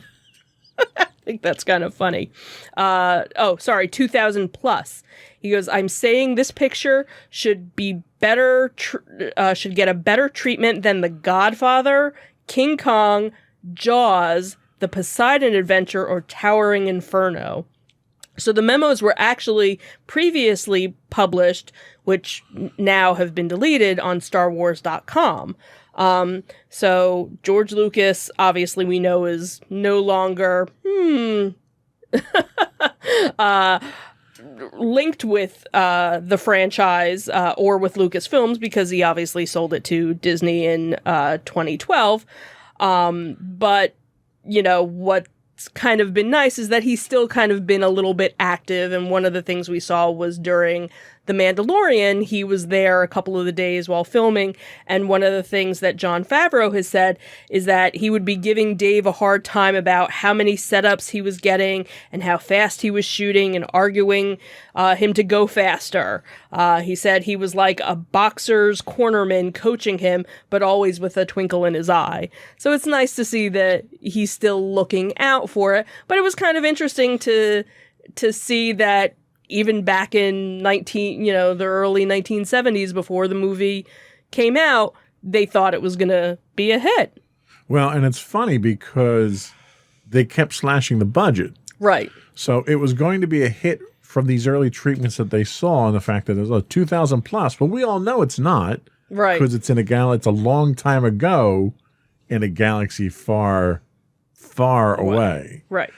But what they describe is really that unique feel of Star Wars, where it's a lived-in universe. You didn't find that anywhere else. Everywhere else that you saw something that was space or futuristic or something like that, it was always this pristine, clean environment, and everyone was properly dressed and but you didn't get that. What you got when you saw Star Wars was the Old West in space.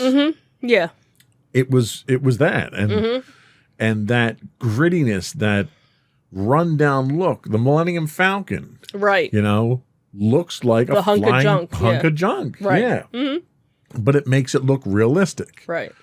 And that was something that Lucas at the time really tried to go for the authenticity. Because you remember, prior to this, you had American Graffiti, you had THX, which was a futuristic thing that was pristine. So he had kind of touched on some of these genres already as he started to pull all this stuff together. Well, not American Graffiti. That was set in like the 1950s. Well, no, I'm saying that's right.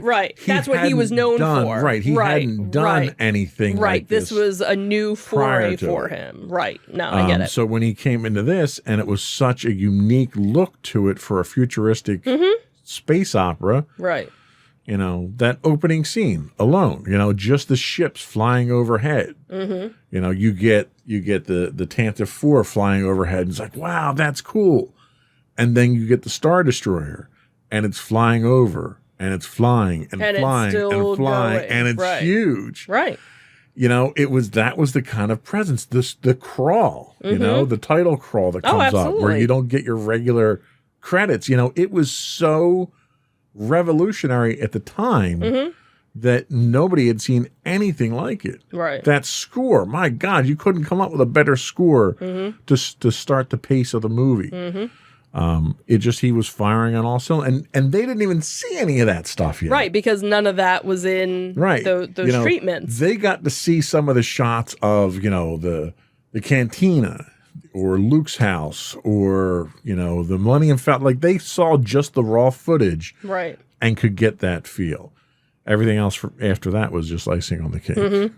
So very cool. Very cool to see that insider stuff sort of surface like that.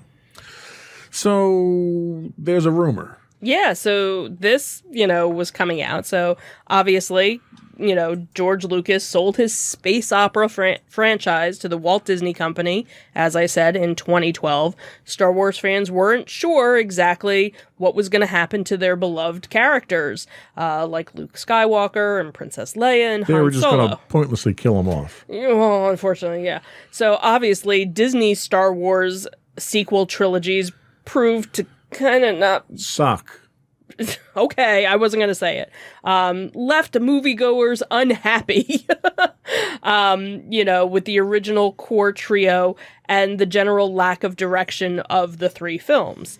So Lucas had publicly acknowledged that he expected to have more say in the Star Wars sequels, which were directed by J.J. Abrams, your best friend Rian Johnson, and then Abrams again. And also in the development of the new characters like Rey, Finn, and Poe. So Lucas... Sounds like you just cursed me out in some foreign language. Rey, Finn, Poe. Rey, Finn, Poe. That is kind of funny. It's going to be like our new family curse or something. So Lucas has also shared that he had already began writing his own sequel trilogy in which Princess Leia would have emerged as the chosen one and would have had Darth Maul's apprentice, Darth Talon, as the villain. So in recent years, rumors of Lucas's official return to the Star Wars universe has been swirling around online, and these obviously intensified after he was seen on the set of The Mandalorian with Jon Favreau and Dave Filoni. And actually, according to IMDb, his name was included in the writing credits for the Rogue One prequel show Andor, which I didn't realize. So now it's kind of like, is he coming back? Is he going to try and take over some control from, you know, Kathleen Kennedy, which of course... That's been a swirling rumor that's been going on for ages, that they've been trying to oust her. So is it something where, you know, he's going to come back? Is he consulting or whatever? Obviously, this is all rumors. There's nothing that's been, you know, confirmed by the Disney Company or Lucasfilms. You know, obviously, one of the last things, Bob Chapek had recently announced that Kennedy's tenure with Disney would continue for the foreseeable future. So, you know, she's not going anywhere anytime soon, but who's to say, you know, something else might not happen. You know, obviously we know that there are a bunch of different, you know, Star Wars shows that are in development. Obviously, we talked last week that the one wasn't going to be going forward, the Rangers one. But that Patty Jenkins' Star Wars Rogue Squadron is set for 2023, and that's supposed to be the next movie installment in the story. So, you know, obviously there's a whole bunch of other things going on. You have Rian Johnson, who's supposed to be doing... Stop. Just don't even mention that. Don't even mention that. That trilogy by that guy that you don't like. And then, of course, I can feel the bile already backing up as soon as I hear his name. And then Taika Waititi is supposed to be scouting some locations. So this image here, unfortunately, I'm having trouble with the full screenshot. So Okay. we'll have to kind of walk folks through it. Sure. But you have Kathleen Kennedy on the stage here, and there's a backdrop that has all of the various projects that she's introducing at this convention or this Right. That meeting was here. the Investors Day. And you've got what? 1, 2, 3, 4, 5, 6, 7, 8, 9, 10, 11, 12, 13, 14 projects. Okay. That's a problem. Right. 14 projects. One of which we know is not happening anymore. Right. Right. That's a management problem is what that is. Because at that point in time, you're totally, and of those, But not all of them are Star Wars, though. 3 of them aren't Star Three. Wars. 3 aren't Star Wars. So of Yeah. 14 projects, you have 11 Star Wars projects. Yeah. Can we say saturating the market? Right. And that's what we've talked about time and time again is that. But it's the problem is they tried it already with the movies and Right, and they it got didn't work. slapped down for it. So Right. why would they think that doing it through Disney Plus is any better? Yeah. Well, and that's the other thing, too, is it. Well, Rangers of the New Republic, that was supposed to be live action? Yes. Okay, well, that's dead. Bad Batch, we know, is animated. Animated. Obi-Wan is live action. Andor, we know, was is live action. Rogue Squadron was supposed to be live action. Okay, well, The Mandalorian is a continuation, so that really Ahsoka doesn't... was live action. Okay. Lando was supposed to be live action. Okay, Droid Story, was that supposed to be... That, I can't imagine. I suspect That's that probably- was animated. Yeah, so, I don't know. I could see doing the, hey, we're making the kids stuff, we're making... It's Star Wars. I It's all know. kids stuff. It's always been about the I kids. know. That's one thing George Lucas will tell Right, you. right, So this is the problem that I have with Kathleen Kennedy. yes. She has this shotgun approach. Let's throw all the spaghetti at the wall and see what sticks. Mm-hmm. Right. Oh, we've got 50 pieces. We're throwing 2 pieces stick. Mm-hmm. Okay, let's let the rest fall by the wayside. And you can't do it like that. Not Right. Star Wars, because all the other stuff that doesn't work doesn't just like fall by the wayside and get ignored. You're ruining the universe. There's a very well it used to be well crafted. There was a very well crafted universe that had some level of continuity. And when you keep throwing all these things out there just because you're looking for the next Mandalorian because you want another hit, Right, and they don't even have Book of Boba on here.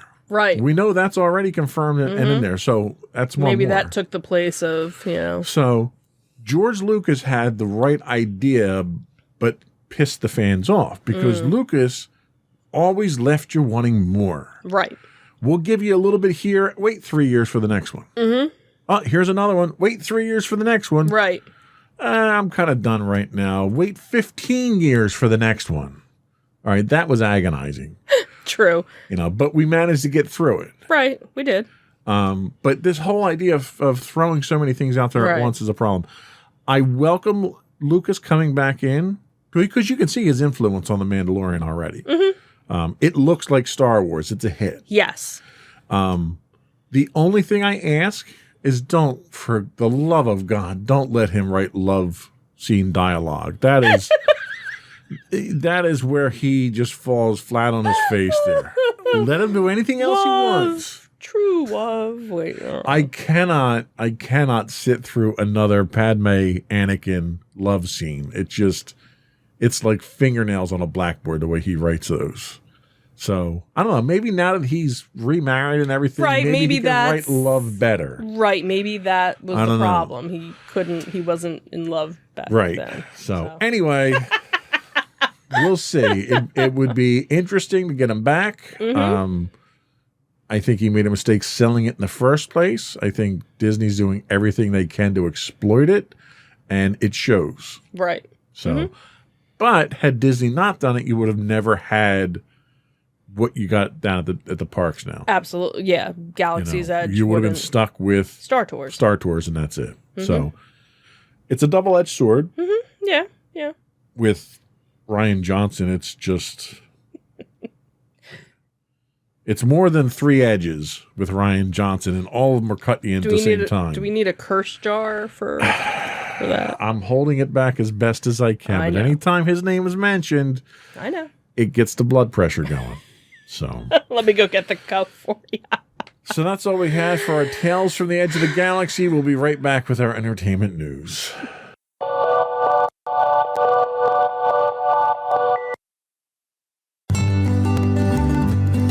Insights into Teens, a podcast series exploring the issues and challenges of today's youth. Talking to real teens about real teen problems. Explore issues from braces to puberty, social anxiety to financial responsibility. Each week, we talk about the topics concerning today's youth. We look at how the issues affect teens, how to cope with these issues, and how parents, friends, and loved ones can help teens handle these challenges. Check out our video episodes on youtube.com/insightsintothings. Catch our audio versions on podcast.insightsintoteens.com or on the web at insightsintothings.com.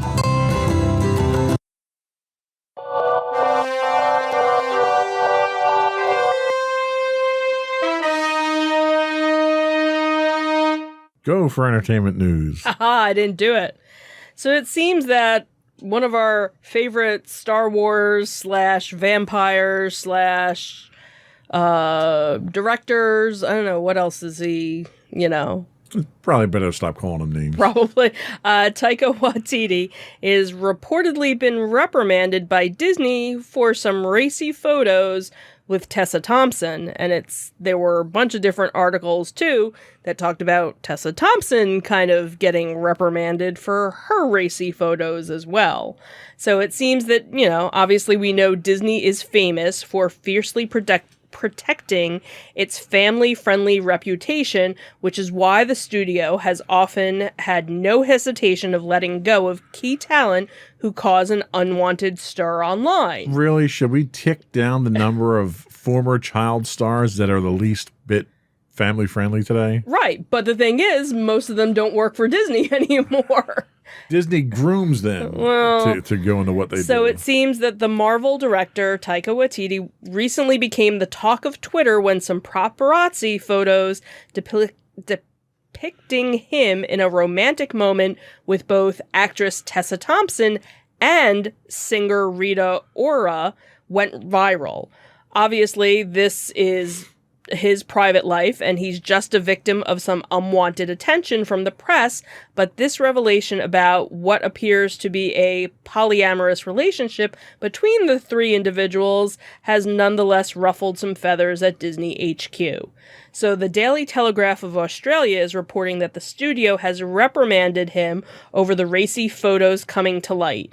Specifics of the telling off that the filmmaker received from Disney have yet to be revealed, so it's unclear how much trouble he's actually in. However, the outlet does note that this is not exactly the image that the studio is looking to project in relation to one of their biggest franchises.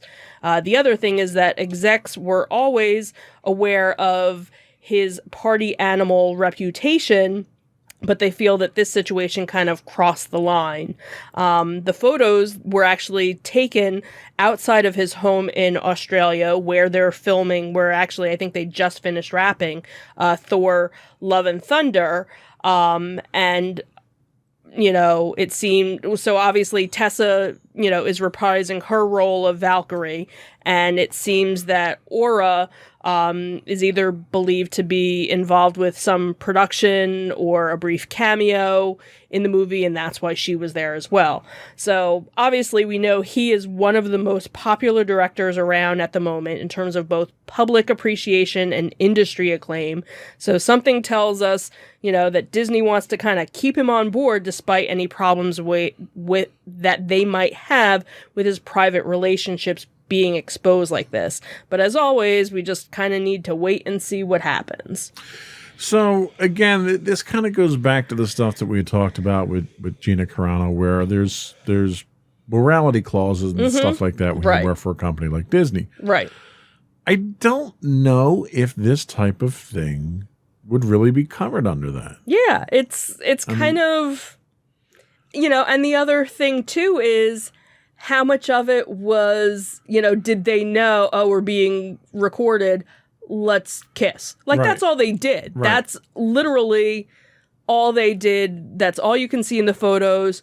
Who's to say it wasn't just a friendly peck where they Right. made it out to be something else? Because in the one article that talked about, that was mainly focused around Tessa Thompson, was talking about how just earlier that day she was supposedly kissing her boyfriend, or this guy that maybe she's seeing who happened to be on the set. Sure. And then later on the day, here she's with the other two, and now there's photos of them all kissing. So, Right. And that's the thing. Like, a photo can very easily be taken out of context. absolutely. When you had the history of tweets that Gina Carano had, there's a pattern. Right. That's a completely different thing. And you're She's- deliberately trying to put your point of view out publicly at Right. that point in time. You're using your notoriety to do it.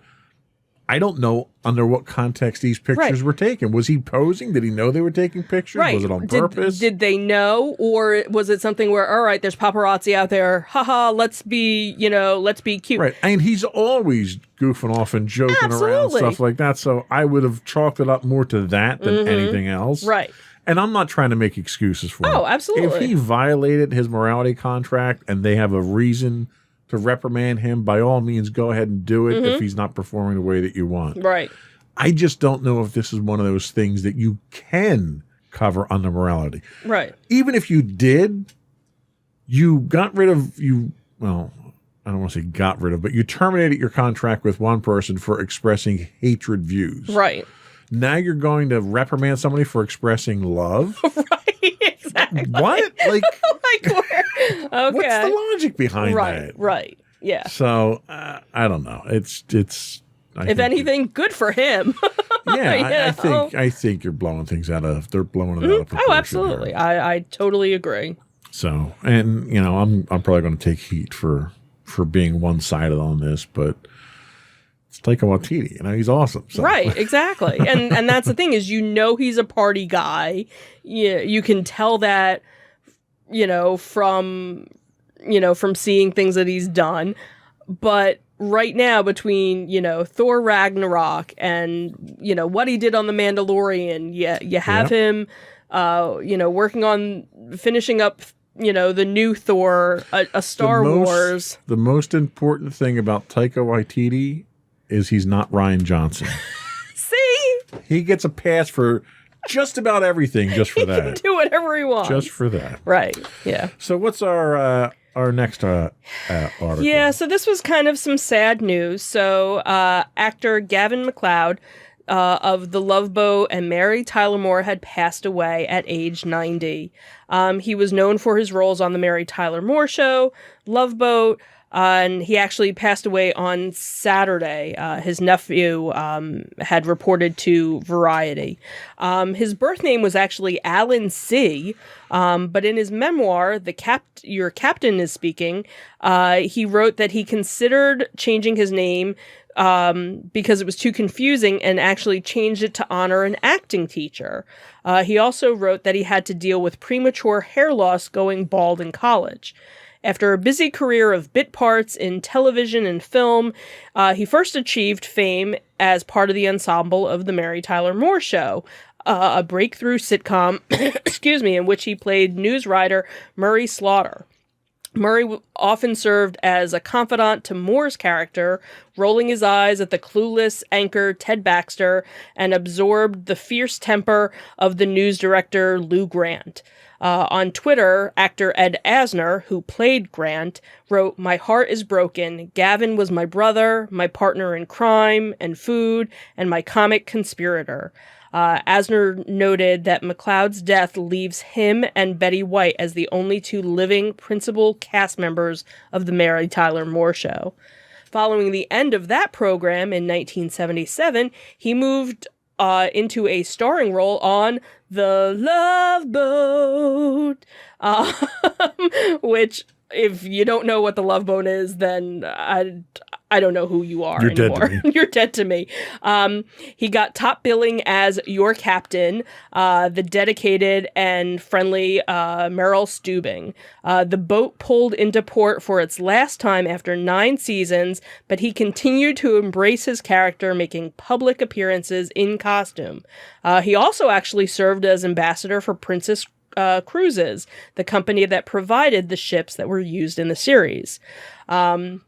Princess Cruise Line actually had said, all of us send our heartfelt condolences to his entire family and offer our sincerest gratitude to them for sharing Gavin with all of us for so many years. After Love Boat, he became an evangelical Christian, and he credited his faith with allowing him to end his abuse of alcohol and reconciled with his wife Patty, whom he remarried in 1985. The cause of death had not been released as of Saturday. You know, he used to do bit parts on Hogan's Heroes, and I'm a big fan of Hogan's Heroes, and that was where my initial exposure to him came from. But everyone remembers him from Love Boat. Yeah. You know, that was really the role that he made his own, where he got the lead there. Yeah. And it gave great references when Next Generation came out, and they had a bald captain of the Enterprise that was referred to as Captain Stubing. So, Right. but yeah, he was a great actor. Yeah. It's a shame, but 90 years old, great career. Not too shabby. That's certainly something to be proud of. So he left his mark on the world. And you can catch reruns of, Love Boat on MeTV. I'm sure there's other channels as well that are Absolutely. Showing it as well. Absolutely. So we'll be right back with our insightful picks of the week.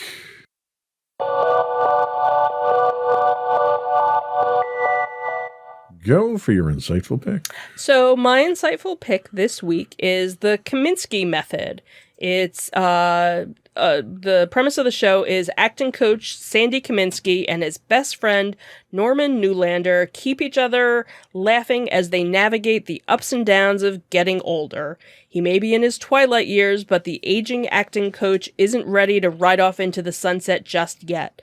The once famous Kaminsky and his longtime agent and best friend Norman Newlander keep each other laughing as they tackle the curveballs that life has thrown at them while navigating their later years in Los Angeles, a city that values youth and beauty.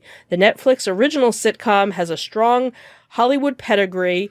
It was created by multiple Emmy winner Chuck Lorre and stars Oscar winners Michael Douglas and Alan Arkin as Kaminsky and Newlander.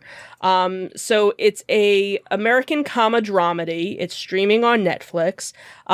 There's actually 3 seasons currently. The first season actually premiered in 2018. Then in January of 2019, it was announced that it was going to be renewed for a second season, which premiered in October of that year. And then last July, it was renewed for a third and final season, which just premiered at the end of May. I am currently, I think I just started season 2. And it's kind of a quirky, funny, show with these two, main characters going back and forth. His best friend, his agent, his wife passes away, in like the first or second episode, and he kind of still sees her and still talks to her, and she's kind of still, a main character, I guess, in some respects. And you kind of, go through the back and forth of, their friendship as they're, getting on in age. So, has some funny moments, has some touching parts, as well. And, and again, Michael Douglas and Alan Arkin. So can't go wrong. Good pick. Thank you.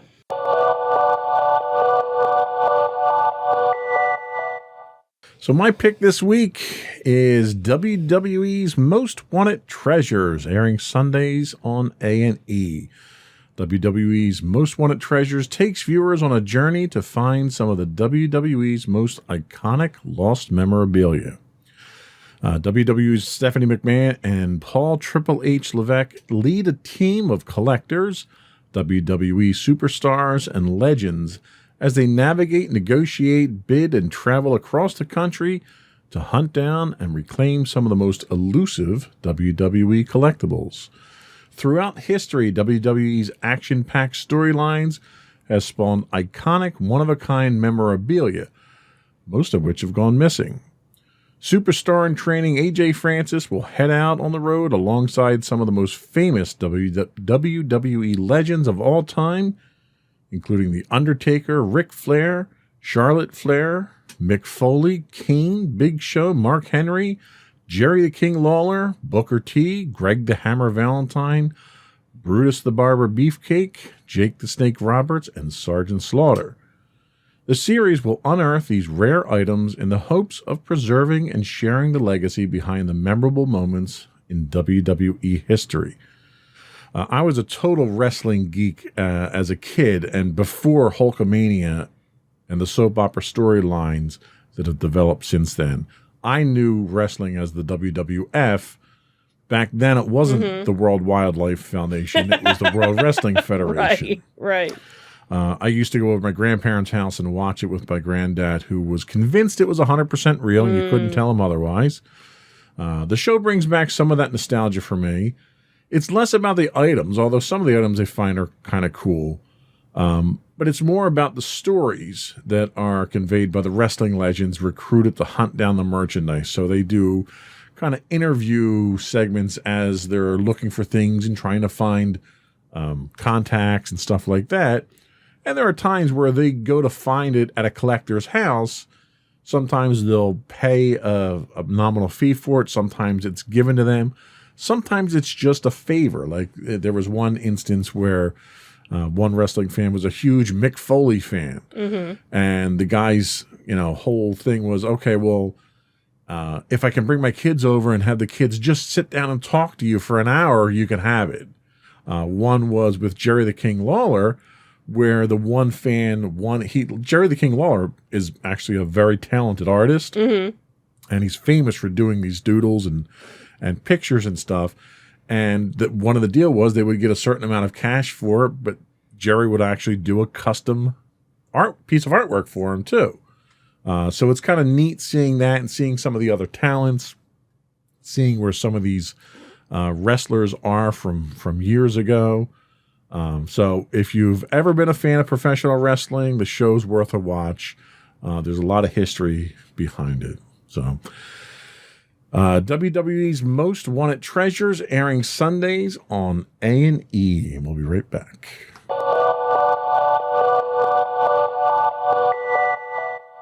So I think that's it for today. A lot of stuff to talk about today. We even got the video in for the Ren Fair. Wow, look at us. Yeah, all before the storm. Yeah, that's 2 weeks in a row. We had something. I don't think we've got anything planned for next week. Maybe we'll just make up something. Sure. We're going to Southern Sci-Fi Fest next week. Maybe we'll just go outside and take videos of Sure, there you lightning go. bugs or something. I don't know. Works. We'll see. That works. Anyway, before we go, I do want to remind folks to subscribe to the podcast. You can get audio versions of it listed as Insights into Entertainment. Video versions of all of our podcasts are listed as Insights into Things. We're on Apple Podcasts, Spotify, Google, Stitcher, iHeartRadio, TuneIn, etc. We also invite you to give us some feedback. Reach out to us via email at comments@insightsintothings.com. That's your line. Oh, we're also on Twitter at insights_things. Threw me off. I don't know why. We do this every week. You I should know. by now. You would think. We're on Facebook at www.facebook.com/insightsintothings. We are on the gram of Insta or Instagram at instagram.com/insightsintothings. You can get audio versions on the web at podcast.insightsintoentertainment.com. You can find video versions of all of our podcasts at youtube.com/insightsintothings. We stream 6 days a week on Twitch at twitch.com/insightsintothings. If you are an Amazon Prime subscriber, you get a free Twitch Prime monthly subscription. We'd appreciate it if you threw that our way. And finally, if you don't remember any of that information and just want to head to our main website, that is www.insightsintothings.com. And that's it. Another one in the books. Have a good week, everyone. Bye. Bye.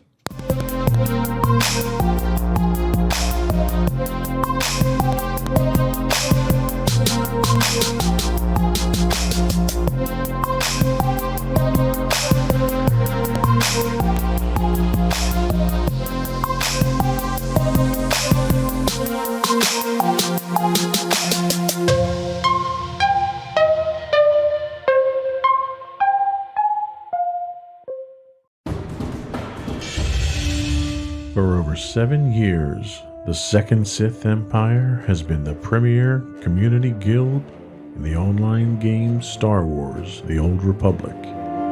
With hundreds of friendly and helpful active members, a weekly schedule of nightly events, annual guild meet and greets, and an active community both on the web and on Discord.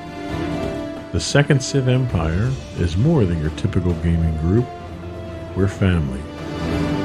Join us on the Starforge server for nightly events such as operations, flashpoints, world boss hunts, Star Wars trivia, guild lottery, and much more. Visit us on the web today at www.thesecondsithempire.com. Insightful podcasts by informative hosts.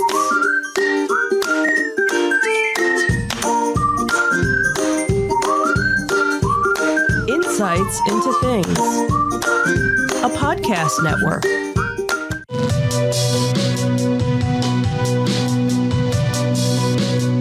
Welcome to Insights into Tomorrow, where we take a deeper look into how the issues of today will impact the world of tomorrow.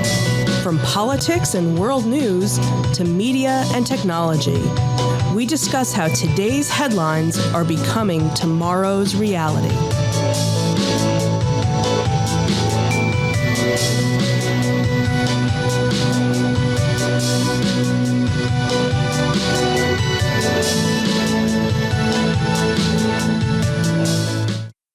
Welcome to Insights into Tomorrow. This is episode 12, the Cryptocurrency Conundrum. I'm your host, Joseph Whalen, and my co-host, Sam Whalen, today. Hello, everybody. How you doing today, Sam? I'm doing okay. So today we're going to be talking about crypto. Do you own any crypto? I did for a little bit. I had Dogecoin when that was like a joke. Yeah, it still is, by the way. Yeah, but it's kind of settled out because I was using, I mean, we'll talk about it, but I was using Robinhood to get it. Yeah. And I think my friends and I all started doing it as a joke. But yeah, I had a little bit of Doge for a while. Not anymore, though. Okay. Doge actually is not that difficult to generate. It's not like your Bitcoin and stuff like that where it's finite and crypto complicated. Yeah, I mean, I don't know how any of it works, though. That's the point of this show. You'll explain it to all of us in great detail. Yes, I will, hopefully, in terms that we can all understand. But before we do that, I would suggest folks subscribe to the podcast itself so you get it first thing Monday morning at 8 o'clock when they come out. You can subscribe to the audio version of the podcast by looking us up as Insights into Tomorrow. The video versions of the podcast and all of our network podcasts are listed as Insights into Things. You can get us on Apple Podcasts, Spotify, Google, Stitcher, pretty much any place you can get a podcast these days. I would also invite folks to give us your feedback. Email us at comments@insightsintothings.com. Let us know how we're doing on Twitter at insights_things. You can give us feedback on Facebook at facebook.com/insightsintothingspodcast. Shoot us a note on Instagram at Insights into Things, or you can reach out to us on our website at www.insightsintothings.com. So today, what we're going to be doing is we're going to take a look at what cryptocurrency is.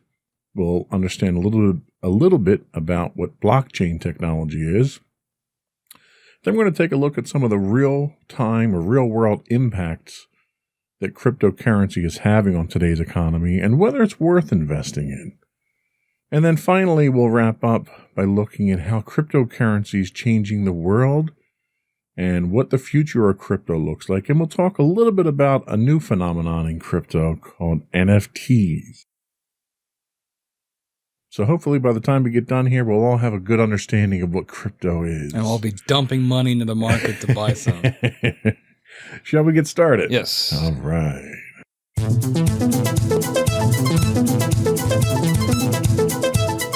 So, what is crypto? So, this definition of crypto comes from NerdWallet. Figure that was kind of a safe place to go to.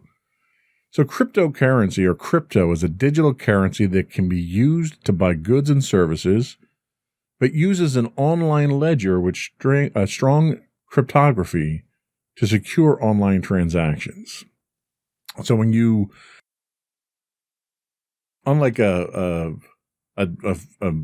nationalized currency, there's no borders to crypto at this point. It exists entirely online, and it's basically tied up inside of a cryptographic algorithm.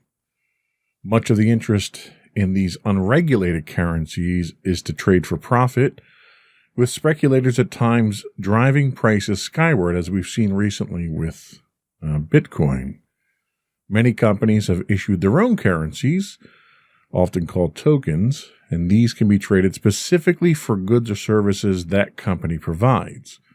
Everyone's familiar with microtransactions, and nowadays you can buy currency with a company that you then use to buy things inside that company. It's no different than when you used to go to the arcade, and the arcade machines didn't take quarters, they took tokens. So you put a dollar bill in a machine and got 4 tokens out instead of 4 coins. And that kind of kept that money tied up inside of that establishment. So cryptocurrencies also use technology called blockchain.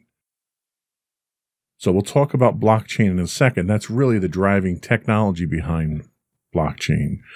But part of the appeal of cryptocurrency is the security of it. A lot of people feel the anonymity that cryptocurrency offers is a selling point, because you can go out and make a transaction, a purchase online somewhere, and not have that traced back to you through a PayPal account or a credit card or something else.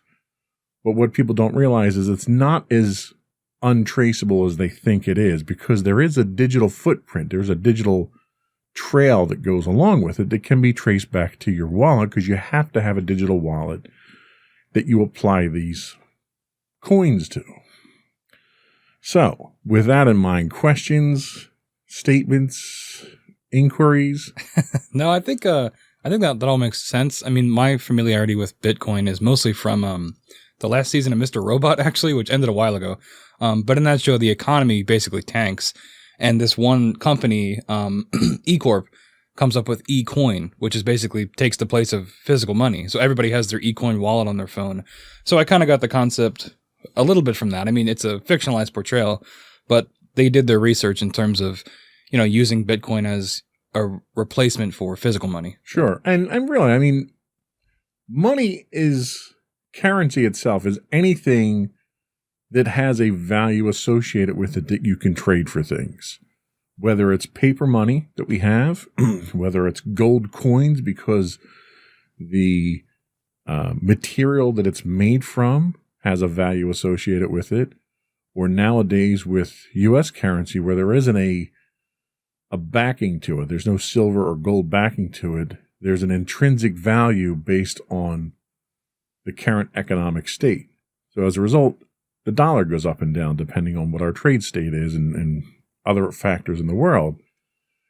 Cryptocurrency is the same sort of scenario, but it's affected by things very differently. Like one of the things that we're seeing nowadays is Bitcoin is soaring right now. And one of the reasons it took a recent jump was Tesla, Elon Musk's company, decided that they're going to take Bitcoin payment for cars. And they invested more than $1 billion to acquire Bitcoin. Well, anytime a commodity is purchased in volumes like that, the cost of it goes up just because of the perceived value of it at that point. So you have speculative investment like that that's causing a rise in value. Yeah, that happened with we talked about Dogecoin earlier too. Elon Musk would like make a tweet about Dogecoin and it would shoot up like 20 cents or something like that. Sure. So like, and you get that with regular stocks too, but with crypto, it's even more volatile like that. Well, and Elon Musk is a great person to pick on because he's the type of person who stock in Tesla goes up significantly, and then he tweets and says, "Oh, well, that's overvalued," and then the stock plummets. Mm-hmm. And when you're the second richest man in the world, you can stand to lose $40 billion and it doesn't really put a dent in your bank account, but your other investors can't afford that kind of recklessness and that volatility in a stock that they're investing in. And we'll talk later about the investment angle of Bitcoin and cryptocurrency, but we're going to find that's the same type of thing with crypto. So the technology that it is based on is blockchain. Now, this information comes from another website, Investopedia.com. Blockchain is a decentralized technology spread across many computers that manages and records transactions. Blockchain is a specific type of database. It differs from a typical database in the way it stores information. Blockchains store data in blocks that are then chained together. Blockchain. I get blockchain. Once a block is filled with data, it's chained onto the previous block, which makes the data chained together in a chronological order. So one of the problems that you have with this is that as you continue to mine coin in a blockchain, the blockchain gets larger and larger and larger, which requires more storage capacity, it requires more bandwidth to handle, it requires more computing power as it gets progressively larger. Different types of information can be stored on a blockchain, but the most common use so far has been as a ledger for these transactions. In Bitcoin's case, blockchain is used in a decentralized way so that no single person or group has control. Rather, all users collectively retain control. So when you're going to mine Bitcoin, you download whatever the current version of that blockchain is. The entire thing. And as you're churning through it and you fill up the block itself, you're sending that data back out to this collection of computers. So when we're talking about downloading it, is this like terabytes, petabytes? I don't know, how big does it get? I don't know what the last count was, but you're talking a massive amount of data right now. Like it would take, I think I was looking at numbers earlier, and it took 8 hours or so over a gigabit line to download the current one. Once you have it, though, you get incremental updates to it. But that's just a sign of how large this is. And the larger it is, the more computations have to be done. So the problem a lot of people are running into is that in order to mine Bitcoin now, people are using very sophisticated hardware. In fact, NVIDIA just came out with their latest line of video cards, and they cryptographically crippled them through a driver update so they couldn't be used for blockchain, because what's happening is you're actually burning more energy in computational power and cooling to run these machines than you're generating in actual funds. So it's environmentally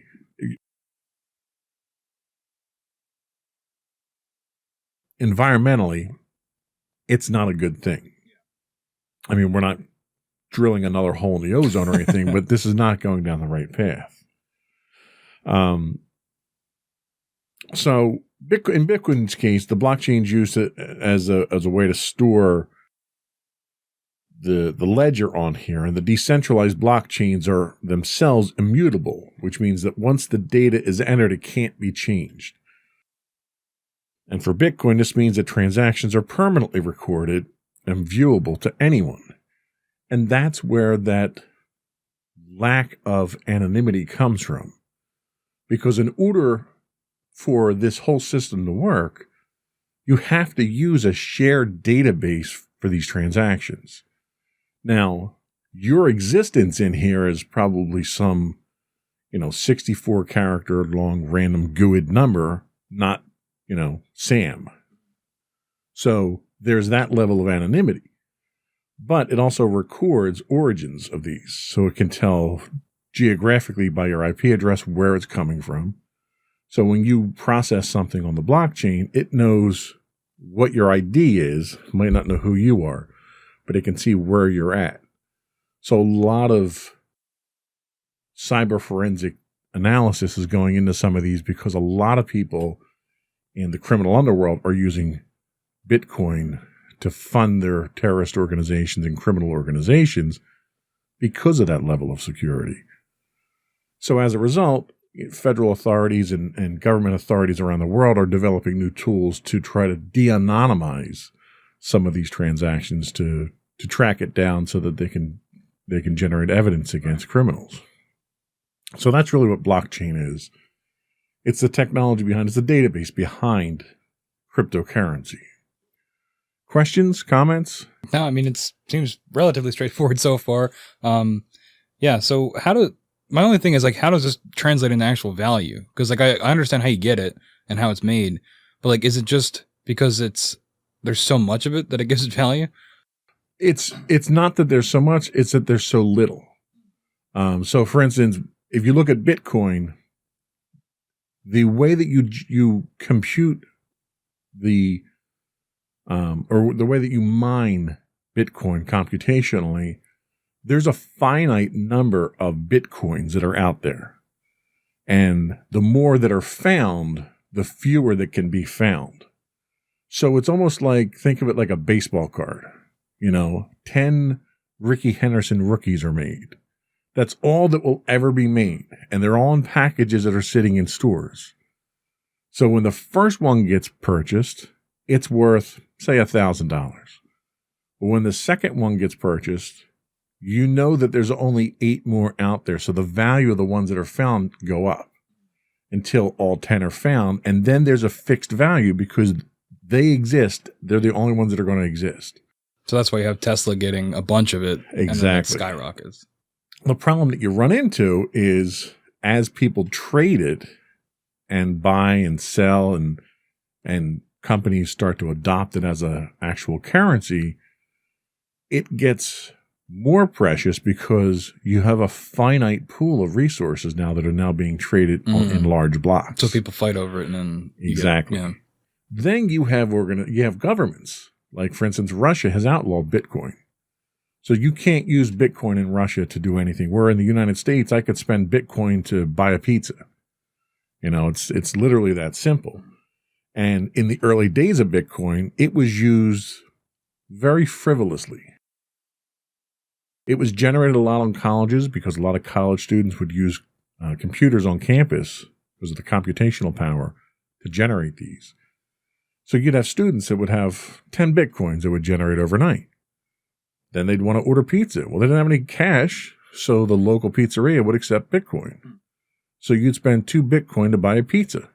And 1 Bitcoin now is worth $10,000 or something like that. Right. So you have people that spent over $20,000 on pizzas when they were in college. So that's why the volatility of it kind of makes for opportunities, but it also makes for misuse of the currency as well. So we're going to take a quick break and we'll come back and we'll talk about what the impact of cryptocurrency is on today's society.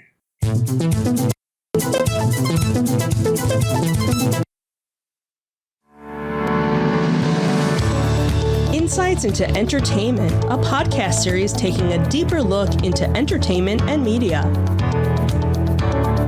Our husband and wife team of pop culture fanatics are exploring all things from music and movies to television and fandom. We'll look at the interesting and obscure entertainment news of the week. We'll talk about theme park and pop culture news. We'll give you the latest and greatest on pop culture conventions. We'll give you a deep dive into Disney, Star Wars, and much more. Check out our video episodes at youtube.com/insightsintothings. Our audio episodes at podcast.insightsintoentertainment.com, or check us out on the web at insightsintothings.com.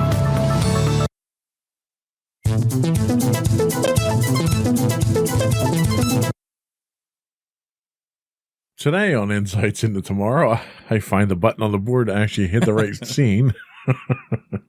Today we're talking about cryptocurrency, and we're going to talk a little bit about the impact of cryptocurrency on today's economy.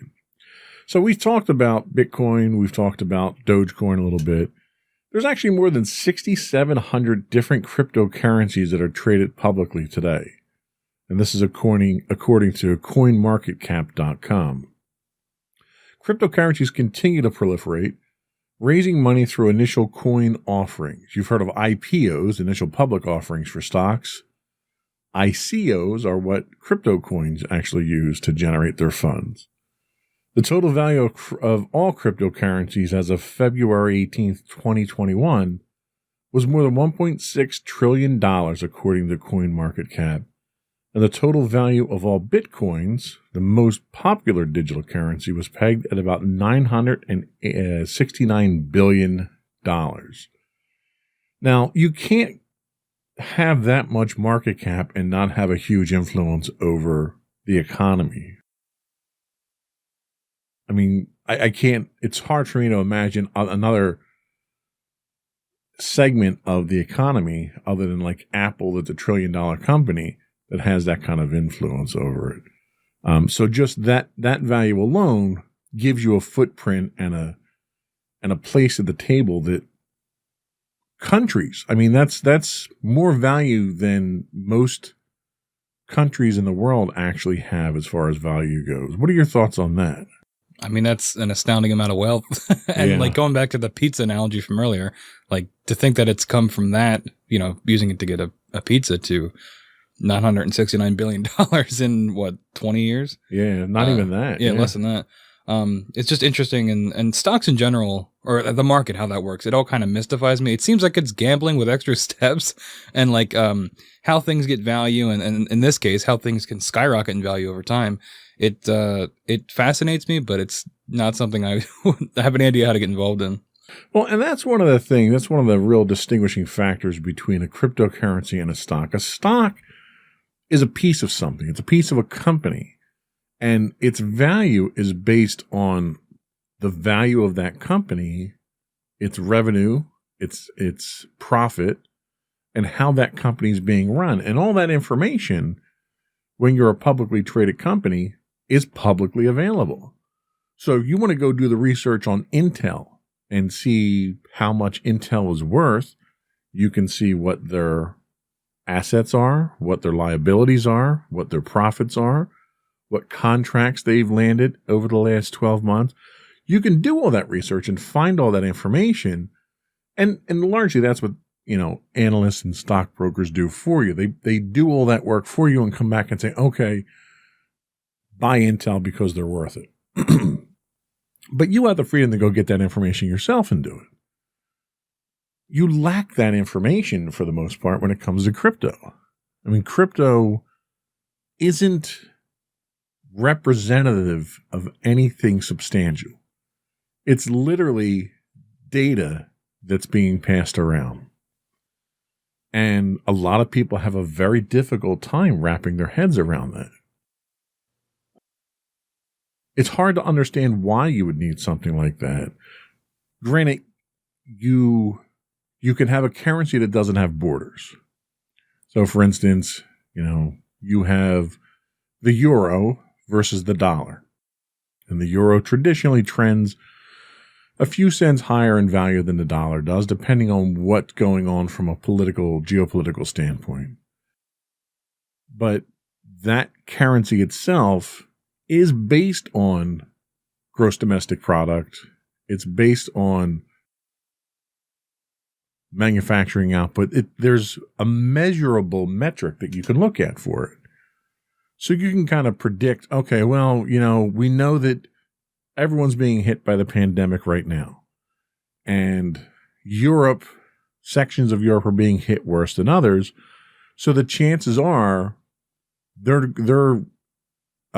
economy is going to be impacted by that further.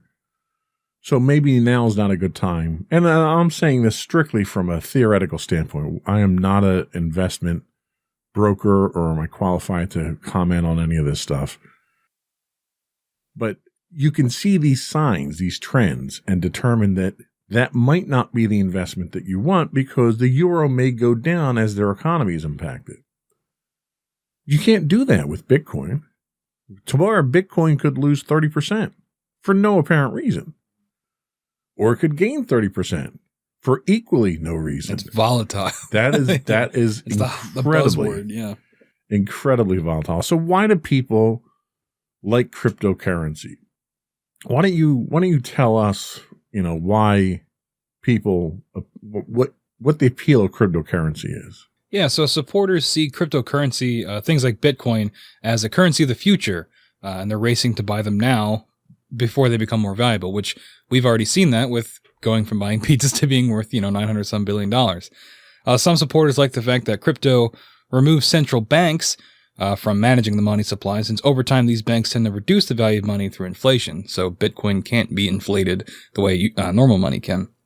Other supporters like the technology behind crypto, like the blockchain, which we talked about earlier, because it's decentralized processing and recording system and can be more secure than usual payment options. And then finally, some speculators like crypto because they're going up in value and have no interest in the currency's long-term acceptance as a way to move money. And that's a very good point, is that if you look at it from a long-term standpoint, it's so volatile and traded so frequently that people aren't looking at it as a long-term. Like, people buy Disney stock and they hold on the Disney stock for 30 years and they continue to increase in value. They may get dividends from it, but ultimately it's a long-term thing that someday you'll sell that and it's an investment.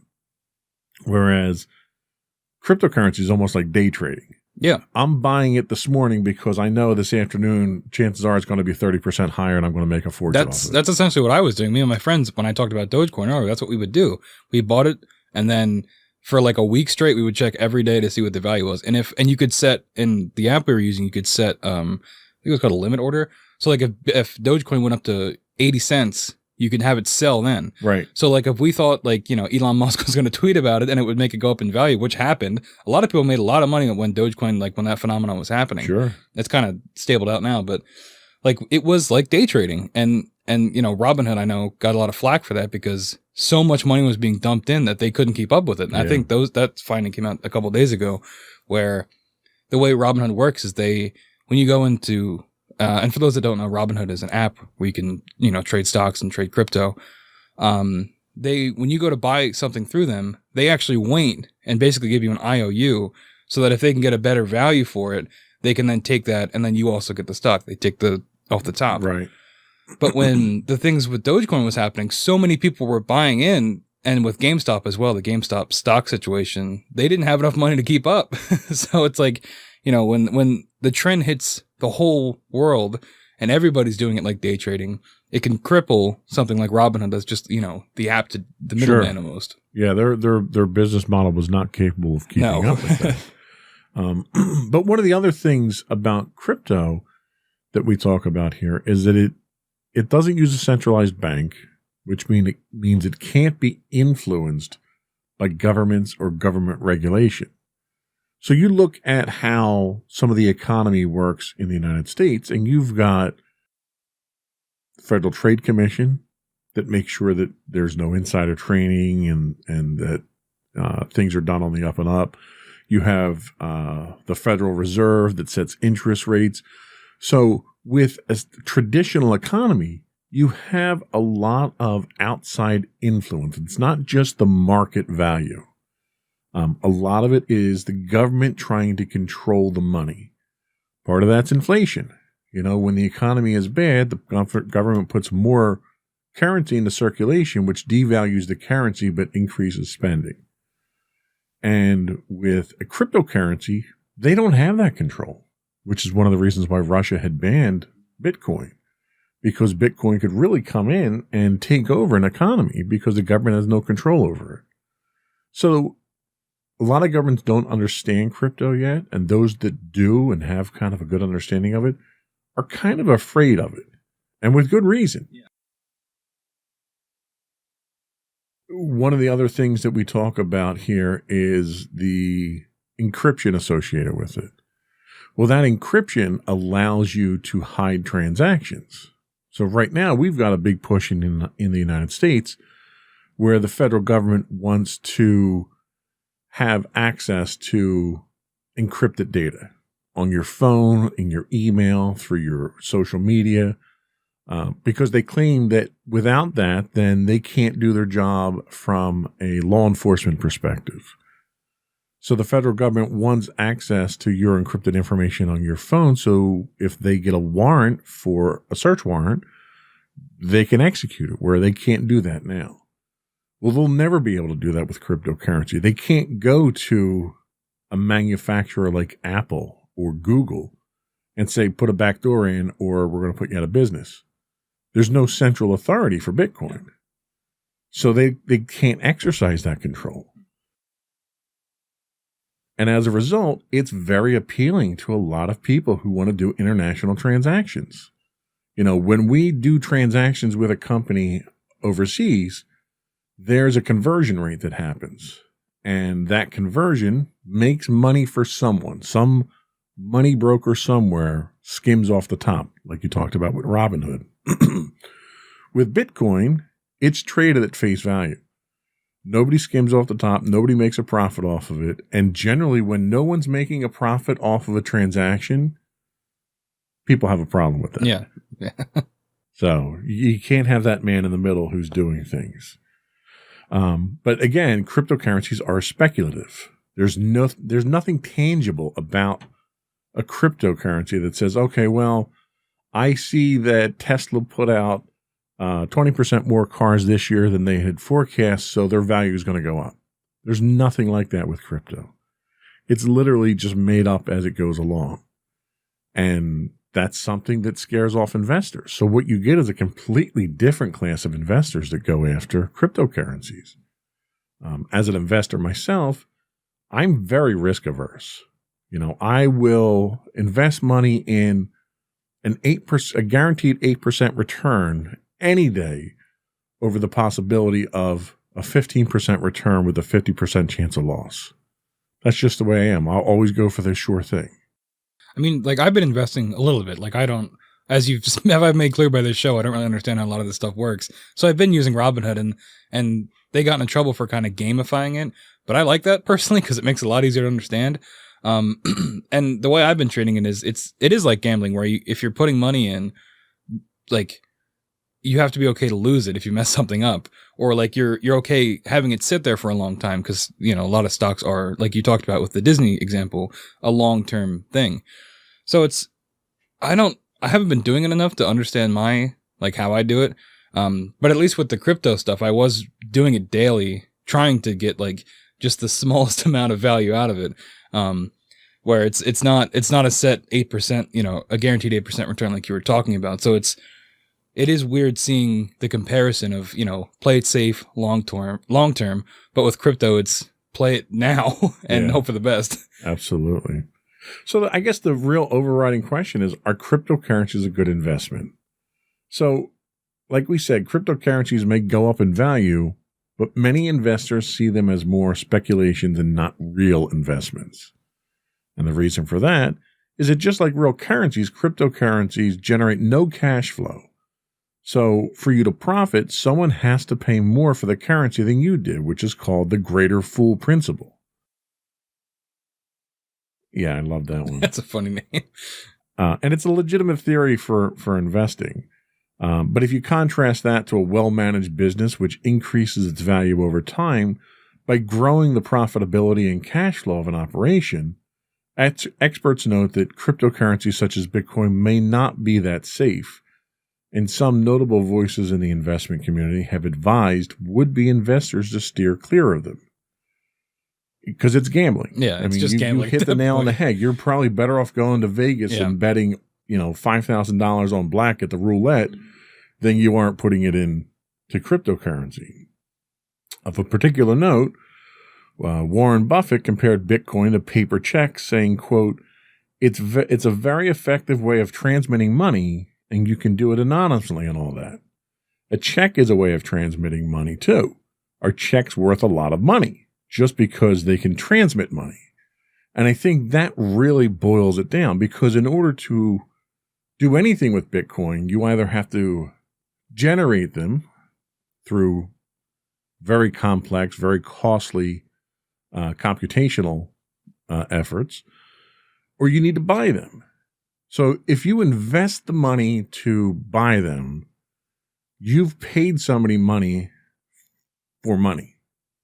Really. Yeah. And you're paying that conversion rate. Mm-hmm. If you generate it, then you're paying the money to actually, it's not free. Like a lot of people think that, and that's part of the problem, is that people think that, oh, well, cryptocurrency, I can generate that, I can quote unquote mine that on my computer. Well, I already own the computer, so it's costing me nothing. If I can mine 3 Bitcoin, that's a fortune. Well, you're not mining for nothing. You're paying the electric bill. You're paying to cool it, because it generates so much heat to do these computations. People have actually turned mining computers into heaters for their homes. Oh, wow. What they've done is they build a computer with 5 or 6 graphic processor units, high-grade graphics processor units, and they channel that heat into their house, and that's how they heat their house. That's insane. I saw one person who lived out in Colorado or something like that, and he actually funneled the heat from his cryptocurrency computer to a chicken coop, and that heats the chicken coop outside. Well, there you go. But that's no different than, because you're still paying to use that power. One of the latest trends now is they're putting a lot of crypto mining farms in Alaska so they don't have to pay for the cooling costs. So they're just pulling, Put them in the ice. yeah, they're pulling outdoor air in, and that's cooling these machines off. Yeah, I know there was this was a while ago, probably like a year ago, but the Nintendo Switch had a thing, the gaming console, where people couldn't figure out why when they played this one game, it was like some cooking game, why their Switches kept overheating. And it was because they were using it to mine Bitcoin in the background for the game. So people's Switches would overheat and turn off, and they couldn't figure out why, because it's not like, the Switch is like that big. It's not like it's a PS5 or something. Yeah. So people were like, what's going on here? And they looked into it, and they were mining Bitcoin in the background when you played the game. It was insane. Yeah. Yeah, it's scary. It really is. Yeah. For those who see cryptocurrency such as Bitcoin as the currency of the future, it should be noted that a currency needs stability so that merchants and consumers can determine what a fair price for goods is. So let's take the instance of Tesla. So they're going to be selling a car, and they're going to price the cost in Bitcoin out to what the equivalent dollar value would be. So let's say, for instance, you buy a Tesla for $80,000. Let's say that's, for the sake of easy math, that's 8 Bitcoin. All right. Say Bitcoin's at $10,000 each. Well, if Bitcoin drops in value at any point in time while you're still paying for that car, then you just got, like, if it drops to 5,000 per Bitcoin, you just paid half price for that car. What merchant is going to deal with a currency that's that volatile and that prone to have them lose money? Like, it just, for Tesla to go that route, I think puzzled a lot of people. Do you think that it's going to end up becoming regulated if enough businesses get involved? Do you think it's just going to sidestep the government and they're just going to regulate it themselves? Especially if they have the majority of it, like a Tesla or another big corporation? Well, and that's actually a very interesting proposition. You can't regulate it. You can't, because of its decentralized nature. So even if you own the majority of it, like owning the majority of a company, you control that company. If you own the majority of Bitcoin, you can't dictate the price of Bitcoin, because Bitcoin is only worth what the market will bear. So if Tesla owned 60% of the available Bitcoin out there, they could ask whatever they want, But if nobody wants to pay that value, then it's not worth that, right? Like, think of selling on eBay. Oh, I can put my Star Wars figures up on eBay and ask $5,000 for them. Doesn't mean they're worth $5,000 if nobody's going to buy them. And that's what you're looking at with Bitcoin, is that you can't deregulate. So I don't know why at this point in time someone like Elon Musk would get into it, if for no other reason than just for publicity. I'm pretty sure he had an SEC filing the other day where they have to call him like Crypto King now or something like that. Yeah, I saw that. Which one of my friends, it was half joking, but he was like, well, that's so they don't have to say he's a CEO. So when he does dumb stuff like this, he can say, well, I'm not CEO, I'm the Crypto King. Right. It's different. Right. But I don't know. He does things like, this is the man who sold flamethrowers to promote his boring company, his mining company. So we could do a whole show on him if we wanted to. Yeah. He's like Tony Stark, but not as cool. But as we said, Bitcoin and other cryptocurrencies have been anything but stable through much of their history. For example, while Bitcoin traded close to $20,000 in December 2017, by 2020 it was trading at record levels. It dropped as low as $3,200 later that year. That's 70% of your value. That's ridiculous to have a drop like that. And then by 2020, it was back at record levels again. So the price volatility creates a conundrum. Hence the title to the show. Hey-o. See, you Full made fun of me circle. for the title. I did make Greg. It was funny. If Bitcoins might be worth a lot more in the future, people are less likely to spend and circulate them today. So I'm going to stop buying pizzas with my Bitcoin. I'm going to hold on to them, making them less viable as a currency. So think of it almost like a commodity, like gold. So gold rarely drops in value. And what happens is a lot of people buy gold and they hold on to it because it's a good investment because it doesn't drop in value. Nobody deals in gold as a currency anymore. It's not practical to deal in it. But because it's stable, people are going to hold on to that and use that to back other ventures.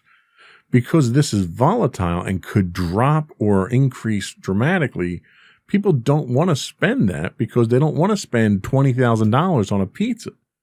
Even though it may only be $20 today, a year from now, it could be $20,000. So it doesn't lend itself to being used to transmit money. And finally, they say, why spend a Bitcoin when it would be worth 3 times that value next year? And that's exactly what they're saying. It's more an investment gimmick, I think, than it is a real currency. So then do you think it will go by the wayside eventually? If people adopt this line of thinking that it's not worth the effort to spend it? I think Bitcoin has a very limited lifetime to it. I think cryptocurrency in general does. I think blockchain has other practical applications that can be used for more realistic things. I think what we're seeing right now with crypto is probably a fad because it's just too unstable. Yeah. Investors don't like instability. So you're going to find that it's going to probably lose its widespread adoption pretty quickly. Mm-hmm. But let's take a quick break and we'll come back and we'll look at what we do think of what the future of cryptocurrency is and how it's changing the world.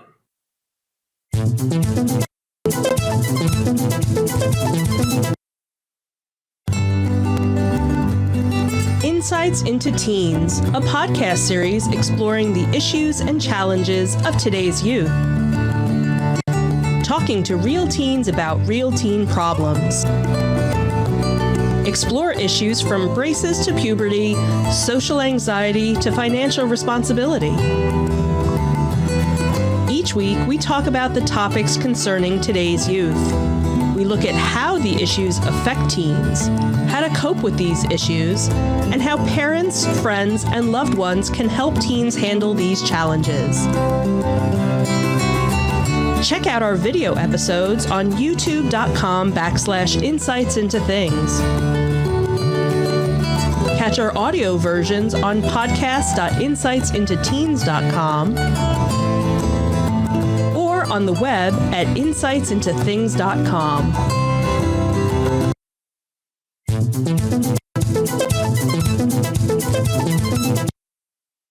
Welcome back to Insights into Tomorrow. We're talking cryptocurrency. And as we said earlier, cryptocurrency is not new. It's been around since roughly 2009 when Bitcoin was first created. But in recent years, it started to have a more significant impact on the world. Cryptocurrency has done this by changing the way various industries operate and opening up new opportunities for individuals and businesses alike. The creation of cryptocurrency also introduced blockchain technology to the world, which is, I think, the most significant contribution that we get from crypto. According to Statista, revenues from the technology are expected to reach more than $39 billion by 2025. From these figures, it's clear that cryptocurrencies and the technology that surround them are having a major impact. Here are some of the examples of how cryptocurrency is changing the world. Why don't you tell us about these? Sure. So alternative international financial transactions, which we kind of talked about earlier with it being a borderless currency. Businesses are always keen to find a way to complete international transactions in the most secure way possible. So cryptocurrency-based solutions like Ripple can help with this. Ripple operates on an open source platform, and it enables the seamless transfer of both cryptocurrencies like Bitcoin and Litecoin and fiat money like USD and yen. I don't know what fiat money is. Fiat money is national currency. Oh, okay. I didn't realize that was a term for it. And then finally, the main process of Ripple is payment, settlement, and remittance that is similar to the traditional SWIFT system, which is used by financial institutions. What is the SWIFT system also? Well, SWIFT system we're not going to go into today. Okay. That's a lot more complicated. Okay. Yeah, we'll get an economist next time to break that down for us. Yes. Second, more options for secure online payments. Cryptocurrencies and blockchain technology can make it easier for people to make online payments. Blockchain wallets store private and public keys that enable payments to be made securely and quickly. Also, many sites in various industries accept cryptocurrencies as a safe way for people to send and deposit money. So, for example, online gambling sites that accept cryptocurrencies are popular among young adults and in general with players due to the added security that is provided. The worldwide online payment system PayPal has also recently announced that it is going to start allowing customers to buy, sell, and hold cryptocurrencies in its online wallets. PayPal was Elon Musk, right? He invented that? I believe that's where he started. So yeah, another Elon, he's back. Another mention of him. Revolutionizing supply chains. So Bitcoin, the global economy, is reliant on secure and efficient supply chains. This makes supply chain security a major concern. The blockchain technology that enables the use of crypto can also be used to improve the security of supply chains thanks to its transparency and decentralized nature. Certain currencies like Walton Chain and VeChain, or VeChain, are specifically aimed at improving the safety and speed of supply chain operation. Providing a platform for creatives, it can often be difficult for professionals like musicians to sell content without interference from middlemen like producers. So they can use crypto like XRP to allow them to sell content directly to consumers. This is because consumers can access the content and pay for it using a real-world payment solution. That's an interesting note. I never thought of that, of how it can be used to actually help people that might be, scammed by a producer or something like that. Changing the way NGOs deal with money. Non-governmental organizations, NGOs, engage with crypto as a way of getting currency to underprivileged areas of the world.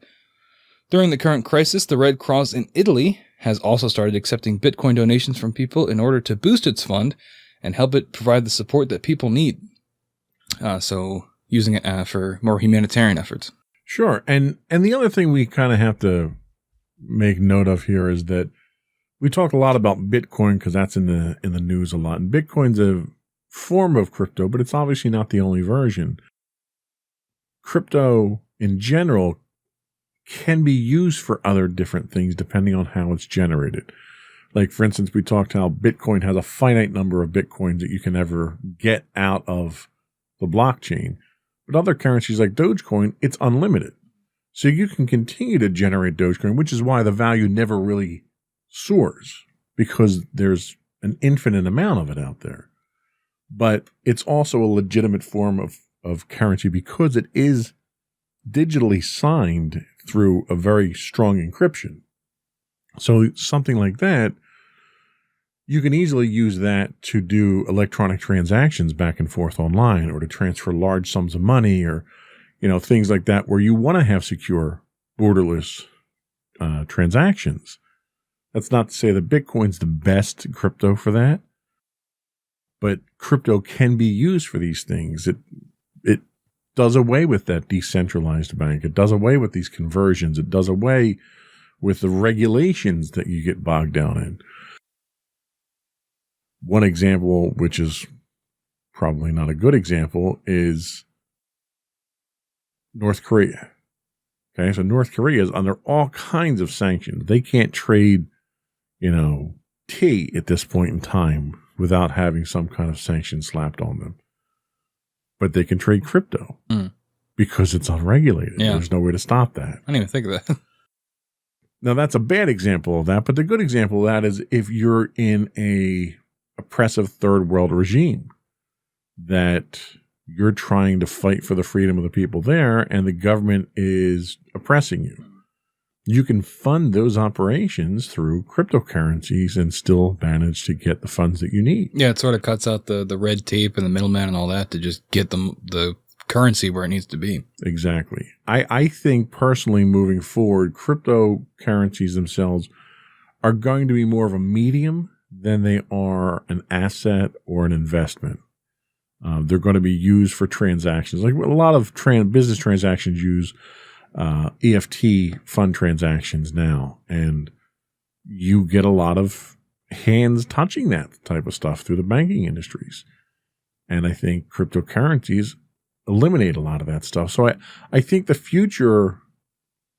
future for cryptocurrencies. I think it's very different than what we see today. I think we're going to see them take on a different role. I think we're going to see them be used by different people for different reasons. I don't think they're going to be a viable investment anytime in the near future just because of the volatility. But one of the things that we are seeing crypto use for, and again, this is a different use of blockchains, is something called an NFT or a non-fungible token. And these are a type of cryptocurrency created on smart contract platforms such as Ethereum. And they're unique digital objects that can be cool to own or even profitable to trade. Like it's World of Warcraft or something. Similar to that. You joke, Really? but it's similar to that. But for instance, Elon Musk's girlfriend was just in the news because she put up $8 million in artwork as NFTs. The NBA is involved in this. You can purchase an NFT, a non-fungible token of an NBA highlight, and you own that highlight. Like the footage? No, just the rights to the highlight. Okay. This is where it gets confusing. Yeah, I'm kind of lost. Think of it as, let's go back to the analogy of baseball cards. All right. So as a kid, I would buy baseball cards. You'd go out to the store, you'd buy a pack of them. You'd open them up and you'd see what card you got. And if you got a rookie card of somebody that you knew was good, you held on to it and it had value. I could take that to a trading card store somewhere and sell it. This is sort of the same type of thing, but you never get the card. So, for instance, you pay for an NFT, and that NFT happens to be for, I say Ricky Henderson because that's the only valuable baseball card I ever owned. So, you pay for a token, a digital token for Ricky Henderson's rookie card. And that card stays in the store in the window, and everyone can come by and they can look at that and they can gawk at it and they can ooh and ah and everything, but nobody can have it. They can just see it. You own it. Now you can trade it to someone else. You can sell it to someone else. You can sell that right to it, but you never actually own it. That sounds lame. Why would you want to do that? Especially if it's like Grimes' artwork. Wouldn't you want to hang artwork like in your house? You just have a thing that says you own the artwork. You don't own the art. Well, and that's like, you can have copies of it, but you own the right to that item itself. So no one else can own the right to it. It seems like a pyramid scheme or something. And that's how it's been described. You own by the a lot idea of of art. That's how it's been described. So what is fungible and non-fungible? You're asking me. Yes. Oh, well, conveniently enough, we have a very well-produced show notes. Cryptocurrencies can be fungible, meaning all the currency's unit, i.e. tokens, are the same and equal, like grains of rice or dollars. Non-fungible tokens are the opposite. Every cryptocurrency unit or token is unique and cannot be replicated. This, quote, non-fungible property can be used for many things, even certain types of currencies. But the current NFT craze is mostly fueled by digital art and collectibles, kind of like we talked about. People have figured out that a unique digital object can be interesting, cool, and even have a significant monetary value. It's why the space has recently blossomed, encompassing thousands of projects involving artworks, gaming, and sports. So, how do NFTs work? So, it really depends on the platform, right? So, given the vast majority of NFTs that are created and traded on Ethereum, let's focus on that. So, NFTs created on Ethereum's blockchain, which is immutable, meaning it can't be altered, like we've talked about all blockchains. No one can undo your ownership of an NFT or recreate the same one. They're also, quote, permissionless. So anyone can create, buy, or sell an NFT without asking for permission. So if you're an artist, you can create your own NFTs. You don't have to license it through someone else. So how does that work with like the NBA? So the NBA creates their NFTs for these highlights. Okay. And they're the only ones that can create their NFTs. Right. Gotcha. They're the authority for it. Every NFT is unique and can be viewed by anyone, just like that card in the window. Anyone can walk by the window. So again, it's like the analogy I gave you with having a card that's forever available for people to use. I don't know why people would do it. Yeah. People are doing it. There's a huge budding industry, which is why I threw it in at the end of the notes here, because it kind of was an afterthought in my research in doing this. But I wanted to put it in here as another example of how blockchain itself is being used without it being technically a cryptocurrency. And I guess, let's take a step back and talk about where we think it's going to go. So we're going to take a quick break. Our last break, we'll come back and we'll talk about what the future of cryptocurrency is going to look like.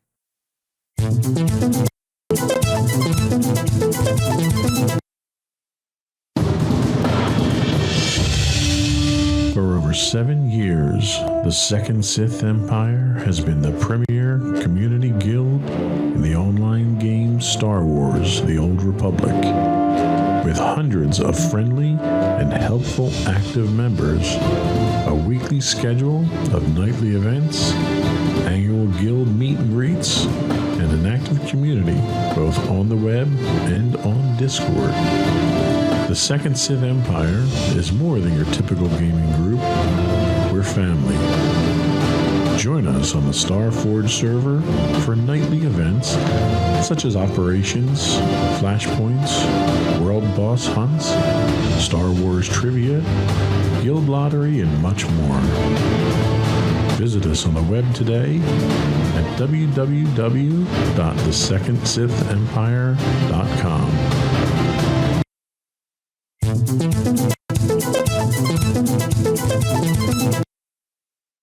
Investopedia.com says that the economic analysts predict a big change in crypto is forthcoming as institutional money enters the market. There's the possibility of crypto will be floated on the NASDAQ, which would further add credibility to blockchain and its uses as an alternative to conventional currencies.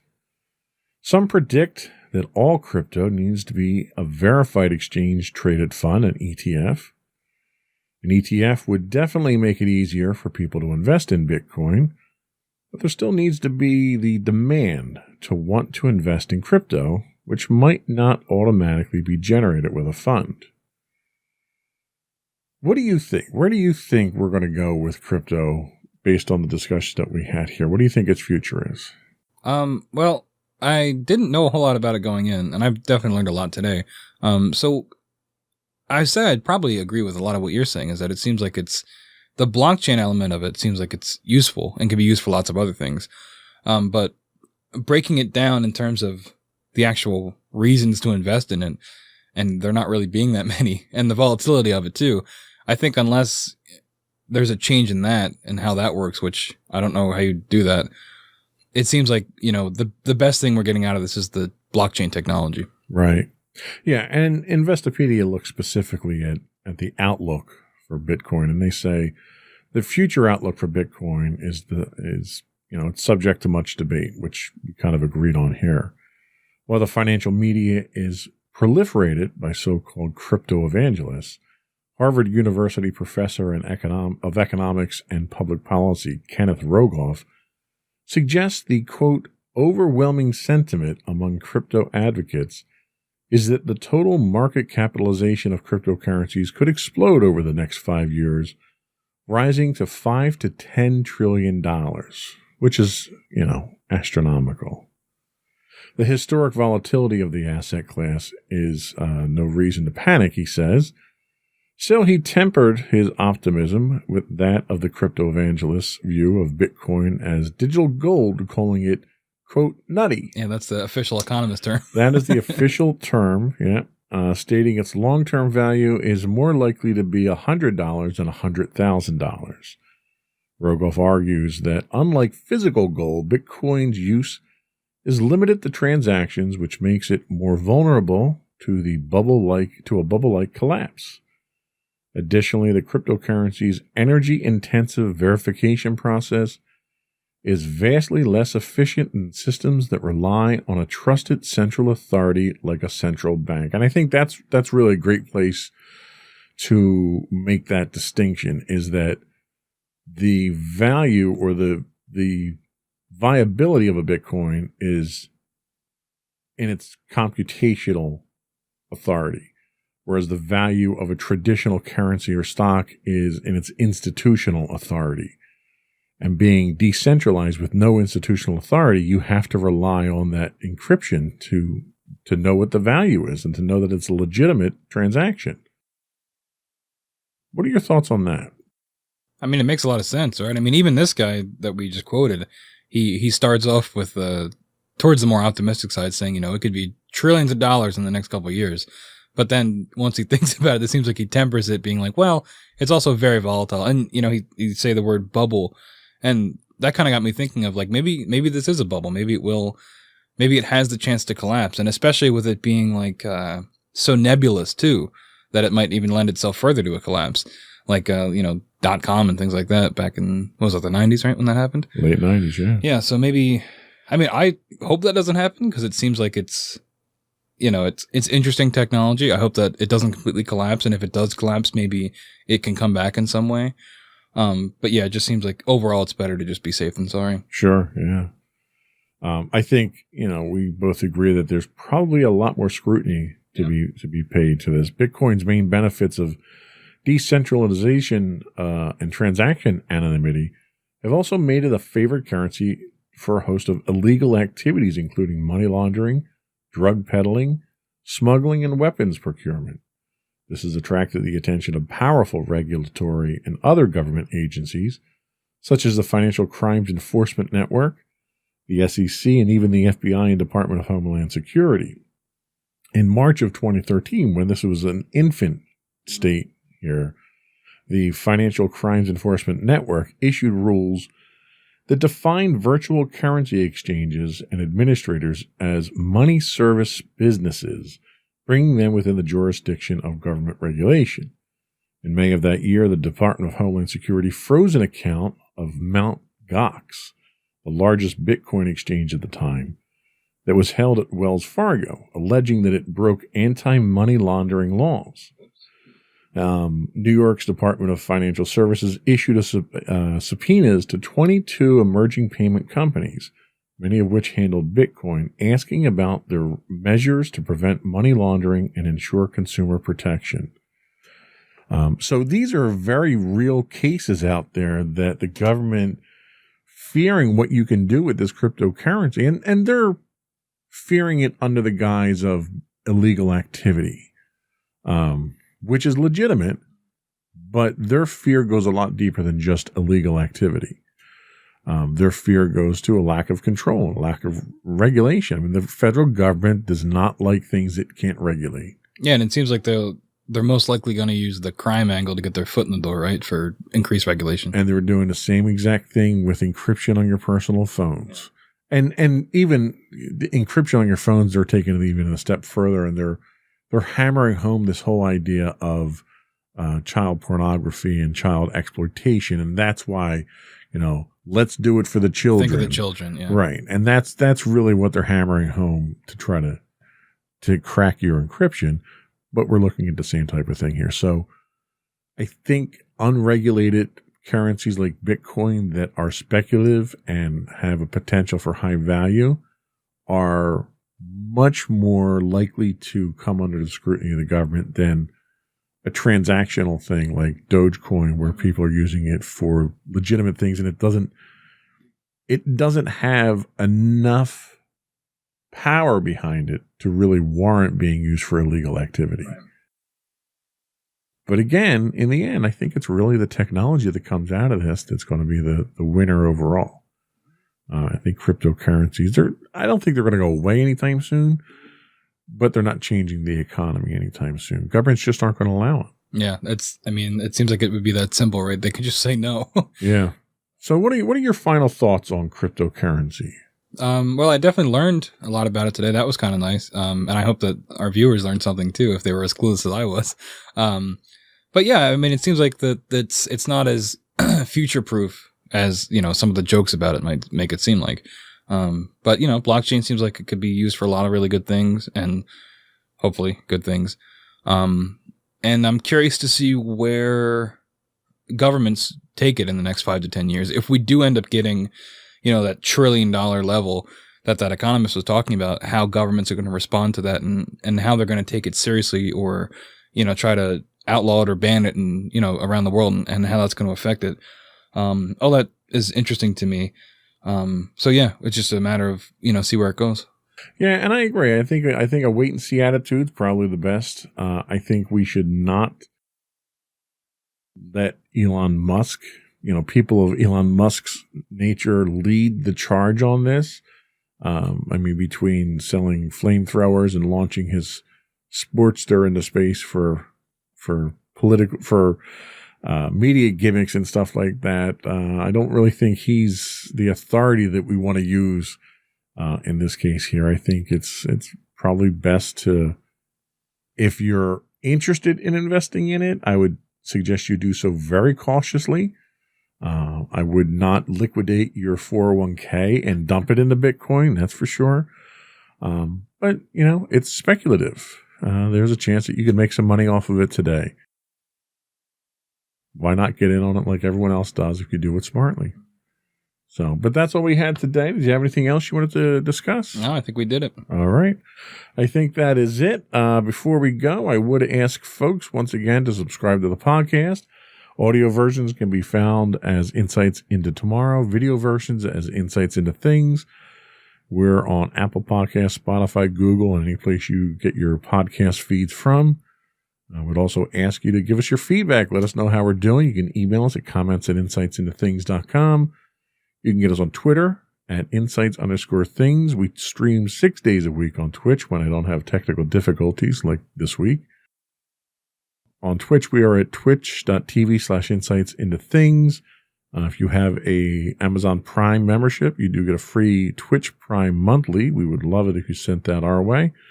Helps us to keep the lights on around here. And we have a lot of really bright, hot lights around here we have to keep on. We don't use it to mine Bitcoin. I promise you that. You can get us on Facebook at facebook.com/insightsintothingspodcast. We're on Instagram at insightsintothings.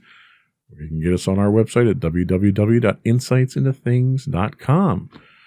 And that's it. We're done. Another one in the books.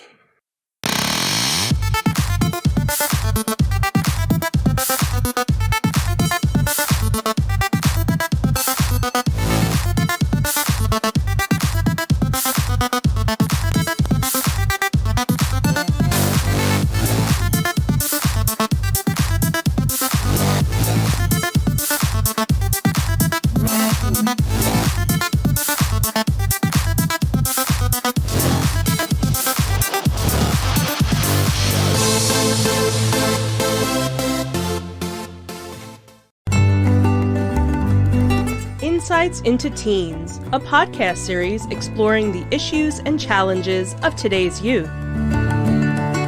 Talking to real teens about real teen problems.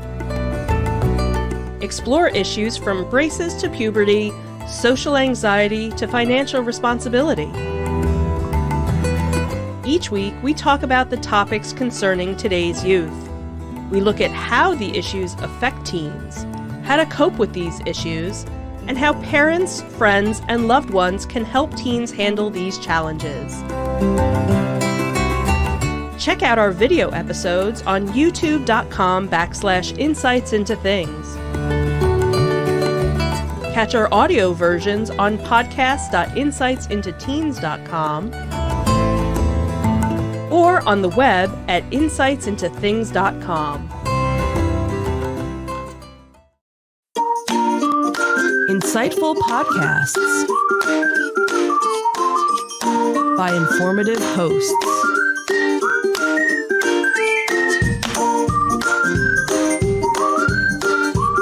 Insights into Things, a podcast network.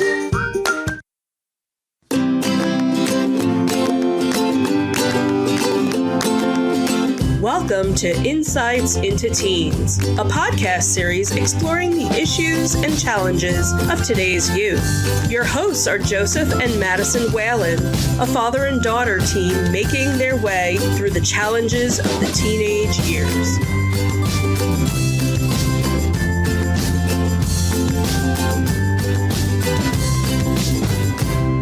Welcome to Insights into Teens. This is episode 113, Jealousy with Teens.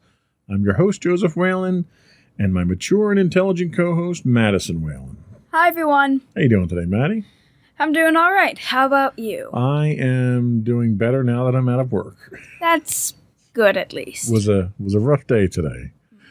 So how was your week so far? It's been going kind of chill. It's the last full week of school, so things are starting to wind down. Oh, that's exciting. Gonna have a lot of free time coming up on your hands then. Yep. Yeah. Don't know what I'm going to do with it all, but, I'll try to at least have some type of schedule. So today's topic is jealousy with teens. Now, this was one that you had put out there with your suggestions for topics. Any particular reason you threw this one out there? I don't know. It was just probably one of those things where, teens experience jealousy. I know that a lot of stereotypes of mean girl teens, they involve a lot of jealousy, and I know that teens have a unique way of dealing with jealousy as opposed to adults, so I kind of figured, hey, why not try this out? Okay, well, that's a fair point. So this week we are talking about jealousy in teens. We'll talk a little about the nature of jealousy. We'll explore how we can turn jealousy into a constructive inspiration and grow from it as an individual. Then we'll explore the common types of jealousy most teens might face. And finally, we'll talk about tips on how to deal with jealousy. Before we do that, though, I would invite folks to subscribe to the podcast. You can get audio versions of this podcast listed as Insights into Teens. You can get video versions of all of the network's podcasts listed as Insights into Things. And we're available any place you can get a podcast: Apple Podcasts, Spotify, Google, Stitcher, iHeartRadio, and so forth. Would also ask folks to write in, give us your feedback. We're always looking for show suggestions, topics to discuss. You can email us at comments@insightsintothings.com. We're on Twitter at insights_things. On Facebook, you can get us at facebook.com/insightsintothingspodcast. On Instagram, you can find us at instagram.com/insightsintothings. And you can get links to all those and everything else to our contact information on our website at www.insightsintothings.com. Are you ready? Sure. All right, let's get into it.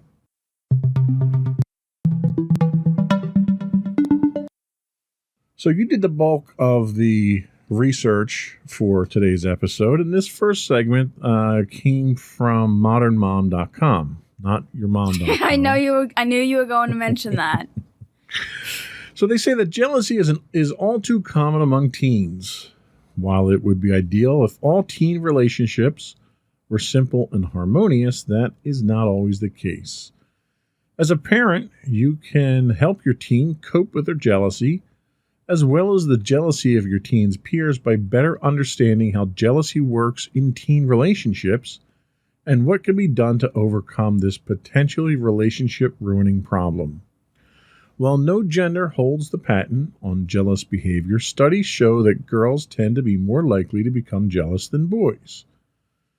No one has been able to pinpoint the specific reason why female teens are more likely to experience jealousy than male teens. It could be because girls have higher expectations for relationships and care more about what others are doing, saying, and wearing. Jealousy isn't gender specific, but it is worthwhile to understand there's an increased likelihood in girls for it than in boys. Understanding this can help a parent be more proactive in combating what can otherwise turn into a painful situation. So with that in mind, and before I turn it over to you, let me ask you, have you experienced situations where you've had jealous feelings? Maybe sometimes. I'm definitely not I don't get jealous easily. I definitely think that there were some instances where I was jealous. I guess to be more specific, there was whenever I would see some of my friends hanging out with other people, I'd be a little jealous. But that's really the only major time I would ever get jealous. I haven't really experienced it all that much. And that kind of makes sense. You know, as a teen, despite the fact that they say that it happens more in girls than boys, there were plenty of times that I had jealous feelings. Most of the time that I had jealous feelings, though, it usually stemmed from one of my own insecurities, one of my own hang-ups. Brad doesn't want to play with me. He's playing with his other friend there, and I'm not going to be his friend anymore. What did I do wrong? What's wrong with me? That type of thing. Or jealousy and envy can kind of get confused with each other. You may be jealous of your friends because they have toys or devices or clothes that you might like and you might want to have yourself. So you're kind of blurring the line between jealousy and envy there, but it's still kind of the same principle. Mm-hmm. So we can grow from jealousy. Why don't you tell us some of the ways that we can grow from jealousy? Well, the first type of growth we can have from jealousy is that jealousy is a natural emotion and, with work, can be improved. If your teen says or does things that indicate that they are likely jealous of another individual, you can help them get over this feeling. Encourage them to communicate both to you and to the person of whom they are jealous of. In all likelihood, they admire the source of their jealousy and, if they communicated with the individual, could have a healthy relationship with that person. And I think that's fairly sound advice there. Communication definitely does help, because sometimes you may be jealous for a reason that's not even a valid reason. You may think that you're jealous of the kid down the street because, he just got a pool, and, you may find out that, well, he got a pool because his parents can't send him to summer camp and you're going to summer camp, and that's the next best thing, something mm-hmm. like that. They also say that point out their own self-worth. Remind them that they are a valuable person who can make a difference. Remind them that they don't need anyone else to make them complete, and that they are a wonderful person all on their own. By doing these things, you can enable your teen to put an end to their jealousy. I know I'm doing these out of order. I highlighted yours and I'm reading yours. It's okay. Yeah. Nobody else can see that, but I pointed it out to everyone. You'll fix that in post, I guess. Nah, we'll leave it. Gives us a real, grassroots feel to the podcast. I guess so. What's next? Next up, we have grow from your experience. Instead of allowing jealousy to be a bad thing, individuals who are jealous can actually grow from the experience. If your teen is jealous of someone, they likely think that something about that person is enviable. Ask your teen to list the things that are the cause of their jealousy. Then understand what traits, characteristics, or qualities of the person your teen can strive for to improve themselves. Yeah, a great example of this is you may be jealous of somebody in your class who got an A on a test that you didn't get. So why are you jealous of them? Well, because they got an A. Okay, well, you're perfectly capable of getting A's too. You need to study harder, stay after school, ask the teacher, raise your hand more. So by being jealous of someone else for something that they've achieved, it may inspire you to improve your own abilities so you don't have to be jealous anymore. Yeah. And the last thing that they talk about is overcoming materialistic jealousy. Inspect this list with your teen and help them consider how they could get some of these things for themselves. For example, if your teen is jealous of a new game or clothes that someone in their class has, they could do some chores, earn some cash, and buy the item for themselves so they no longer envy the original owner. So it's a means of giving your teen the ability to overcome the things when it's a materialistic thing. That's a lot of times that was sort of the boat that I was in because, as I've said on the show many times in the past, when I grew up, my parents, we were pretty poor. You know, we didn't really have much money to go around. So all my friends were the ones that would get all the neat new toys and the new bikes and the video games and all that stuff.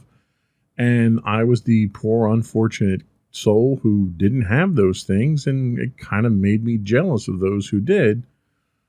There wasn't much that I could do most of the time, but when I was able to finally get a paper route and start making my own money, I was able to overcome a lot of those things. Mm-hmm. So having the means to overcome them, whether it's an emotional means to drive yourself to improve or to, earn the money to go out and buy the things that you want. Yeah, and I do want to probably make an important note. I definitely don't think you should just buy your teen what they're jealous of. It would be better if they worked for it because they actually learn a lesson. Otherwise, they're more than likely just going to expect to get everything that they want. Absolutely. Just handing things over to make them feel better might solve the immediate problem, but it will eventually cause more problems that you have to deal with later on. Yeah. That's the one thing, we've tried to instill in you is earning the things that you want makes you value them more. So it's not just about overcoming the jealousy, it's about doing it in the right way. Mm-hmm. So let's take a little break, and then we'll come back and talk about the common types of jealousy.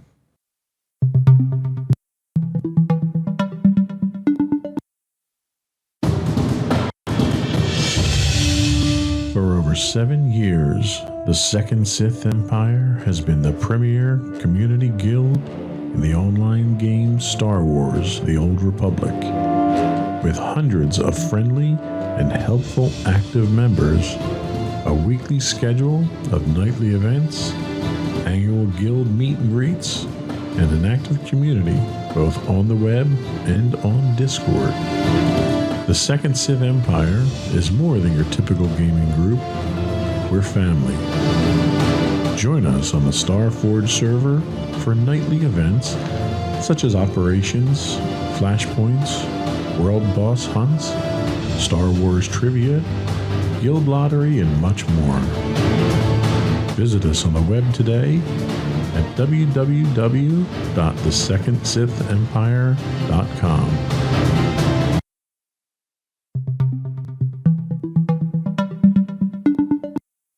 Welcome back to Insights into Teens. This week we're talking about jealousy with teens. So there are some common types of jealousy that most teens face. And jealousy comes in many forms and from many different sources, but in most cases it basically boils down to 4 types of jealousy. Why don't you tell us about the first one? Okay, so the first type of jealousy is the jealousy from romance. This is the most common and frequent type of jealousy. There is a sense of security in the relationship if love is given from the partner.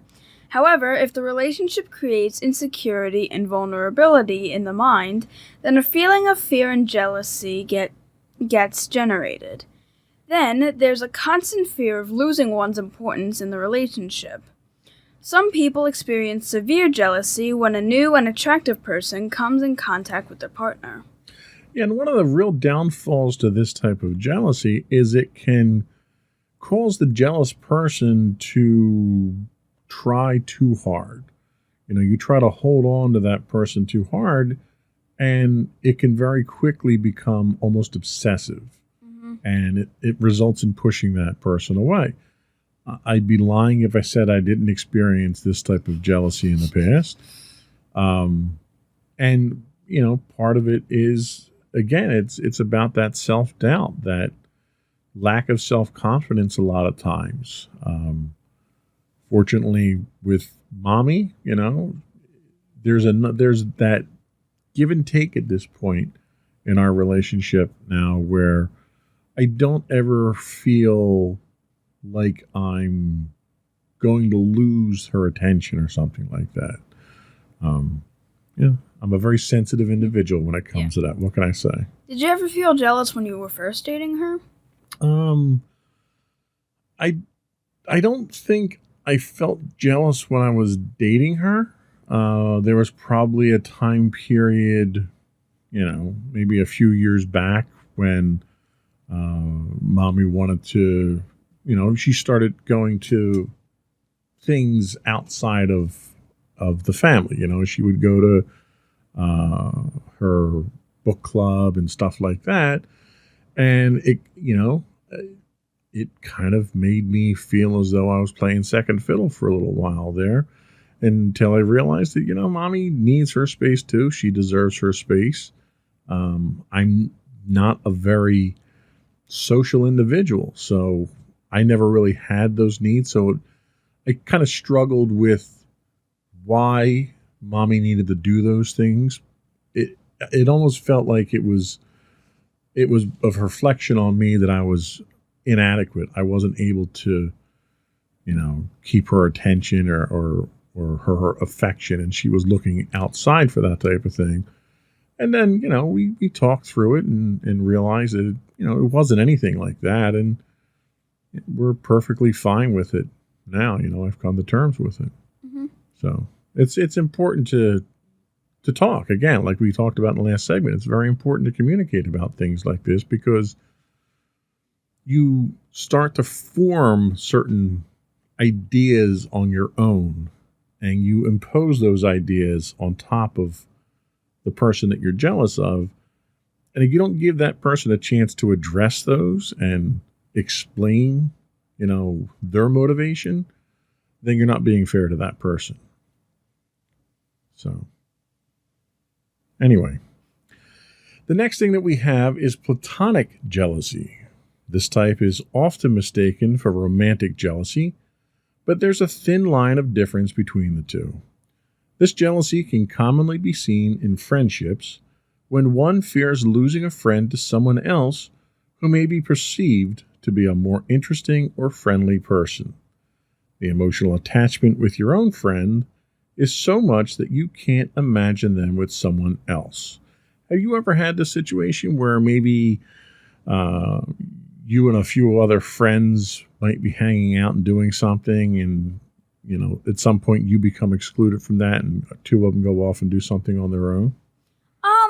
I have sometimes felt like that, particularly when my two friends would interact a lot more, like with other kids who I really didn't know too well. I would sometimes feel left out and somewhat jealous, but I definitely don't think it was extreme feelings. It was just, a slight thing, like, I want to hang out with you guys too, so. Yeah, and I had a similar situation. I had a friend of mine that, he and I used to hang out and, watch TV, go to the movies, and I knew him from work. And for years, he didn't really socialize much. I didn't socialize much. So we were kind of a good fit to hang out together and do fun things. And then he decided that he didn't want to be single anymore. He was divorced. He didn't want to be single anymore. So he started using a dating service, and he found somebody, and, the two of them really hit it off. They eventually got married. But she wound up taking a lot more of his time. And at first I was kind of very jealous because, we spent a lot of time together between work and then hanging out after work. We would work on the cars together and all kinds of stuff. And I kind of felt a little left out. I got along with his wife, but, when his wife came into the picture, he stopped doing a lot of the things that he and I would do. We would go out on his boat a lot. We'd go up to the river and we'd watch the fireworks or listen to the concerts up in Camden and stuff like that. And he just sort of stopped doing that sort of stuff. And his wife he started doing the things she liked. And it got to the point where we kind of drifted apart.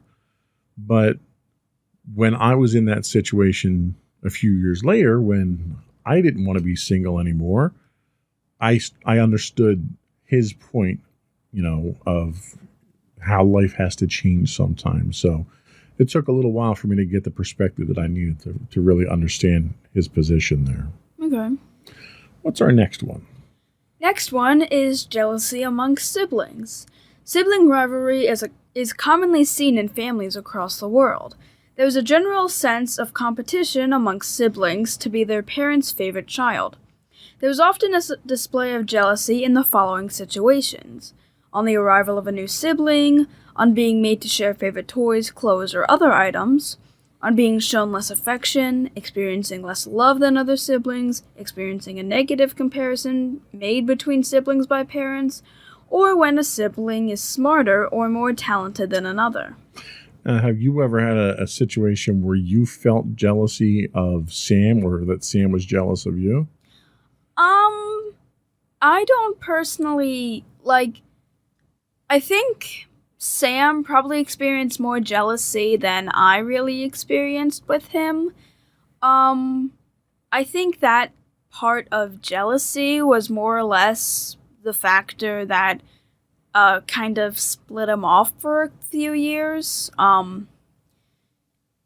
Because I guess he felt that you had pretty much had a new family and had forgotten about him. I see. And that kind of makes sense.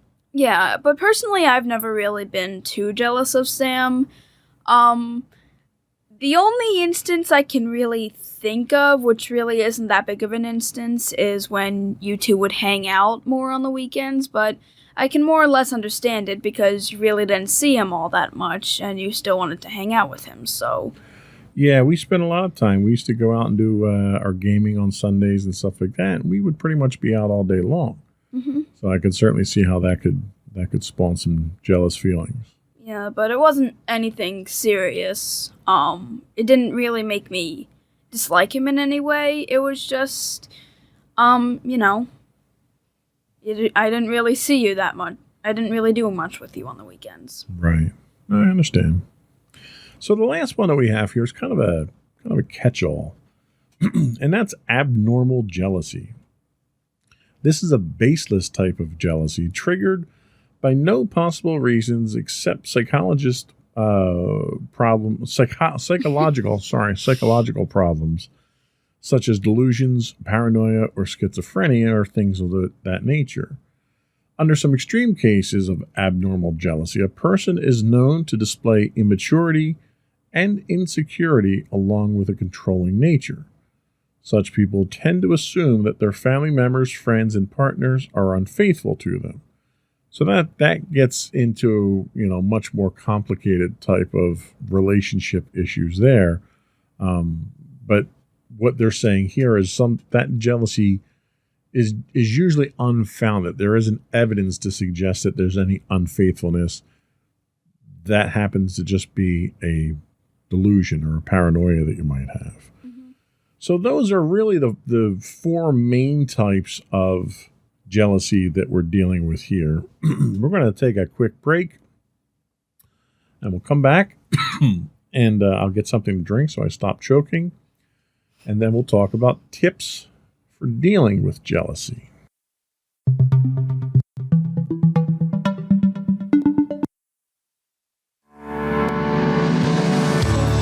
Insights Insights into Entertainment, a podcast series taking a deeper look into entertainment and media. Our husband and wife team of pop culture fanatics are exploring all things from music and movies to television and fandom. We'll look at the interesting and obscure entertainment news of the week. We'll talk about theme park and pop culture news. We'll give you the latest and greatest on pop culture conventions. We'll give you a deep dive into Disney, Star Wars, and much more. Check out our video episodes at youtube.com/insightsintothings.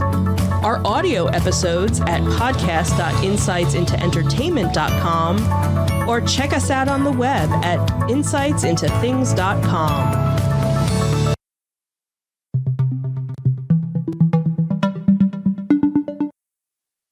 Welcome back to Insights into Teens. Today we're talking jealousy.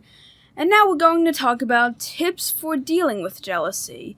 And the research for this segment comes from EmpoweredTeensAndParents.com. Really long domain name.com. Okay. So the first tip we have is fuel passion and help develop interests. There are people in this world who rarely feel jealous of others.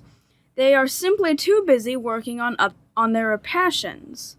When people take the time to follow their passions and develop their talents, they also develop a strong foundation of self-esteem. As a parent, it's your job to help fuel your teen's self-esteem by supporting their passions and interests. So that's a very good point. You know, you have mentioned several times throughout the show that you really don't experience a lot of jealousy, but you're also a very passionate individual with your hobbies and your side projects and stuff like that. So you tend to pour yourself into those things and put less stock in the things that would normally cause jealousy, don't you think? Yeah, I'd probably think so. Kind of the same reason for romance, I suppose. I really don't have much time for it because I'm pursuing other things. So I would definitely say it's probably the same thing with jealousy. Yeah, and you know, the same thing with me when I was in high school with romance. Between my schoolwork and my hanging out with my friends and working, I never had the time for it either. But I think that probably fed into any jealousy that I did have, because what little time I did have with my friends, if that was taken away from me because they were hanging out with someone else, I would take that personally because I had a limited amount of time that I could spend with them, and they chose at that point to do it with someone else. Mm-hmm. So it has the exact opposite effect for you, which I think is good. That's a healthy thing. Yeah. The next thing they talk about is encourage platonic relationships. It's important to support and encourage your daughter to have platonic relationships with friends. Romantic interests come and go, but platonic friendships can last a lifetime. Cultivating strong friendships throughout the high school years can have a profound effect, helping teens develop good communication skills and promoting self-esteem that could continue to grow after they reach adulthood. And that's one of the things that I think Mommy and I are hoping we see with your high school years, is making friends with more kids in your grade level, your age level, or higher, and cultivating those friendships as you go through high school. Because to me, they were probably more important than the friendships that I had in grade school earlier on. They're the ones that lasted the longest. Have you given any thought to that type of friendship development? I mean, yeah, I've definitely thought about it. Going into marching band and concert band, I'm more than likely going to see a lot of the kids in school, and I have actually been communicating with some of the kids in marching band, some of which I wouldn't really communicate much with. Like, I saw the one girl I used to sit next to when I was in history in 7th grade. was actually doing marching band, and we communicate a bit more when we do practices.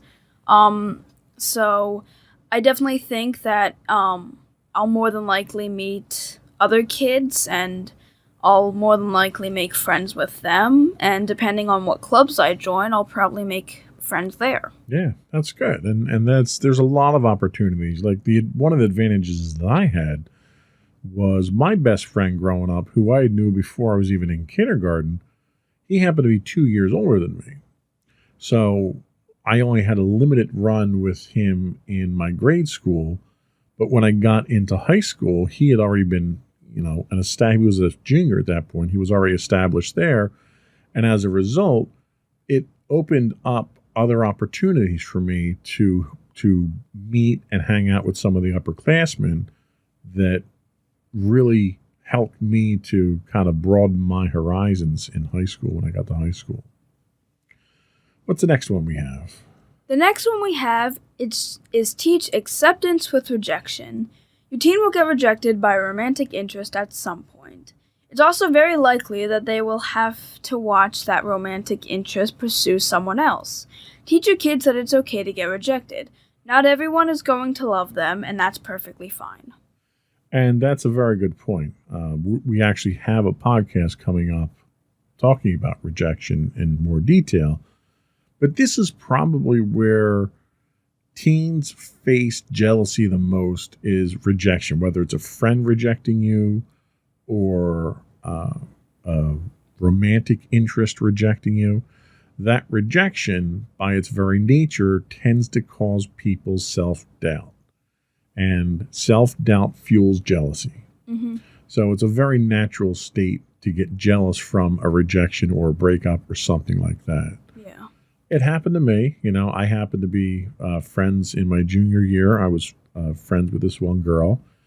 And she had a boyfriend, but her and I hung out. I actually had helped her mom do some work around the house, stereo work or something like that at the time. It was technical stuff.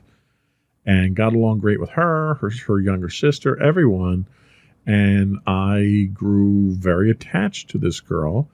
And she had a very rough breakup with her boyfriend. And I kind of was there to give her that shoulder to lean on. And I wound up developing feelings for her. And she had a hard time coming back to high school because of the group that she was in kind of rejected her, because her boyfriend that she broke up with was, I guess, the leader of the group or something. And as I developed feelings for her, she wound up moving away her senior year to live with her father in a completely different school district. And that just absolutely broke my heart, because, I thought I was falling for her at that point in time. And as a result, those feelings of jealousy and insecurity came out and everything else. So, I've discovered over the years that I'm an emotional basket case, and I've come to accept that at this point. So I think this podcast helps me more than it helps you at this point. So the last one that we have here that they talk about is be aware of your influence. And this is really kind of a cautionary tale to parents. Teens will do anything to insist otherwise, but their parents are their biggest influencers. What you do will have a strong effect on your daughter or son in ways you can't even imagine. Therefore, you should also apply all the tips on this list to your own life. Are you displaying jealousy when you come home and rant about a new secretary you don't like at the office? Are you teaching your daughter that it's okay to talk badly about others? It's that example, the one thing that parents always have to do is set a good example. Our kids look to us for how to behave in the world. And as a result, I'll be honest with you, it's made me a better person. Knowing that my children look to me for guidance, for inspiration, for the ability to tell the difference between right and wrong, makes me think significantly about the things that I say and the things that I do, because everything that I do in front of you is setting precedent. And if I conduct myself in a way that I don't want you to conduct yourself, then I don't really have much room to complain about how you're acting. I have to set a good example. How am I doing so far? I'd say you're doing fine with the fact that I, do have movie references, bit of sarcasm, and scream at technology. So I'm doing a terrible job is what you At seem to be least I'm not saying. screaming at people. At least that's something. I haven't really screamed at technology that much anymore. Well, I'm better with technology than I was before because I don't hear you screaming as much with technology. So you're doing better than... Well, and that's, I'll be honest with you, when I see the way that you react to my reactions to things, it influences how I react. I try to tamp it down a little bit. I try not to get as angry because I have a temper. I've always had a temper. I've not been a particularly violent temper unless it is an inanimate object. But I don't want you to see that and have that temper either, because I know that my temper has gotten me into trouble in the past. And it kind of runs in my family too. So you influence me probably as much as I influence you. And I think that's a good thing. Yeah. There's a lot that parents can learn from their kids. And I think it's a two-way street. Mm-hmm. So jealousy. Let's take a quick break and come back and have you sum up jealousy and give us your closing remarks. All right.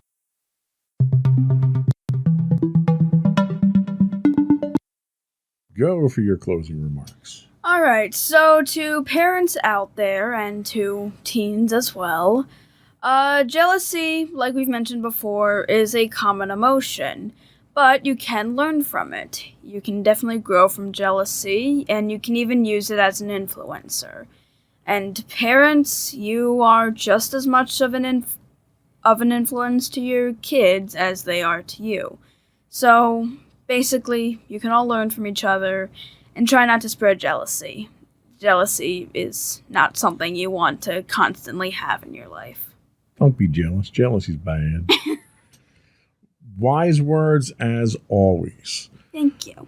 Before we do go, I would again suggest you subscribe to the podcast. You can't buy this entertainment anywhere at this point because we don't charge for it. So you can find the audio versions of this podcast listed as Insights into Teens, and the video versions of all of our shows podcasts listed as Insights into Things on Apple Podcasts, Spotify, Google, Stitcher, etc., etc. I would also implore folks, give us your feedback, give us some suggestions for topics to talk about. Tell us how we're doing. Help us. Help us help you. Yes, Madison has come up with about a half dozen topics, so we're good for the next few shows, but we're always looking for input. You can email us at comments@insightsintothings.com. We're on Twitter at insights_things. You can get high-res versions of our videos on YouTube at youtube.com/insightsintothings. We do stream 5 days a week on YouTube as well. And we stream 5 days a week on Twitch at twitch.tv/insightsintothings. If you are an Amazon Prime subscriber, you get a free monthly Twitch Prime subscription. We'd appreciate it if you threw that our way. Audio versions of this podcast can be found on the web at podcast.insightsintoteens.com. You can find us on Facebook at facebook.com/insightsintothingspodcast. We're on Instagram at instagram.com/insightsintothings. Or you can get links to all those and much more on our website at www.insightsintothings.com. And don't forget to check out our other two podcasts, Insights into Entertainment, hosted by you and Mommy, and Insights into Tomorrow, our monthly podcast hosted by you and my brother Sam. Well done. That's it. Another one in the books. Bye, everyone. Bye.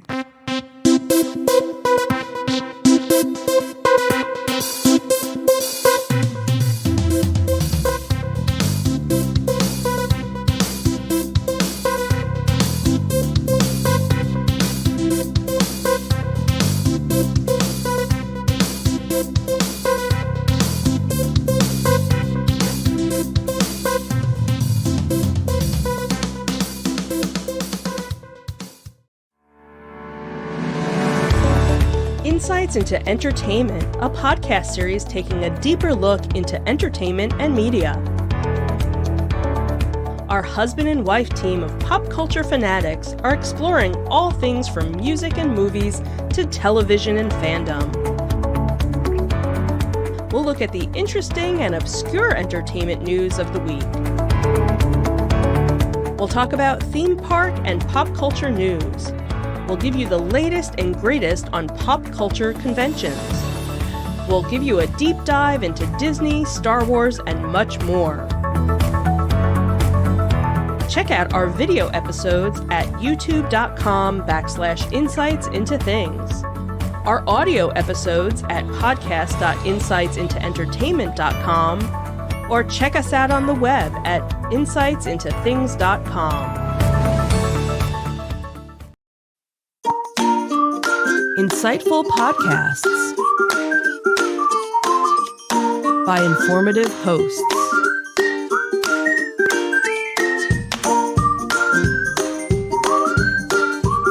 Insights into Things, a podcast network.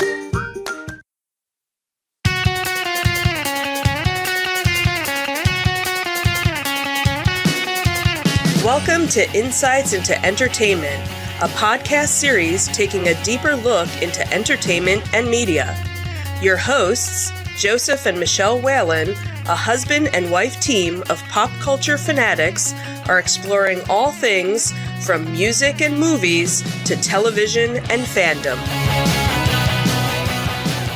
Welcome to Insights into Entertainment. This is episode 113 for Disney. It's all about the money. Cha-ching, cha-ching, cha-ching. I'm your host, Joseph Whalen, and my informed and enlightened co-host, Michelle Whalen.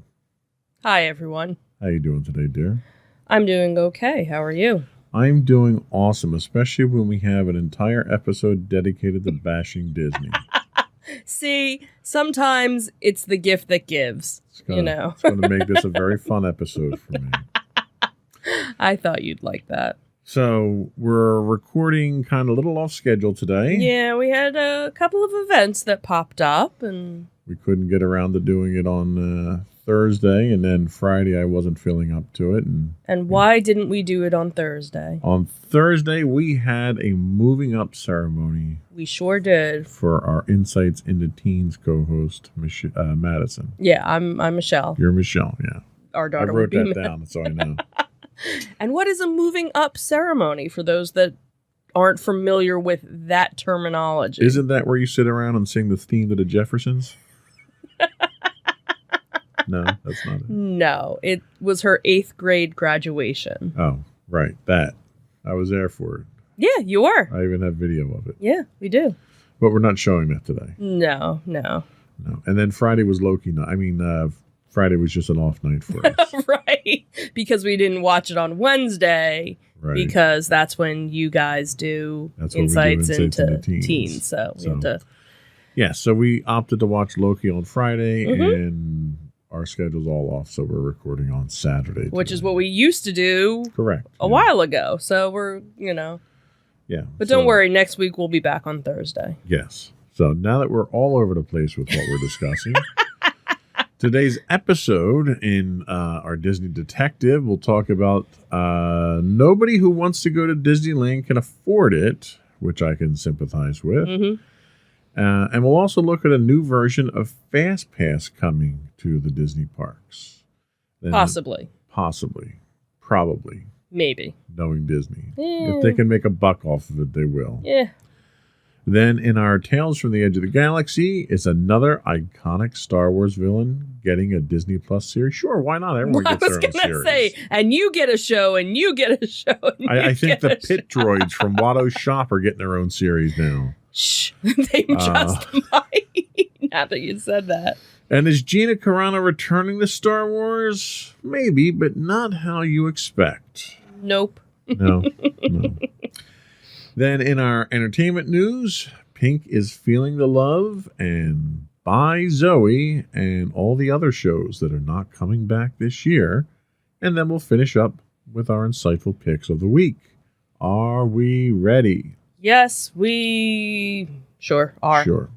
Before we do get into it, I would implore folks to subscribe to the podcast. You can get audio versions of the podcast listed as Insights into Entertainment. Video versions of all of our shows can be found listed as Insights into Things. We are on Google, Apple, Spotify, Stitcher, Amazon, etc., yada, yada, yada. I would also invite folks to reach out to us, give us your feedback. You can email us at comments@insightsintothings.com. We are on Twitter at something. We are on Twitter at Insights. We're somewhere. Things. Can you tell it's a little early in the morning for me? I got up late today. On Facebook, we're at facebook.com/Insights into Things podcast. On Instagram, you can find us at instagram.com/Insights into Things, or links to all of those and much more on our website at www.insightsintothings.com. Thank you. Have a good day. Oh, no. Yeah, I'm just about done already. Oh, boy. So now let's get into the fun part. All righty.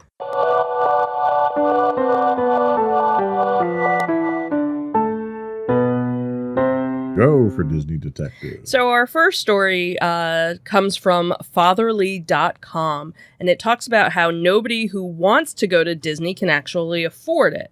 So Disney parks are a family-friendly, family favorite vacation destination across the United States. But a poll that was done by Insiders showed that the people who actually want to go to Disney the most are the ones who are least likely to be able to afford it. So here's the deal. Disney vacations, like everything it seems, have become way more expensive over time. But the people who want to go to Disney the most, who are the middle class people with families, haven't gotten richer alongside them. So in fact, people who make less than $75,000 per year are self-reported to be the most interested in going to Disney. But most people definitely don't make enough money to go to Disney, considering how, per the website's own estimates, it would take about 3 years of saving $200 a month to save for the cheapest version of a Disney vacation for a family of 4. So nearly 1,100 respondents, those who made between $50,000 and $75,000 a year, were most likely to report wanting to go to Disney. Those who earn less than that were the second most likely to report wanting to go to the most magical place on Earth. Meanwhile, wealthier people, firmly upper middle class earners, and families were far less likely to say they would want to go to Disney. So considering a vacation of 4 to Disney World can cost thousands of dollars for a family of 4 earning less than, or just barely 6 figures, it's not a cheap vacation. In fact, those results were echoed in Insider survey. And according to them, 32% of people with kids said they'd like to go to Disney but just can't afford it. So no wonder, with the tickets costing hundreds of dollars, hotel stays that aren't cheap, and you have the inflated cost of airline flights. On top of that, you have your food and other expenses. So it does end up costing quite a bit for the average family to go. And, considering how often we go, we can certainly attest to these numbers. And it seems over the last couple of years, it's gotten progressively worse. Right. For instance, if you were staying on Disney property before, there was no charge for parking. Right. Now, the only way you can stay on Disney property and not pay for parking is if you're staying at a DVC using your points. Right. Right. Which is outrageous because they didn't improve parking. They didn't add security. They didn't make it more convenient. They didn't do anything. All they did was start charging you to park at their resort that you're already paying to stay at. Right. Which is ridiculous.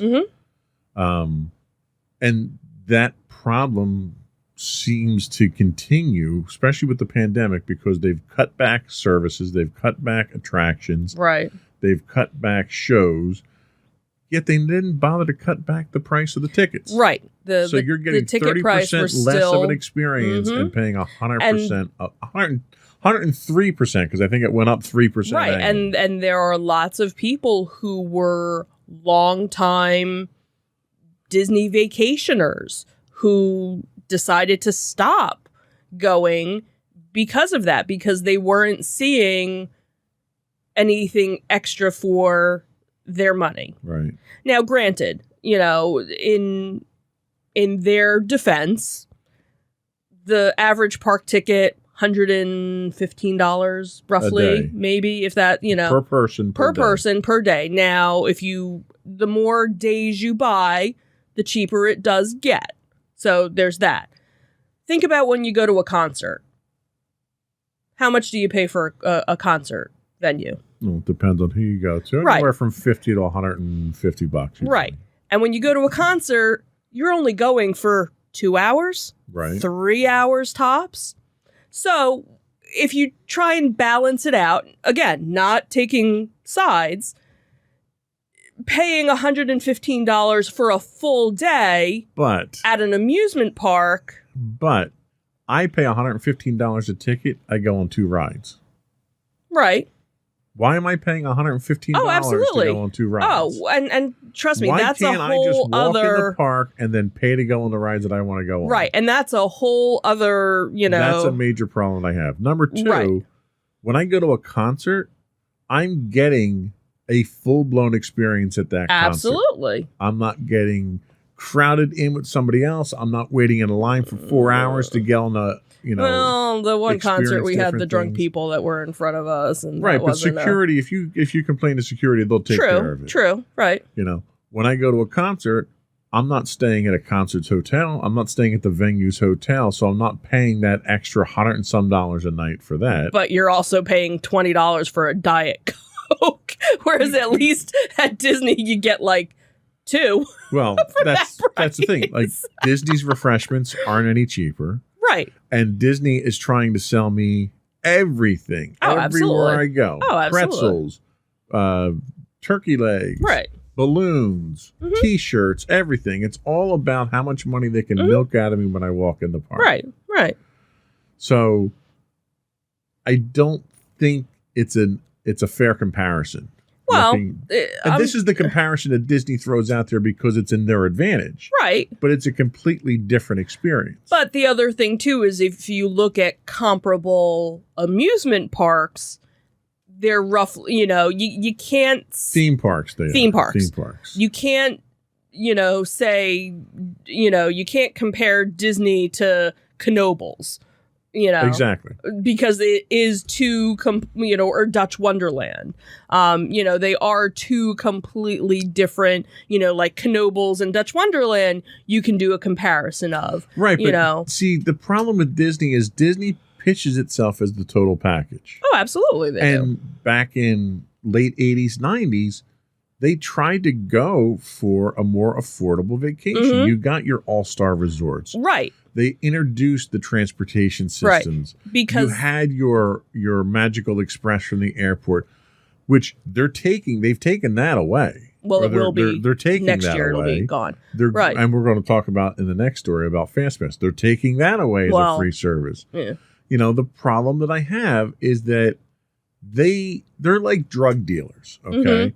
They give you the first hit for free. Right, and then they get you hooked. Right. And then they rake you over the coals. Right. And it's deceptive practices. right. And they're getting enough money. Disney has more money than God. Mhm. They don't need to find more ways to milk me for Well, money. and that's the thing, because like you were saying, Disney always was that, back in the the 70s, the 80s, it was that dream vacation, Right. that once in a lifetime trip.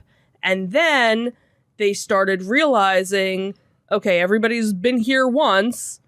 How do we get them back? Oh, let's do a DVC. Now you can own part of Disney and come here once a year. Right. Well, then, like you said, they made, affordable hotels, because back in the day, there weren't if you wanted an you were staying in a affordable $400 hotel. a night hotel minimum. Right. If you wanted a affordable hotel, you stayed off property. And, so they got their guests that way. But when they realized, hey, if we build hotels, people will stay here. Well, let's do different tiers, because obviously not everybody can stay at the Grand Floridian, let's do our moderate and let's do our value. And, so then they started realizing now all these people are coming. Now we're building all these other parks. Now they're almost kind of stepping back from the, hey, let's do a Disney vacation once every 2 years or once a year, to the point of now it's a once in a lifetime again. They're because going you can back to a philosophy that was a failed philosophy to begin with. Right. And what they're doing now is completely contrary to the vision that Walt Disney had. Mm-hmm. It's a slap in the face to what Walt Disney wanted. He wanted an affordable place that families could go that was clean, safe, and fun. Right. And what Disney is doing is the exact opposite of that now. Well, and remember, we have a week's vacation coming up. We were trying to figure out what to do. And on a whim, we were, and as we've mentioned before, we're DVC members. We were like, all right, let's see if we can book something. And of course, short term, kind of hard to book something. But it was like, all right, well, we can kind of piece together this, and this. We couldn't even get park reservations this short out. But then it was like, oh, well, if you have annual passes, you could. Like, that seemed to be the only thing available. You can't buy a new annual pass right now because they have that block. So if we had renewed our annual passes from a couple of years back when we actually had annual passes and kept them, those that would be the only way that you could buy a current annual pass. So right now, they're not even letting new annual pass people get passes. And that's another point. Even how they're dealing with their annual passes, they're not satisfied with the recurring revenue that they're getting. Right. Because they think the people that have annual passes that are coming multiple times a year, they're just not getting enough money out of them. Right. So they're going to do away, or they're going to restructure their annual passes so that the people that come once a year who are more likely to spend more money are going to be the more likely candidates to come in. It just smacks of greed.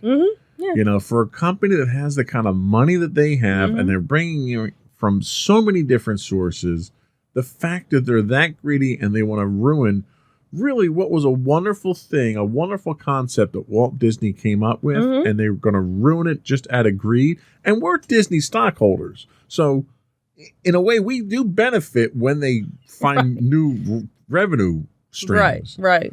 But even as Disney stockholders, I think what they're doing is absolutely wrong. Right. So let's talk about the next thing that they're doing wrong.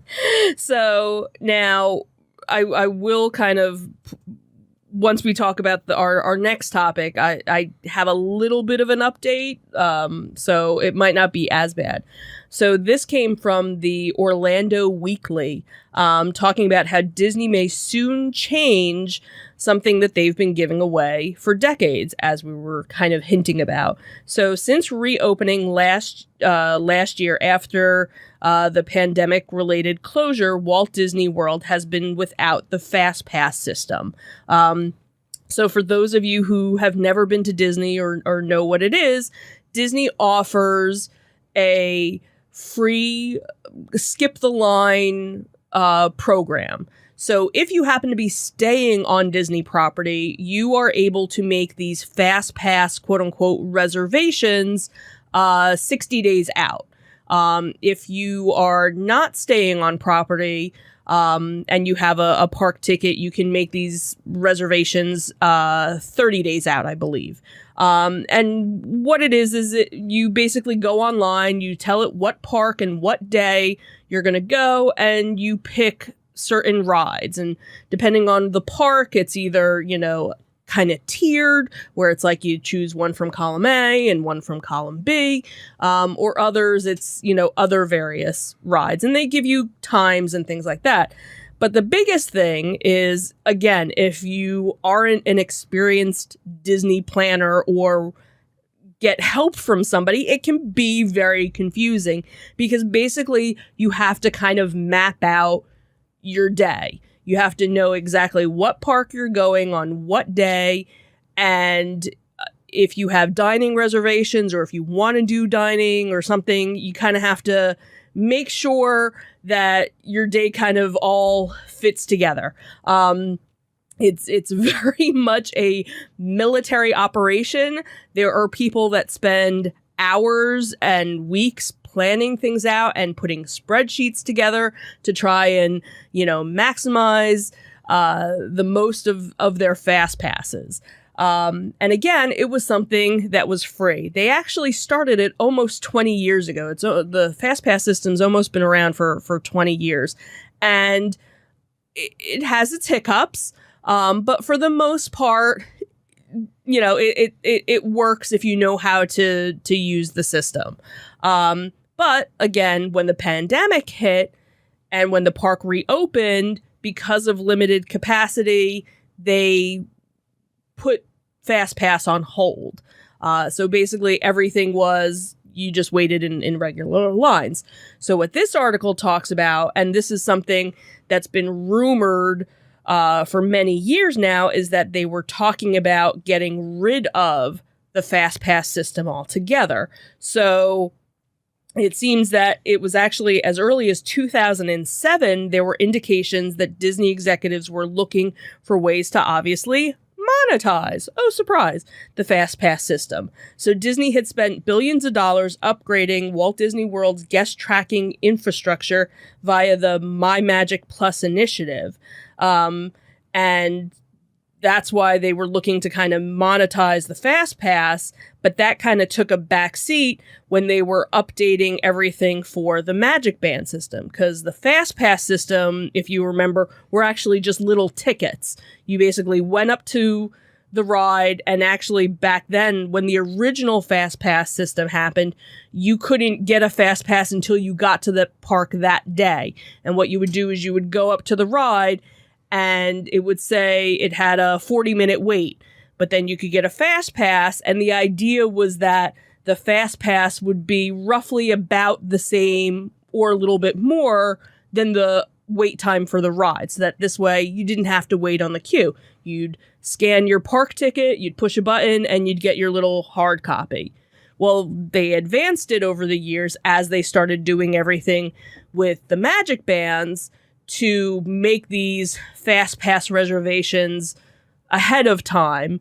So there would be some that would be available that day for people who just decided to go to the park that day or hadn't planned anything. But for the most part, most Fast Passes would already be gone, especially for the big rides that day. So in this article, it talks about how now the rumors are that Disney, because they haven't started doing the Fast Passes again, that they're going to turn it into some sort of monetized system, which other theme parks actually already do that and have been doing that for years. As an example, Universal offers their Skip the Line pass, and it's on a tier system. So you can either get a Skip the Line where it would allow you, I don't know how many rides, but you'd only be able to go on that certain ride like one time. Or you could get the unlimited pass, which was like $15 more, where you could go on multiple rides, basically skipping the line multiple times. So, whatever the Harry Potter ride is, you could go multiple times. With Disney's Fast Pass system that they currently have, it's just a one-time ride. Now you get 3 to start, and then once you use up all those 3 for that day, then you can get additional ones if there are anything available. So it's a little bit of a different system. I know the Six Flags parks do the same thing where you can do, it's like for, I think, just their roller coasters or something, you can do a skip the line thing. So, so now, again, the rumors are that Disney is looking to maybe do some sort of a tiered thing. They did talk about how Disneyland Shanghai had started doing a paid system. But again, their Shanghai Disney isn't run by Disney. They just lease the name and whatnot. But the interesting thing with this is there was another article that just came out today talking about possibly FastPass was coming back because they noticed on the My Disney Experience app for the wait times, it said standby wait time with whatever, and that terminology was always used when there was standby It doesn't mean and it's coming fast. back for free. Right. It doesn't mean it's coming back, but at least it sounds like they're updating the app at least, because before yesterday, or before, I guess it was yesterday, it was just the standard wait time. It didn't have standby. So again, until something comes out, everything is really kind of up in the air. So problem number one with this is FastPass came out to solve a problem that Disney had, and Right. that was overcrowding. Right.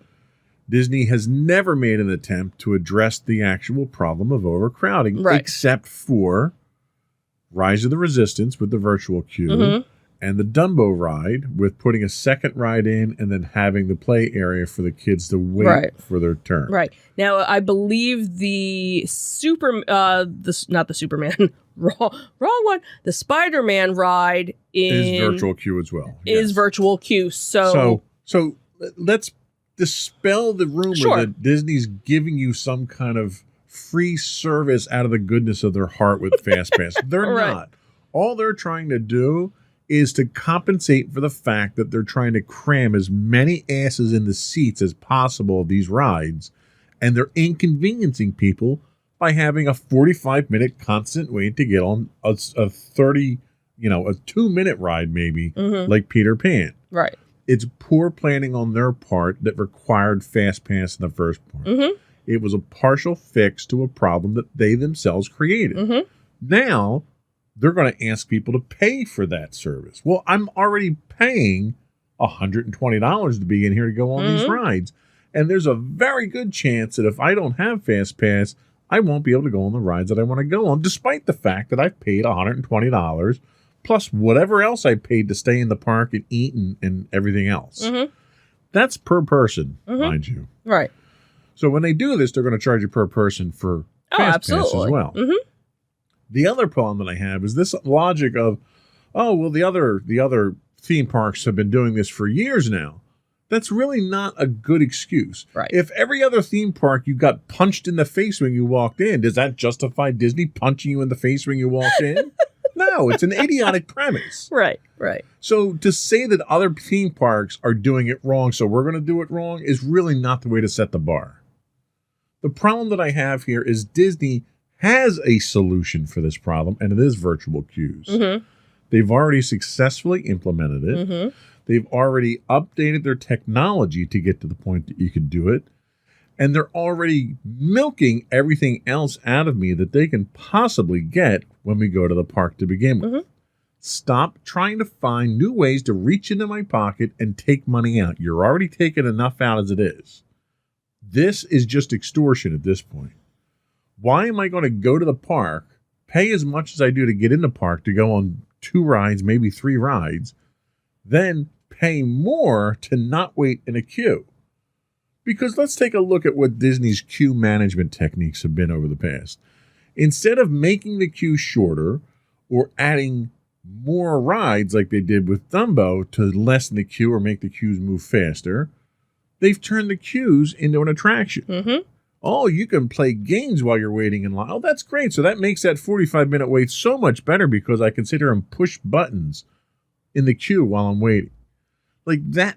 Or you play games on the Disney Play app. Right. That, And- right. It's all about trying to distract you from the fact that Disney is trying to cram people into a line and make you wait. Right. Like Disney is one big giant wait when you go to the parks.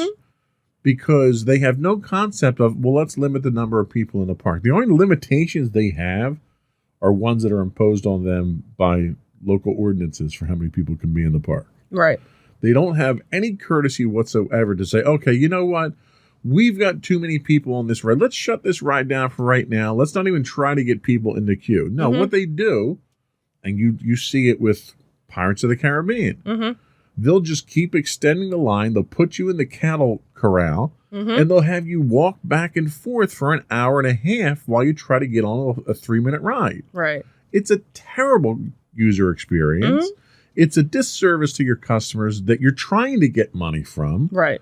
And it's overall, it ruins the vacation experience. Well, and I think that's, and one of the things we talked about a couple of weeks ago is the patent for the upgraded virtual queue coming into play. So, and they basically said if people are waiting in a queue, again, they're not spending money on drinks or refreshments or something like that. So for them, don't make us pay for a virtual queue, because if you're not having us wait, we're going to go get something to eat and something to drink. Right. And you're going to... Don't penalize me by extorting more money out of me. Right. I'd rather pay for a refreshment, for a thing of popcorn, for a drink, than have to pay to not wait on a line. Absolutely. Don't extort the money out of me. Give so me I don't something have to wait. For my money. Incentivize me to spend my money so that I get some kind of benefit from it. And it sounds like you have two competing philosophies here that are going to clash. Right. The more stories I hear like this that come out, the less and less interested I am going to Disney and giving them my money. I know. This goes back to the big giant sinkhole. That is what Disney is. It's a big giant sinkhole that people just show up, they back their cars up, and they just unload the trunk with money into the big sinkhole. Yeah. So, again, it sounds like, something is coming, something's brewing. Is it something that's going to happen right away? Is it something, because the other thing too is now capacity limits have been, lifted. So the wait times are going up. That was one of the things, if we had decided to go, last August when, the park first opened, we would have had the run of the park. Right. We could have done everything like 5 times, but it was a pandemic. So I have to wonder what this fundamental change in philosophy is to go from the standard Disney money grab to this let's shake them down when they walk in the park money grab. Is it the change of management? Yeah. I don't know. Is it demand from shareholders? Like, what is it? It's not. There hasn't been some industry fundamental change in industry styling that would have brought this on. And that's the thing, too, is everything is just starting to come back slowly in certain areas. Yes, the Disney parks, Orlando has almost been reopened now for a year. You just had California, open up not that long ago. Other places still haven't even opened up. Why would you, there are still people that are out of work. There are still people that have been out of work. Right. Why would you try, if anything, do a discounted rate, do something. Well, and it's almost like Disney's like, oh, well, we lost so much money over the last year. We need to make it all back now. Well, know, I got news for you. Everybody did. Right. You've got people that were out of work. You've got businesses that closed down. You've got a lot of people, a lot of businesses that took a loss last year because of the pandemic. Right. They're not trying to rake their customers over the coals to make it all up in a month. Right. Right.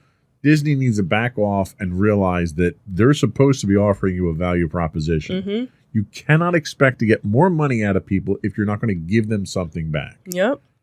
And unfortunately, that's been the Disney philosophy the last 10 years. Every year they raise their ticket prices, whether or not they add anything new to the park. Right. And they're already ridiculously overpriced. So. Do you feel better now? Anyway. Okay. Let's have a moment of zen. Glad I got that off my chest. We're going to take a quick break while I take my blood pressure medication. And we'll be back with our Tales from the Edge of the Galaxy.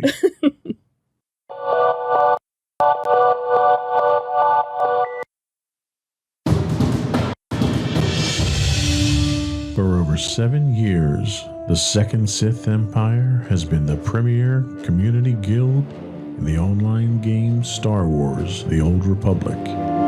With hundreds of friendly and helpful active members, a weekly schedule of nightly events, annual guild meet and greets, and an active community both on the web and on Discord.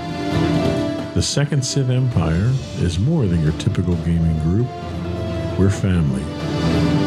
Join us on the Starforge server for nightly events such as operations, flashpoints, world boss hunts, Star Wars trivia, guild lottery, and much more.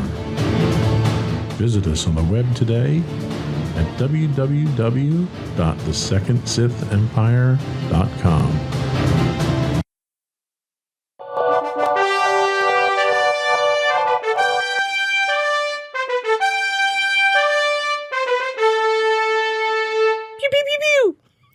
Go for Tales from the Edge of the Galaxy.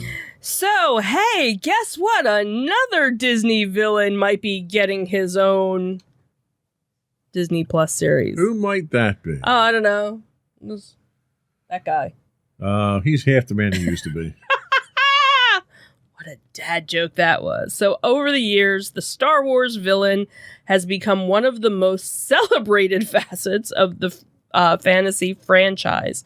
From Darth Vader in George Lucas's original trilogy to Darth Sidious in the Star Wars prequels, the franchise bad guys are some of the most popular evildoers in pop culture. I can't imagine anybody that would like any I have no villain. idea what you're talking about. Yeah, let's see. How many Darth Vaders are... Can't see him from this camera angle. That's your side. If you change it to your side, let's see how many Darth Vaders are there. Anyway, so it seems that Darth Maul is another iconic Star Wars villain who has quickly become a fan favorite despite his limited screen time. He had a cameo appearance at the end of one of your favorite Star Wars movies, Solo, A Star Wars Story. I want to be a pilot. Did you see the eye roll I did while I said that? So obviously fans have been eager to see him in something live action once more. So the good news is that it seems Lucasfilms and Disney are rumored to be working on a live action series featuring Maul, with a story that picks up sometime during the time frame of the same as the Solo movie. Darth Maul made his Star Wars villain debut in 1999. God, that was a long time ago. Star Wars Episode 1, The Phantom Menace. And that was also the first appearance of Darth Sidious. And although he seemed to have been killed by Obi-Wan at the end of the film, he returned in 2008's animated series, Star Wars The Clone Wars, and in 2014 Star Wars Rebels. So throughout his Star Wars appearance, Maul has been portrayed as a villain and a disgraced Sith Lord who renounced his Darth status after it became apparent that Sidious never cared about him. Aww. Poor Sith Lord. I almost feel bad for him now. Not really. So a powerful crime lord in his own right, Maul is also Obi-Wan's relentless arch nemesis. Yeah, that would kind of be interesting if he shows up. Well, I don't know. Is he still really dead by the time Obi-Wan? No, he's still alive. Okay, so he could maybe make an appearance in the Obi-Wan series. Sure, why maybe. not? So, obviously it's worth mentioning that everything is still in the early, planning stages. As we talked, I guess it was last week, of all the different Star Wars things that are projects that are in the works. This is not one of them. So this is kind of one of those, hey, we got rid of that one. Look, we have a free spot. We can, do this one. However, it does seem that Ray Parks, who was the actor who's been in these live action roles, it seems that he probably won't be making the return as Darth Maul, because he got into some hot water after some videos got posted on Instagram of him and a mysterious woman doing some not so mysterious things. So now, fans are trying to figure who would replace the live action version of Darth Maul, but obviously looking at it, you could almost put anybody in it because it's full makeup and the horns and everything. So it really kind of doesn't matter who is playing him. You know, with all the makeup and prosthetics, you could probably make anybody look like Darth Maul. So it'll be interesting to see if it comes to light and who, you know, takes the role. So, you know, does it happen or does it get thrown, you know, to the wayside? Well, I do love the fact that they had postulated that Sam Witwer, who's done the voice since Phantom Menace for Maul, might be one of the candidates because his face is very well known in Star Wars as the character of Vader's apprentice, right? From one of the video games. But the voice is definitely something everyone's going to relate to, right? The fact that they can chop the guy in half, and he still comes back. And well, I love the line earlier in the article about people have been anxious to see him in a live action sequence after he got chopped in half. So yeah, okay. I mean, I think Lucas realized the mistake that he made later on. He even acknowledged that, you know, he had a great villain on his hands and kind of wasted that opportunity, and then we wound up getting the geriatric Sith Lord and Christopher Lee. Not to take anything away from Christopher Lee. He was a fantastic actor. He portrayed some of the greatest horror villains of all time. Yeah. But by the time he took on the role of Count Dooku, he was like 90 and not even convincing in the role as someone who could like, best a Jedi or something. Right. So I don't think they need any more shows at this point in time. Right. But if they are going to, you know, cancel Rangers of the Republic because of another controversial Disney star, then I wouldn't object to Darth Maul getting his own series. As long as they don't have Solo in there. I don't want to hear any more. I want to be a pilot. I'm a pilot. That's just don't put that in there and we should be good to go. Okay. Speaking of Gina Carano, always seems to be in the news. Let's talk about that one. So Lucasfilm has made its view about Gina Carano crystal clear. There is no force in the galaxy compelling enough force. I like that. to bring back Cara Dune back, whether the fans like it or not. The studio has severed ties with the Mandalorian star a while back, and we all know why, because we've talked about it multiple times. But it seems that it's not quite the case where Disney merchandising is concerned. So Lego is still offering mini figures of Gina Carano's Cara Dune, evident by an upcoming bumper pack marketed in a recent Japanese catalog. So the images were kind of fuzzy, but the one figure's stocky build and wavy dark hair is unmistakably Dune. The minifigure is part of a Lego Star Wars set that is scheduled for release this summer. The set also features Moff Gideon's gun-touting light cruiser front and center, including in the lineup of Mandalorian figures. So Cara Dune is accompanied by the Mandalorian, Grogu, Moff Gideon, Fennec, and a Dark Trooper. So it's a whole bunch of different characters with it. Lucasfilm is one of Disney's many subsidiaries, so it makes sense for the company to double back and hit off the switch on any prospective Cara Dune action figures to keep its distance from the actress. But obviously certain things kind of were already in production when things happened.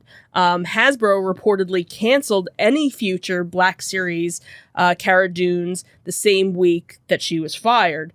The action figure was a huge sellout when it hit the shelves in 2020, motivating Hasbro to rubber stamp another production run. Then you had Big Bad Toy Store, who told The Hollywood Reporter that it was accepting pre-orders for the action figures when Hasbro had aborted the whole line. And that was something like eBay was going crazy for a little while with people that were, selling it, for crazy amount of money because you couldn't get them anymore. But fortunately, the brick owners, Lego wasn't deterred by her firing in any way and continues to manufacture the minifigures related to the character. So she's also going to be part of a AT-ST Raider set that's inspired by The Mandalorian. Then there's a couple of other different sets, like 4 or 5 different sets where she'll be one of the different characters that comes with it. Now, I don't know if these are only going to be in Japan or if they're going to be coming to the US, but it looks like it might be available online possibly in August. So it'll be interesting. You know, are you going to see the same kind of flood of people going and buying it just because, oh, you can't get it? But if technically like Lego is still making them and they're just coming out, there probably, I'm guessing, won't be that whole... You're probably not going to have that rush because you're not going to have that limited availability. Right. And you kind of can get away with it by having it in Lego because none of the Lego stuff is really canon. Right, true. So, you know, you can use that as your out for the most part. Yeah. As long as that character doesn't start showing up in some of the Lego shorts that they do, you should be okay. Right. She kind of stays in the background. And, and you know, the problem that you run into, and this is why they should have recast the part. The problem that you run into is that you've put this significant character out there. Yeah. And you can't just ignore the character now because they played such a significant role in 2 seasons of The Mandalorian. So it would have been logically more sensible to recast the part if you're going to blacklist the actors than to just pretend the character never existed. That's a mistake. That's going to screw up your continuity. Yeah. And you've kind of got a character gap now in your storyline as to, okay, how are you going to explain where she's at now? Right. Oh, she went for coffee. Right. Haven't seen her since. You know, do you just not go back to that planet where she was? Or do you kill the character off in a means that doesn't require you to have the face like actor there? Like the first 5 seconds of the show, you see a ship and it blows up. Like, dude, wasn't she on that? Yeah, and that's sort of been a very popular technique. You know, they did it back in Star Trek: The Next Generation when Denise Crosby decided that she didn't want to be on the show anymore because she didn't like the role that her character, the direction her character was going. Right. So Roddenberry just killed the character off in like this really lame death scene. Right. So you never had questions about it. So you either need to recast it or you need to kill the character to finish that story arc for her. Right. So, but I doubt that Disney's going to do either of those things. I guess we shall see. We shall see. And that was all we had for our, what was that? Our Tales from the Edge of My Sanity, right? Right. Right. We'll be right back with our entertainment news.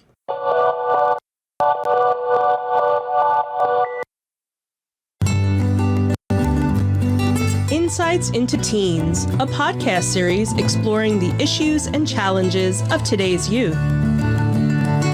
Talking to real teens about real teen problems. Explore issues from braces to puberty, social anxiety to financial responsibility. Each week, we talk about the topics concerning today's youth. We look at how the issues affect teens, how to cope with these issues, and how parents, friends, and loved ones can help teens handle these challenges. Check out our video episodes on youtube.com/insightsintothings. Catch our audio versions on podcast.insightsintoteens.com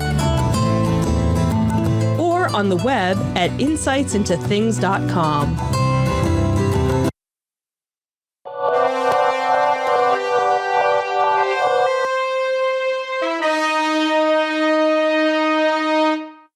Go for entertainment news.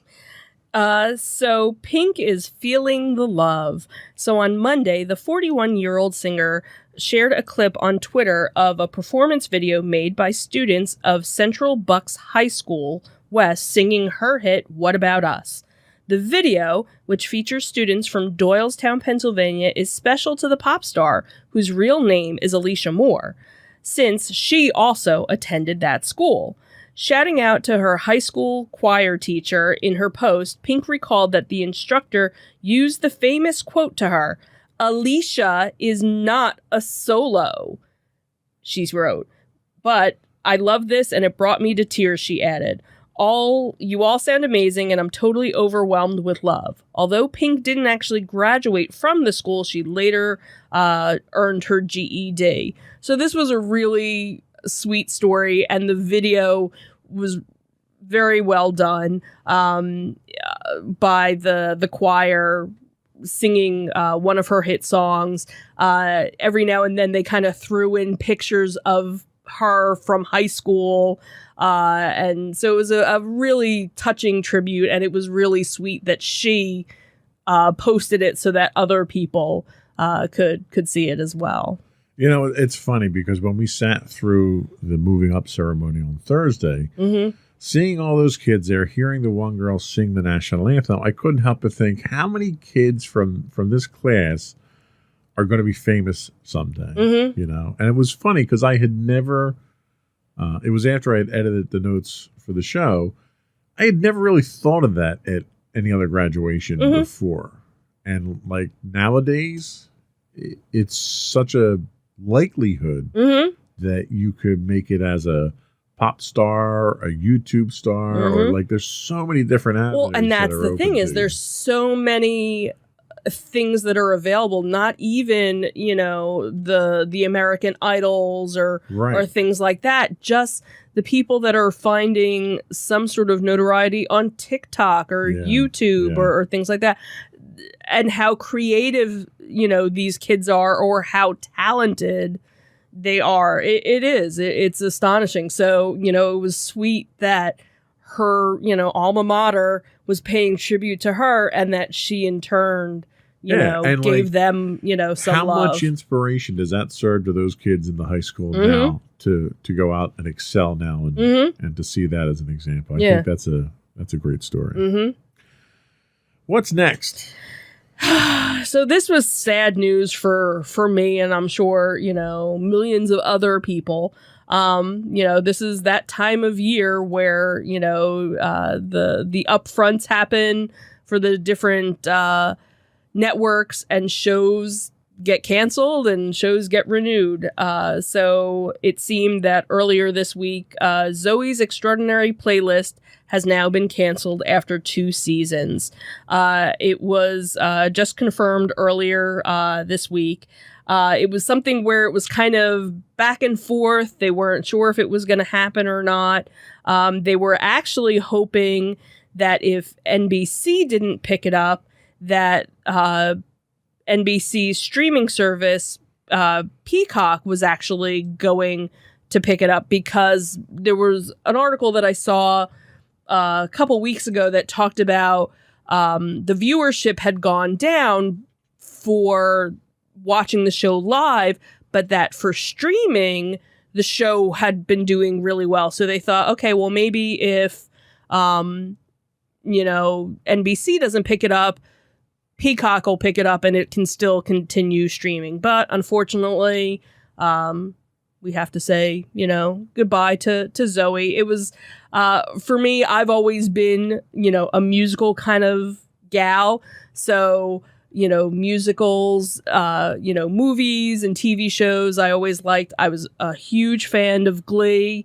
So this was kind of the next step. It was the, you know, older version, I guess, of Glee in a way. It was an interesting concept that, you know, all these people would start singing these musical numbers, but yet they didn't know that they were singing the musical numbers because, you know, Zoey kind of had this special power type thing that happened. So it would have been interesting to kind of see where the story went along, but obviously, you know, at this point, it looks like it won't be happening.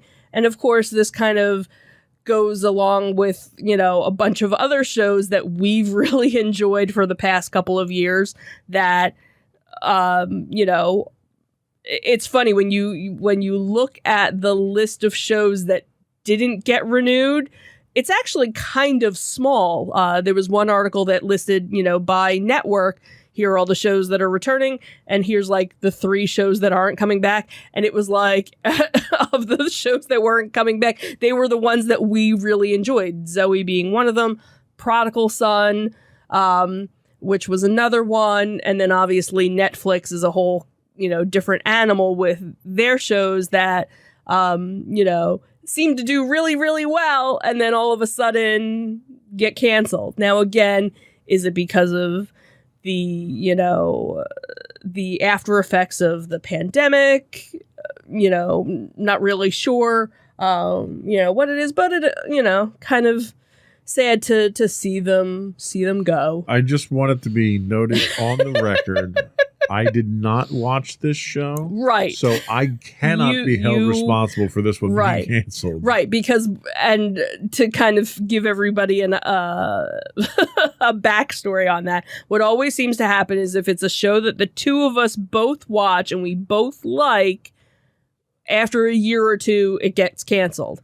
So there have been shows where I watched all on my own and the show was doing fine, and all of a sudden you start watching it, and it gets canceled. And within a year and a half, It gets canceled. So, and we do the same thing to restaurants too. Right, so right. We try not to eat out very often unless it's a restaurant we don't like. Right. So yes, Zoe was not a show that you watched. Yeah, so it's not my responsibility. No, this time. one. Yeah. So that was all we had for entertainment news. We'll be right back with our insightful picks.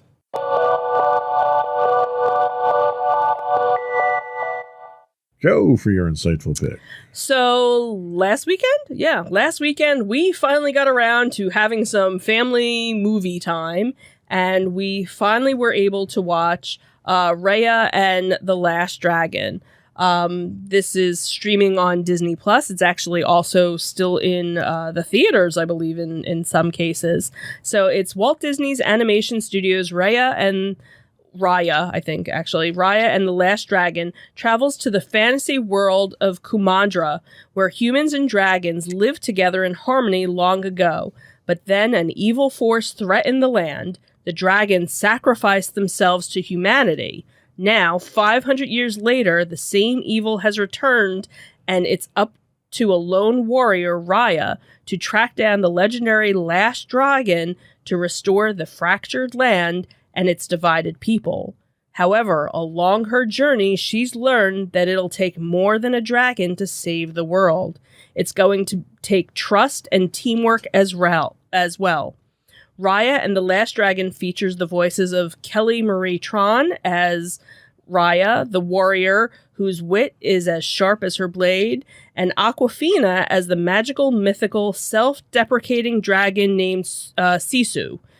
Characters also include a street-savvy 10-year-old entrepreneur and the formidable giant Tong, with the thieving little toddler and her band of orgies, little monkeys. I don't. That they were probably the cute ones of the group. So it's a very interesting, hey, we need to work together as a team kind of movie. We all enjoyed it. There were definitely some humorous moments. There were, some teary moments as well. But overall, I think we all really enjoyed it. Yep. Good pick. Thank you.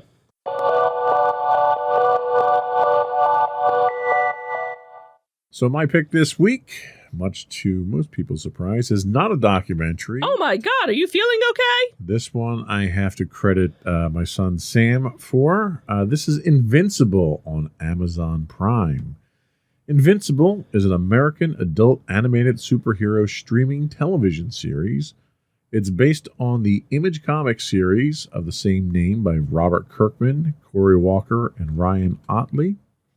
The series premiered on Amazon Prime Video on March 25th of 2021 to critical acclaim for its animation, action sequences, and performances. The series stars Kevin Ewan, Sandra Oh, and J.K. Simmons. In April of 2021, Amazon actually renewed the series for a second and third season, which should give you a hint as to how good this show is. The series initially revolves around 17-year-old Mark Grayson and his transformation into a superhero under the guidance of his father, Omni-Man, the most powerful person on the planet. Mark Grayson is a normal teenager except for the fact that his father, Nolan, is the most powerful superhero on the planet. Shortly after his 17th birthday, Mark begins to develop powers of his own and enters into his father's tutelage. But as Mark develops powers on his own, he discovers his father's legacy may not be as heroic as it seems. This shows the closest thing to an animated version of another superhero series we've showcased on our Insightful Picks, The Boys. We're 2 episodes into the first 8 episodes of Season 1, and the show's managed to keep me on the edge of my seat with each episode. The complexity of the plots, depth of the characters, and the throw caution to the wind attitude towards storytelling is a refreshing take on a superhero-filled entertainment world we live in today. What if our superheroes had a dark side? That's a question that they seem to be asking a lot these days in these shows. Mm-hmm. I'm excited to see where the story goes. Episode 1 was very interesting. It was exceptionally graphic. Probably not a show that you want to have the kids watching. Definitely not a show you want kids to watch. I think we both agree that the animation is kind of rough at times to get through, but the storytelling, I think, is spot on. Right. There's humor in there. Mm-hmm. There's, I don't think we've seen too many touching moments. Not touching in a good way. Right. Most look at that head explode, Most touching usually revolves around someone's head exploding or coming off or something. Yeah. It is a very graphic show. Mm-hmm. So, Invincible on Amazon Prime, streaming now. We'll be right back.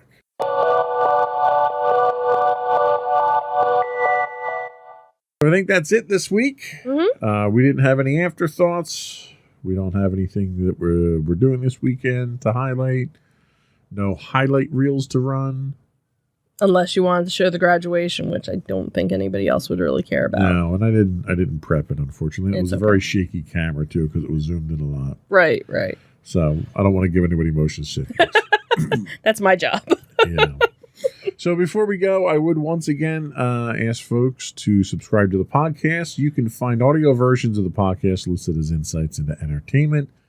You can find video versions of all of the network's podcasts listed as Insights into Things on Apple Podcasts, Spotify, Google, Stitcher, iHeartRadio, TuneIn, pretty much any place you can get a podcast.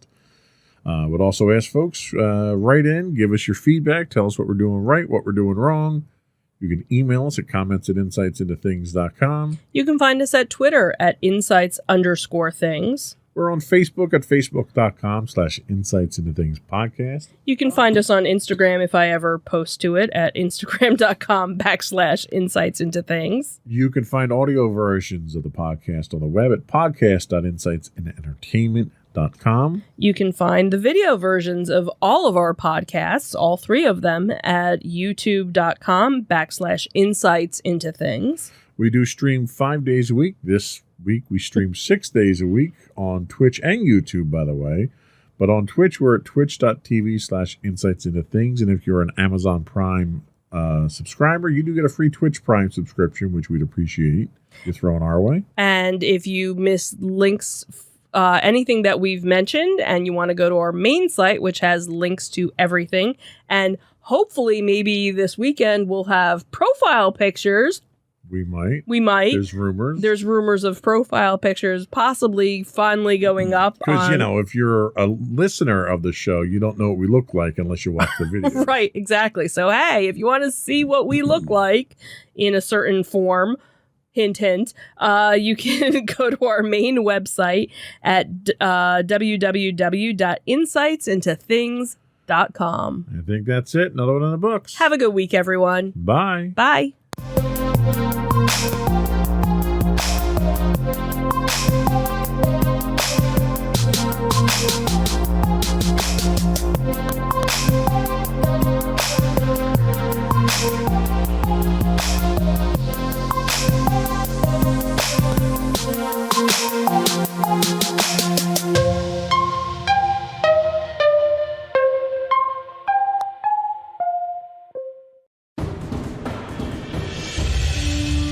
For over 7 years, the Second Sith Empire has been the premier community guild in the online game Star Wars: The Old Republic.